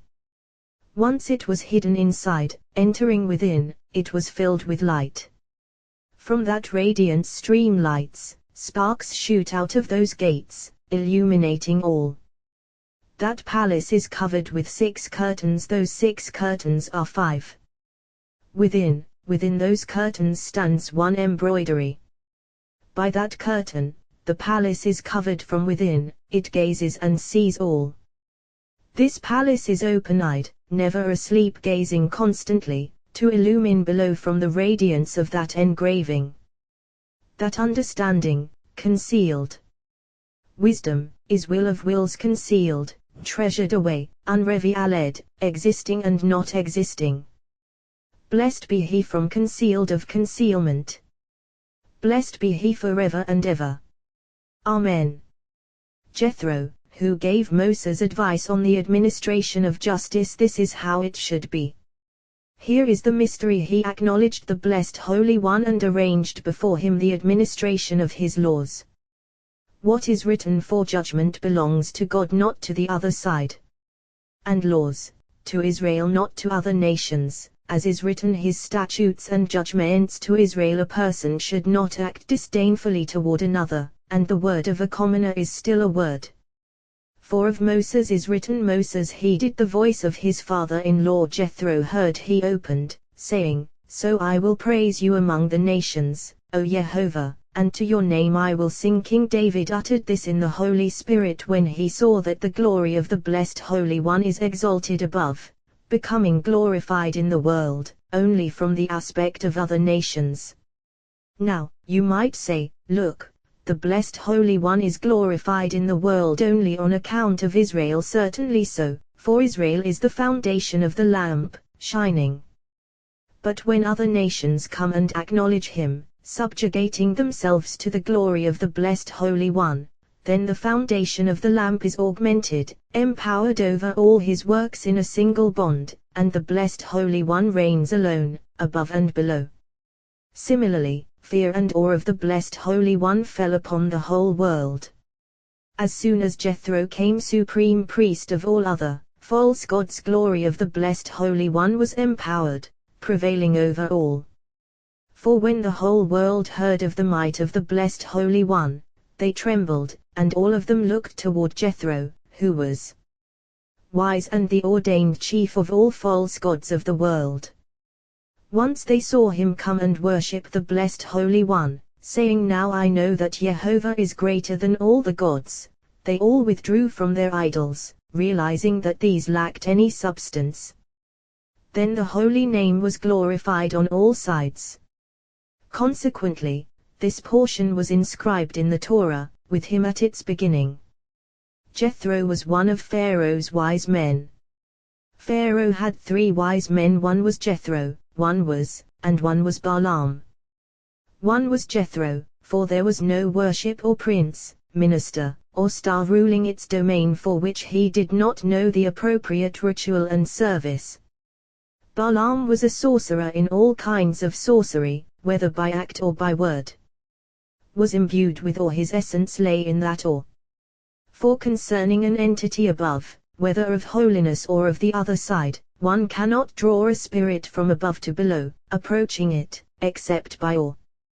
One should concentrate his heart and will in awe and broken-heartedness, and then draw down a spirit from above and the will that is needed. If he does not direct his heart and will in awe to that side, he cannot attain his aspiration except for those tenuous forms, and not all of them, since among them are rulers who require intention of the heart and awe.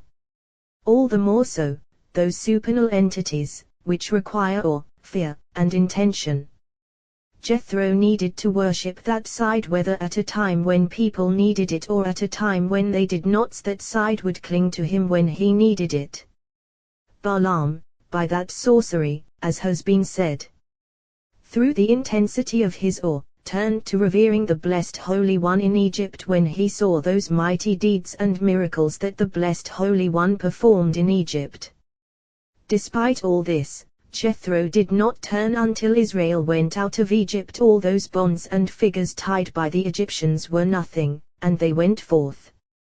After he drowned them in the sea, he converted to the worship of the blessed Holy One. Balaam did not repent or turn, for the filth of the other side clung to him.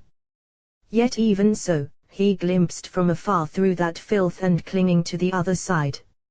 For on the other side is a tenuous glow shining all around, as is written, and a radiance surrounding it. Ezekiel, by this small glimpse he glimpsed from afar, and so with all those words he saw a tiny bit of that radiance, as from behind a wall. He spoke without knowing what he was speaking, like that radiance of shutting the eye, when the eyeball turns and a person sees concealed light, yet without seeing. This is the mystery of utterance of the man Shetem Ha'ayin, whose eye is closed, as has been established. Shetem, Setem, concealed, and all is one. For the other side invariably contains a little tenuous glow from the side of holiness, like most dreams, wherein a heap of straw lies a single grain of wheat, except for those tenuous, impudent forms, which are all extreme impurity.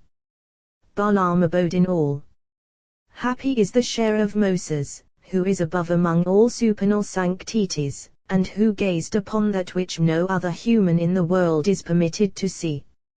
Just as Balaam saw a little tenuous glow, as from behind a wall, from within that other side, so too Moses, through immense supernal radiance, saw below, as from behind a wall, one thin streak of darkness appearing to him, and not constantly, just as Balaam did not gaze at that glow constantly.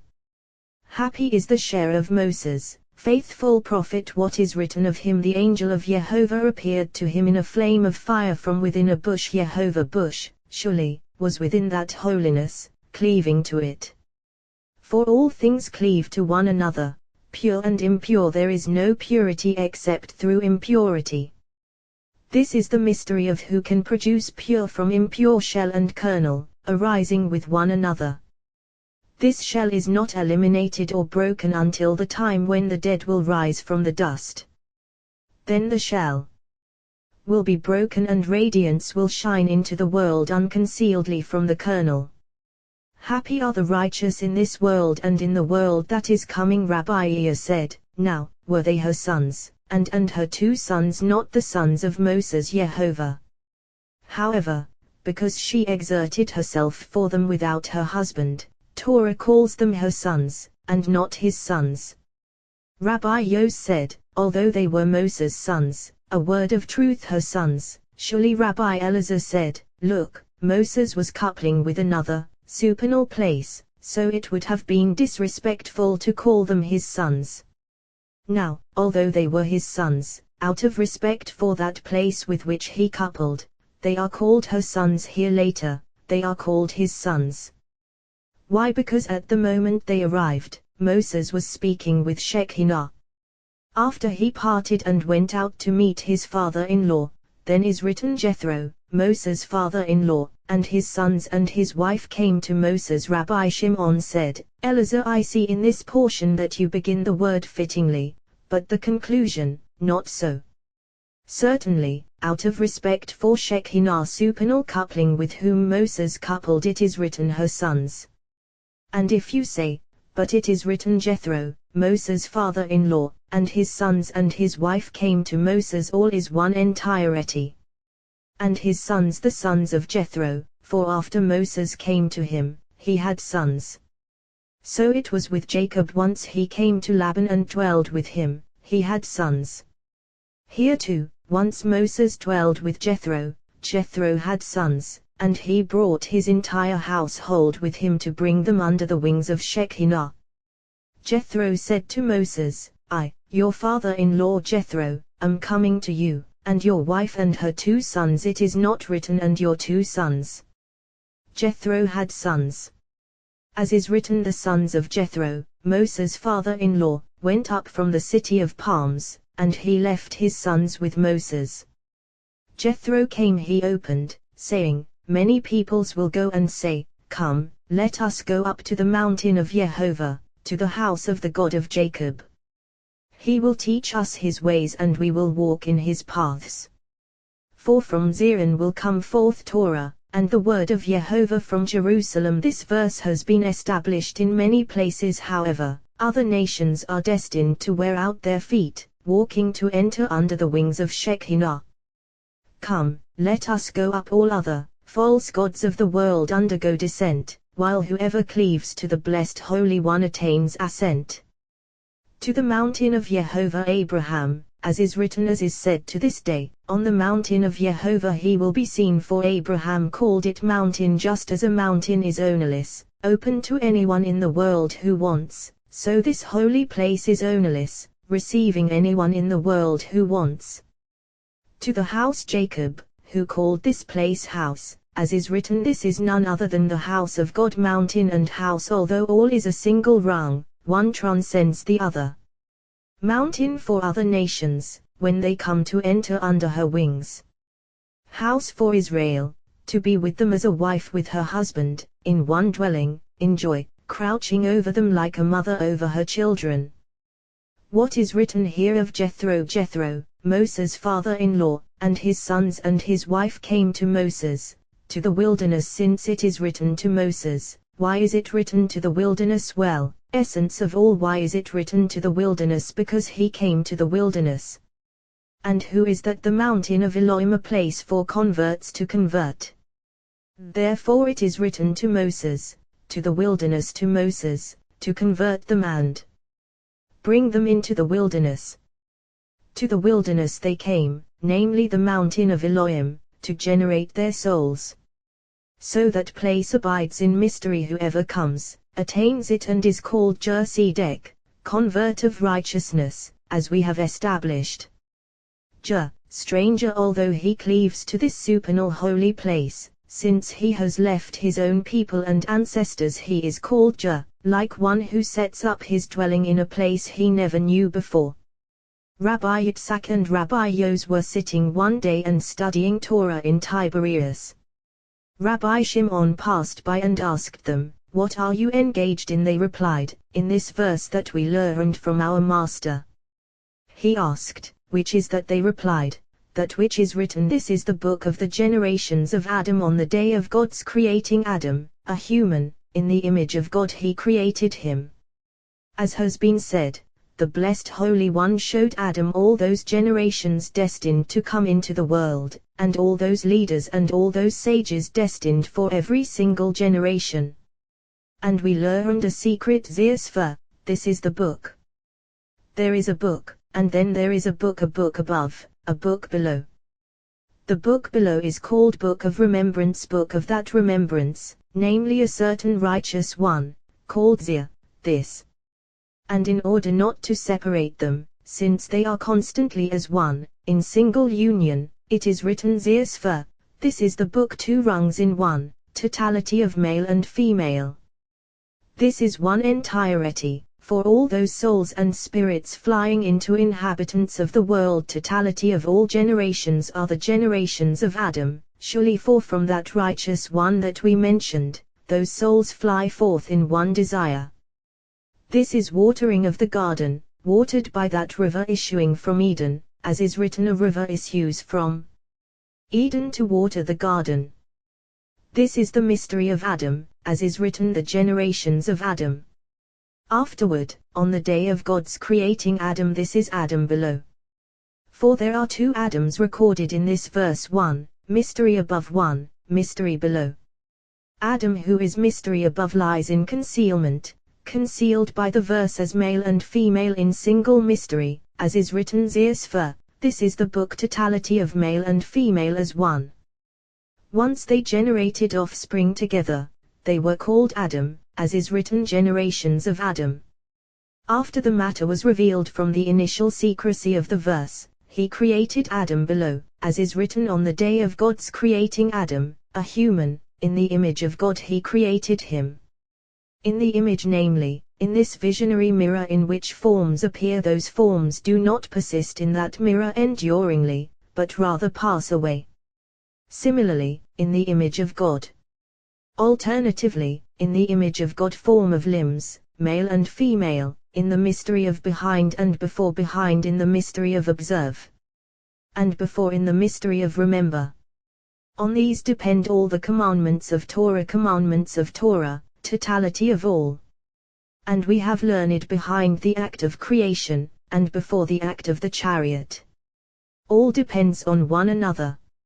In the image of God in that exact form, as our Master has established. Further, this is the book of the generations of Adam, for features, in the mysteries of human features, to recognize those generations of a human being. The mysterious features of a human in hair, in forehead, in eyes, in face, in lips, in ears, in lines of the hands. By these 7, humans are recognized. By hair. One whose hair is curly rising above his head is of an angry disposition, his heart constricted in frames.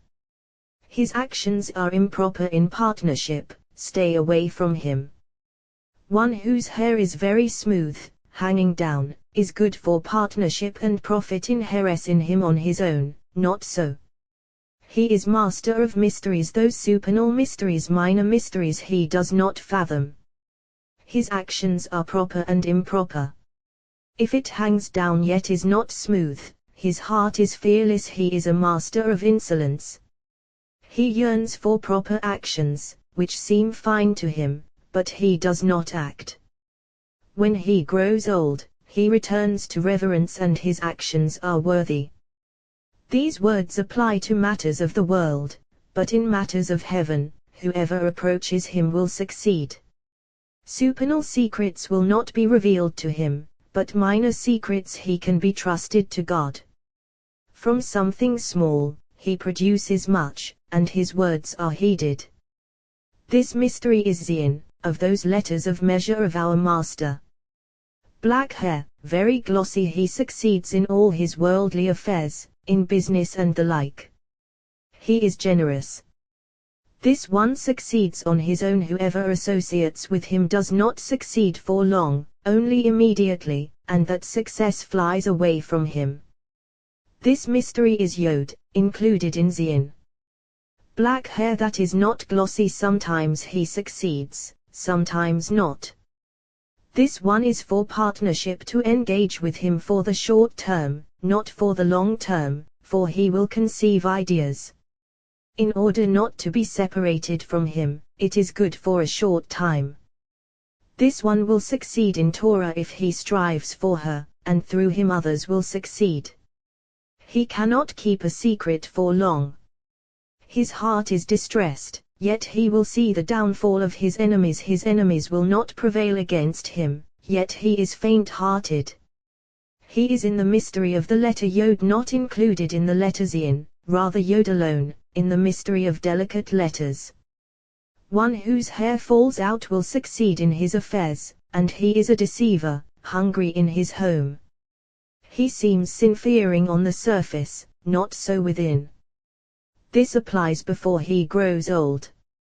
If his hair falls out after he grows old, he becomes the opposite of how he was at first, whether for good or for bad.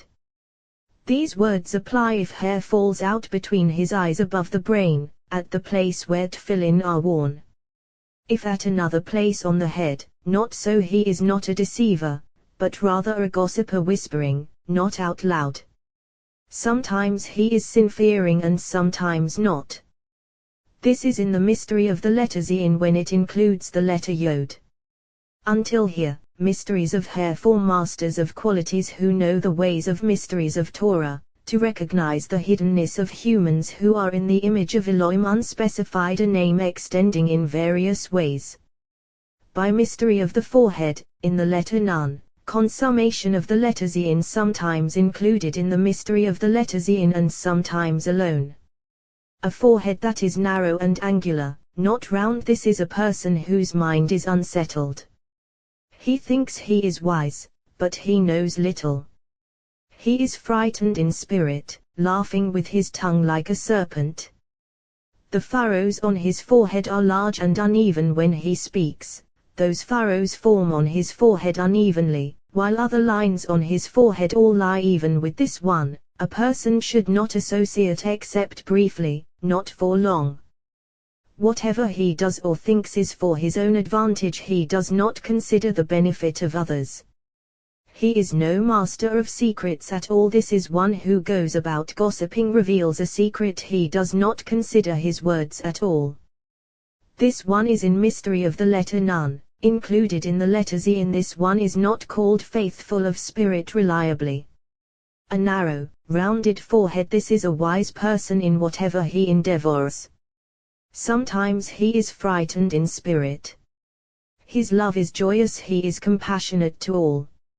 He contemplates many matters. If he engages in Torah, he will become very wise. 3 upper, large furrows form on his forehead when he speaks. 3 furrows close to one eye and 3 furrows above the other eye. He cries when he is angry. This one is better than he appears to be. All matters of the world, whether actions or anything else, he throws behind his shoulders and does not care. Anyone who engages in Torah with him succeeds, more than in other, worldly matters. Sometimes his will cleaves to the blessed Holy One and sometimes not. In legal affairs he does not succeed. He is far removed from judgment. This is mystery of the letter Nun by itself, not included in the letter Zayin. Since it is not included in this letter, he is far removed from judgment and does not abide there. His side is compassion. A forehead that is not rounded but large. This is a person who sometimes when he walks or stands bends his head. This divides into 2 aspects of madness. One aspect is visible madness. Other people realize his madness, which is evident to all, and he is a fool. On his forehead are 4 large furrows. Sometimes when he speaks he wrinkles them on his forehead, and sometimes when the skin of his forehead is stretched and those furrows are not visible, other large wrinkles appear on the sides of his eyes. He laughs for no reason. His mouth is large. He is not a worthwhile person. The other aspect is concealed madness, and people do not perceive it. He becomes wise in what he endeavors, even in Torah, but not for its own sake, only to glorify himself before people. All in whispering and with a swelled heart, to show that he is righteous, but it is not so. All his words are not for the sake of the blessed Holy One, but rather for people. He conceives thoughts and conducts himself according to external manners, so that he will be noticed. This one is in mystery of the letter Nun, included in the letter Zin. A large rounded forehead. He is intelligent, containing memory of all.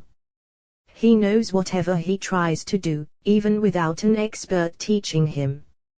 He succeeds in whatever he endeavors, though in money, sometimes he succeeds and sometimes not. From a small thing, he envisions the great.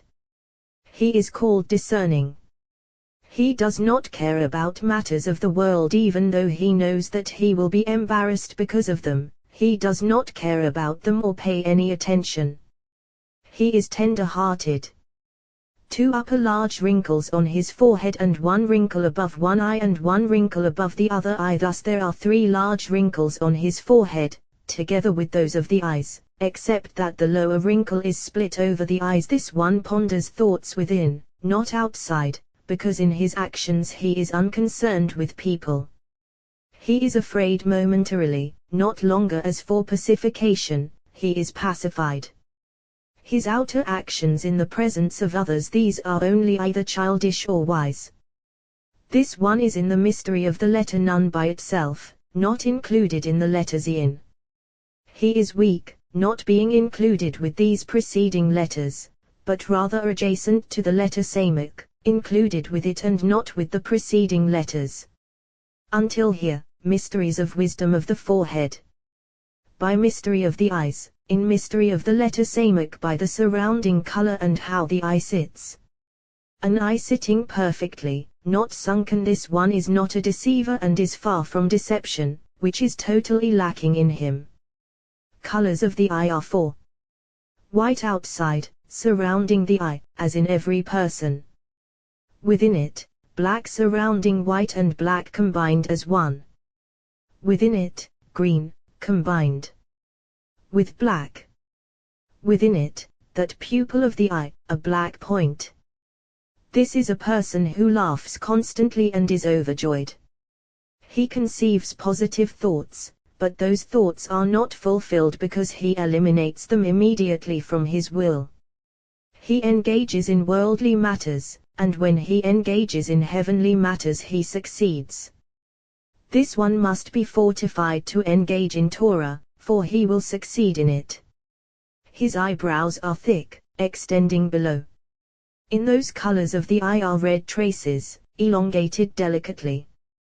Those traces are called small letters of the eyes because if those colors of the eye shine radiantly, that radiance emits letters, revealed to those masters of qualities, among other subtle traces.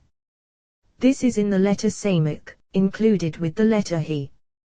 Green eyes surrounded by white, and that green blending with the white. He is beloved, but he always thinks of his own benefit, without considering the harm of others at all. The color black does not appear in him. He is desirous, though not from the evil side, but if an opportunity arises from the evil side, he will not turn back. He is trustworthy with what is known, but with what is unknown he is not. He is master of secrets concerning something secret until he hears that secret somewhere else. As soon as he hears it he reveals everything, and no secret remains with him at all, since all his words are imperfect. The colors of his eyes surrounded by white and green. This one is in the mystery of the letter He, included with the letter Zin and the letter Samak. Yellowish green eyes. Madness lies in him, and due to madness he is a mouth speaking boastfully, acting like one who is arrogant. Whoever attacks him, defeats him. He is unworthy of mysteries of Torah, since concerning those mysteries his heart is not calm, for he aggrandizes himself with them. This one is in the mystery of the letter He, included with the letter Zin alone, far removed from the letter Samak. Since he acts arrogantly, he is far removed from the letter Samak, not close to it. When this one speaks, he forms large furrows on his forehead. White eyes surrounded by a little green. He is of an angry disposition, though he is usually compassionate. But when filled with anger, he has no compassion at all and turns cruel. he is no master of secrets. This one is in the letter Mem, included in the letter Samach. Eyes white and green together, with a little black. This one is master of secrets and succeeds in them. If he begins successfully, he keeps on succeeding. His enemies cannot prevail against him. He dominates them entirely and they cringe before him. This one is in the mystery of the letter Kaf, included in the letter Samach. Therefore he gains dominion if he begins to. Until here, mysteries of the eyes for those masters of wisdom. Mystery of the face for those masters of inner wisdom. 4 features of the face are not in external signs, but rather by impress of inner mysteries. 4 features of the face are transformed by features of impress of the concealed face of spirit dwelling within. From within that spirit appear features on the face outwardly, which are recognized by the wise. Features of the face are revealed by spirit. There is a spirit in a human being, engraved with mysteries of letters, and all those letters lie concealed within that spirit. Corresponding to each face, impressions of those letters arise in the face. As those letters arise, so the face appears with etched features momentarily, appearing unenduringly except for those masters of wisdom, who comprehend them enduringly, never to be forgotten. The place called world that is coming is mystery of Torah, and from there issues mystery of Torah, in all those letters 22 letters, totality of all.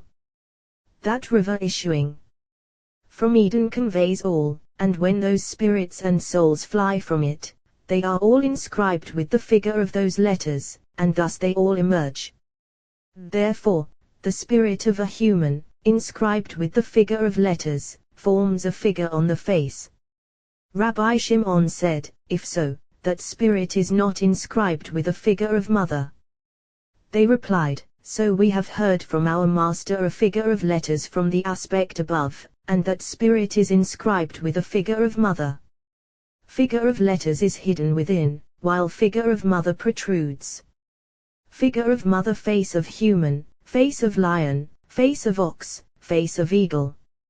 Spirit forms a figure of each of them outwardly, momentarily, since whatever derives from the side of spirit protrudes, appears, and is hidden away. All these images appear drawn in the form of letters, although they are hidden.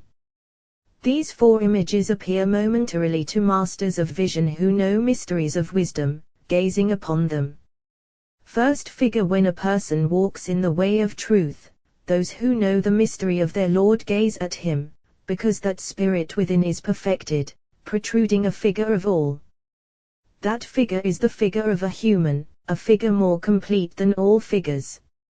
This is the figure that passes momentarily before the eyes of the wise-hearted. This one, when they gaze upon his outer face, a face standing before eyes of the heart, they are filled with love for it. 4 signs of letters appear on it. 1 vein protrudes gently on the right side, another vein, including 2 others attached to it, on the left side. These 4 signs are 4 letters called edut, testimony. The sign is I in the vein on the right side protruding gently. Dele, and those 2 letters joined to it, Vov, Taver, the vein including 2 others. This is the mystery written edut, a testimony. He ordained it for Joseph, for whoever saw him loved him in his heart, and in love he was perfected. As for the seed of David, the appearance of colors is reversed. Therefore as is written, look not at his appearance, for the other side was in Eliab, which was not so in David. For the features of David were concealed, the image of the other side was included in those features, and that image of the other side appeared in him first, passing before his eyes momentarily, frightening his heart afterward, goodly to look on, and Jehovah is with him. This is testimony about him. This image of the human includes all images, all included within. Such a one is not agitated in spirit in time of his anger, he is calm, his words calm, and immediately he is appeased. Seed of David, in whom that image appears at first, passing momentarily before the eyes. In his anger he is calm, immediately appeased, but he retains enmity like a serpent in the end, for that side provokes this, surrounding on all sides.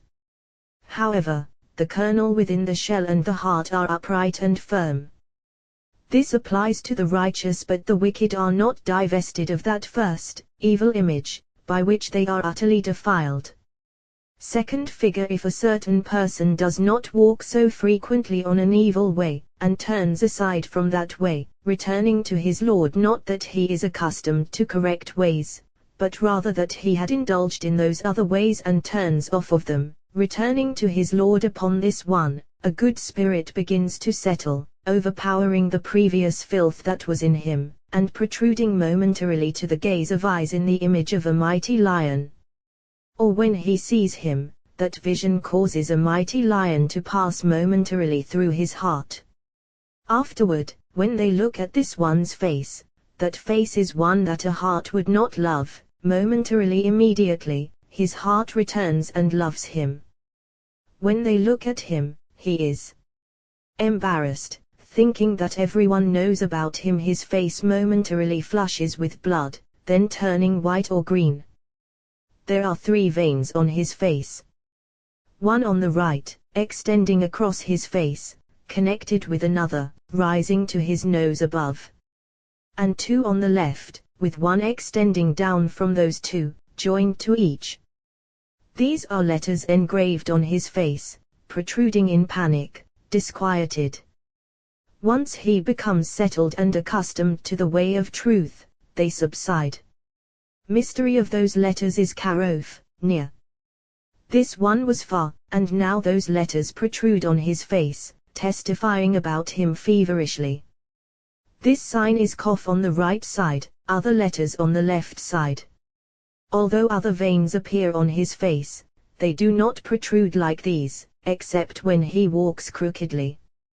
One who is the seed of David is reversed from this appearance. First he appears in the image of a human, afterward assuming the image of a lion, separating from the image of the other side.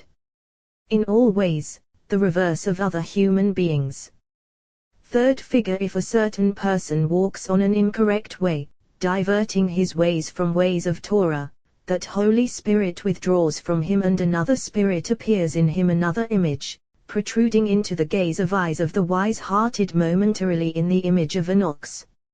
Or, when they see him, that image passes through their hearts and they contemplate it.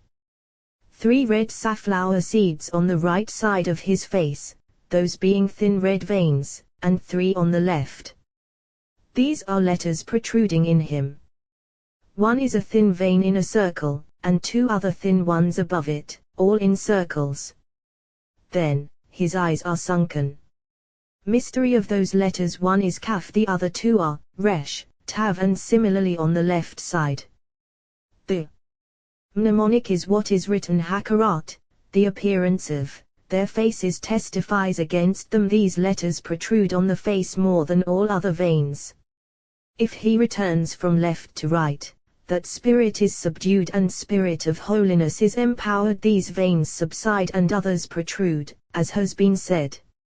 Seed of David is reversed, appearing first in the image of a lion and afterward turning into the image of an ox. 2 black veins on his face, one on the right and one on the left. These are letters, one called Resh and one called Ayin. All, the reverse of other human beings. Fourth figure: this is the figure of a person constantly poised to be mended for mystery of the past. This one appears in the sight of the wise-hearted in the image of an eagle. That spirit of his is a weak spirit. This one does not display protruding letters on his face, since these vanished from him, sinking at another time previously, withdrawn from him, so they do not protrude.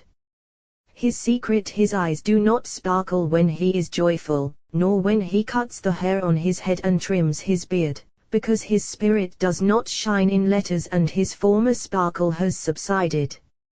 He is incapable of being gazed upon through gazing at the face. The mystery of this one: I praise the dead, who have already died, more than the living, who are still alive. As for seed of David, the secret of Jehovah is for those who revere him. To them he reveals his covenant in a human spirit. Letters are drawn, as has been said, and it protrudes them. This wisdom has been transmitted to the wise of heart, to know and recognize. Spirit abides in mystery of Zeus, for this is the book, and all abides in this mystery except for appearance of the face, which is judged in another manner, according to dominion of spirit or sinking of spirit. Happy are the wise, to whom all knowledge has been given until here, mystery of the face. From here on, mystery of the lips with the letter P, included with mystery of the letter Samuk. Large lips. This is a person who speaks gossip shamelessly and fearlessly. A master of dissension, transmitting slander between one and another, unleashing strife among brothers. He is no master of secrets, though when engaging in Torah he conceals secrets, but he is a master of the evil tongue, with no reverence in his heart. This sign is the letter P, included with the letter Resh, though not in the letter Samuk. This one seems to be righteous, but he is not sin-fearing and does not know how to strive for this, because all his words are mouthed, not embodied. Lips severely shriveled, not thin. This is a person extremely hot-tempered, a master of insolence. He cannot bear anything. A master of gossip in public, without any shame at all. At times he engages in ridicule. This is someone who must be avoided. If his beard is filled with hair, his evil tongue identifies him publicly. He has no shame, striving for strife. He succeeds in worldly affairs, sees the downfall of his enemies.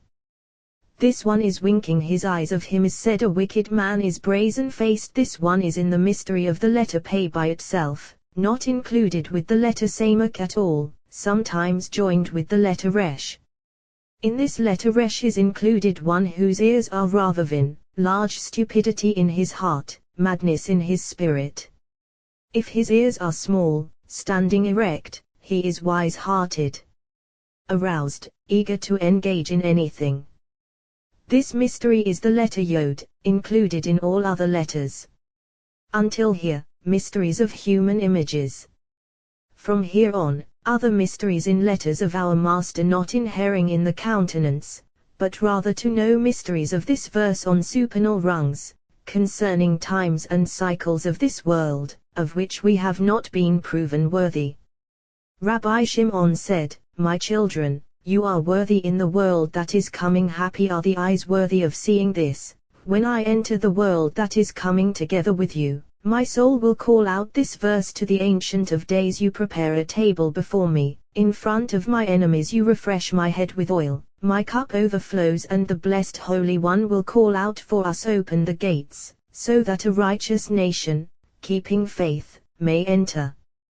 They too opened, saying, "It is written, human hands were under their wings." Ezekiel. This verse has been established by the companions. Those hands are for accepting penitents returning to the Blessed Holy One.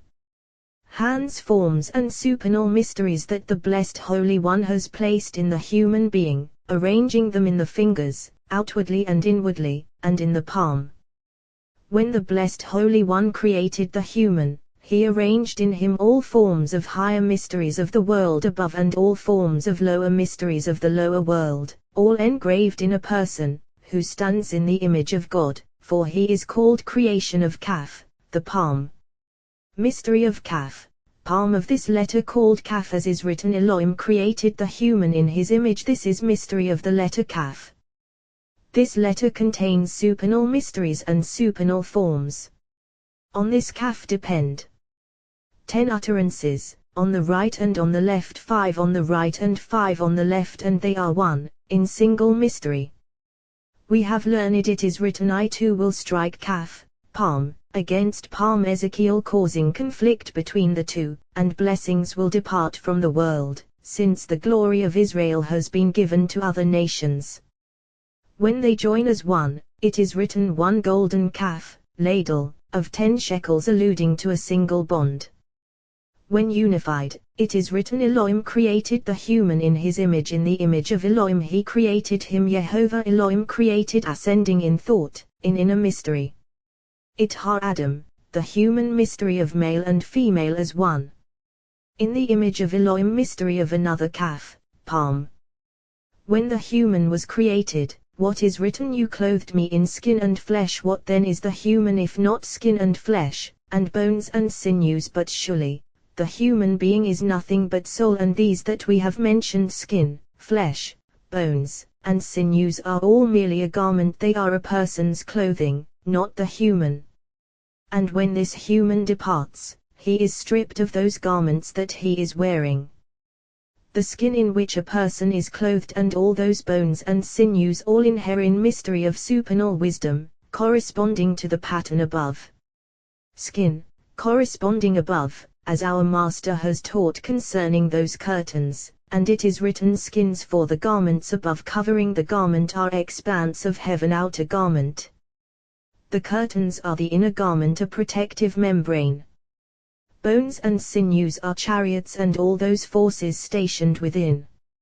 All of them are garments for what is within mystery of Adam, human, who is innermost. So too, mystery below. The human is the innermost within, his garments corresponding to what is above. Bones and sinews correspond, as we have said, to those chariots and camps. Flesh covers those camps and chariots, standing outside. This is the mystery conveyed to the other side. Skin, covering all, corresponds to those heavens covering all. All of them, garments clothing the innermost within, mystery of human. All a mystery, below corresponding above. So, Elohim created the human in his image, in the image of Elohim he created him. Yehovah twice here Elohim, one pertaining to male and one pertaining to female. Mystery of human below inheres entirely in mystery above. In the heaven covering all, impressions were made, thereby showing and revealing through those inlaid impressions concealed matters and secrets. Those are impressions of stars and constellations inlaid in this heaven covering outside. Similarly, skin external covering of a person is a heaven covering all, containing impressions and traces. Those are stars and constellations of this skin, a covering heaven, through which concealed matters and secrets are shown and revealed, stars and constellations eyed by the wise of heart, gazing upon them to know. Gazing at the face, in the mysteries we have mentioned, when it shines, free of anger. This is the mystery of the astrologers, the stargazers. When anger dominates a person, another rule is transmitted in order to perceive something not granted to master or know. When a cloud dominates the sky, however, gazing at the face follows the path of truth. When the face shines and a person stands firm, then those impressions and all that is gazed upon can be judged more accurately, even though in all ways all the wise can gaze. Lines of hands and lines of fingers, inside, all inhere in other mysteries, revealing concealed matters.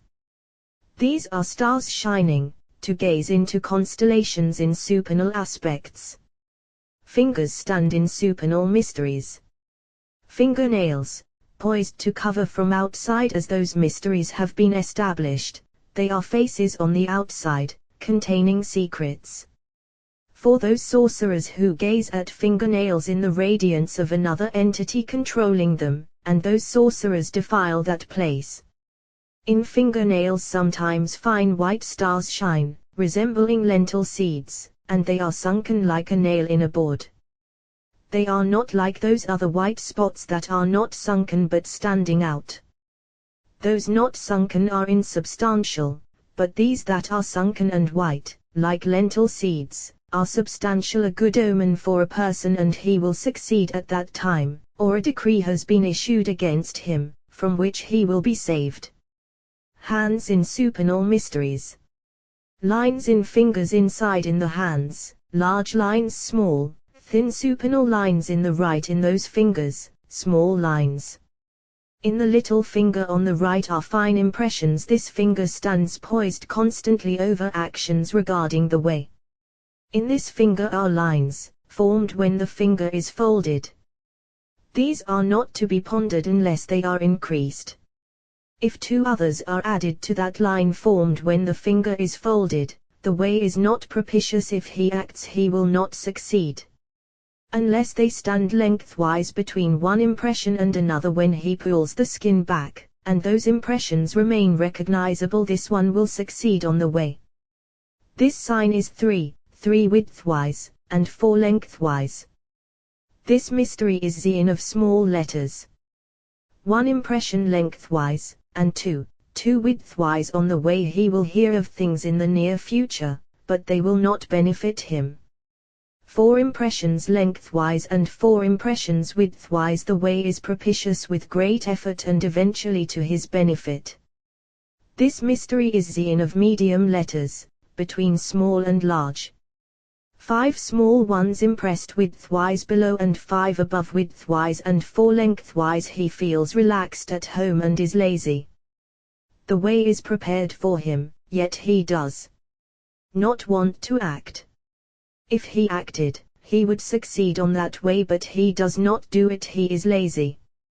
This mystery is Zion that is simple. In the middle finger. This finger stands poised to realize the action that he contemplated.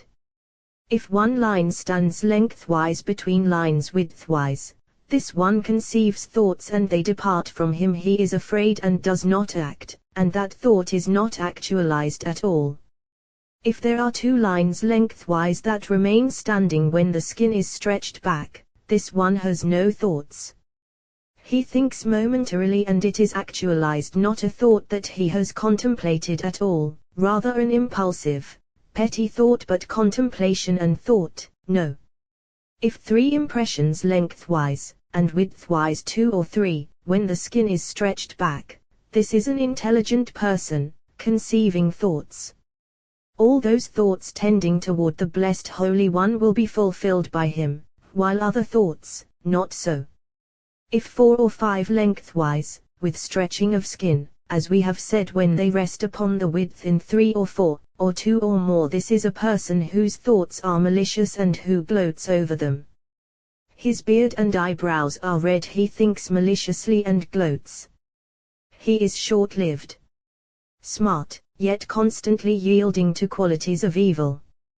He succeeds, but eventually departs from the world.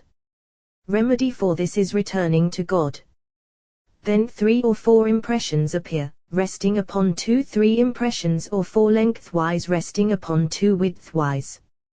For according to a person's conduct, lines change from time to time, and this is the mystery of the one who brings forth their array by number because of his great might and vast power. Not one is missing, just as the blessed Holy One changes powers and seasons in the stars of heaven, one day, like this, and the next day, like that, corresponding to the evening prayer, and changes the seasons and arranges the stars, that is, according to the change of seasons, so he arranges the stars. Corresponding to Adam, the human, within, all his actions appear in this heaven, so it appears in the skin of this lower human, which is heaven, skin covering all. All according to the pattern of the human within, for sometimes he abides in judgment and sometimes in compassion. According to that pattern precisely, he appears outside, sometimes in this pattern, sometimes in that pattern. Similarly below, in this human, as we have said, sometimes in this pattern, sometimes in that pattern. This mystery is Zion, including the letter Yod. These mysteries lie in the fingers of the right hand, in the little one and in the large one. Yom mnemonic is the small like the great. Shall you hear out these 2 fingers inhere in these mysteries, and so it is in the mysteries we have learned from our Master, though not in the mysteries of Rav Yavasava. From here on, other lines, all called Toledo, generations, and they are generations of Adam, as is written, generations of heaven, as has been said. This mystery corresponds entirely with that one. Generations of Adam in all those features on the face and in all that we have mentioned, and in these generations of lines of the hands, appearing in inner mysteries, fittingly. Zeusva, this is the book of the generations of Adam 4 lines. Zion, Resh, He, Pei, final Sadi, mnemonic, mysteries for the wise-hearted, Resh, Zion, He, Samak, final Pei, 5 letters in 5 gates, to know wisdom by contemplation. First gate Resh. In the hand are thin lines and large lines, all interlaced. There are large lines in the hand when they are 2 lengthwise and 2 widthwise, connected. This is in the mystery of the letter He and in the mystery of the letter Resh, thrusting away the letter Zion and grasping these 2 letters lengthwise grasping He, widthwise grasping Resh, and its mnemonic is, He, Resh. This applies similarly to the left hand, in these large lines. But those small lines received by the right are not received by the left. The right grasps 1 thin line above lengthwise and 1 thin line below, connecting with those 2 large lines. Widthwise, there is 1 thin line resting upon it. In the left, not so its mystery in Heres in the right, not in the left. This is a person who sometimes desires being home and sometimes being on the way. This one's heart is not calm with either one when he is at home, he yearns for the way when he is on the way, he yearns for home. He succeeds constantly on the way and sometimes at home. This one succeeds in Torah and in secrets of Torah, if he strives for them. This one sees the downfall of his enemies, many derive benefit from him. He is lazy in worldly affairs. If he is aroused, those above are aroused to favor him. He proves worthy through his words. This one is desirous and scatters money, he is generous. His prayer is heard. Financially, he has ups and downs. This one sometimes breaks his heart before his Lord. Then 3 small lines appear, crossing that thin line added to those 2 widthwise, and this mystery is He joined with Resh. This is home, this is the way, this is joy, this is sadness, this is benefit, this is lazy, this is generous, this is desirous and scattering money, this is breaking his heart and turning back to his Lord. Second gate Zion, in the right. In a castle of absorption, impressions appear. When 3 large lines appear widthwise and 2 large ones lengthwise, one of those lengthwise connecting with the 2 widthwise and the other one not connecting, this one has a defect in his seed. From his father's side or his mother's side. Then, below those 3 lines widthwise appear 2 thin lines, connecting with them below. This is a person mending his deeds in the presence of other people, yet his heart is untrue. When he grows old, he resumes mending. Then those 2 lines lengthwise are connected with the widthwise, one with each and 2 others with them in the middle thin, lengthwise and 3 thin ones widthwise. This mystery is Zion joined with the letter Resh. When he grows old and turns back to God, as we have said, and is refined in the mystery of the letter Resh and joined with the letter Zion afterward, when this one is mended, he is constantly whispering, all his actions in a whisper. However, he is not established fittingly, because that defect has not yet abandoned its claim on him. From here we learn that if one disqualifies his seed, for 3 generations that defect does not give up rattling. Therefore we have learned woe to the person who disqualifies his seed and does not care about the honor of his Lord, disqualifies his seed. Surely after that defect yields, lines appear in the right hand, 4 and 5, 4 widthwise, 5 lengthwise. This mystery is Zion, joined with the letter He. This one sometimes succeeds and sometimes does not. He succeeds in Torah, and toward the end of his days he succeeds even financially. Third gate He, in the right.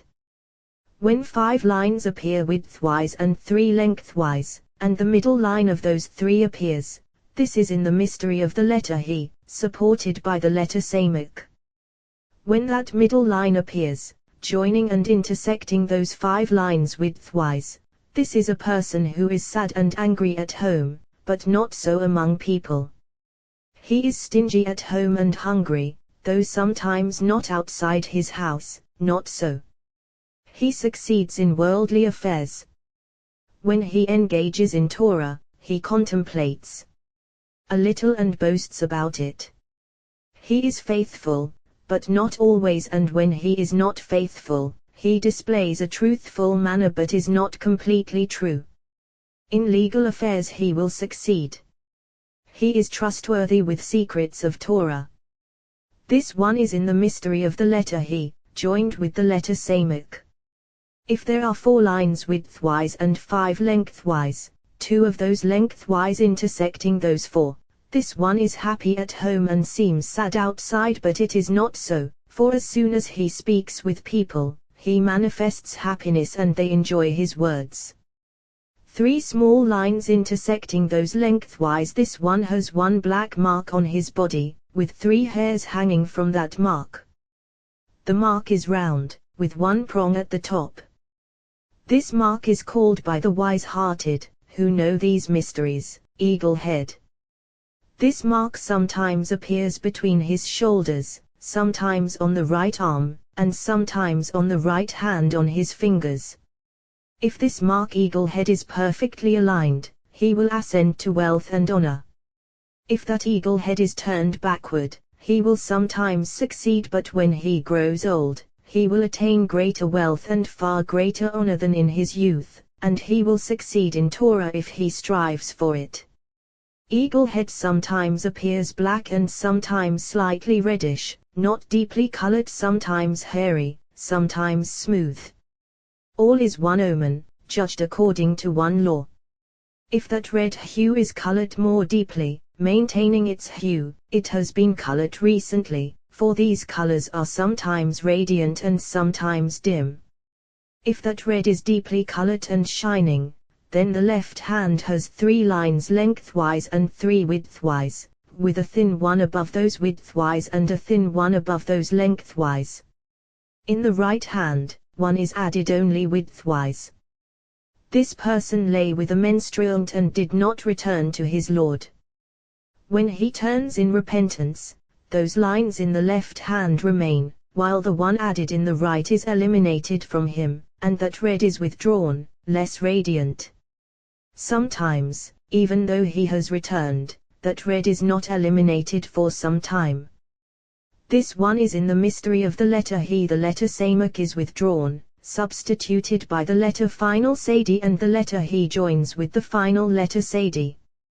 This one needs mending of his soul urgently. It is incumbent upon the wise of heart who sees him to say, "Go, heal yourself." If there are 3 lines lengthwise and 1 widthwise, this is in the mystery of the letter He by itself, and sometimes joined with the letter Zayin. This one is a person craving worldly gains, and if not, chasing after women, his lust for adultery. Although he lusts after worldly gains, this does not leave him and he feels no shame. His eyes are sunken, and he speaks with them. If he returns to his Lord, lines change 3 widthwise and 1 lengthwise, those 2, thin, abiding enduringly. Then his desire is greater for his wife and he clings to her. 1 very thin line enters between those 2 thin ones.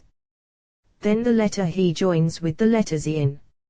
If there are 1 line lengthwise and 4 widthwise, with 3 thin ones standing above the one, and 1 above those 4, and on the left arm he has 3 thin streaks, generated just a few days ago, with a single hair hanging from the top one. This one pursues adultery with his neighbor's wife. He is a master of insolence. He threatens with his left eye, not uttering a single word, and fulfills.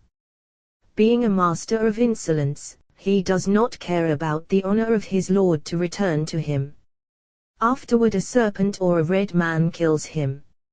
If there are 4 lengthwise and 3 widthwise, and those ascending are eliminated from him, this one has broken his heart before his Lord and turned in repentance.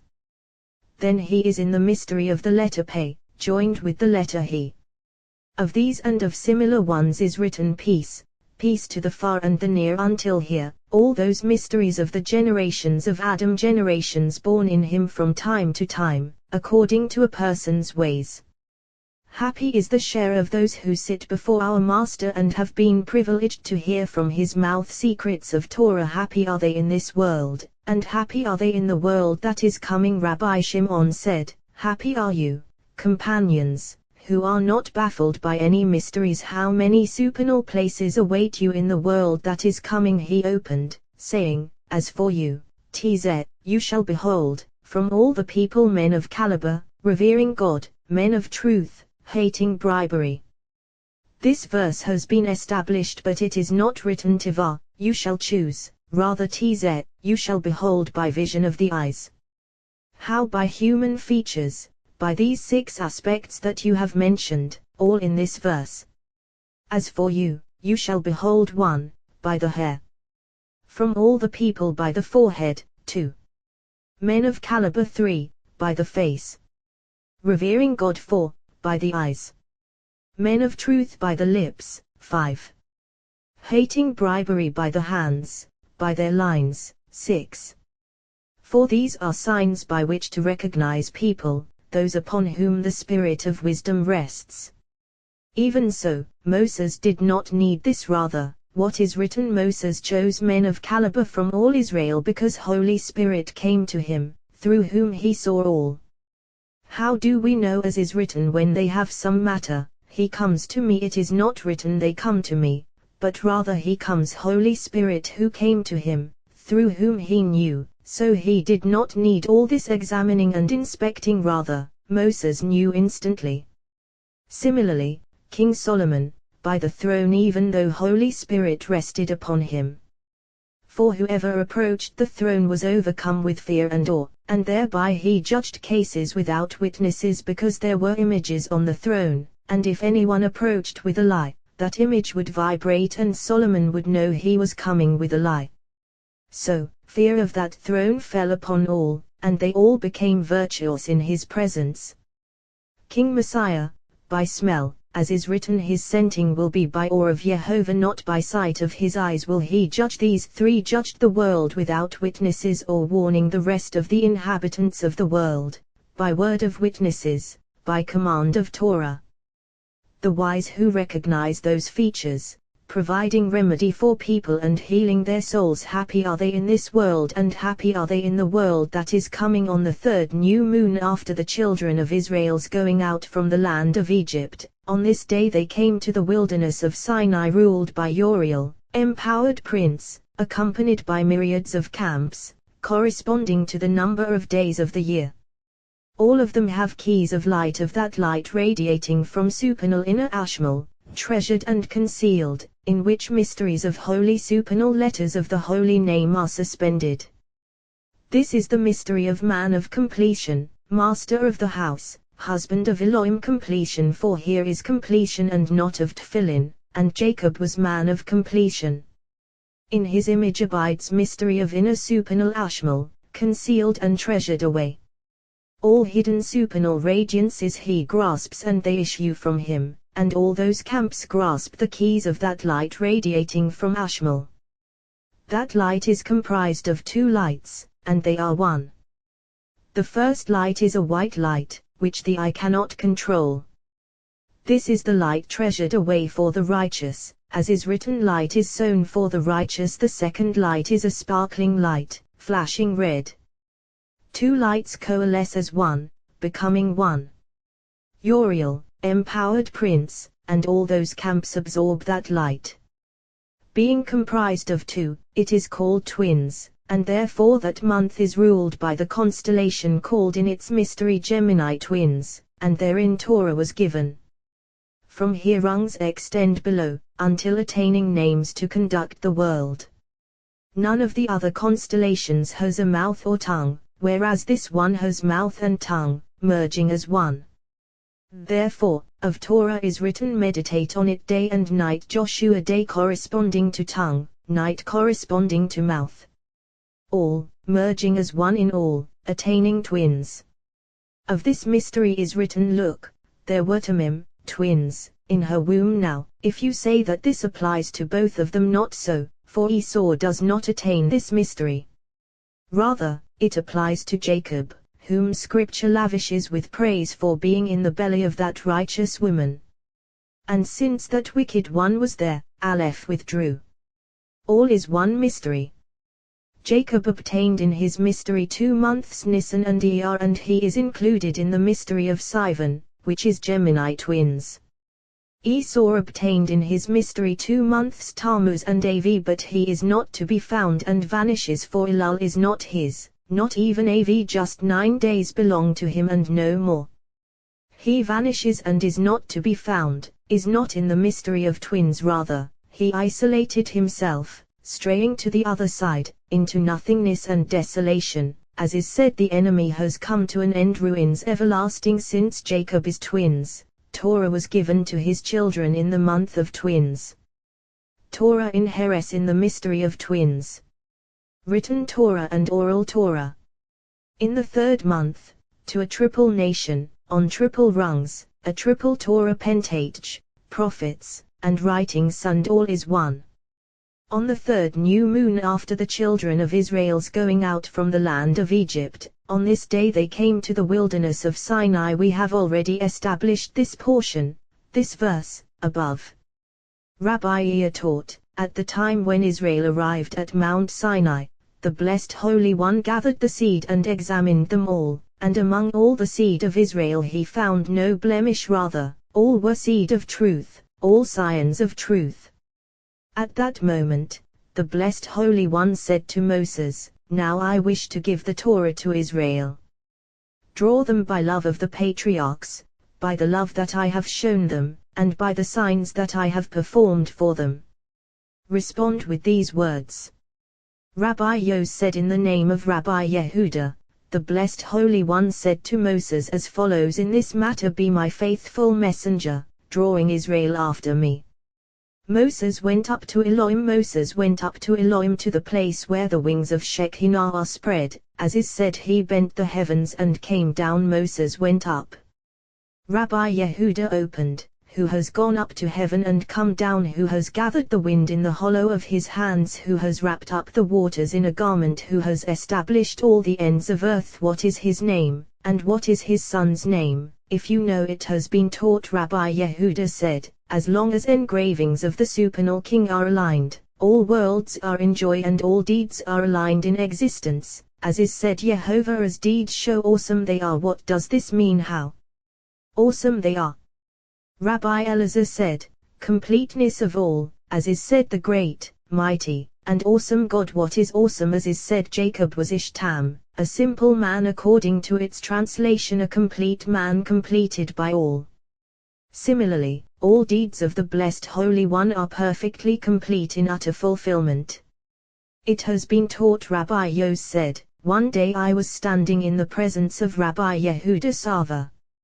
I asked him, concerning what is written. He was awestruck and said, "How awesome is this place?" What prompted him to say that it was awesome? He replied, he saw completeness of holy faith appearing in that place as above, and wherever completeness appears is called awesome. I said to him, if so, then why is it translated or and not complete? He replied, there is no or except where completeness appears, as is written, be in awe of Jehovah, you his holy ones, for those in awe of him lack nothing, as implied by what is said, lack nothing.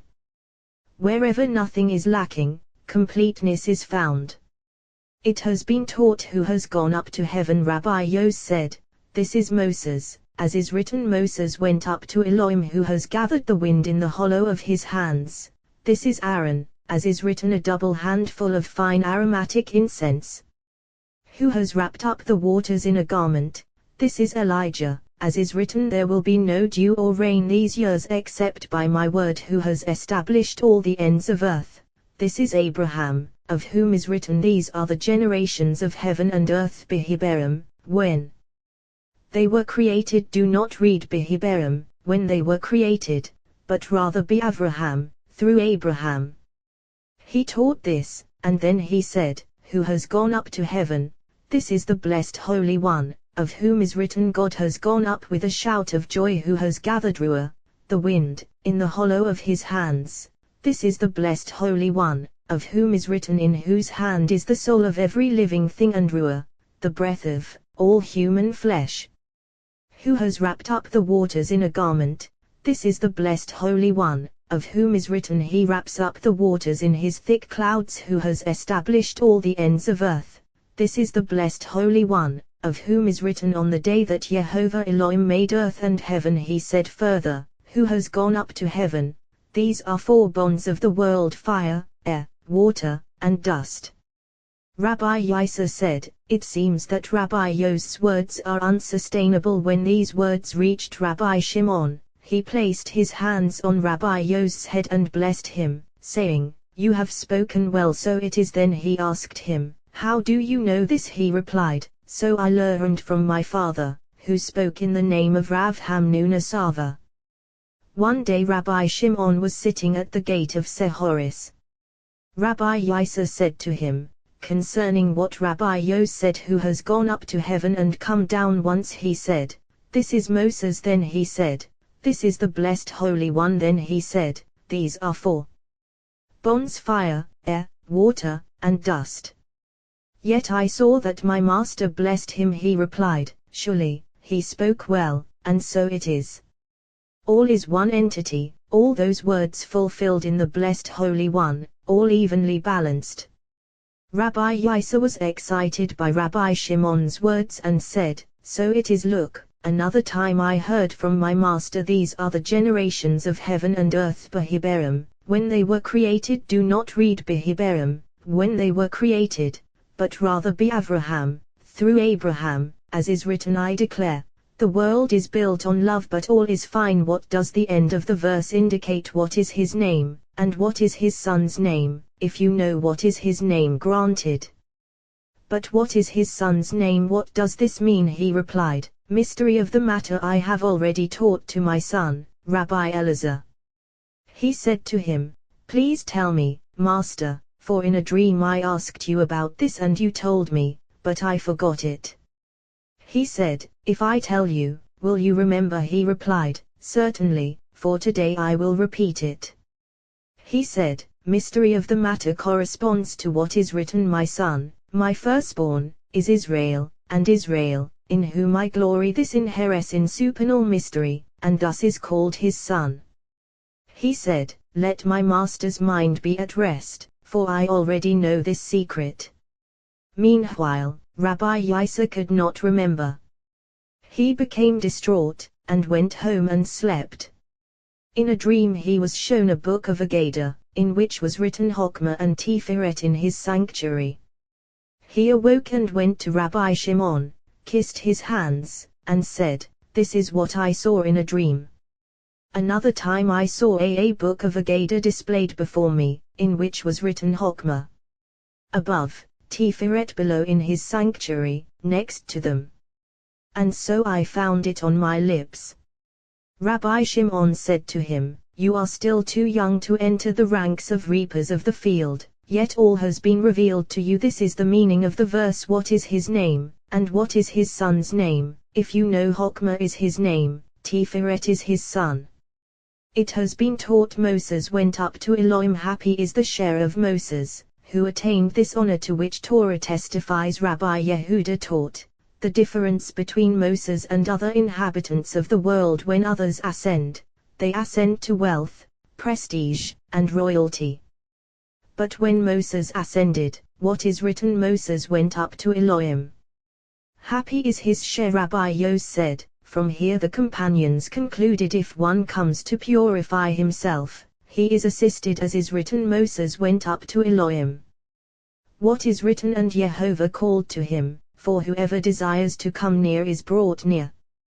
Jehovah called to him from the mountain, saying, Rabbi Yitzhak opened, happy is one you choose and bring near, he will dwell in your courts. Happy is the share of the human being whom the blessed Holy One desires and draws near to dwell in the holy palace, for whomever he desires for his service is inscribed with insignia from above, revealing that he has been chosen by the supernal Holy One to dwell in his abode. Whoever bears that sign passes through all gates above, with no one hindering him. Rabbi Yehuda said, happy is the share of Moses, of whom is written, happy is one you choose and bring near, and similarly, Moses alone shall come near Jehovah, but they shall not come near. Jehovah called to him from the mountain, saying, Thus shall you say to the house of Jacob females and tell the sons of Israel males. Rabbi Shimon said, Ko, thus shall you say as is said, Ko, thus shall you bless your devoted ones, Yeverik Haka, will bless you, Yeverik Huko, will bless Ko. Kotama, thus will say, to the house of Jacob by saying, namely from the aspect of judgment. Vetagide, and tell the sons of Israel as is said, he told you his covenant I have told today to Jehovah your God, the sons of Israel males, deriving from the aspect of compassion. Rabbi Yitzhak said, since we have reached this, why I have told today to Jehovah your God, the verse should read to Jehovah our God. Rabbi Shimon replied, is this the only one? Look at what is written, for Jehovah your God is bringing you to a good land that Jehovah your God is giving to you, for Jehovah your God is a consuming fire, Jehovah all of them. So however, we have learned as follows, whoever lives in the land of Israel is like one who has a God, and whoever lives outside the land is like one who has no God. Why? Because holy seed culminates in the holy land, and Shekinah dwells in her domain, one depending on the other. Moses said your God only to those who were about to enter the holy land and greet Shekinah. As for his not saying our God, Moses was not worthy of entering the land. Therefore your God, precisely, everywhere, since they were about to enter there. Here, however, is written, you shall come to the priest who will be in those days, and you shall say to him, I have told today to Jehovah your God that I have come to the land. Look, they were dwelling in the land. Why your God and not our God? Well, they had to show and acknowledge that due to supernal est they had attained all this, were dwelling in the land, and had entered there, and he had bestowed upon them all that goodness. Therefore they said these words to the priest, not to anyone else, as is written, I have told today to Jehovah your God, certainly so, since he comes from the side of est. Thus shall you say to the house of Jacob in the place befitting them. And tell the sons of Israel in the complete place befitting them. For Jacob and Israel attained 2 rungs, and on to one they ascend, though Israel is called consummation of all. And tell the sons of Israel revealing wisdom, relating in the spirit of wisdom the steadfast kindness bestowed upon them by the blessed Holy One, as is written, he told you his covenant. It has been taught. Rabbi Yos said, once I was walking on the way, accompanied by my son, Rabbi Ea. While we were walking, we came upon a man who was gathering medicinal herbs in the field. We approached him and I asked, my good man, why a bundle of bundles of herbs? He did not raise his head or say anything. I asked him once again, and he said nothing. I said to Rabbi Ea, my son, this man is either hard of hearing, or a fool, or wise. We sat down near him. Afterward, he took those herbs, tied them, and wrapped them in vine leaves. He said to us, I see that you are Jews, and Jews are said to be wise. If I didn't have pity on you now, you would be shunned by humans, like a leper, who is totally isolated, because I saw that the scent of a certain herb near you entered your bodies, and you would be outcast for 3 days. But eat this wild garlic and you will be healed. We ate some of it since it was right there in front of us, and we fell asleep, and we were swaddled in sweat for a long time. Afterward we woke up. That man said to us, now your God is with you, for you found me, since the cure of your bodies has been accomplished through me. As we were walking, he said to us, every person should converse with another person appropriately, with females appropriately, with men appropriately, with a man among men appropriately. I said to Rabbi Ea, my son, this corresponds with what is written, thus shall you say to the house of Jacob and tell the sons of Israel. He said to us, you noticed that I didn't raise my head or speak with you because I am the greatest expert in herbs of this entire generation, and I learned from my father the properties of all genuine herbs, and all year long I dwell among them. Now, as for this herb that you saw me wrap in these vine leaves in my house, there is a certain place, on the northern side, and in that place is lodged a millstone, from whose eye emerges a man with 2 heads and an unsheathed sword in his hand, and every day he torments us. So I gathered this herb. Now follow me and you will see this herb's power and what the Supreme God has revealed in the world. No one knows his ways fully with eyes and heart. We followed him. As we were walking on the way, he bent down to a hole in the ground and inserted some of that herb. Out came a snake with a huge head. He took a scarf and bound it like a little goat. We were frightened. He said to us, "Follow me." When we reached his house, we saw that place in the dark behind a wall. He took a lamp and kindled a fire around the area of the millstone. He said to us, "Don't be frightened by what you see and don't say anything." Meanwhile, he loosened the snake's bonds, pounded some of that herb in a mortar, and put it on the snake's head. The snake entered that eye of the millstone, and we heard a noise of the whole place quaking. We wanted to escape. That man grasped our hands, saying, "Don't be afraid, come close to me." Just then, the snake emerged, dripping blood. The man took some of that herb and put it on its head as before. It entered that eye of the millstone. Shortly, we saw a man with 2 heads coming out of that eye with the snake wound around his neck. 3 times he entered that eye of the millstone and emerged, saying, "Chameleon, chameleon." Woe to his mother who brought him to that place. Just then, the millstone was torn from its place, and both man and serpent came out, fell down, and died. As for us, immense fear surrounded us. That man said, "This is the power of the herb that I was gathering in your presence. That is why I didn't speak with you or raise my head when you approached me."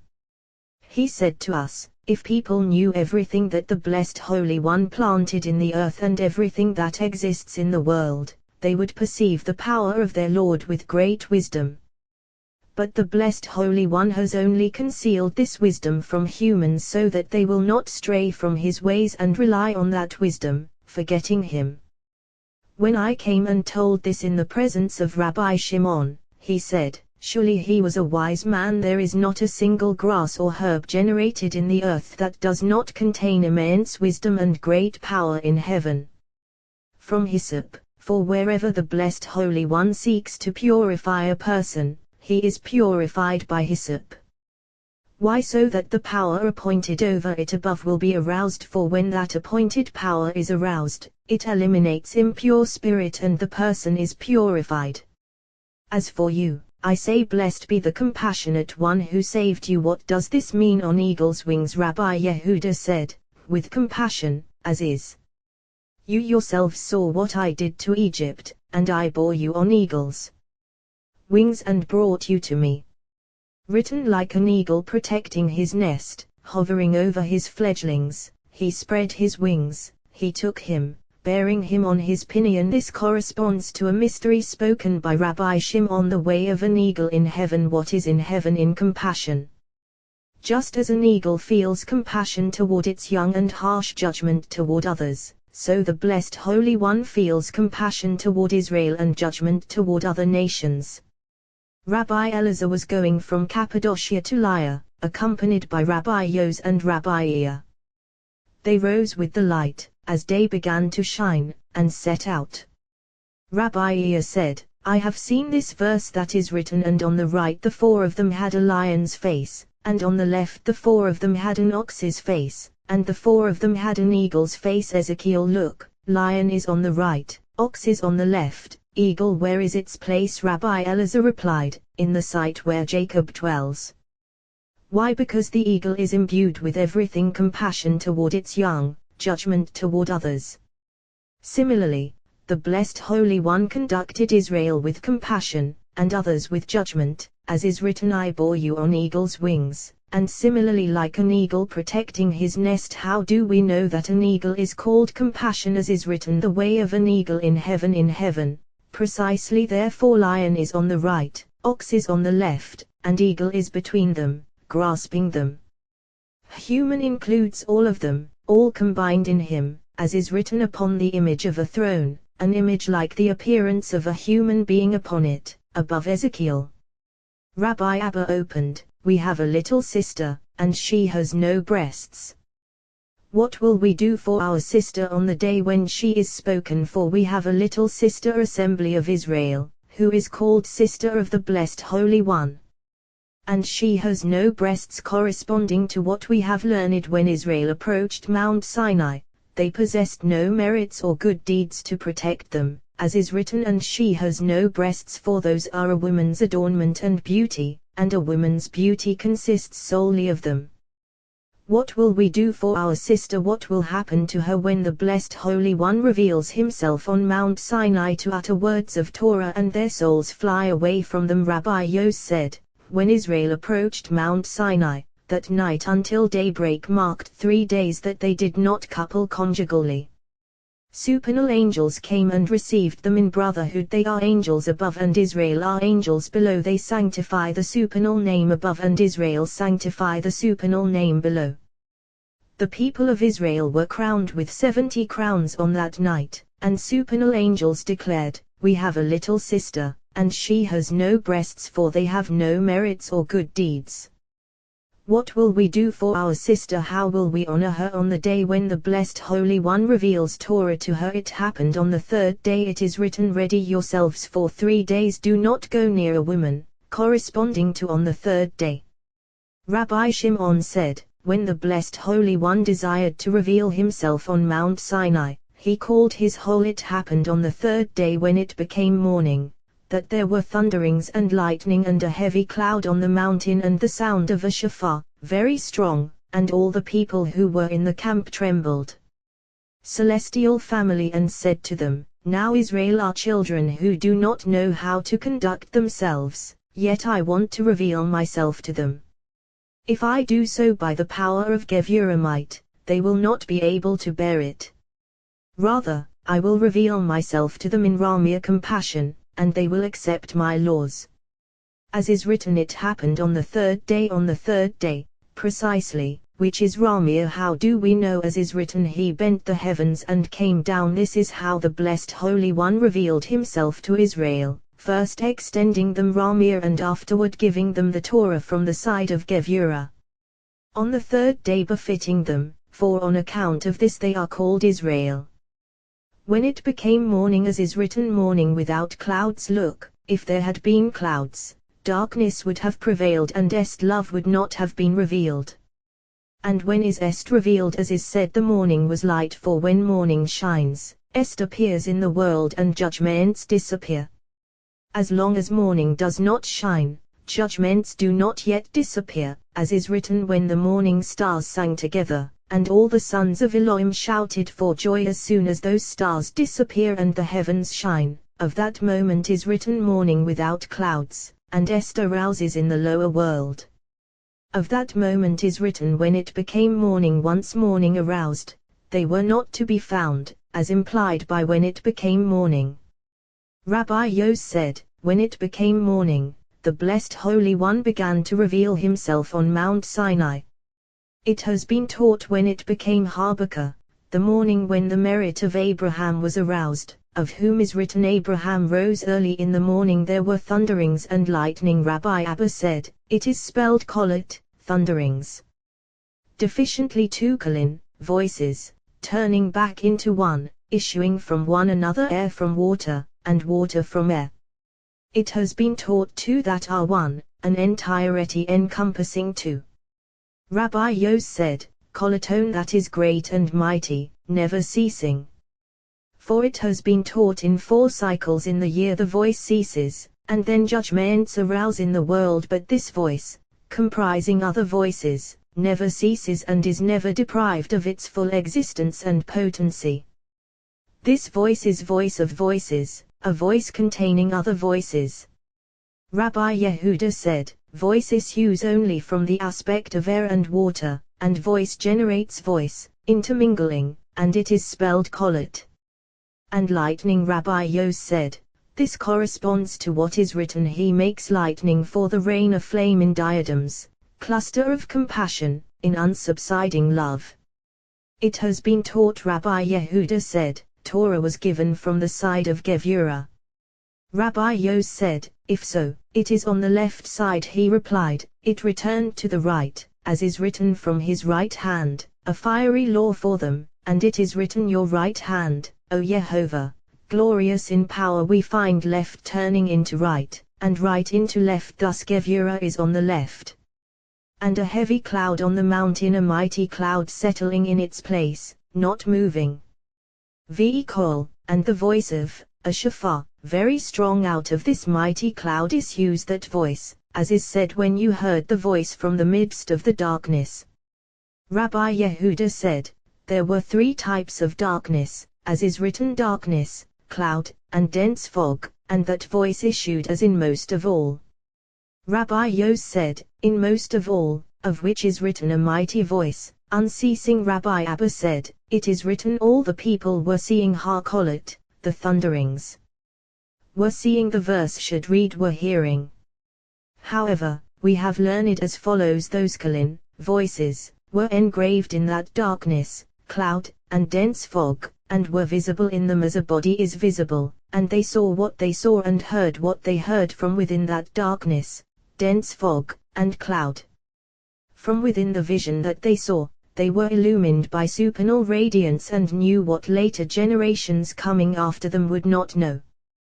They all saw face to face, as is written, face to face spoke with you. And what did they see? Rabbi Yos taught, radiance of those voices, for there was not a single voice that did not shine radiantly, enabling them to gaze upon all hidden, concealed treasures and all generations that will appear until King Messiah. Therefore, all the people were seeing Harkolat, the voices actually seeing. Rabbi Elazar said, all the people were seeing, the voices seeing, as we have said they saw, through the radiance of those voices, what other, later generations would not see. It Harkolat, the voices, as is said, I saw it Yehovah, it is not written I saw Yehovah, but rather it Yehovah.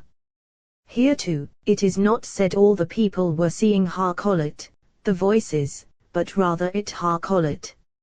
Similarly, it Hashemayim ve it Haares, the heavens and the earth, for each it in Torah has been provided to contemplate wisdom. Honor it Avika ve it Imikha, your father and your mother. Honor it Yehovah, with your wealth, all of them encompassing something else.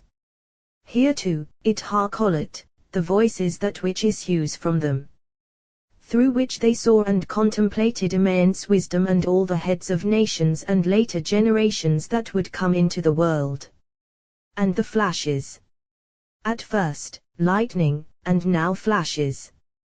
All is one, but having been arrayed to appear perfectly, they were called so. And the voice of the shofar.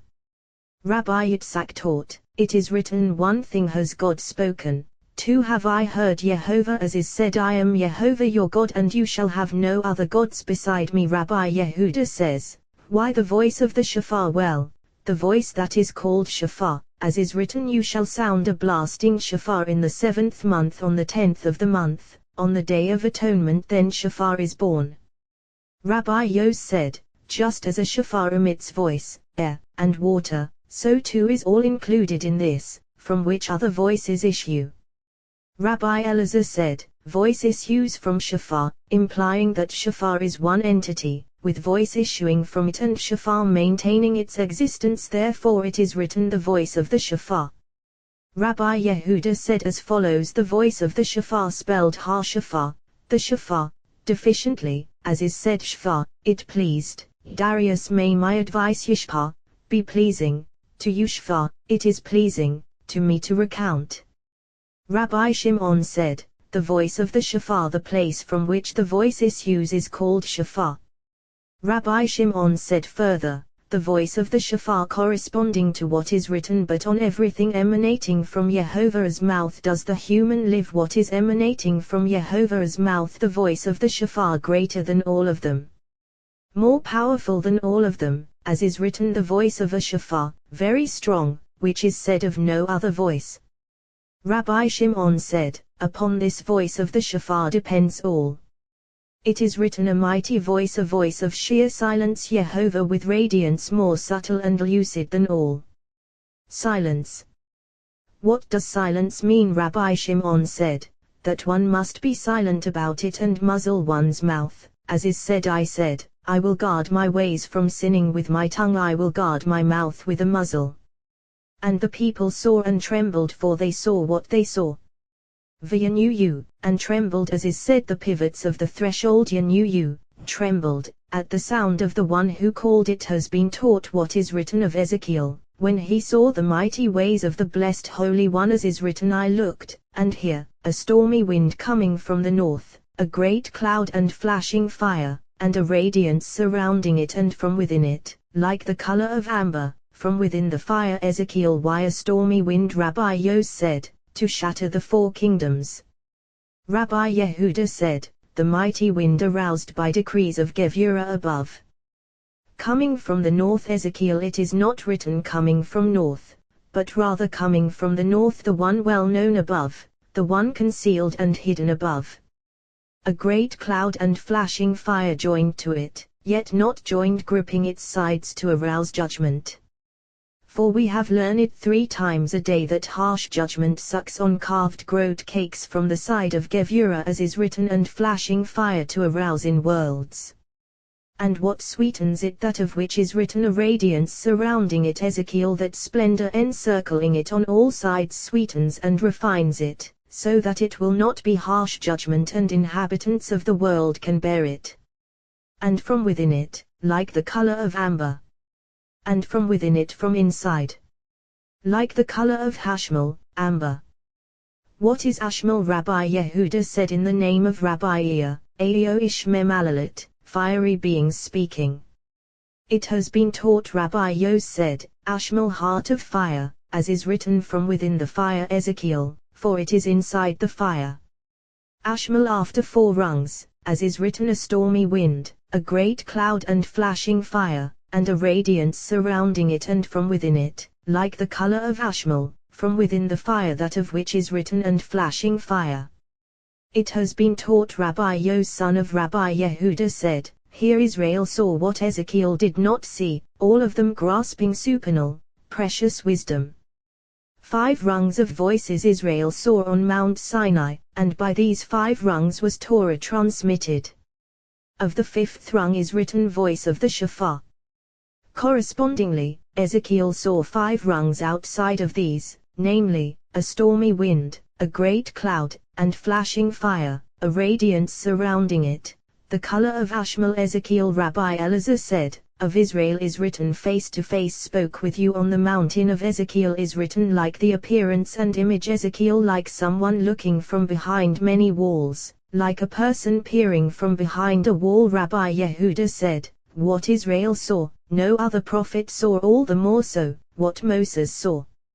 No other prophet saw, all the more so, no other human.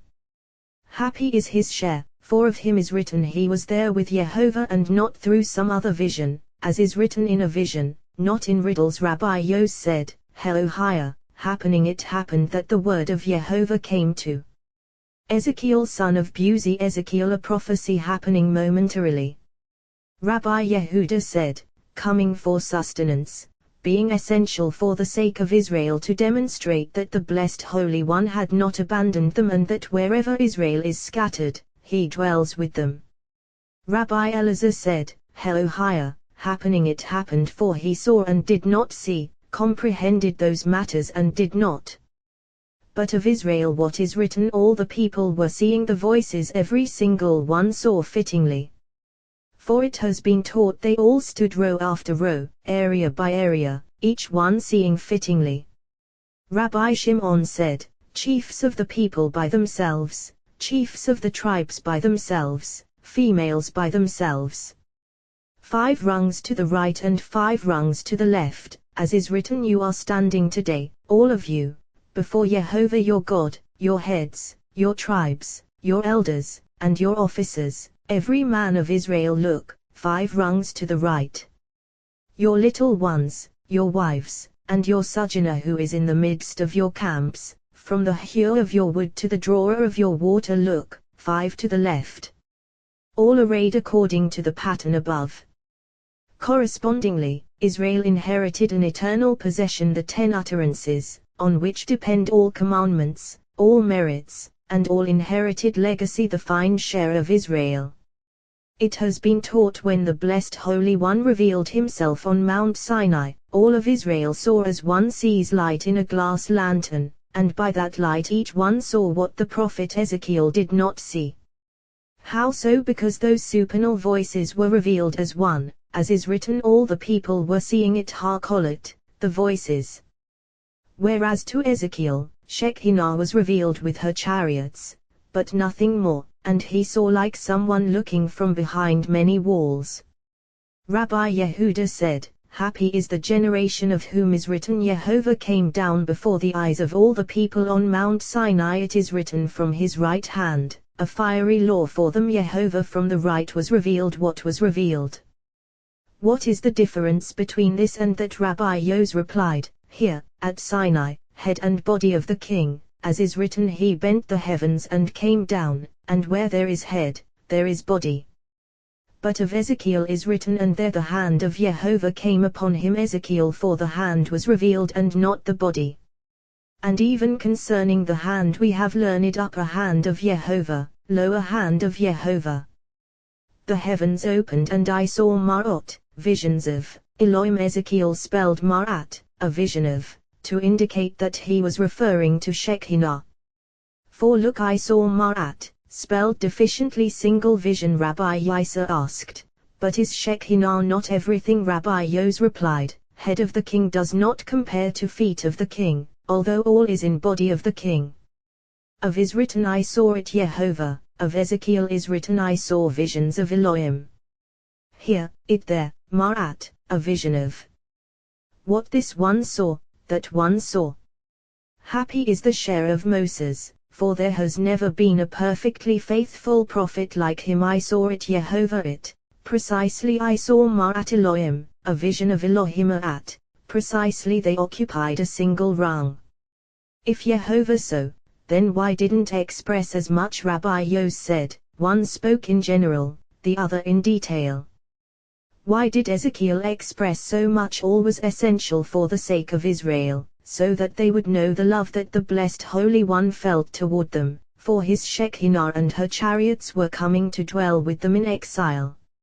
Rabbi Ea said, the word of Jehovah came to Ezekiel in the land of the Chaldeans. Ezekiel, but look at what is written, behold the land of the Chaldeans, this people that does not exist. Why did Shekinah reveal herself there now? If you say, for the sake of Israel, well, it would have been better for Shekinah to dwell in their midst and not reveal herself. Rather, it has been taught as follows, if she had not revealed herself, they would not have known. And as for her being revealed, what is written, by the river Kivar, Ezekiel, by water, in a place that cannot be defiled, where impurity does not dwell. That river was one of the 4 rivers issuing from the Garden of Eden, as is written, by the river Kivar. What is Kivar? Kivar, that Kivar, already, existed from a place upon which Shekinah rested.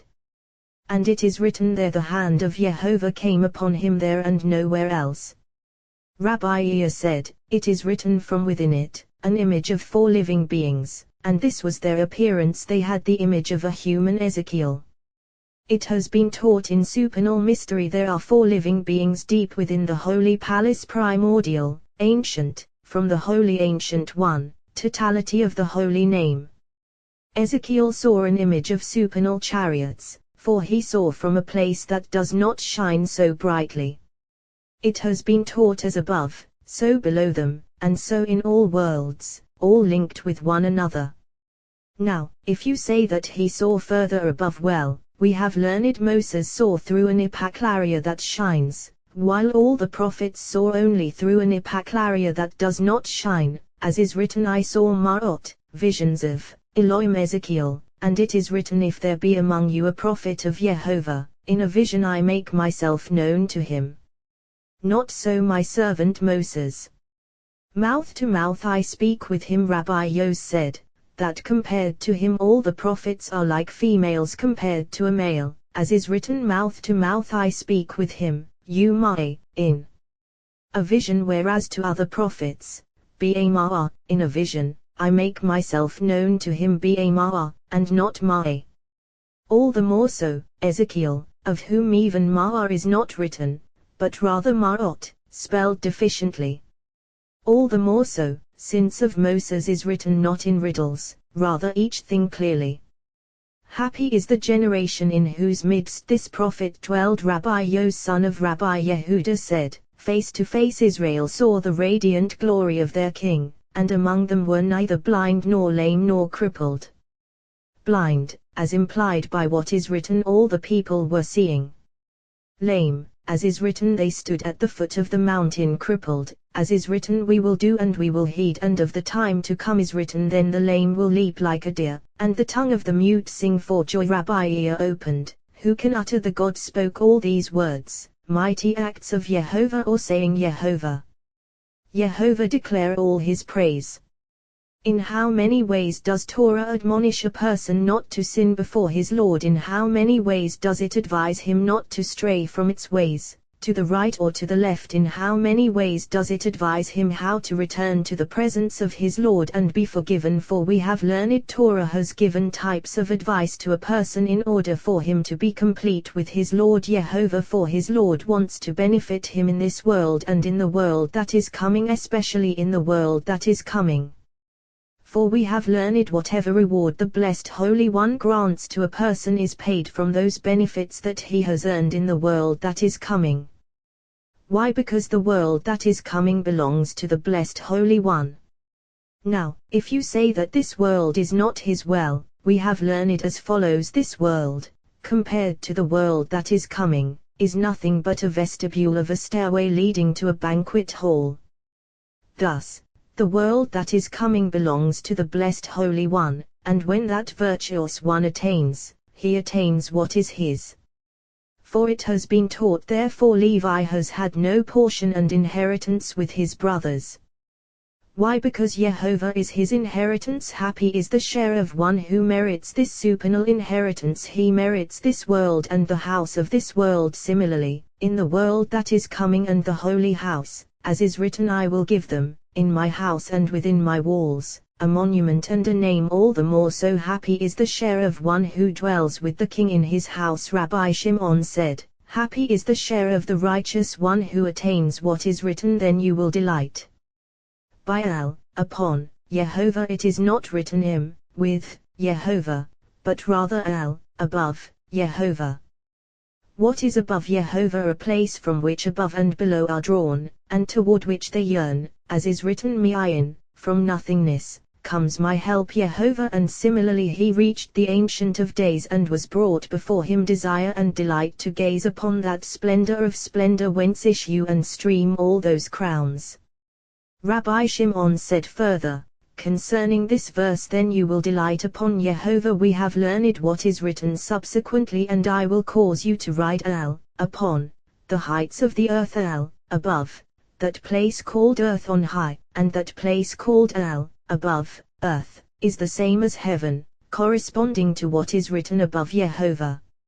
Rabbi Abba said, it is not written then you will dwell, but rather then you will delight above Yehovah, namely, heaven, as is written, be exalted above heaven, Elohim, Yehovah. And I will cause you to ride above the heights of the earth, namely, earth of the living. Above the heights implying inclusively Zion and Jerusalem, who are called heights, namely, heaven above and earth above. As for the word spoken by Rabbi Shimon, so it is, and all is one, as is written, he reached the Ancient of Days. All these words ascend to a single place. Rabbi Abba said to Rabbi Shimon, may my master expound this verse entirely and how we establish it. Then you will delight upon Yehovah, and I will cause you to ride upon the heights of the earth, and feed you the inheritance of your father Jacob. He replied, all has been said, for delight and bliss are above Yehovah, for it is written until the Ancient of Days above the heights of the earth, as has been said. and feed you the inheritance of your father Jacob, as is written, may God give you of the dew of heaven, Jehovah, this being the inheritance of Jacob.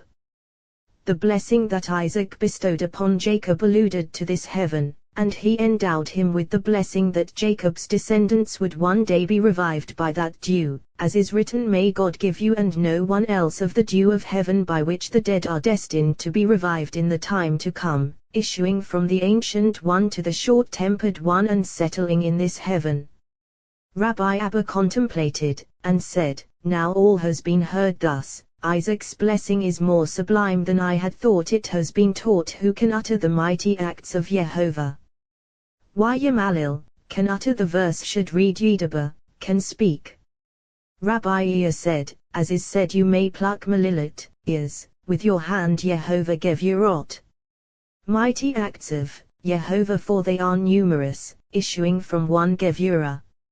And it has been taught one supernal Gevurah, crown of crowns, crowned, from which emerge 50 gates, some to the right and some to the left, each one called Gevurah, each one adorned in an embroidered, radiant tunic, all called Gevurot, mighty acts of Jehovah.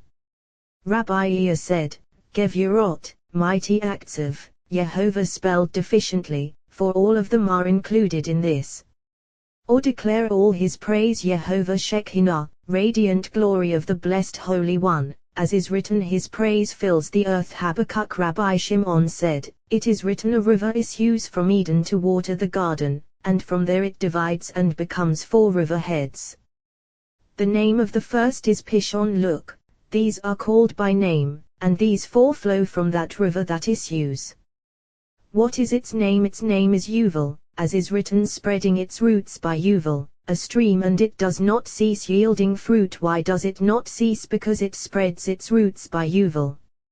Of this is written, like a spring whose waters do not fail, therefore it is written, a river issues, Jehovah issues unceasingly.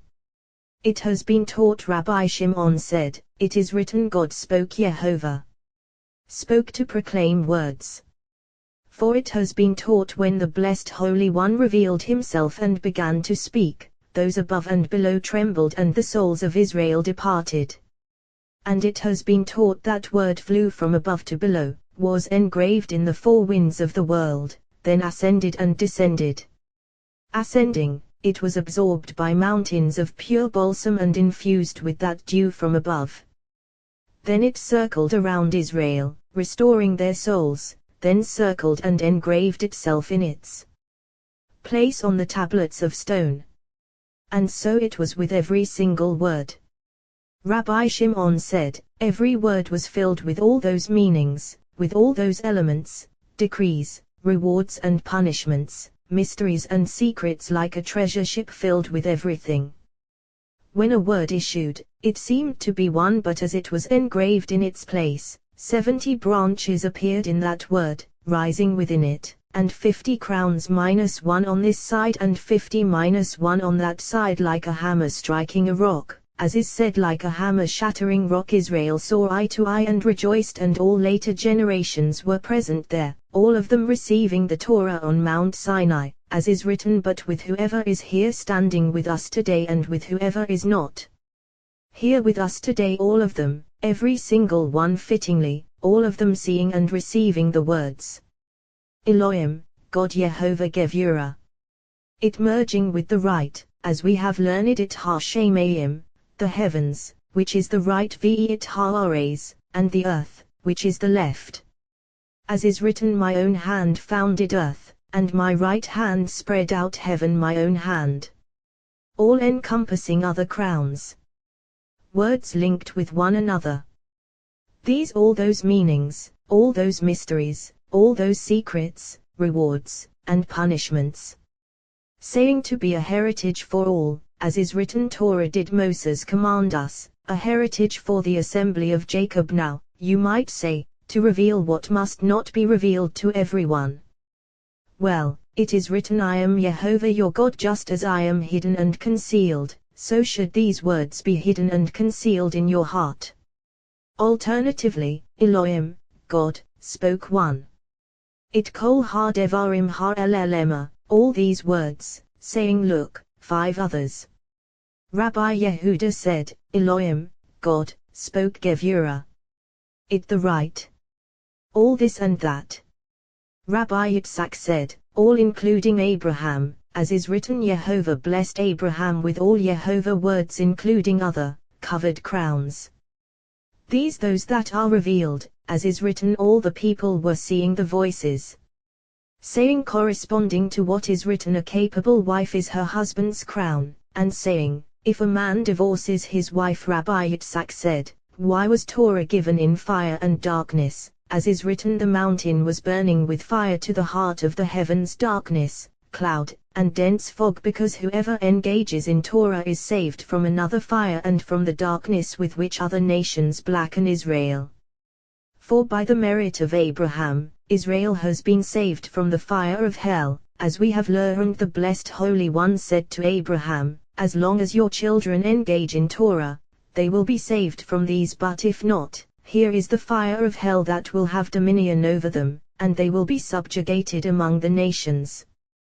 He Abraham said to him, with 2 knots, words are not erected rather, if it pleases you, let them be saved from the fire of hell and be subjugated among the nations until they return to you. He replied, that is certainly fine as is written unless their rock had sold them who is their rock Abraham, for it is written look to the rock from which you were hewn and Jehovah had given them up, the blessed Holy One, who agreed with him. Rabbi Yehuda said, from the day that Israel went out of Egypt until the day that Torah was given, 50 days elapsed. Why Rabbi Yehuda said, because of those years of Jubilee, as is written you shall hallow the 50th year. It has been taught Rabbi Shimon said, that Jubilee brought Israel out of Egypt. Now, if you say, Jubilee herself rather, it was from the aspect of Jubilee judgment aroused upon the Egyptians. Therefore, these 50 days were of Jubilee. It has been taught correspondingly, the judgments against Egypt and all those praises are mentioned 50 times in the Torah who has brought you out of the land of Egypt he brought you out for with a strong hand he brought you out all those times amount to 50, and no more, since all is adorned with Jubilee, and from the aspect of Jubilee comes all. Therefore, Torah, which comes in Gevurah, is adorned with the right, as is written from his right hand, a fiery law for them. It has been taught there were 5 voices and all of them appeared in them, blending with them, adorned with this. Rabbi Shimon said, when Israel received the Torah, this Jubilee crowned the blessed Holy One with its crowns, like a king who is crowned amidst his army, as is written O daughters of Zion, come out and gaze upon King Solomon, upon the crown with which his mother crowned him who is his mother this is Jubilee. And Jubilee was crowned with joy and perfection, as is written a joyous mother of children who is a joyous mother of children Rabbi Shimon said, this is Jubilee. Rabbi Yehuda said, of this is written your father and mother will rejoice Yehovah.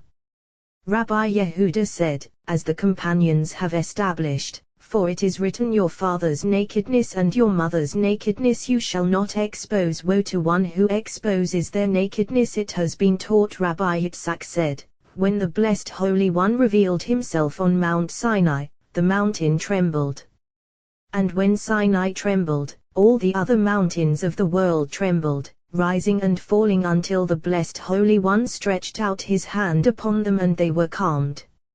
A voice issued, proclaiming what troubles you, O sea, that you flee O mountains, that you leap like rams and they responded, at the presence of the Lord, tremble, O earth Rabbi Yitzhak said, at the presence of the Lord, tremble, O earth mother, as is written a joyous mother of children at the presence of the God of Jacob the one of whom is written my son, my firstborn, is Israel concerning this is written upon the crown with which his mother crowned him what is Be'atarah, upon the crown Rabbi Yitzhak said, as is written Saul and his men Otarim, were encircling, David for he is crowned with white, red, green, and all colors, all included in him, encircling him. Rabbi Yehuda said, what is the crown as is written Israel, in whom I glory, and similarly I will glorify my glorious house. Rabbi Yitzhak said, the Torah was given in black fire upon white fire, to include right in left and left turning into right, as is written from his right hand, a fiery law for them.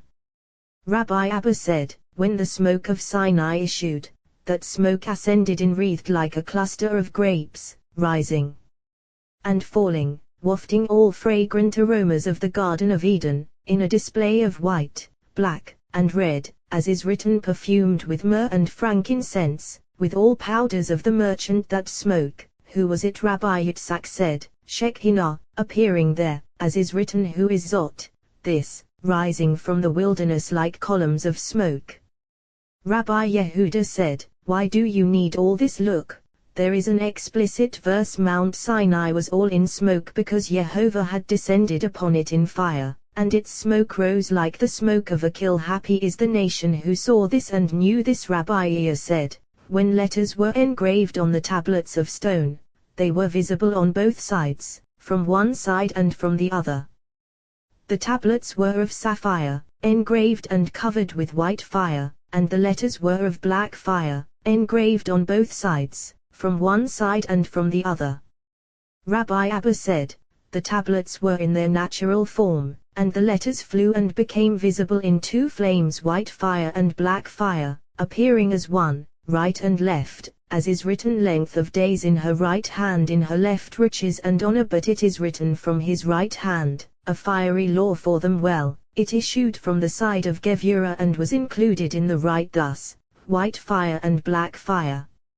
It has been taught, it is written, and the tablets, God's work they were. Rabbi Yehuda said, Ve haluot, and the tablets one, they were two and appeared as one. 10 utterances were engraved upon them, 5 included in 5, so that all would be on the right, the work of God. Surely Rabbi Yitzhak said, they were of sapphire and there were 2, and the stones were rough-hewn.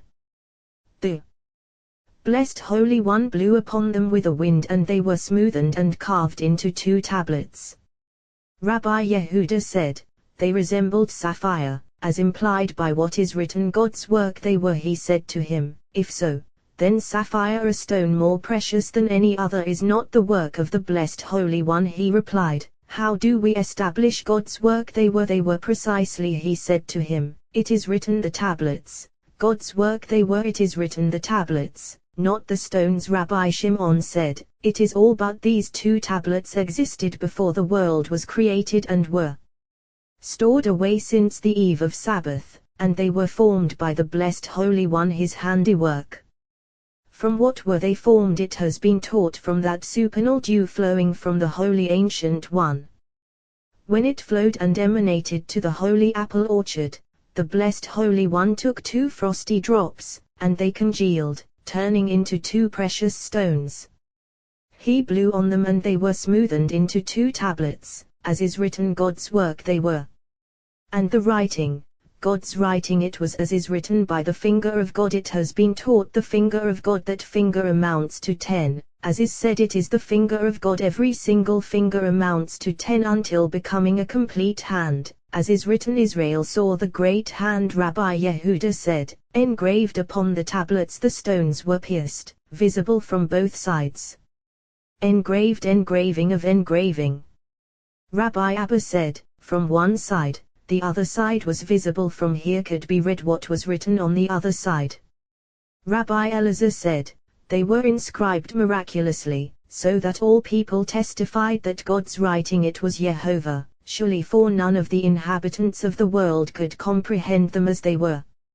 As for those who say that they were pierced, is it written engraved in the tablets? Rather, it is written upon the tablets. However, it has been taught as follows: 5 voices are on the right and 5 on the left. Those of the left are included in the right, and from the right can be seen those of the left. Here, all is right, these contained in those. Whoever was on this side saw the other side and read those letters. We have learned left turned into right, as is written, from his right hand, a fiery law for them. Therefore, God's writing it was. Surely how so? Whoever was on this side would read, I am Jehovah your God, And from these letters he could see and read, you shall not murder. He would read, you shall have no other gods beside me. And he could see and read, you shall not commit adultery. He would read, you shall not take the name of Jehovah your God in vain. And he could see and read, you shall not steal. And so with all of them, all from this side, and similarly from the other side, all interwoven in this pattern as is written God's writing. Surely Moses went down to the people and said to them, and it is not written what he said. Rabbi Yitzhak said, according to the way of the world, when joy comes to a person or when sorrow comes, and he does not comprehend, he cannot bear it, his heart momentarily flies away. But once he comprehends, he endures steadfastly and can bear it. All the more so here, for look, Moses told them everything that would happen afterward, fortifying their hearts with words, and yet they could not endure. All the more so, if he had not told them anything. Therefore, he said to them, at first, strengthening their hearts, and afterward God spoke. Despite all this, they could not endure, for we have learned that Rabbi Yehuda said in the name of Rabbi Ea, in the name of Rabbi Yos, when they heard the word of the blessed Holy One, the souls of Israel flew away, ascending to his throne of glory to cling there. Torah said before the blessed Holy One, was it for nothing that I existed 2,000 years before the world was created? Is it for nothing that I contain any man of the children of Israel? To the children of Israel you shall speak, for mine are the children of Israel as servants. Where are the children of Israel at that moment? Torah returned the soul of each and every Israelite, seizing and grasping their souls to return them to Israel, as is written, Torah of Jehovah is perfect.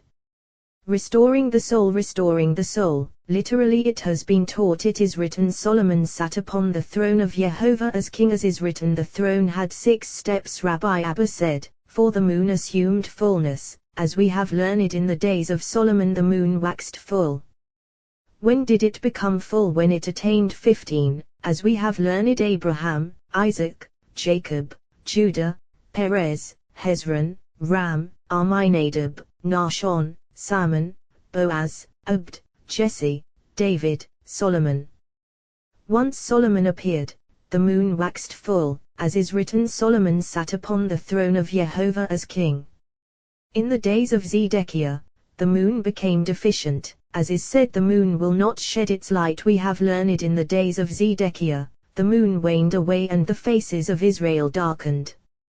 Go and enumerate Rehoboam, Abijah, Asa, Jehoshaphat, Jehoram, Ahaziah, Joash, Amaziah, Uzziah, Jotham, Ahaz, Hezekiah, Manasseh, Ammon, Josiah, Zedekiah. When Zedekiah appeared, the moon waned away and became deficient, as is written, he blinded the eyes of Zedekiah at that time, he cast down earth from heaven, she was removed far from heaven, and this earth was darkened, that is, the moon had become deficient. It has been taught when Israel stood at Mount Sinai, the moon began to shine, as is written, he bent the heavens and came down. What does this mean? Came down, that the sun approached the moon, and the moon began to shine, as is written, the banner of the camp of Judah to the east at Mount Sinai. Judah was appointed royal official in the kingdom, as is written, Judah still rules with God, and is faithful to the holy Hosea. What does this mean? Venem, and is faithful to the holy, when the blessed Holy One said to Israel, as for you, you will be for me a kingdom of priests and a holy nation. Judah was found Neman, trustworthy, to receive hip, and the moon began to shine. Rabbi Elazar opened, heed, my son, the I am Jehovah your God instruction of your father the blessed Holy One. And do not forsake the Torah of your mother assembly of Israel. Rabbi Yehuda said, the instruction of your father Chokmah wisdom. And do not forsake the Torah of your mother Binah understanding. Rabbi Yitzhak said, this and that are one, for we have learned Torah issued from primordial Chokmah. Rabbi Yos said, it issued from Binah, as is written, to discern words of Vina, understanding, and similarly do not forsake the Torah of your mother. Rabbi Yehuda said, Torah comprises Chokmah and Binah, as is written, heed, my son, the instruction of your father, and do not forsake the Torah of your mother. Rabbi Abba said, comprising all since it comprises these two, it comprises all love, judgment, compassion, all essential perfection. If the king and matronita concur, all concur where these appear, all appear.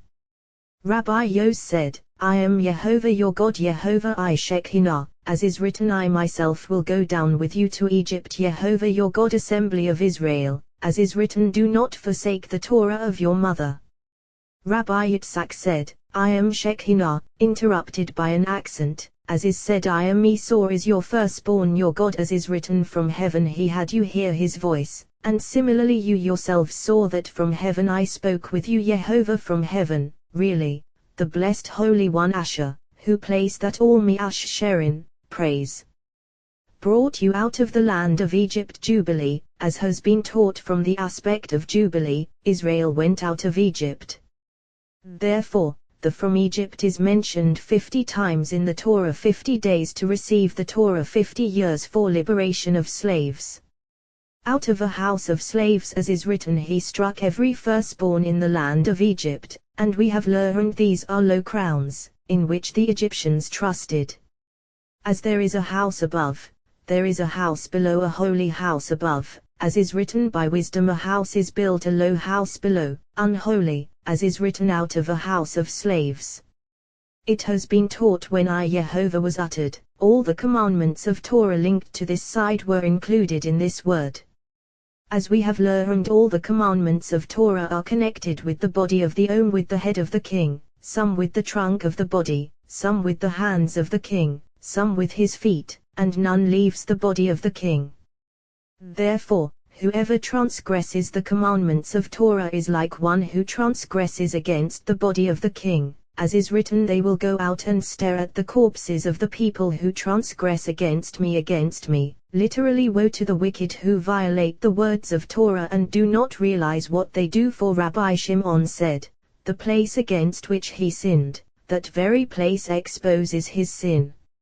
If he sinned against the blessed Holy One, the blessed Holy One exposes his sin, as is written, heaven will expose his sin, and earth will rise up against him. It has been taught heaven exposes a person's sin, and when it exposes his sin, earth executes judgment upon the person, as is written, and earth will rise up against him, punishing him.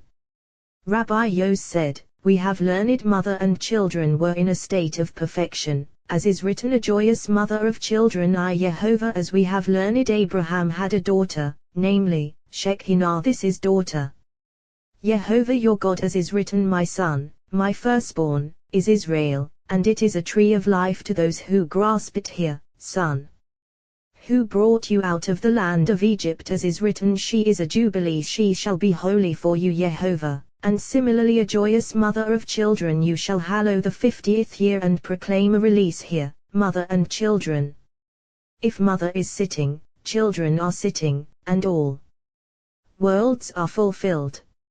If mother is removed, they are all removed from their places, and it is written, do not take the mother above the children, and we have learned a person should not commit sins below, since thereby mother is removed from children. Rabbi Yitzhak said, all is the blessed Holy One, all is He, all is one. These words have been revealed to reapers of the field. Happy are they in this world and in the world that is coming. It has been taught. Rabbi Elazar said, it is written, in the beginning Elohim created heaven and earth, and it is written, on the day that Yehovah Elohim made earth and heaven. How can we establish these verses? Well, we have learned that both were created as one, indicating that the blessed Holy One stretched out his right line and created heaven, and stretched out his left line and created earth. First, heaven and earth, then, earth and heaven.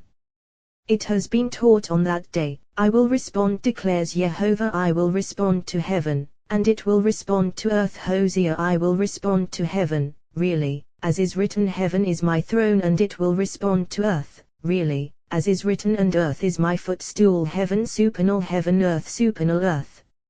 It has been taught, when this heaven is arrayed in its finery, he is arrayed facing this earth, his desire toward her through a single rung called righteous one, as is written, the righteous one is the foundation of the world, and he clings to this earth. From the head of the king to that place where this righteous one dwells, flows one holy river of anointing oil, pouring with immense desire into this holy earth, who absorbs all. Afterward, from this earth all are nourished, above and below. Like a male, desiring to cling to a female, and emitting seed of anointing from the top of the brain into the phallus, pouring into the female, who thereby conceives. Thus, all smooth members of the body join the female, and female embraces all. Corresponding to this paradigm, we have learned whoever completes the first 10 in the synagogue receives the reward of them all. Rabbi Yos said, equal to that of them all. Rabbi Yitzhak said, it is written he bent the heavens and came down, and it is written Yehovah came down upon Mount Sinai. It has been taught he bent the heavens and came down. Where did he come down? If you say that he came down to Sinai, it is written El Har Sinai, above Mount Sinai, and not Behar Sinai, on Mount Sinai. So, he bent the heavens and came down. Where did he come down? Rabbi Yos said, in the name of Rabbi Yehuda, in the name of Rabbi Ea, he descended his rungs, from rung to rung, from crown to crown, until he joined this earth. Then the moon shone, waxing full, as is written he bent the heavens and came down. Thus it is written above Mount Sinai. What stands above Mount Sinai, you must say? Shekinah. Rabbi Abba said, from here, because Yehovah had descended upon it in fire, and similarly for Yehovah your God is a consuming fire, and Yehovah rained upon Sodom and Gomorrah brimstone and fire, and Yehovah rained earth. And from where did she obtain this? The end of the verse demonstrates it, as is written, from Yehovah out of heaven. Really, Rabbi Ea said, from here Elohim spoke all totality of all, for on this depends all. Rabbi Yitzhak said, aside from Shekinah Al-Panai, beside my you shall have no other faces aside from Elohim, God's Yehovah, the faces of the King, in which the Holy King becomes manifest. They are his name, and he is they. He is his name, as is written, I am Yehovah, that is my name Yehovah, he and his name are one. Blessed be he forever and ever. Rabbi Shimon taught, happy are Israel, for the blessed Holy One called them Adam, human, as is written, you, my flock of my pasture, are Adam, human. Ezekiel, when Adam, a person, among you brings an offering to Yehovah.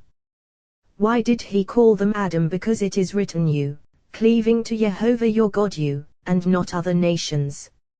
Therefore, you are human. Ezekiel, you are called human, other nations are not called human.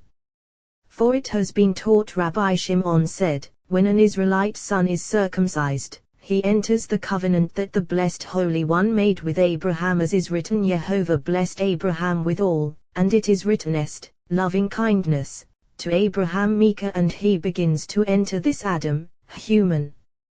Once he succeeds in fulfilling the commandments of Torah, he enters this Adam and cleaves to the body of the king and is called human. The seed of Israel are called human. Of Ishmael is written, he will be Perir Adam, a wild ass of a human, and not Adam, a human, because he was circumcised and possessed the beginnings of a human, as is written, Ishmael his son was 13 years old when he was circumcised in the flesh of his foreskin. Once he was circumcised, he entered this beginning called all, as is written, he will be a wild ass of a human, not a human, his hand be a coal. Against all his hand be a coal, in all, precisely, no further, because he did not fulfill the commandments of Torah. He possessed the beginning, since he was circumcised, yet he was not fulfilled by commandments of Torah. But the seed of Israel, fulfilled in all, are called human, really, and it is written, for Yehovah's share is his people, Jacob his allotted inheritance. Rabbi Yos said, all faces are permitted, except the face of a human. Rabbi Yitzhak said, when formed, it appears engraved in engravings consummately. Rabbi Yehuda said, This accords with the saying his intermingling with spirit appears in a form. Rabbi Yehuda was going from Cappadocia to Lyra to see Rabbi Shimon, who was there, and Rabbi Izkiah was accompanying him. Rabbi Yehuda said to Rabbi Izkiah, concerning what we learned in the presence of Rabbi Shimon, he will be a wild ass of a human surely. It is so. This is a lucidity of the word. As for the conclusion of the verse, what does it mean? In the presence of all his brothers will he dwell? He replied, I have not heard and I will not say, for we have learned this is the Torah that Moses set before the children of Israel. What Moses set, you can say. What Moses did not set, you cannot say. Rabbi Yehuda opened and expounded, for she is Ayekha, your life, and the length of your days. One who attains Torah and does not part from her attains two lives, one in this world and one in the world that is coming, for it is written Ayekha, your lives too. Whoever separates from Torah is like one who separates from life, and one who separates from Rabbi Shimon is as if he separates from all.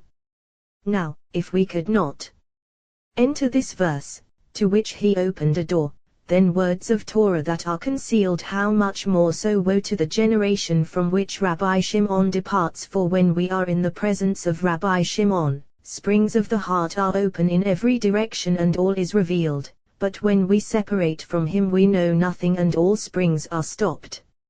Rabbi Izkiah said, corresponding to what is written, he held back some of the spirit that was upon him and put it upon the 70 men, the elders, like a lamp from which many lamps are lit, while retaining its vitality.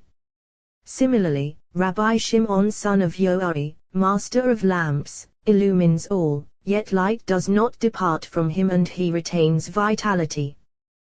They went on until they reached him. When they reached him, they found him sitting engaged in Torah, and he was saying, a prayer of a poor person when he is faint and pours out his complaint before Yehovah. Every prayer of Israel is genuine, but the prayer of a poor person transcends them all. Why? Because this one rises to the King's throne of glory, crowning his head, and the blessed Holy One is glorified by that prayer. This is prayer of a poor person, truly called prayer. When you're at half, he is faint. This Itufa is not wrapping in a garment, for he has none. Rather, here is written when you're at half, and there is written Hatufim, who faint from hunger and pours out his complaint before Yehovah, complaining before his Lord, which is pleasing to the blessed Holy One, since the world is sustained by him when other pillars of the world are not to be found.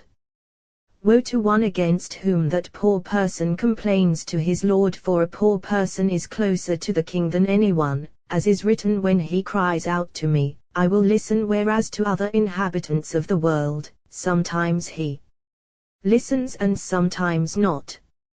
Why? Because the King dwells in these broken vessels, as is written, with the crushed and lowly in spirit, and similarly Yehovah is near to the broken-hearted. A broken and crushed heart, O God, you will not spurn. From here we learn one who rebukes a poor person rebukes Shekinah, as is written, with the crushed and lowly in spirit, and it is written, for Yehovah will plead their cause, and will rob the soul of those who rob them. Their guardian is powerful, ruling over all, not needing witnesses or another judge, not accepting a pledge like other. And what pledge does he take? A person's soul, as is written, and will rob the soul of those who rob them. Further, he said, tefillah, a prayer, of a poor person. Wherever tefillah, prayer, is mentioned, it is a supernal entity, ascending to a place where the blessed Holy One grasps tefillah of the head, namely, tefillin worn by the King. Rabbi Shimon turned his head and saw Rabbi Yehuda and Rabbi Izkiah, who had reached him. After he finished, he gazed at them, and said, you had a treasure and you've lost it. They replied, surely, for our master opened a supernal door and we cannot enter it. He said, what is it? They replied, he will be a wild ass of a human, and we want to know the conclusion of the verse. In the presence of all his brothers will he dwell. For look, we know the lucidity of the whole verse, but this we do not know, since the end of the verse does not resemble its beginning. He said to them, upon your life all is one matter, ascending to a single rung. It has been taught how many faces upon faces has the Blessed Holy One, shining faces, dim faces, high faces, low faces, distant faces, near faces, inner faces, outer faces, right faces, left faces. Happy are Israel before the Blessed Holy One, for they are united with high faces of the King, faces with which he and his name are united, faces that are he and his name. Other nations are united with those distant faces, with those low faces, so they are distant from the body of the King. For we see all those Egyptians, related to Ishmael, he had numerous brothers and relatives, all of whom were in those low faces, those distant faces. Yet on account of Abraham, when Ishmael was circumcised, he was privileged to set his allotted abode in a place that dominated all those distant, low faces, all those faces of other nations, as is written, El Penii, above the faces of all his brothers will he dwell, namely, he will set his allotted abode above them all, as is written, his hand in all, ruling over all those faces below. Therefore, above the faces of all his brothers, surely, for they had no such privilege. Rabbi Yehuda and Rabbi Izkiah came and kissed his hands. Rabbi Yehuda said, just as we say wine on its lees, and bubbling of a well adorned with a wreath of hearts of palm. Woe to the world when our Master departs from it, woe to the generation that arises in that time. Happy is the generation that recognizes the Master, happy is the generation in which he dwells. Rabbi Izkiah said, look, we have learned when a convert is circumcised, he is called Jersedek, convert of righteousness, and nothing more. Yet here, our Master has said, his hand in all. Rabbi Shimon replied, all is linked in oneness. But this we learned concerning a convert, whereas Ishmael is different, for he is not a convert, rather, son of Abraham, son of a saint. Of Ishmael is written, behold, I have blessed him, and elsewhere is written, Jehovah blessed Abraham with all, therefore it is written, his hand in all. Thus, above the faces of all his brothers will he dwell. For if his relatives are circumcised, they are called converts of righteousness and nothing more, whereas he surpasses them all. All the more so, those who are uncircumcised, inhering in those distant faces, those low faces, whereas his abode transcends all their faces and all the faces of other nations, as is written, above the faces of all his brothers will he dwell. Rabbi Yehuda said, therefore, the Blessed Holy One proclaimed, you shall have no other gods, El Penai, beside my faces, for these are his. You shall not make for yourself a carved image or any form. This has already been discussed. Rabbi Yos said, all faces are permitted, except the face of a human, for this face has dominion over all.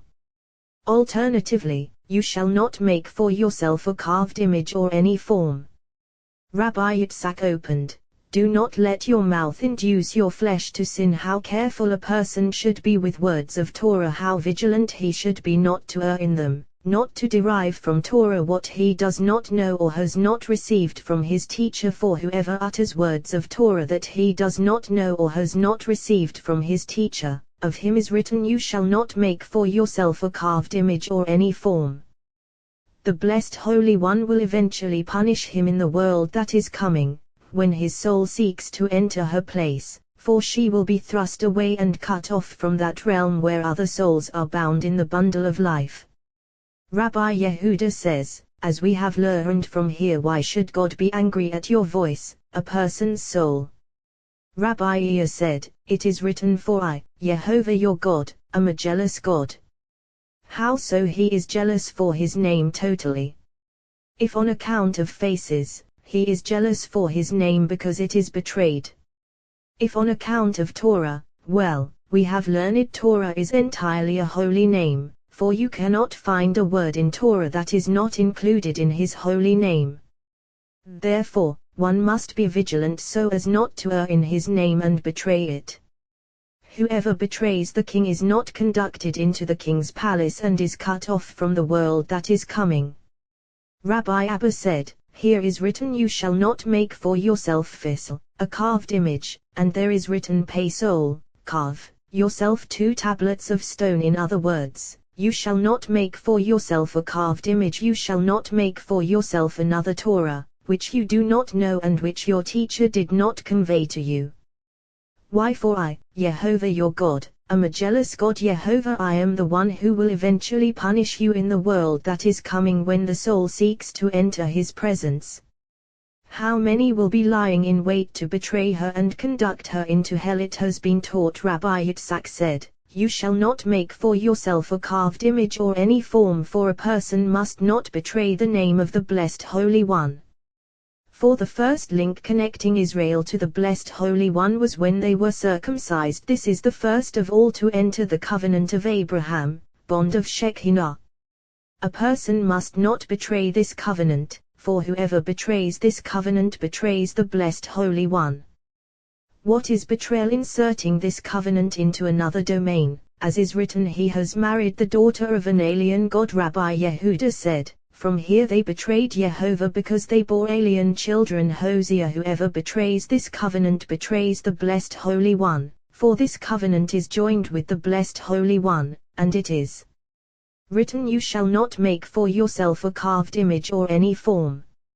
You shall not bow down to them and you shall not worship them. Rabbi Elazar was walking on the way, accompanied by Rabbi Ea. Rabbi Ea said, it is written, and you see among the captives a woman of beautiful form, and you desire her and take her for yourself as wife. Why? Look at what is written, you shall not intermarry with them. He replied, while they remain under their dominion. You cannot find a woman among other nations who is suitably proper. For we have learned. Why is this portion adjoined to a wayward and rebellious son? Well, surely one who marries this woman will inherit from her a wayward and rebellious son.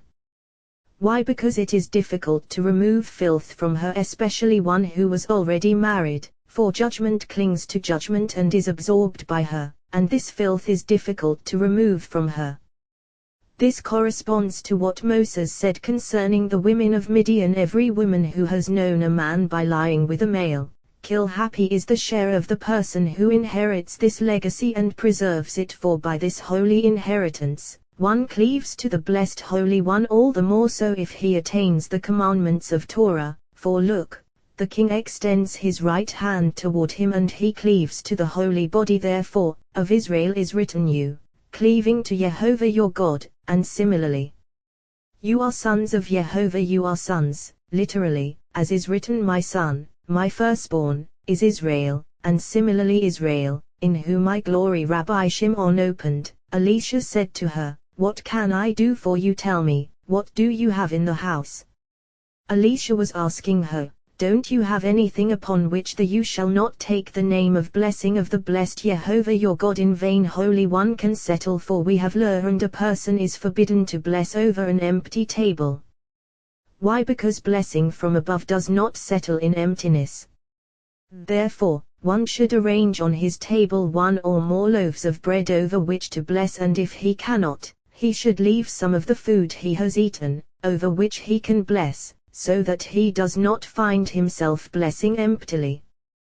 Once she said, your maidservant has nothing at all in the house, except a flask of oil. He replied, surely, this will hold a complete blessing, as is written, a good name from fine oil, for the holy name issues from oil, kindling holy lamps.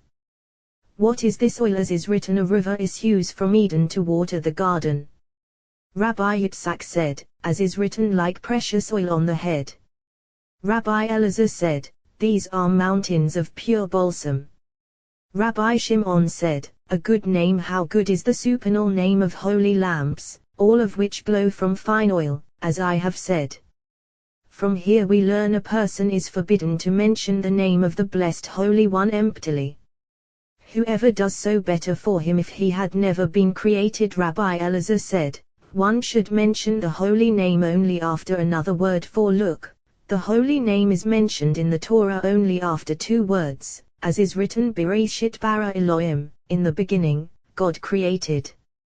Rabbi Shimon said, the holy name is mentioned only in connection with a complete world, as is written, on the day that Jehovah Elohim made earth and heaven. Hence, one should not mention the holy name emptily, and it is written, you shall not take the name of Jehovah your God in vain. We have learned Rabbi Yos said, what is blessing? The holy name, from which blessing appears for the whole world.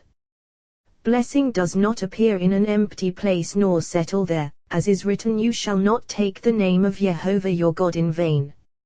Rabbi Yitzhak said, it is written, God blessed, remember the Sabbath day to the seventh day, keep it holy, and it is written, 6 days you shall gather it, and on the seventh day is Sabbath, there will be none then, since no food is found on it. What blessing is there? Well, it has been taught all blessings above and below depend upon the seventh day.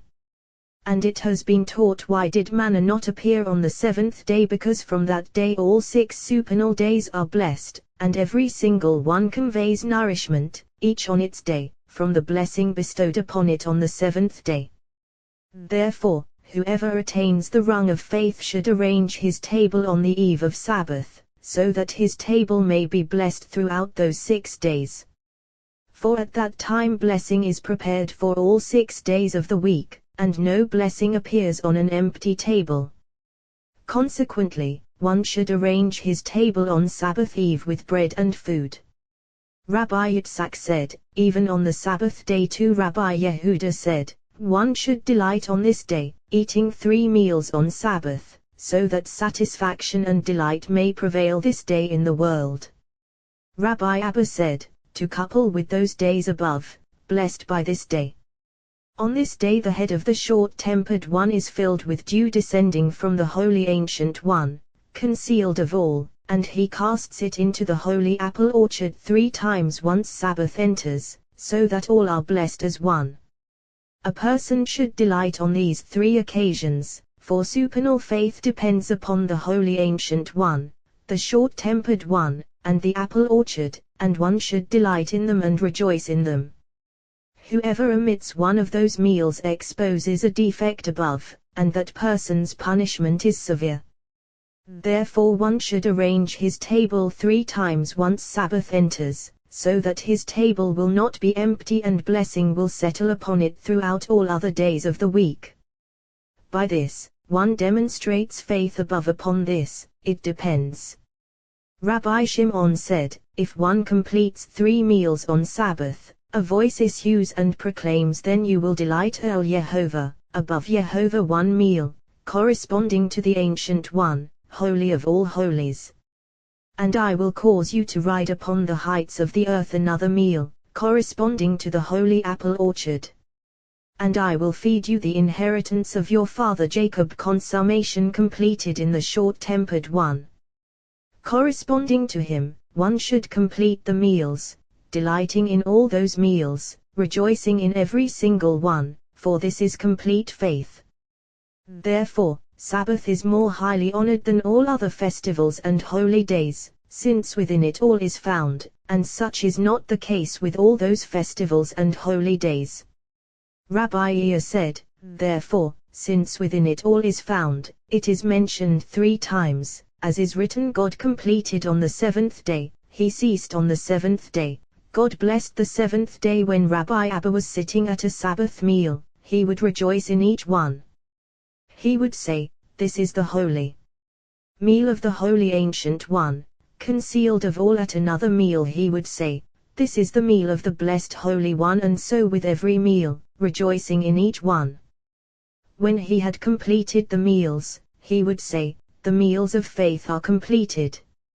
Rabbi Shimon would say as follows, prepare the meal of faith, prepare the meal of the king. When he sat down, a proclamation would be made about him, then you will delight above, and I will cause you to ride upon the heights of the earth, and I will feed you the inheritance of your father Jacob. Rabbi Elazar asked his father, how are these meals arranged? He replied, of Sabbath eve is written, and I will cause you to ride upon the heights of the earth. That very night Matronita is blessed, along with the entire apple orchard, and a person's table is blessed and a soul added.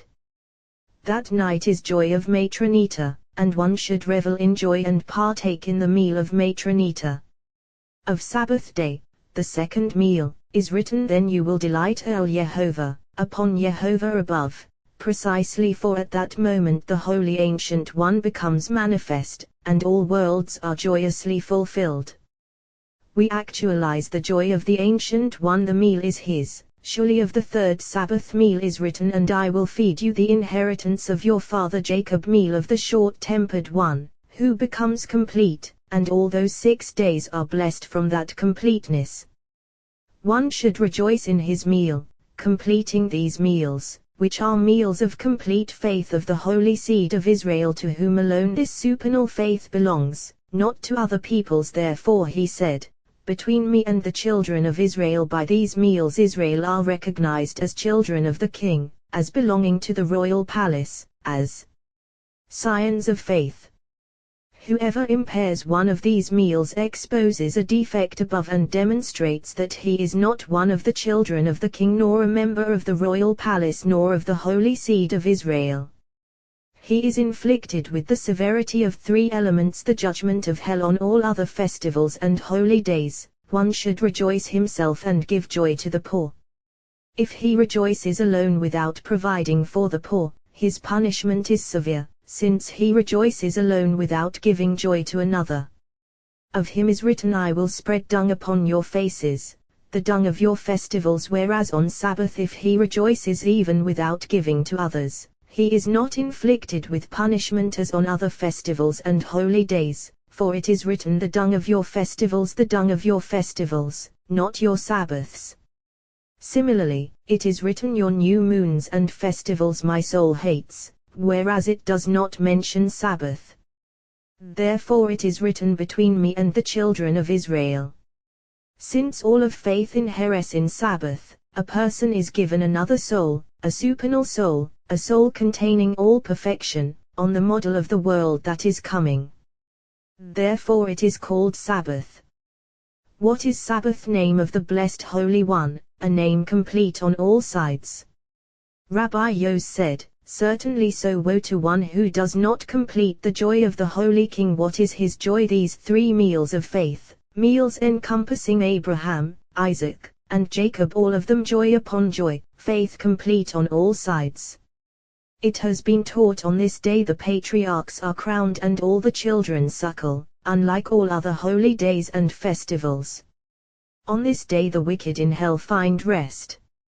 On this day all judgments are suppressed, not arousing in the world. On this day Torah is crowned with perfect crowns. On this day joy and delight are heard throughout worlds. On all 6 days of the week, when the hour of minor arrives, harsh judgment rules and all judgments arouse. On the Sabbath day, when the time of minor arrives, will of wills appears and the Holy Ancient One reveals his will. All judgments are suppressed, and favor and joy pervade everywhere. Through this will, Moses, holy, faithful prophet, departed from the world, in order to demonstrate that he did not depart by judgment. At that moment, through the will of the Holy Ancient One, his soul left and was concealed therein. Therefore it is written, no man knows his burial place, just as the Holy Ancient One is concealed of all concealed, unknown by those above or below, so here of this soul concealed within this will appearing at minor of Sabbath is written, no man knows his burial place. It is more concealed than anything in the world, and judgment has no dominion over it. Happy is the share of Moses. It has been taught on this day when Torah is crowned, it is crowned with all those commandments, with all those decrees and punishments, with 70 branches of light, radiating on every side. Who has seen the branches emerging from each branch, 5 standing within the tree, to which all branches are attached? Who has seen those gates, open on every side, all radiant and resplendent with that streaming light issuing ceaselessly?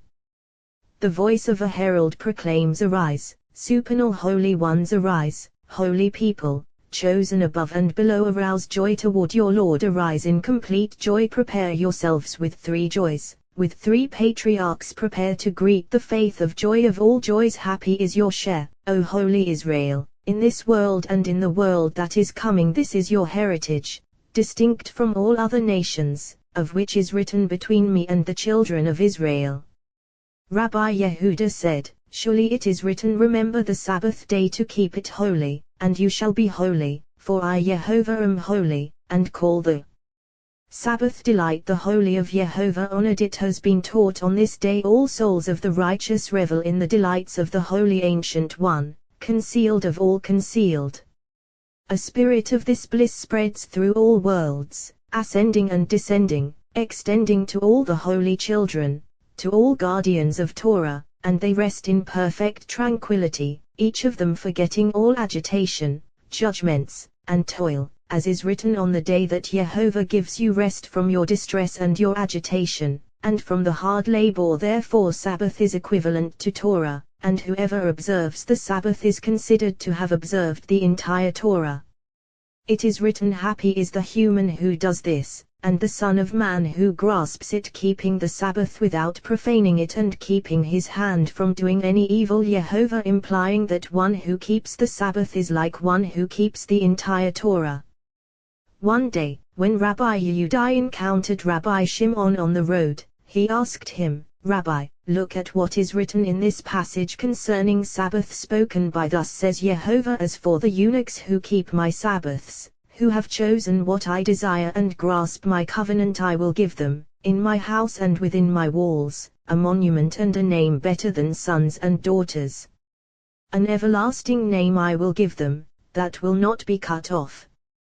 What does this indicate? He replied, Cappadocian, with your donkey tie it up by its pommel and dismount, for a word of Torah requires thirsting clarity. Or reverse it behind you and follow me, and focus your mind. He said to him, because of my master I undertook this journey, and following my master I will gaze upon Shekinah. He said to him, this matter has already been established by the companions, though they did not elucidate. Thus says Jehovah, as for the eunuchs. Who are eunuchs? These are the companions who engage in Torah, emasculating themselves all 6 days, and on Sabbath eve they arouse themselves for their coupling, for they know the supernal mystery of the hour when Matronita couples with the king. Those companions who know this mystery concentrate their hearts on the faith of their Lord, and are blessed on that night with fruit of their loins. This is what is written, who keep my Sabbaths, as is said his father kept the matter in mind. They are called eunuchs, surely awaiting the Sabbath, to discover the desire of their Lord, as is written, who have chosen what I desire, unspecified. What is what I desire? Coupling of Matronita. And grasp my covenant, all is one, my covenant unspecified. Happy is the share of one who is sanctified in this holiness and knows this mystery. It is written, 6 days you shall labor and do all your work, but the 7th day is Sabbath to Jehovah your God. All your work on those 6 days, the work of all human beings. Therefore the companions couple only when human work is not to be found, but rather the work of the blessed Holy One. And what is his work? Coupling of Matronita. Consequently, the companions sanctify themselves in the holiness of their Lord, concentrating their hearts, and find children issue, children not straying to the right or to the left, children of the king and Matronita. Therefore, mystery of the matter is written, you are children of Jehovah your God, literally, for these are called his children, children of the king and Matronita. Such is the awareness of the companions, who know this mystery, to this they cleave. Therefore they are called children of the blessed Holy One. These are the ones for whose sake the world is sustained. When the world is arraigned in judgment, the blessed Holy One gazes upon these children of his and has mercy on the world. Of this is written entirely, seed of truth, seed of truth. Precisely what is truth? The holy, perfect signet ring, as is said, you will give truth to Jacob. Micah. Truth is the blessed Holy One, and all is one. Thus, seed of truth, surely Rabbi Yehudai said to him, blessed is the compassionate one, who sent me here. Blessed is the compassionate one, for I have heard this word from your mouth. Rabbi Yehudai wept. Rabbi Shimon asked, why are you weeping? He replied, I weep because I am thinking, woe to those inhabitants of the world whose ways are like beasts, neither knowing nor considering better for them if they had never been created. Woe to the world when my master departs from it, for who will be able to reveal mysteries, and who will know them? Who will contemplate the ways of Torah? He said to him, by your life the world consists only of those companions who engage in Torah and know its secrets. Surely, the companions rightly decreed against the ignorant who corrupt their ways and cannot distinguish between right and left, for they are like beasts that it is fitting to punish them even on Yom Kippur. Of their children is written they are children of whoredom. Hosea, children of whoredom.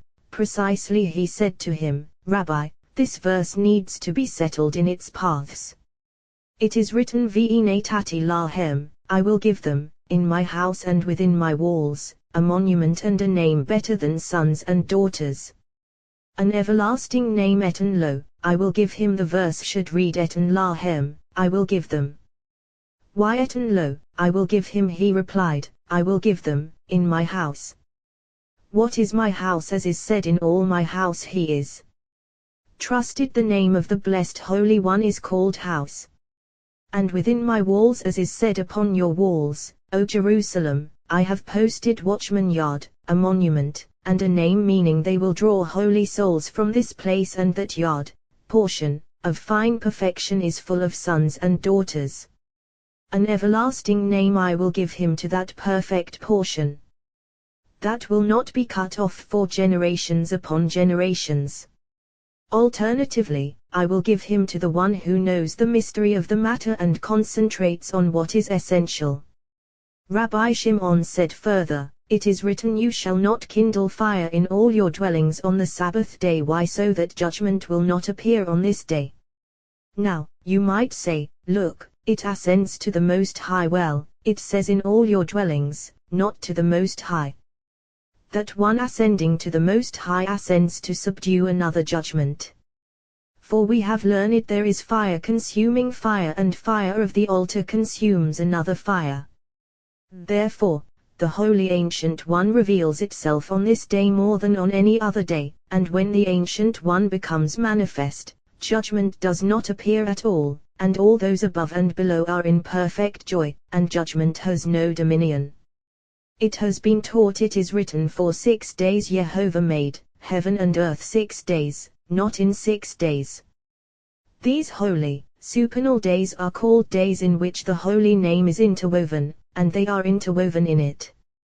Happy is the share of Israel above all other nations. Of them is written, you, cleaving to Jehovah your God, are alive every one of you today. Rabbi, ear opened, a river issues from Eden to water the garden. Honor your father and your. A river mother gushing of the spring, issuing constantly, never ceasing from the river of this spring the whole garden is watered. The river of that holy spring is called Father. Why? Because it flows to nourish the garden.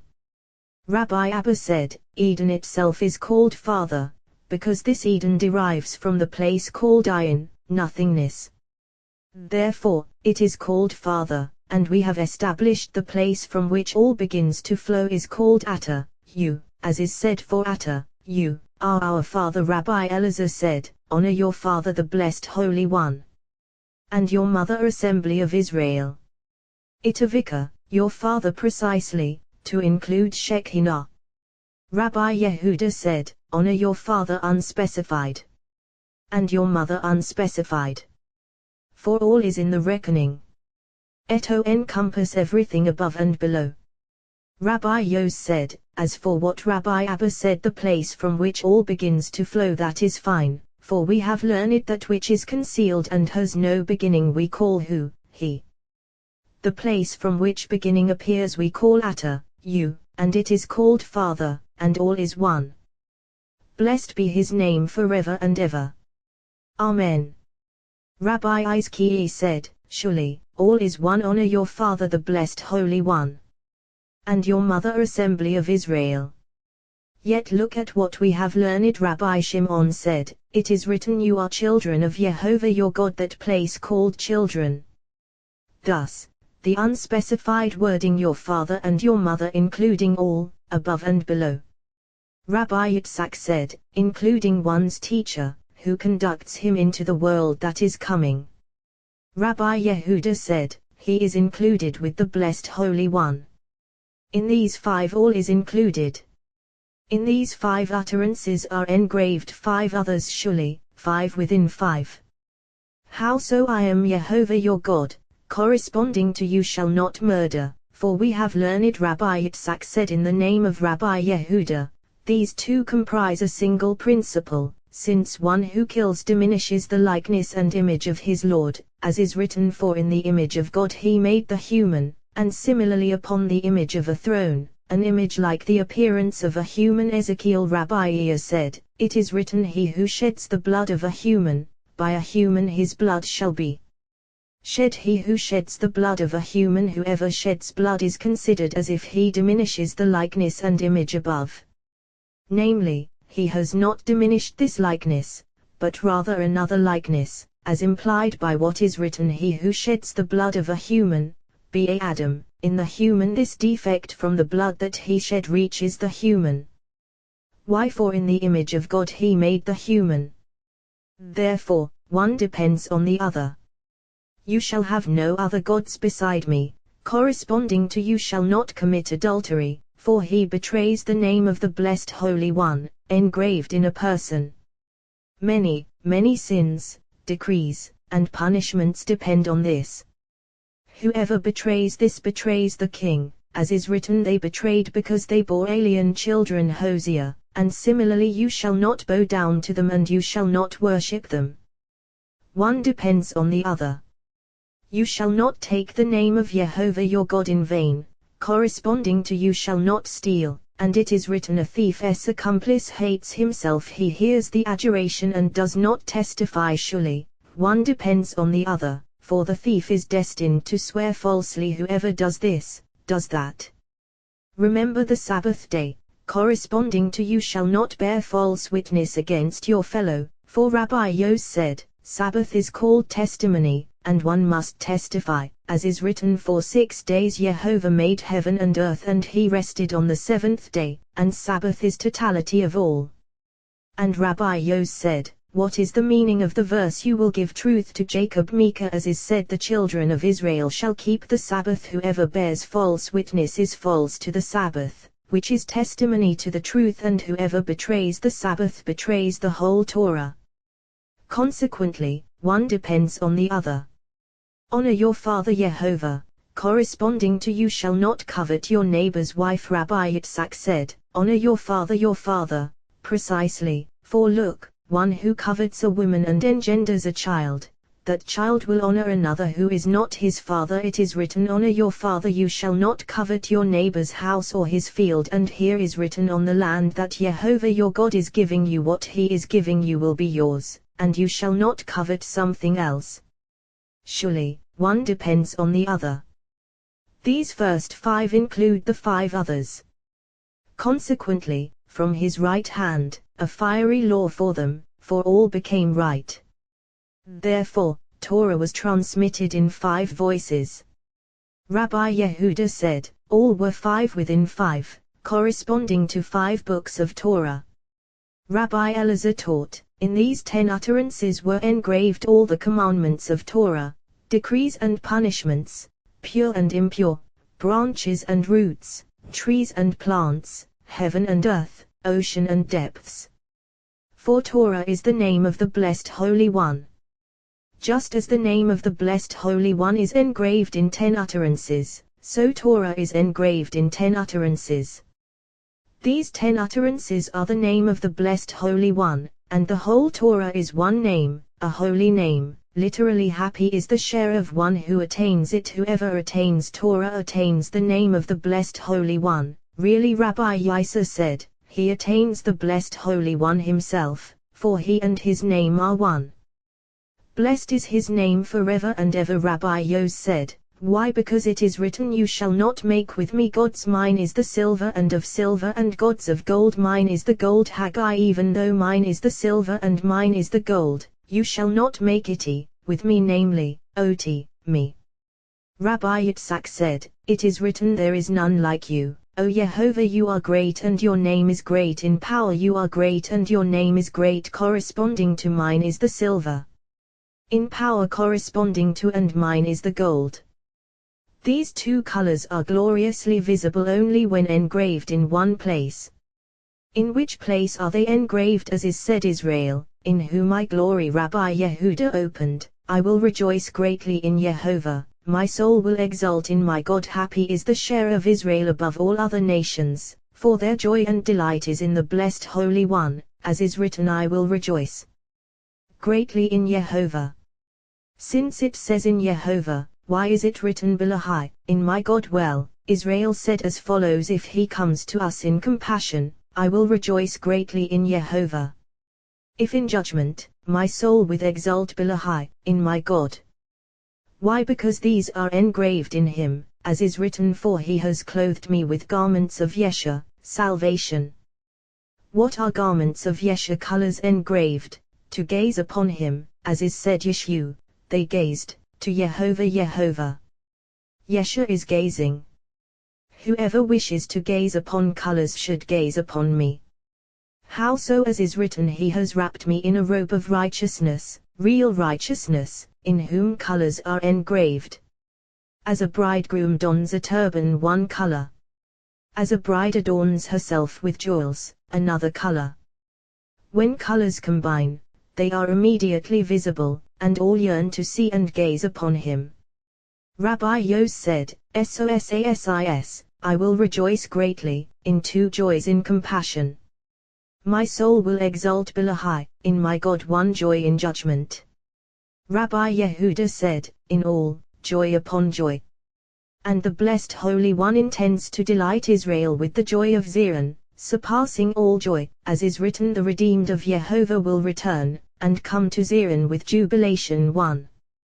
With eternal joy upon their heads. 2. They will attain joy and gladness. 4. Corresponding to the 4 times that Israel has been scattered among the nations. Of then is written, you will say on that day, praise Jehovah, proclaim his name. Jehovah God spoke all these words. All these words, this totality is entirety of all, entirety of above and below. Anochi, I mystery of the upper world, in mystery of the holy name, Jehovah. Anochi, I revealed and hidden. Revealed in holy mystery of the throne, for the moon waxes full, as one, when the sun prevails and the moon is illumined. Her only praise is that of the light shining upon her. Anochi, I consummating mysteries of perfection of the throne below, and holy living beings ascend, and she is arrayed in her adornments. When she is beautiful to look upon and her husband approaches her, she is called Anochi, I. Anochi, I mystery of all as one, in totality of all letters, in paths of Torah radiating from supernal mystery. Upon this depend upper and lower mysteries. Anochi, I mystery of giving a fine reward to the righteous, who wait and observe the commandments of Torah. Through this, they have proper faith in the world that is coming. Your mnemonic is Onipao, I am Pharaoh. Anochi, I, and you shall have no other gods beside me. Jehovah were spoken in the mystery of Torah, and this is remember and observe. Anochi, I sealed, hidden mystery of all those rungs of the supernal world in a single totality. As soon as Anochi, I, was uttered, all united as one in one mystery. Anochi, I mystery of 2 thrones, Oni, calf of another throne. Anochi, I for the sanctuary was purified and no stranger approached it. The sanctuary shone alone, for at that moment the evil impulse was abolished from the world, and the blessed Holy One alone was exalted in glory. Then was uttered Anochi, I am Jehovah your God. Complete mystery in the holy name. Aleph mystery of unifying the holy name in its rungs to become one, so that it will be Vov. Nun mystery of revering the blessed Holy One and knowing that there is judgment and a judge, a fine reward for the righteous and retribution for the wicked, for its mystery is lower he. Kaf to sanctify the holy name every day, to sanctify oneself on holy rungs, to offer prayer to him at all times, so that the supernal crown, mystery of the upper throne, may be raised above the supernal living beings fittingly. Its mystery is upper he. Yod to engage in Torah day and night, to perform circumcision in mystery on the 8th day, to sanctify the firstborn, to don tefillin and tzitzit, to place a mezuzah, to surrender one's soul to the blessed Holy One, to cleave to Him.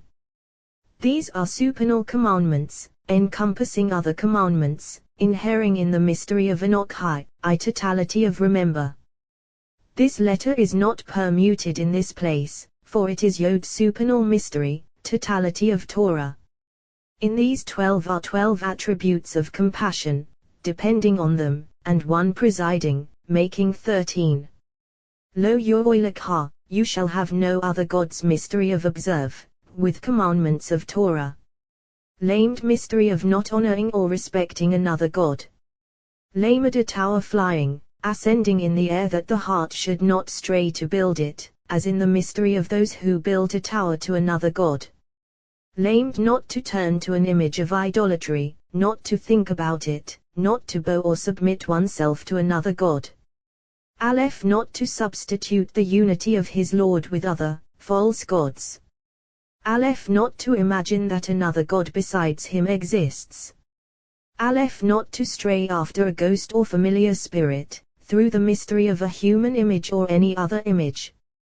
Aleph not to inquire of the dead and not to engage in sorcery. Aleph not to swear orally by the name of another god. Look, here are Yehovah others commandments of observe. On these 12 depend other commandments of observe, included in these 12. This mystery is Enoch I. Rabbi Shimon said, further, we have learned Enoch I Yehovah totality of above and below, totality of beings above and below, totality of holy living beings included therein, all in the mystery of Enoch I. You shall have no other gods beside me Yehovah below, mystery of 12 lower living beings. You shall not make for yourself Fisl, a carved image Yehovah Pislu, disqualification, from that supernal place, from that holy place. Fisl, a carved image Pasalit, refuse, of holiness, which is mystery of another god. This mystery corresponds to what is said a stormy wind coming from the north, a great cloud Ezekiel or any form, as is written and flashing fire Ezekiel. For I, Yehovah your God, to arouse the heart upward, not to descend below, not to approach the gate of its house. Am a jealous God, for jealousy lies in that place. This is the mystery of at 3 things the earth trembles, namely, you shall not make for yourself, 1 a carved image, 2 or any form, 3. And from this, earth trembles. Inflicting the guilt of fathers upon sons, upon the 3rd and upon the 4th generation single tree, planted once, twice, 3 times, and 4 times, and punished for its initial sins. Father, son, 3rd, and 4th are one when not mended and not caring to be mended. Correspondingly, the opposite of this, for a tree restored fittingly and standing firm. Lo tisa, you shall not take the name of Yehovah your God in vain. This mystery has been established by the companions. For when the blessed Holy One planted the world, he sank into the depths a single stone, engraved with this name, plunging it into the deep. When the waters desire to rise, they see the mystery of the holy name engraved on that stone, and they retreat and subside, turning back. This name endures to this day in the deep. When human beings swear an oath truly, upholding the truth, that stone rises and receives that oath, then returns, established upon the deep. The world endures, maintained by that oath of truth. When humans swear a false oath, that stone rises to receive it, but it is false, then the stone rising turns back, waters surge and the letters of that stone fly through the depths and scatter. The waters verge on rising and covering the world, returning it to its original state. But finally the blessed Holy One summons a prince, Yisrael, who is in charge of 70 keys in the mystery of the holy name. He approaches that stone and engraves the letters upon it as before. Then the world endures, and the waters return to their place. Concerning this is written Lo tisa, You shall not raise the name of Jehovah your God Lashav, falsely. Zohar, remember the Sabbath day to hallow it. This is mystery of holy covenant, and since within this covenant exist all springs of limbs of the body, it being totality of all, similarly Sabbath is totality of Torah, all mysteries of Torah depending upon it, and fulfilling the Sabbath is like fulfilling the entire Torah. Whoever observes the Sabbath is considered to have observed the whole Torah. Zohar, remember, is mystery of male who grasps all limbs of the supernal world. It the Sabbath day encompassing entrance of Sabbath, who is night this is it. To hallow it for it needs holiness from the holy people, to be crowned by them fittingly. Zohar, remember a place that has no forgetting, where forgetting does not exist, since there is no forgetting in the sight of supernal covenant, all the more so above. Below, there is forgetting a place that needs remembering, of which is written may the iniquity of his fathers be remembered. Their officials sit, recording a person's merits and sins. There is no forgetting before the holy throne, the one before it. And who is before it? Zohar, remember. All the more so above, for all is mystery of male, wherein is engraved the mystery of the holy name. Below needs to be sanctified. How is it sanctified? By Zohar, remember, since from him she absorbs all holiness, all blessings.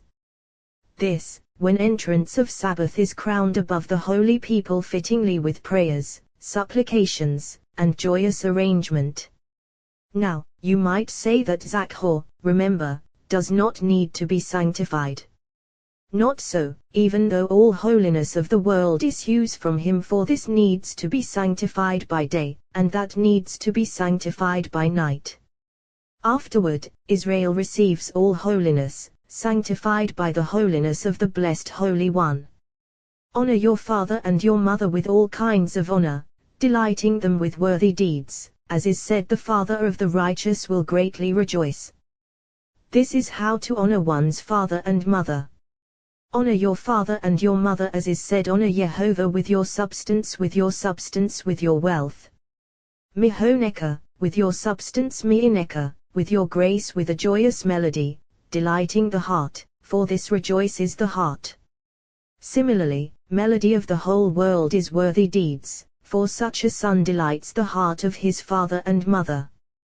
With your substance, with your wealth, for whatever they need.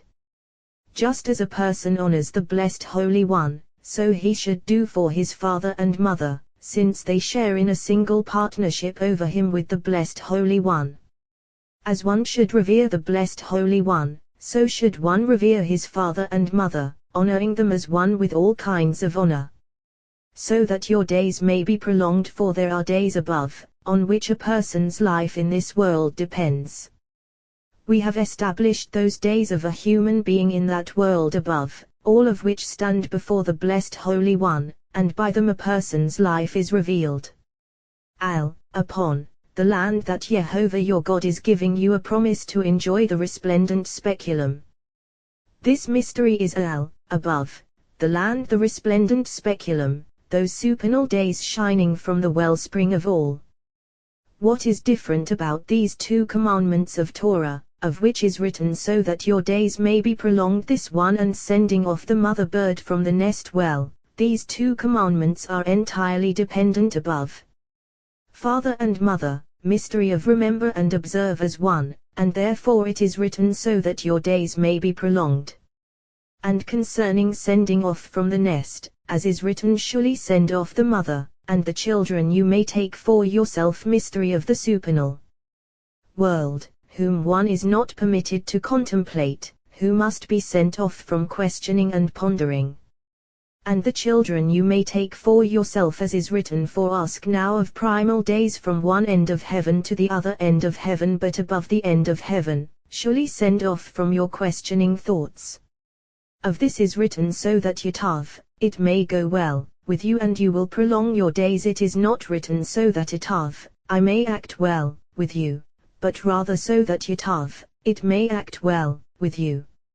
It is not written ver arikhan yamakha, and your days will be prolonged, but rather v'ihar arakta yamim, and you will prolong your days. So that it may act well with you, the place that acts well toward all, namely, the concealed and hidden world.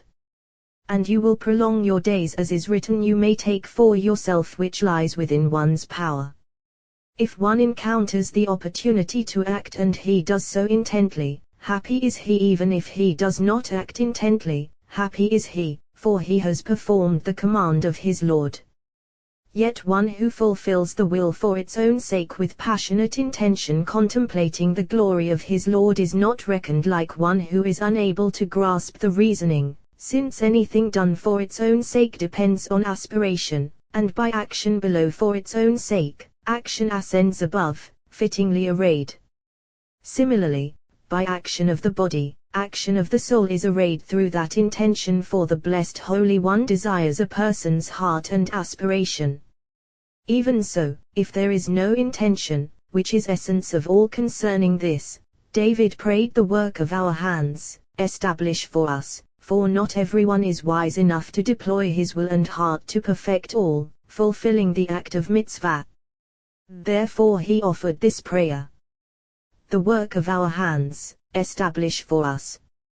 What is establish for us? Establish and perfect your arrayal fittingly above. For us, even though we do not know how to deploy the will, only the act itself. The work of our hands, establish it. Establish whom? The rung that needs to be perfected. Establish it in a single bond with the patriarchs, arrayed with them fittingly in this action. Lo tersa, you shall not murder. Lo tinaf, you shall not commit adultery.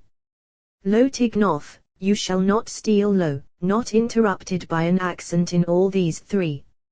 Otherwise, there would never be social order, and we would be forbidden to kill anyone in the world, even if he transgressed the Torah. But being interrupted by an accent, it is forbidden and permitted. Lo tinaf, you shall not commit adultery. Were it not interrupted by an accent, it would be forbidden even to procreate or to delight with one's wife in the joy of mitzvah. Yet being interrupted by an accent, it is forbidden and permitted.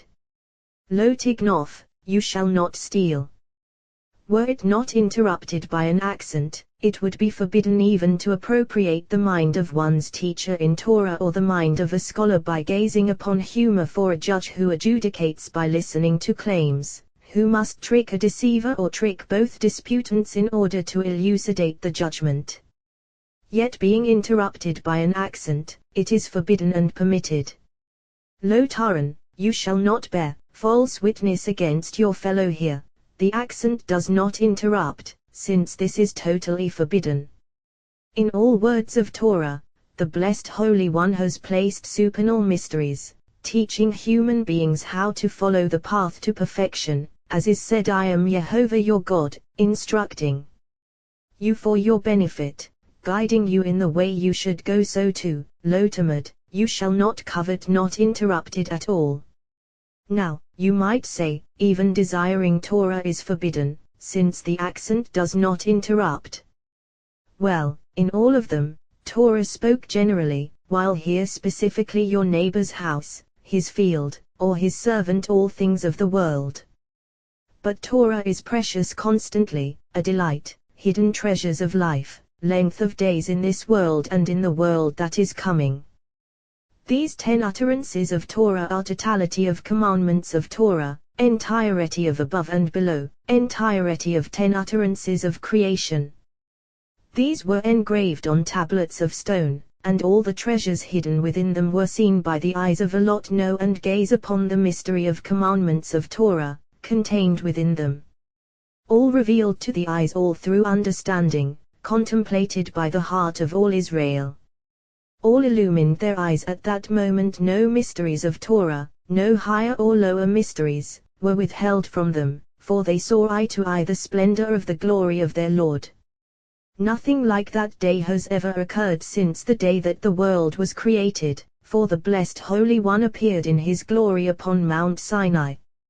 Now, you might say, But we have learned that a maidservant at the Red Sea saw what the prophet Ezekiel did not see, perhaps resembling that day when Israel stood at Mount Sinai. Not so, for on the day that Israel stood at Mount Sinai, filth was eliminated from them, and all bodies sparkled with the radiance of supernal angels when they are clothed in radiant garments to fulfill the mission of their Lord. In that radiant garment, they enter fire without fear, like the angel of Manoah, who appeared to him and entered the flame and ascended to heaven, as is written, the angel of Jehovah ascended in the flame of the altar. When that filth was eliminated from them, the Israelites were left with lucent bodies, totally unsullied, and souls within like the radiance of heaven, to receive light. Such was the character of Israel, seeing and gazing into the glory of their Lord, which was not so at the sea, when the filth had not yet been removed from them. Here at Sinai, as filth ceased from the body, even embryos in their mothers' wombs could see and gaze upon the glory of their Lord, and every single one received fittingly. On that day, the blessed Holy One had greater joy than on the day the world was created. For on the day of creation, the world did not exist enduringly until Israel would receive the Torah, as is written, were it not for my covenant day and night, I would not have established the laws of heaven and earth. As soon as Israel received the Torah at Mount Sinai, the world became fragrantly firm and heaven and earth were established. The blessed Holy One was revealed above and below, exalted in his glory above all. Of that day is written, Jehovah reigns, robed in grandeur, robed is Jehovah, girded with strength, and strength is nothing but Torah, as is written, Jehovah gives strength to his people, Jehovah blesses his people with peace,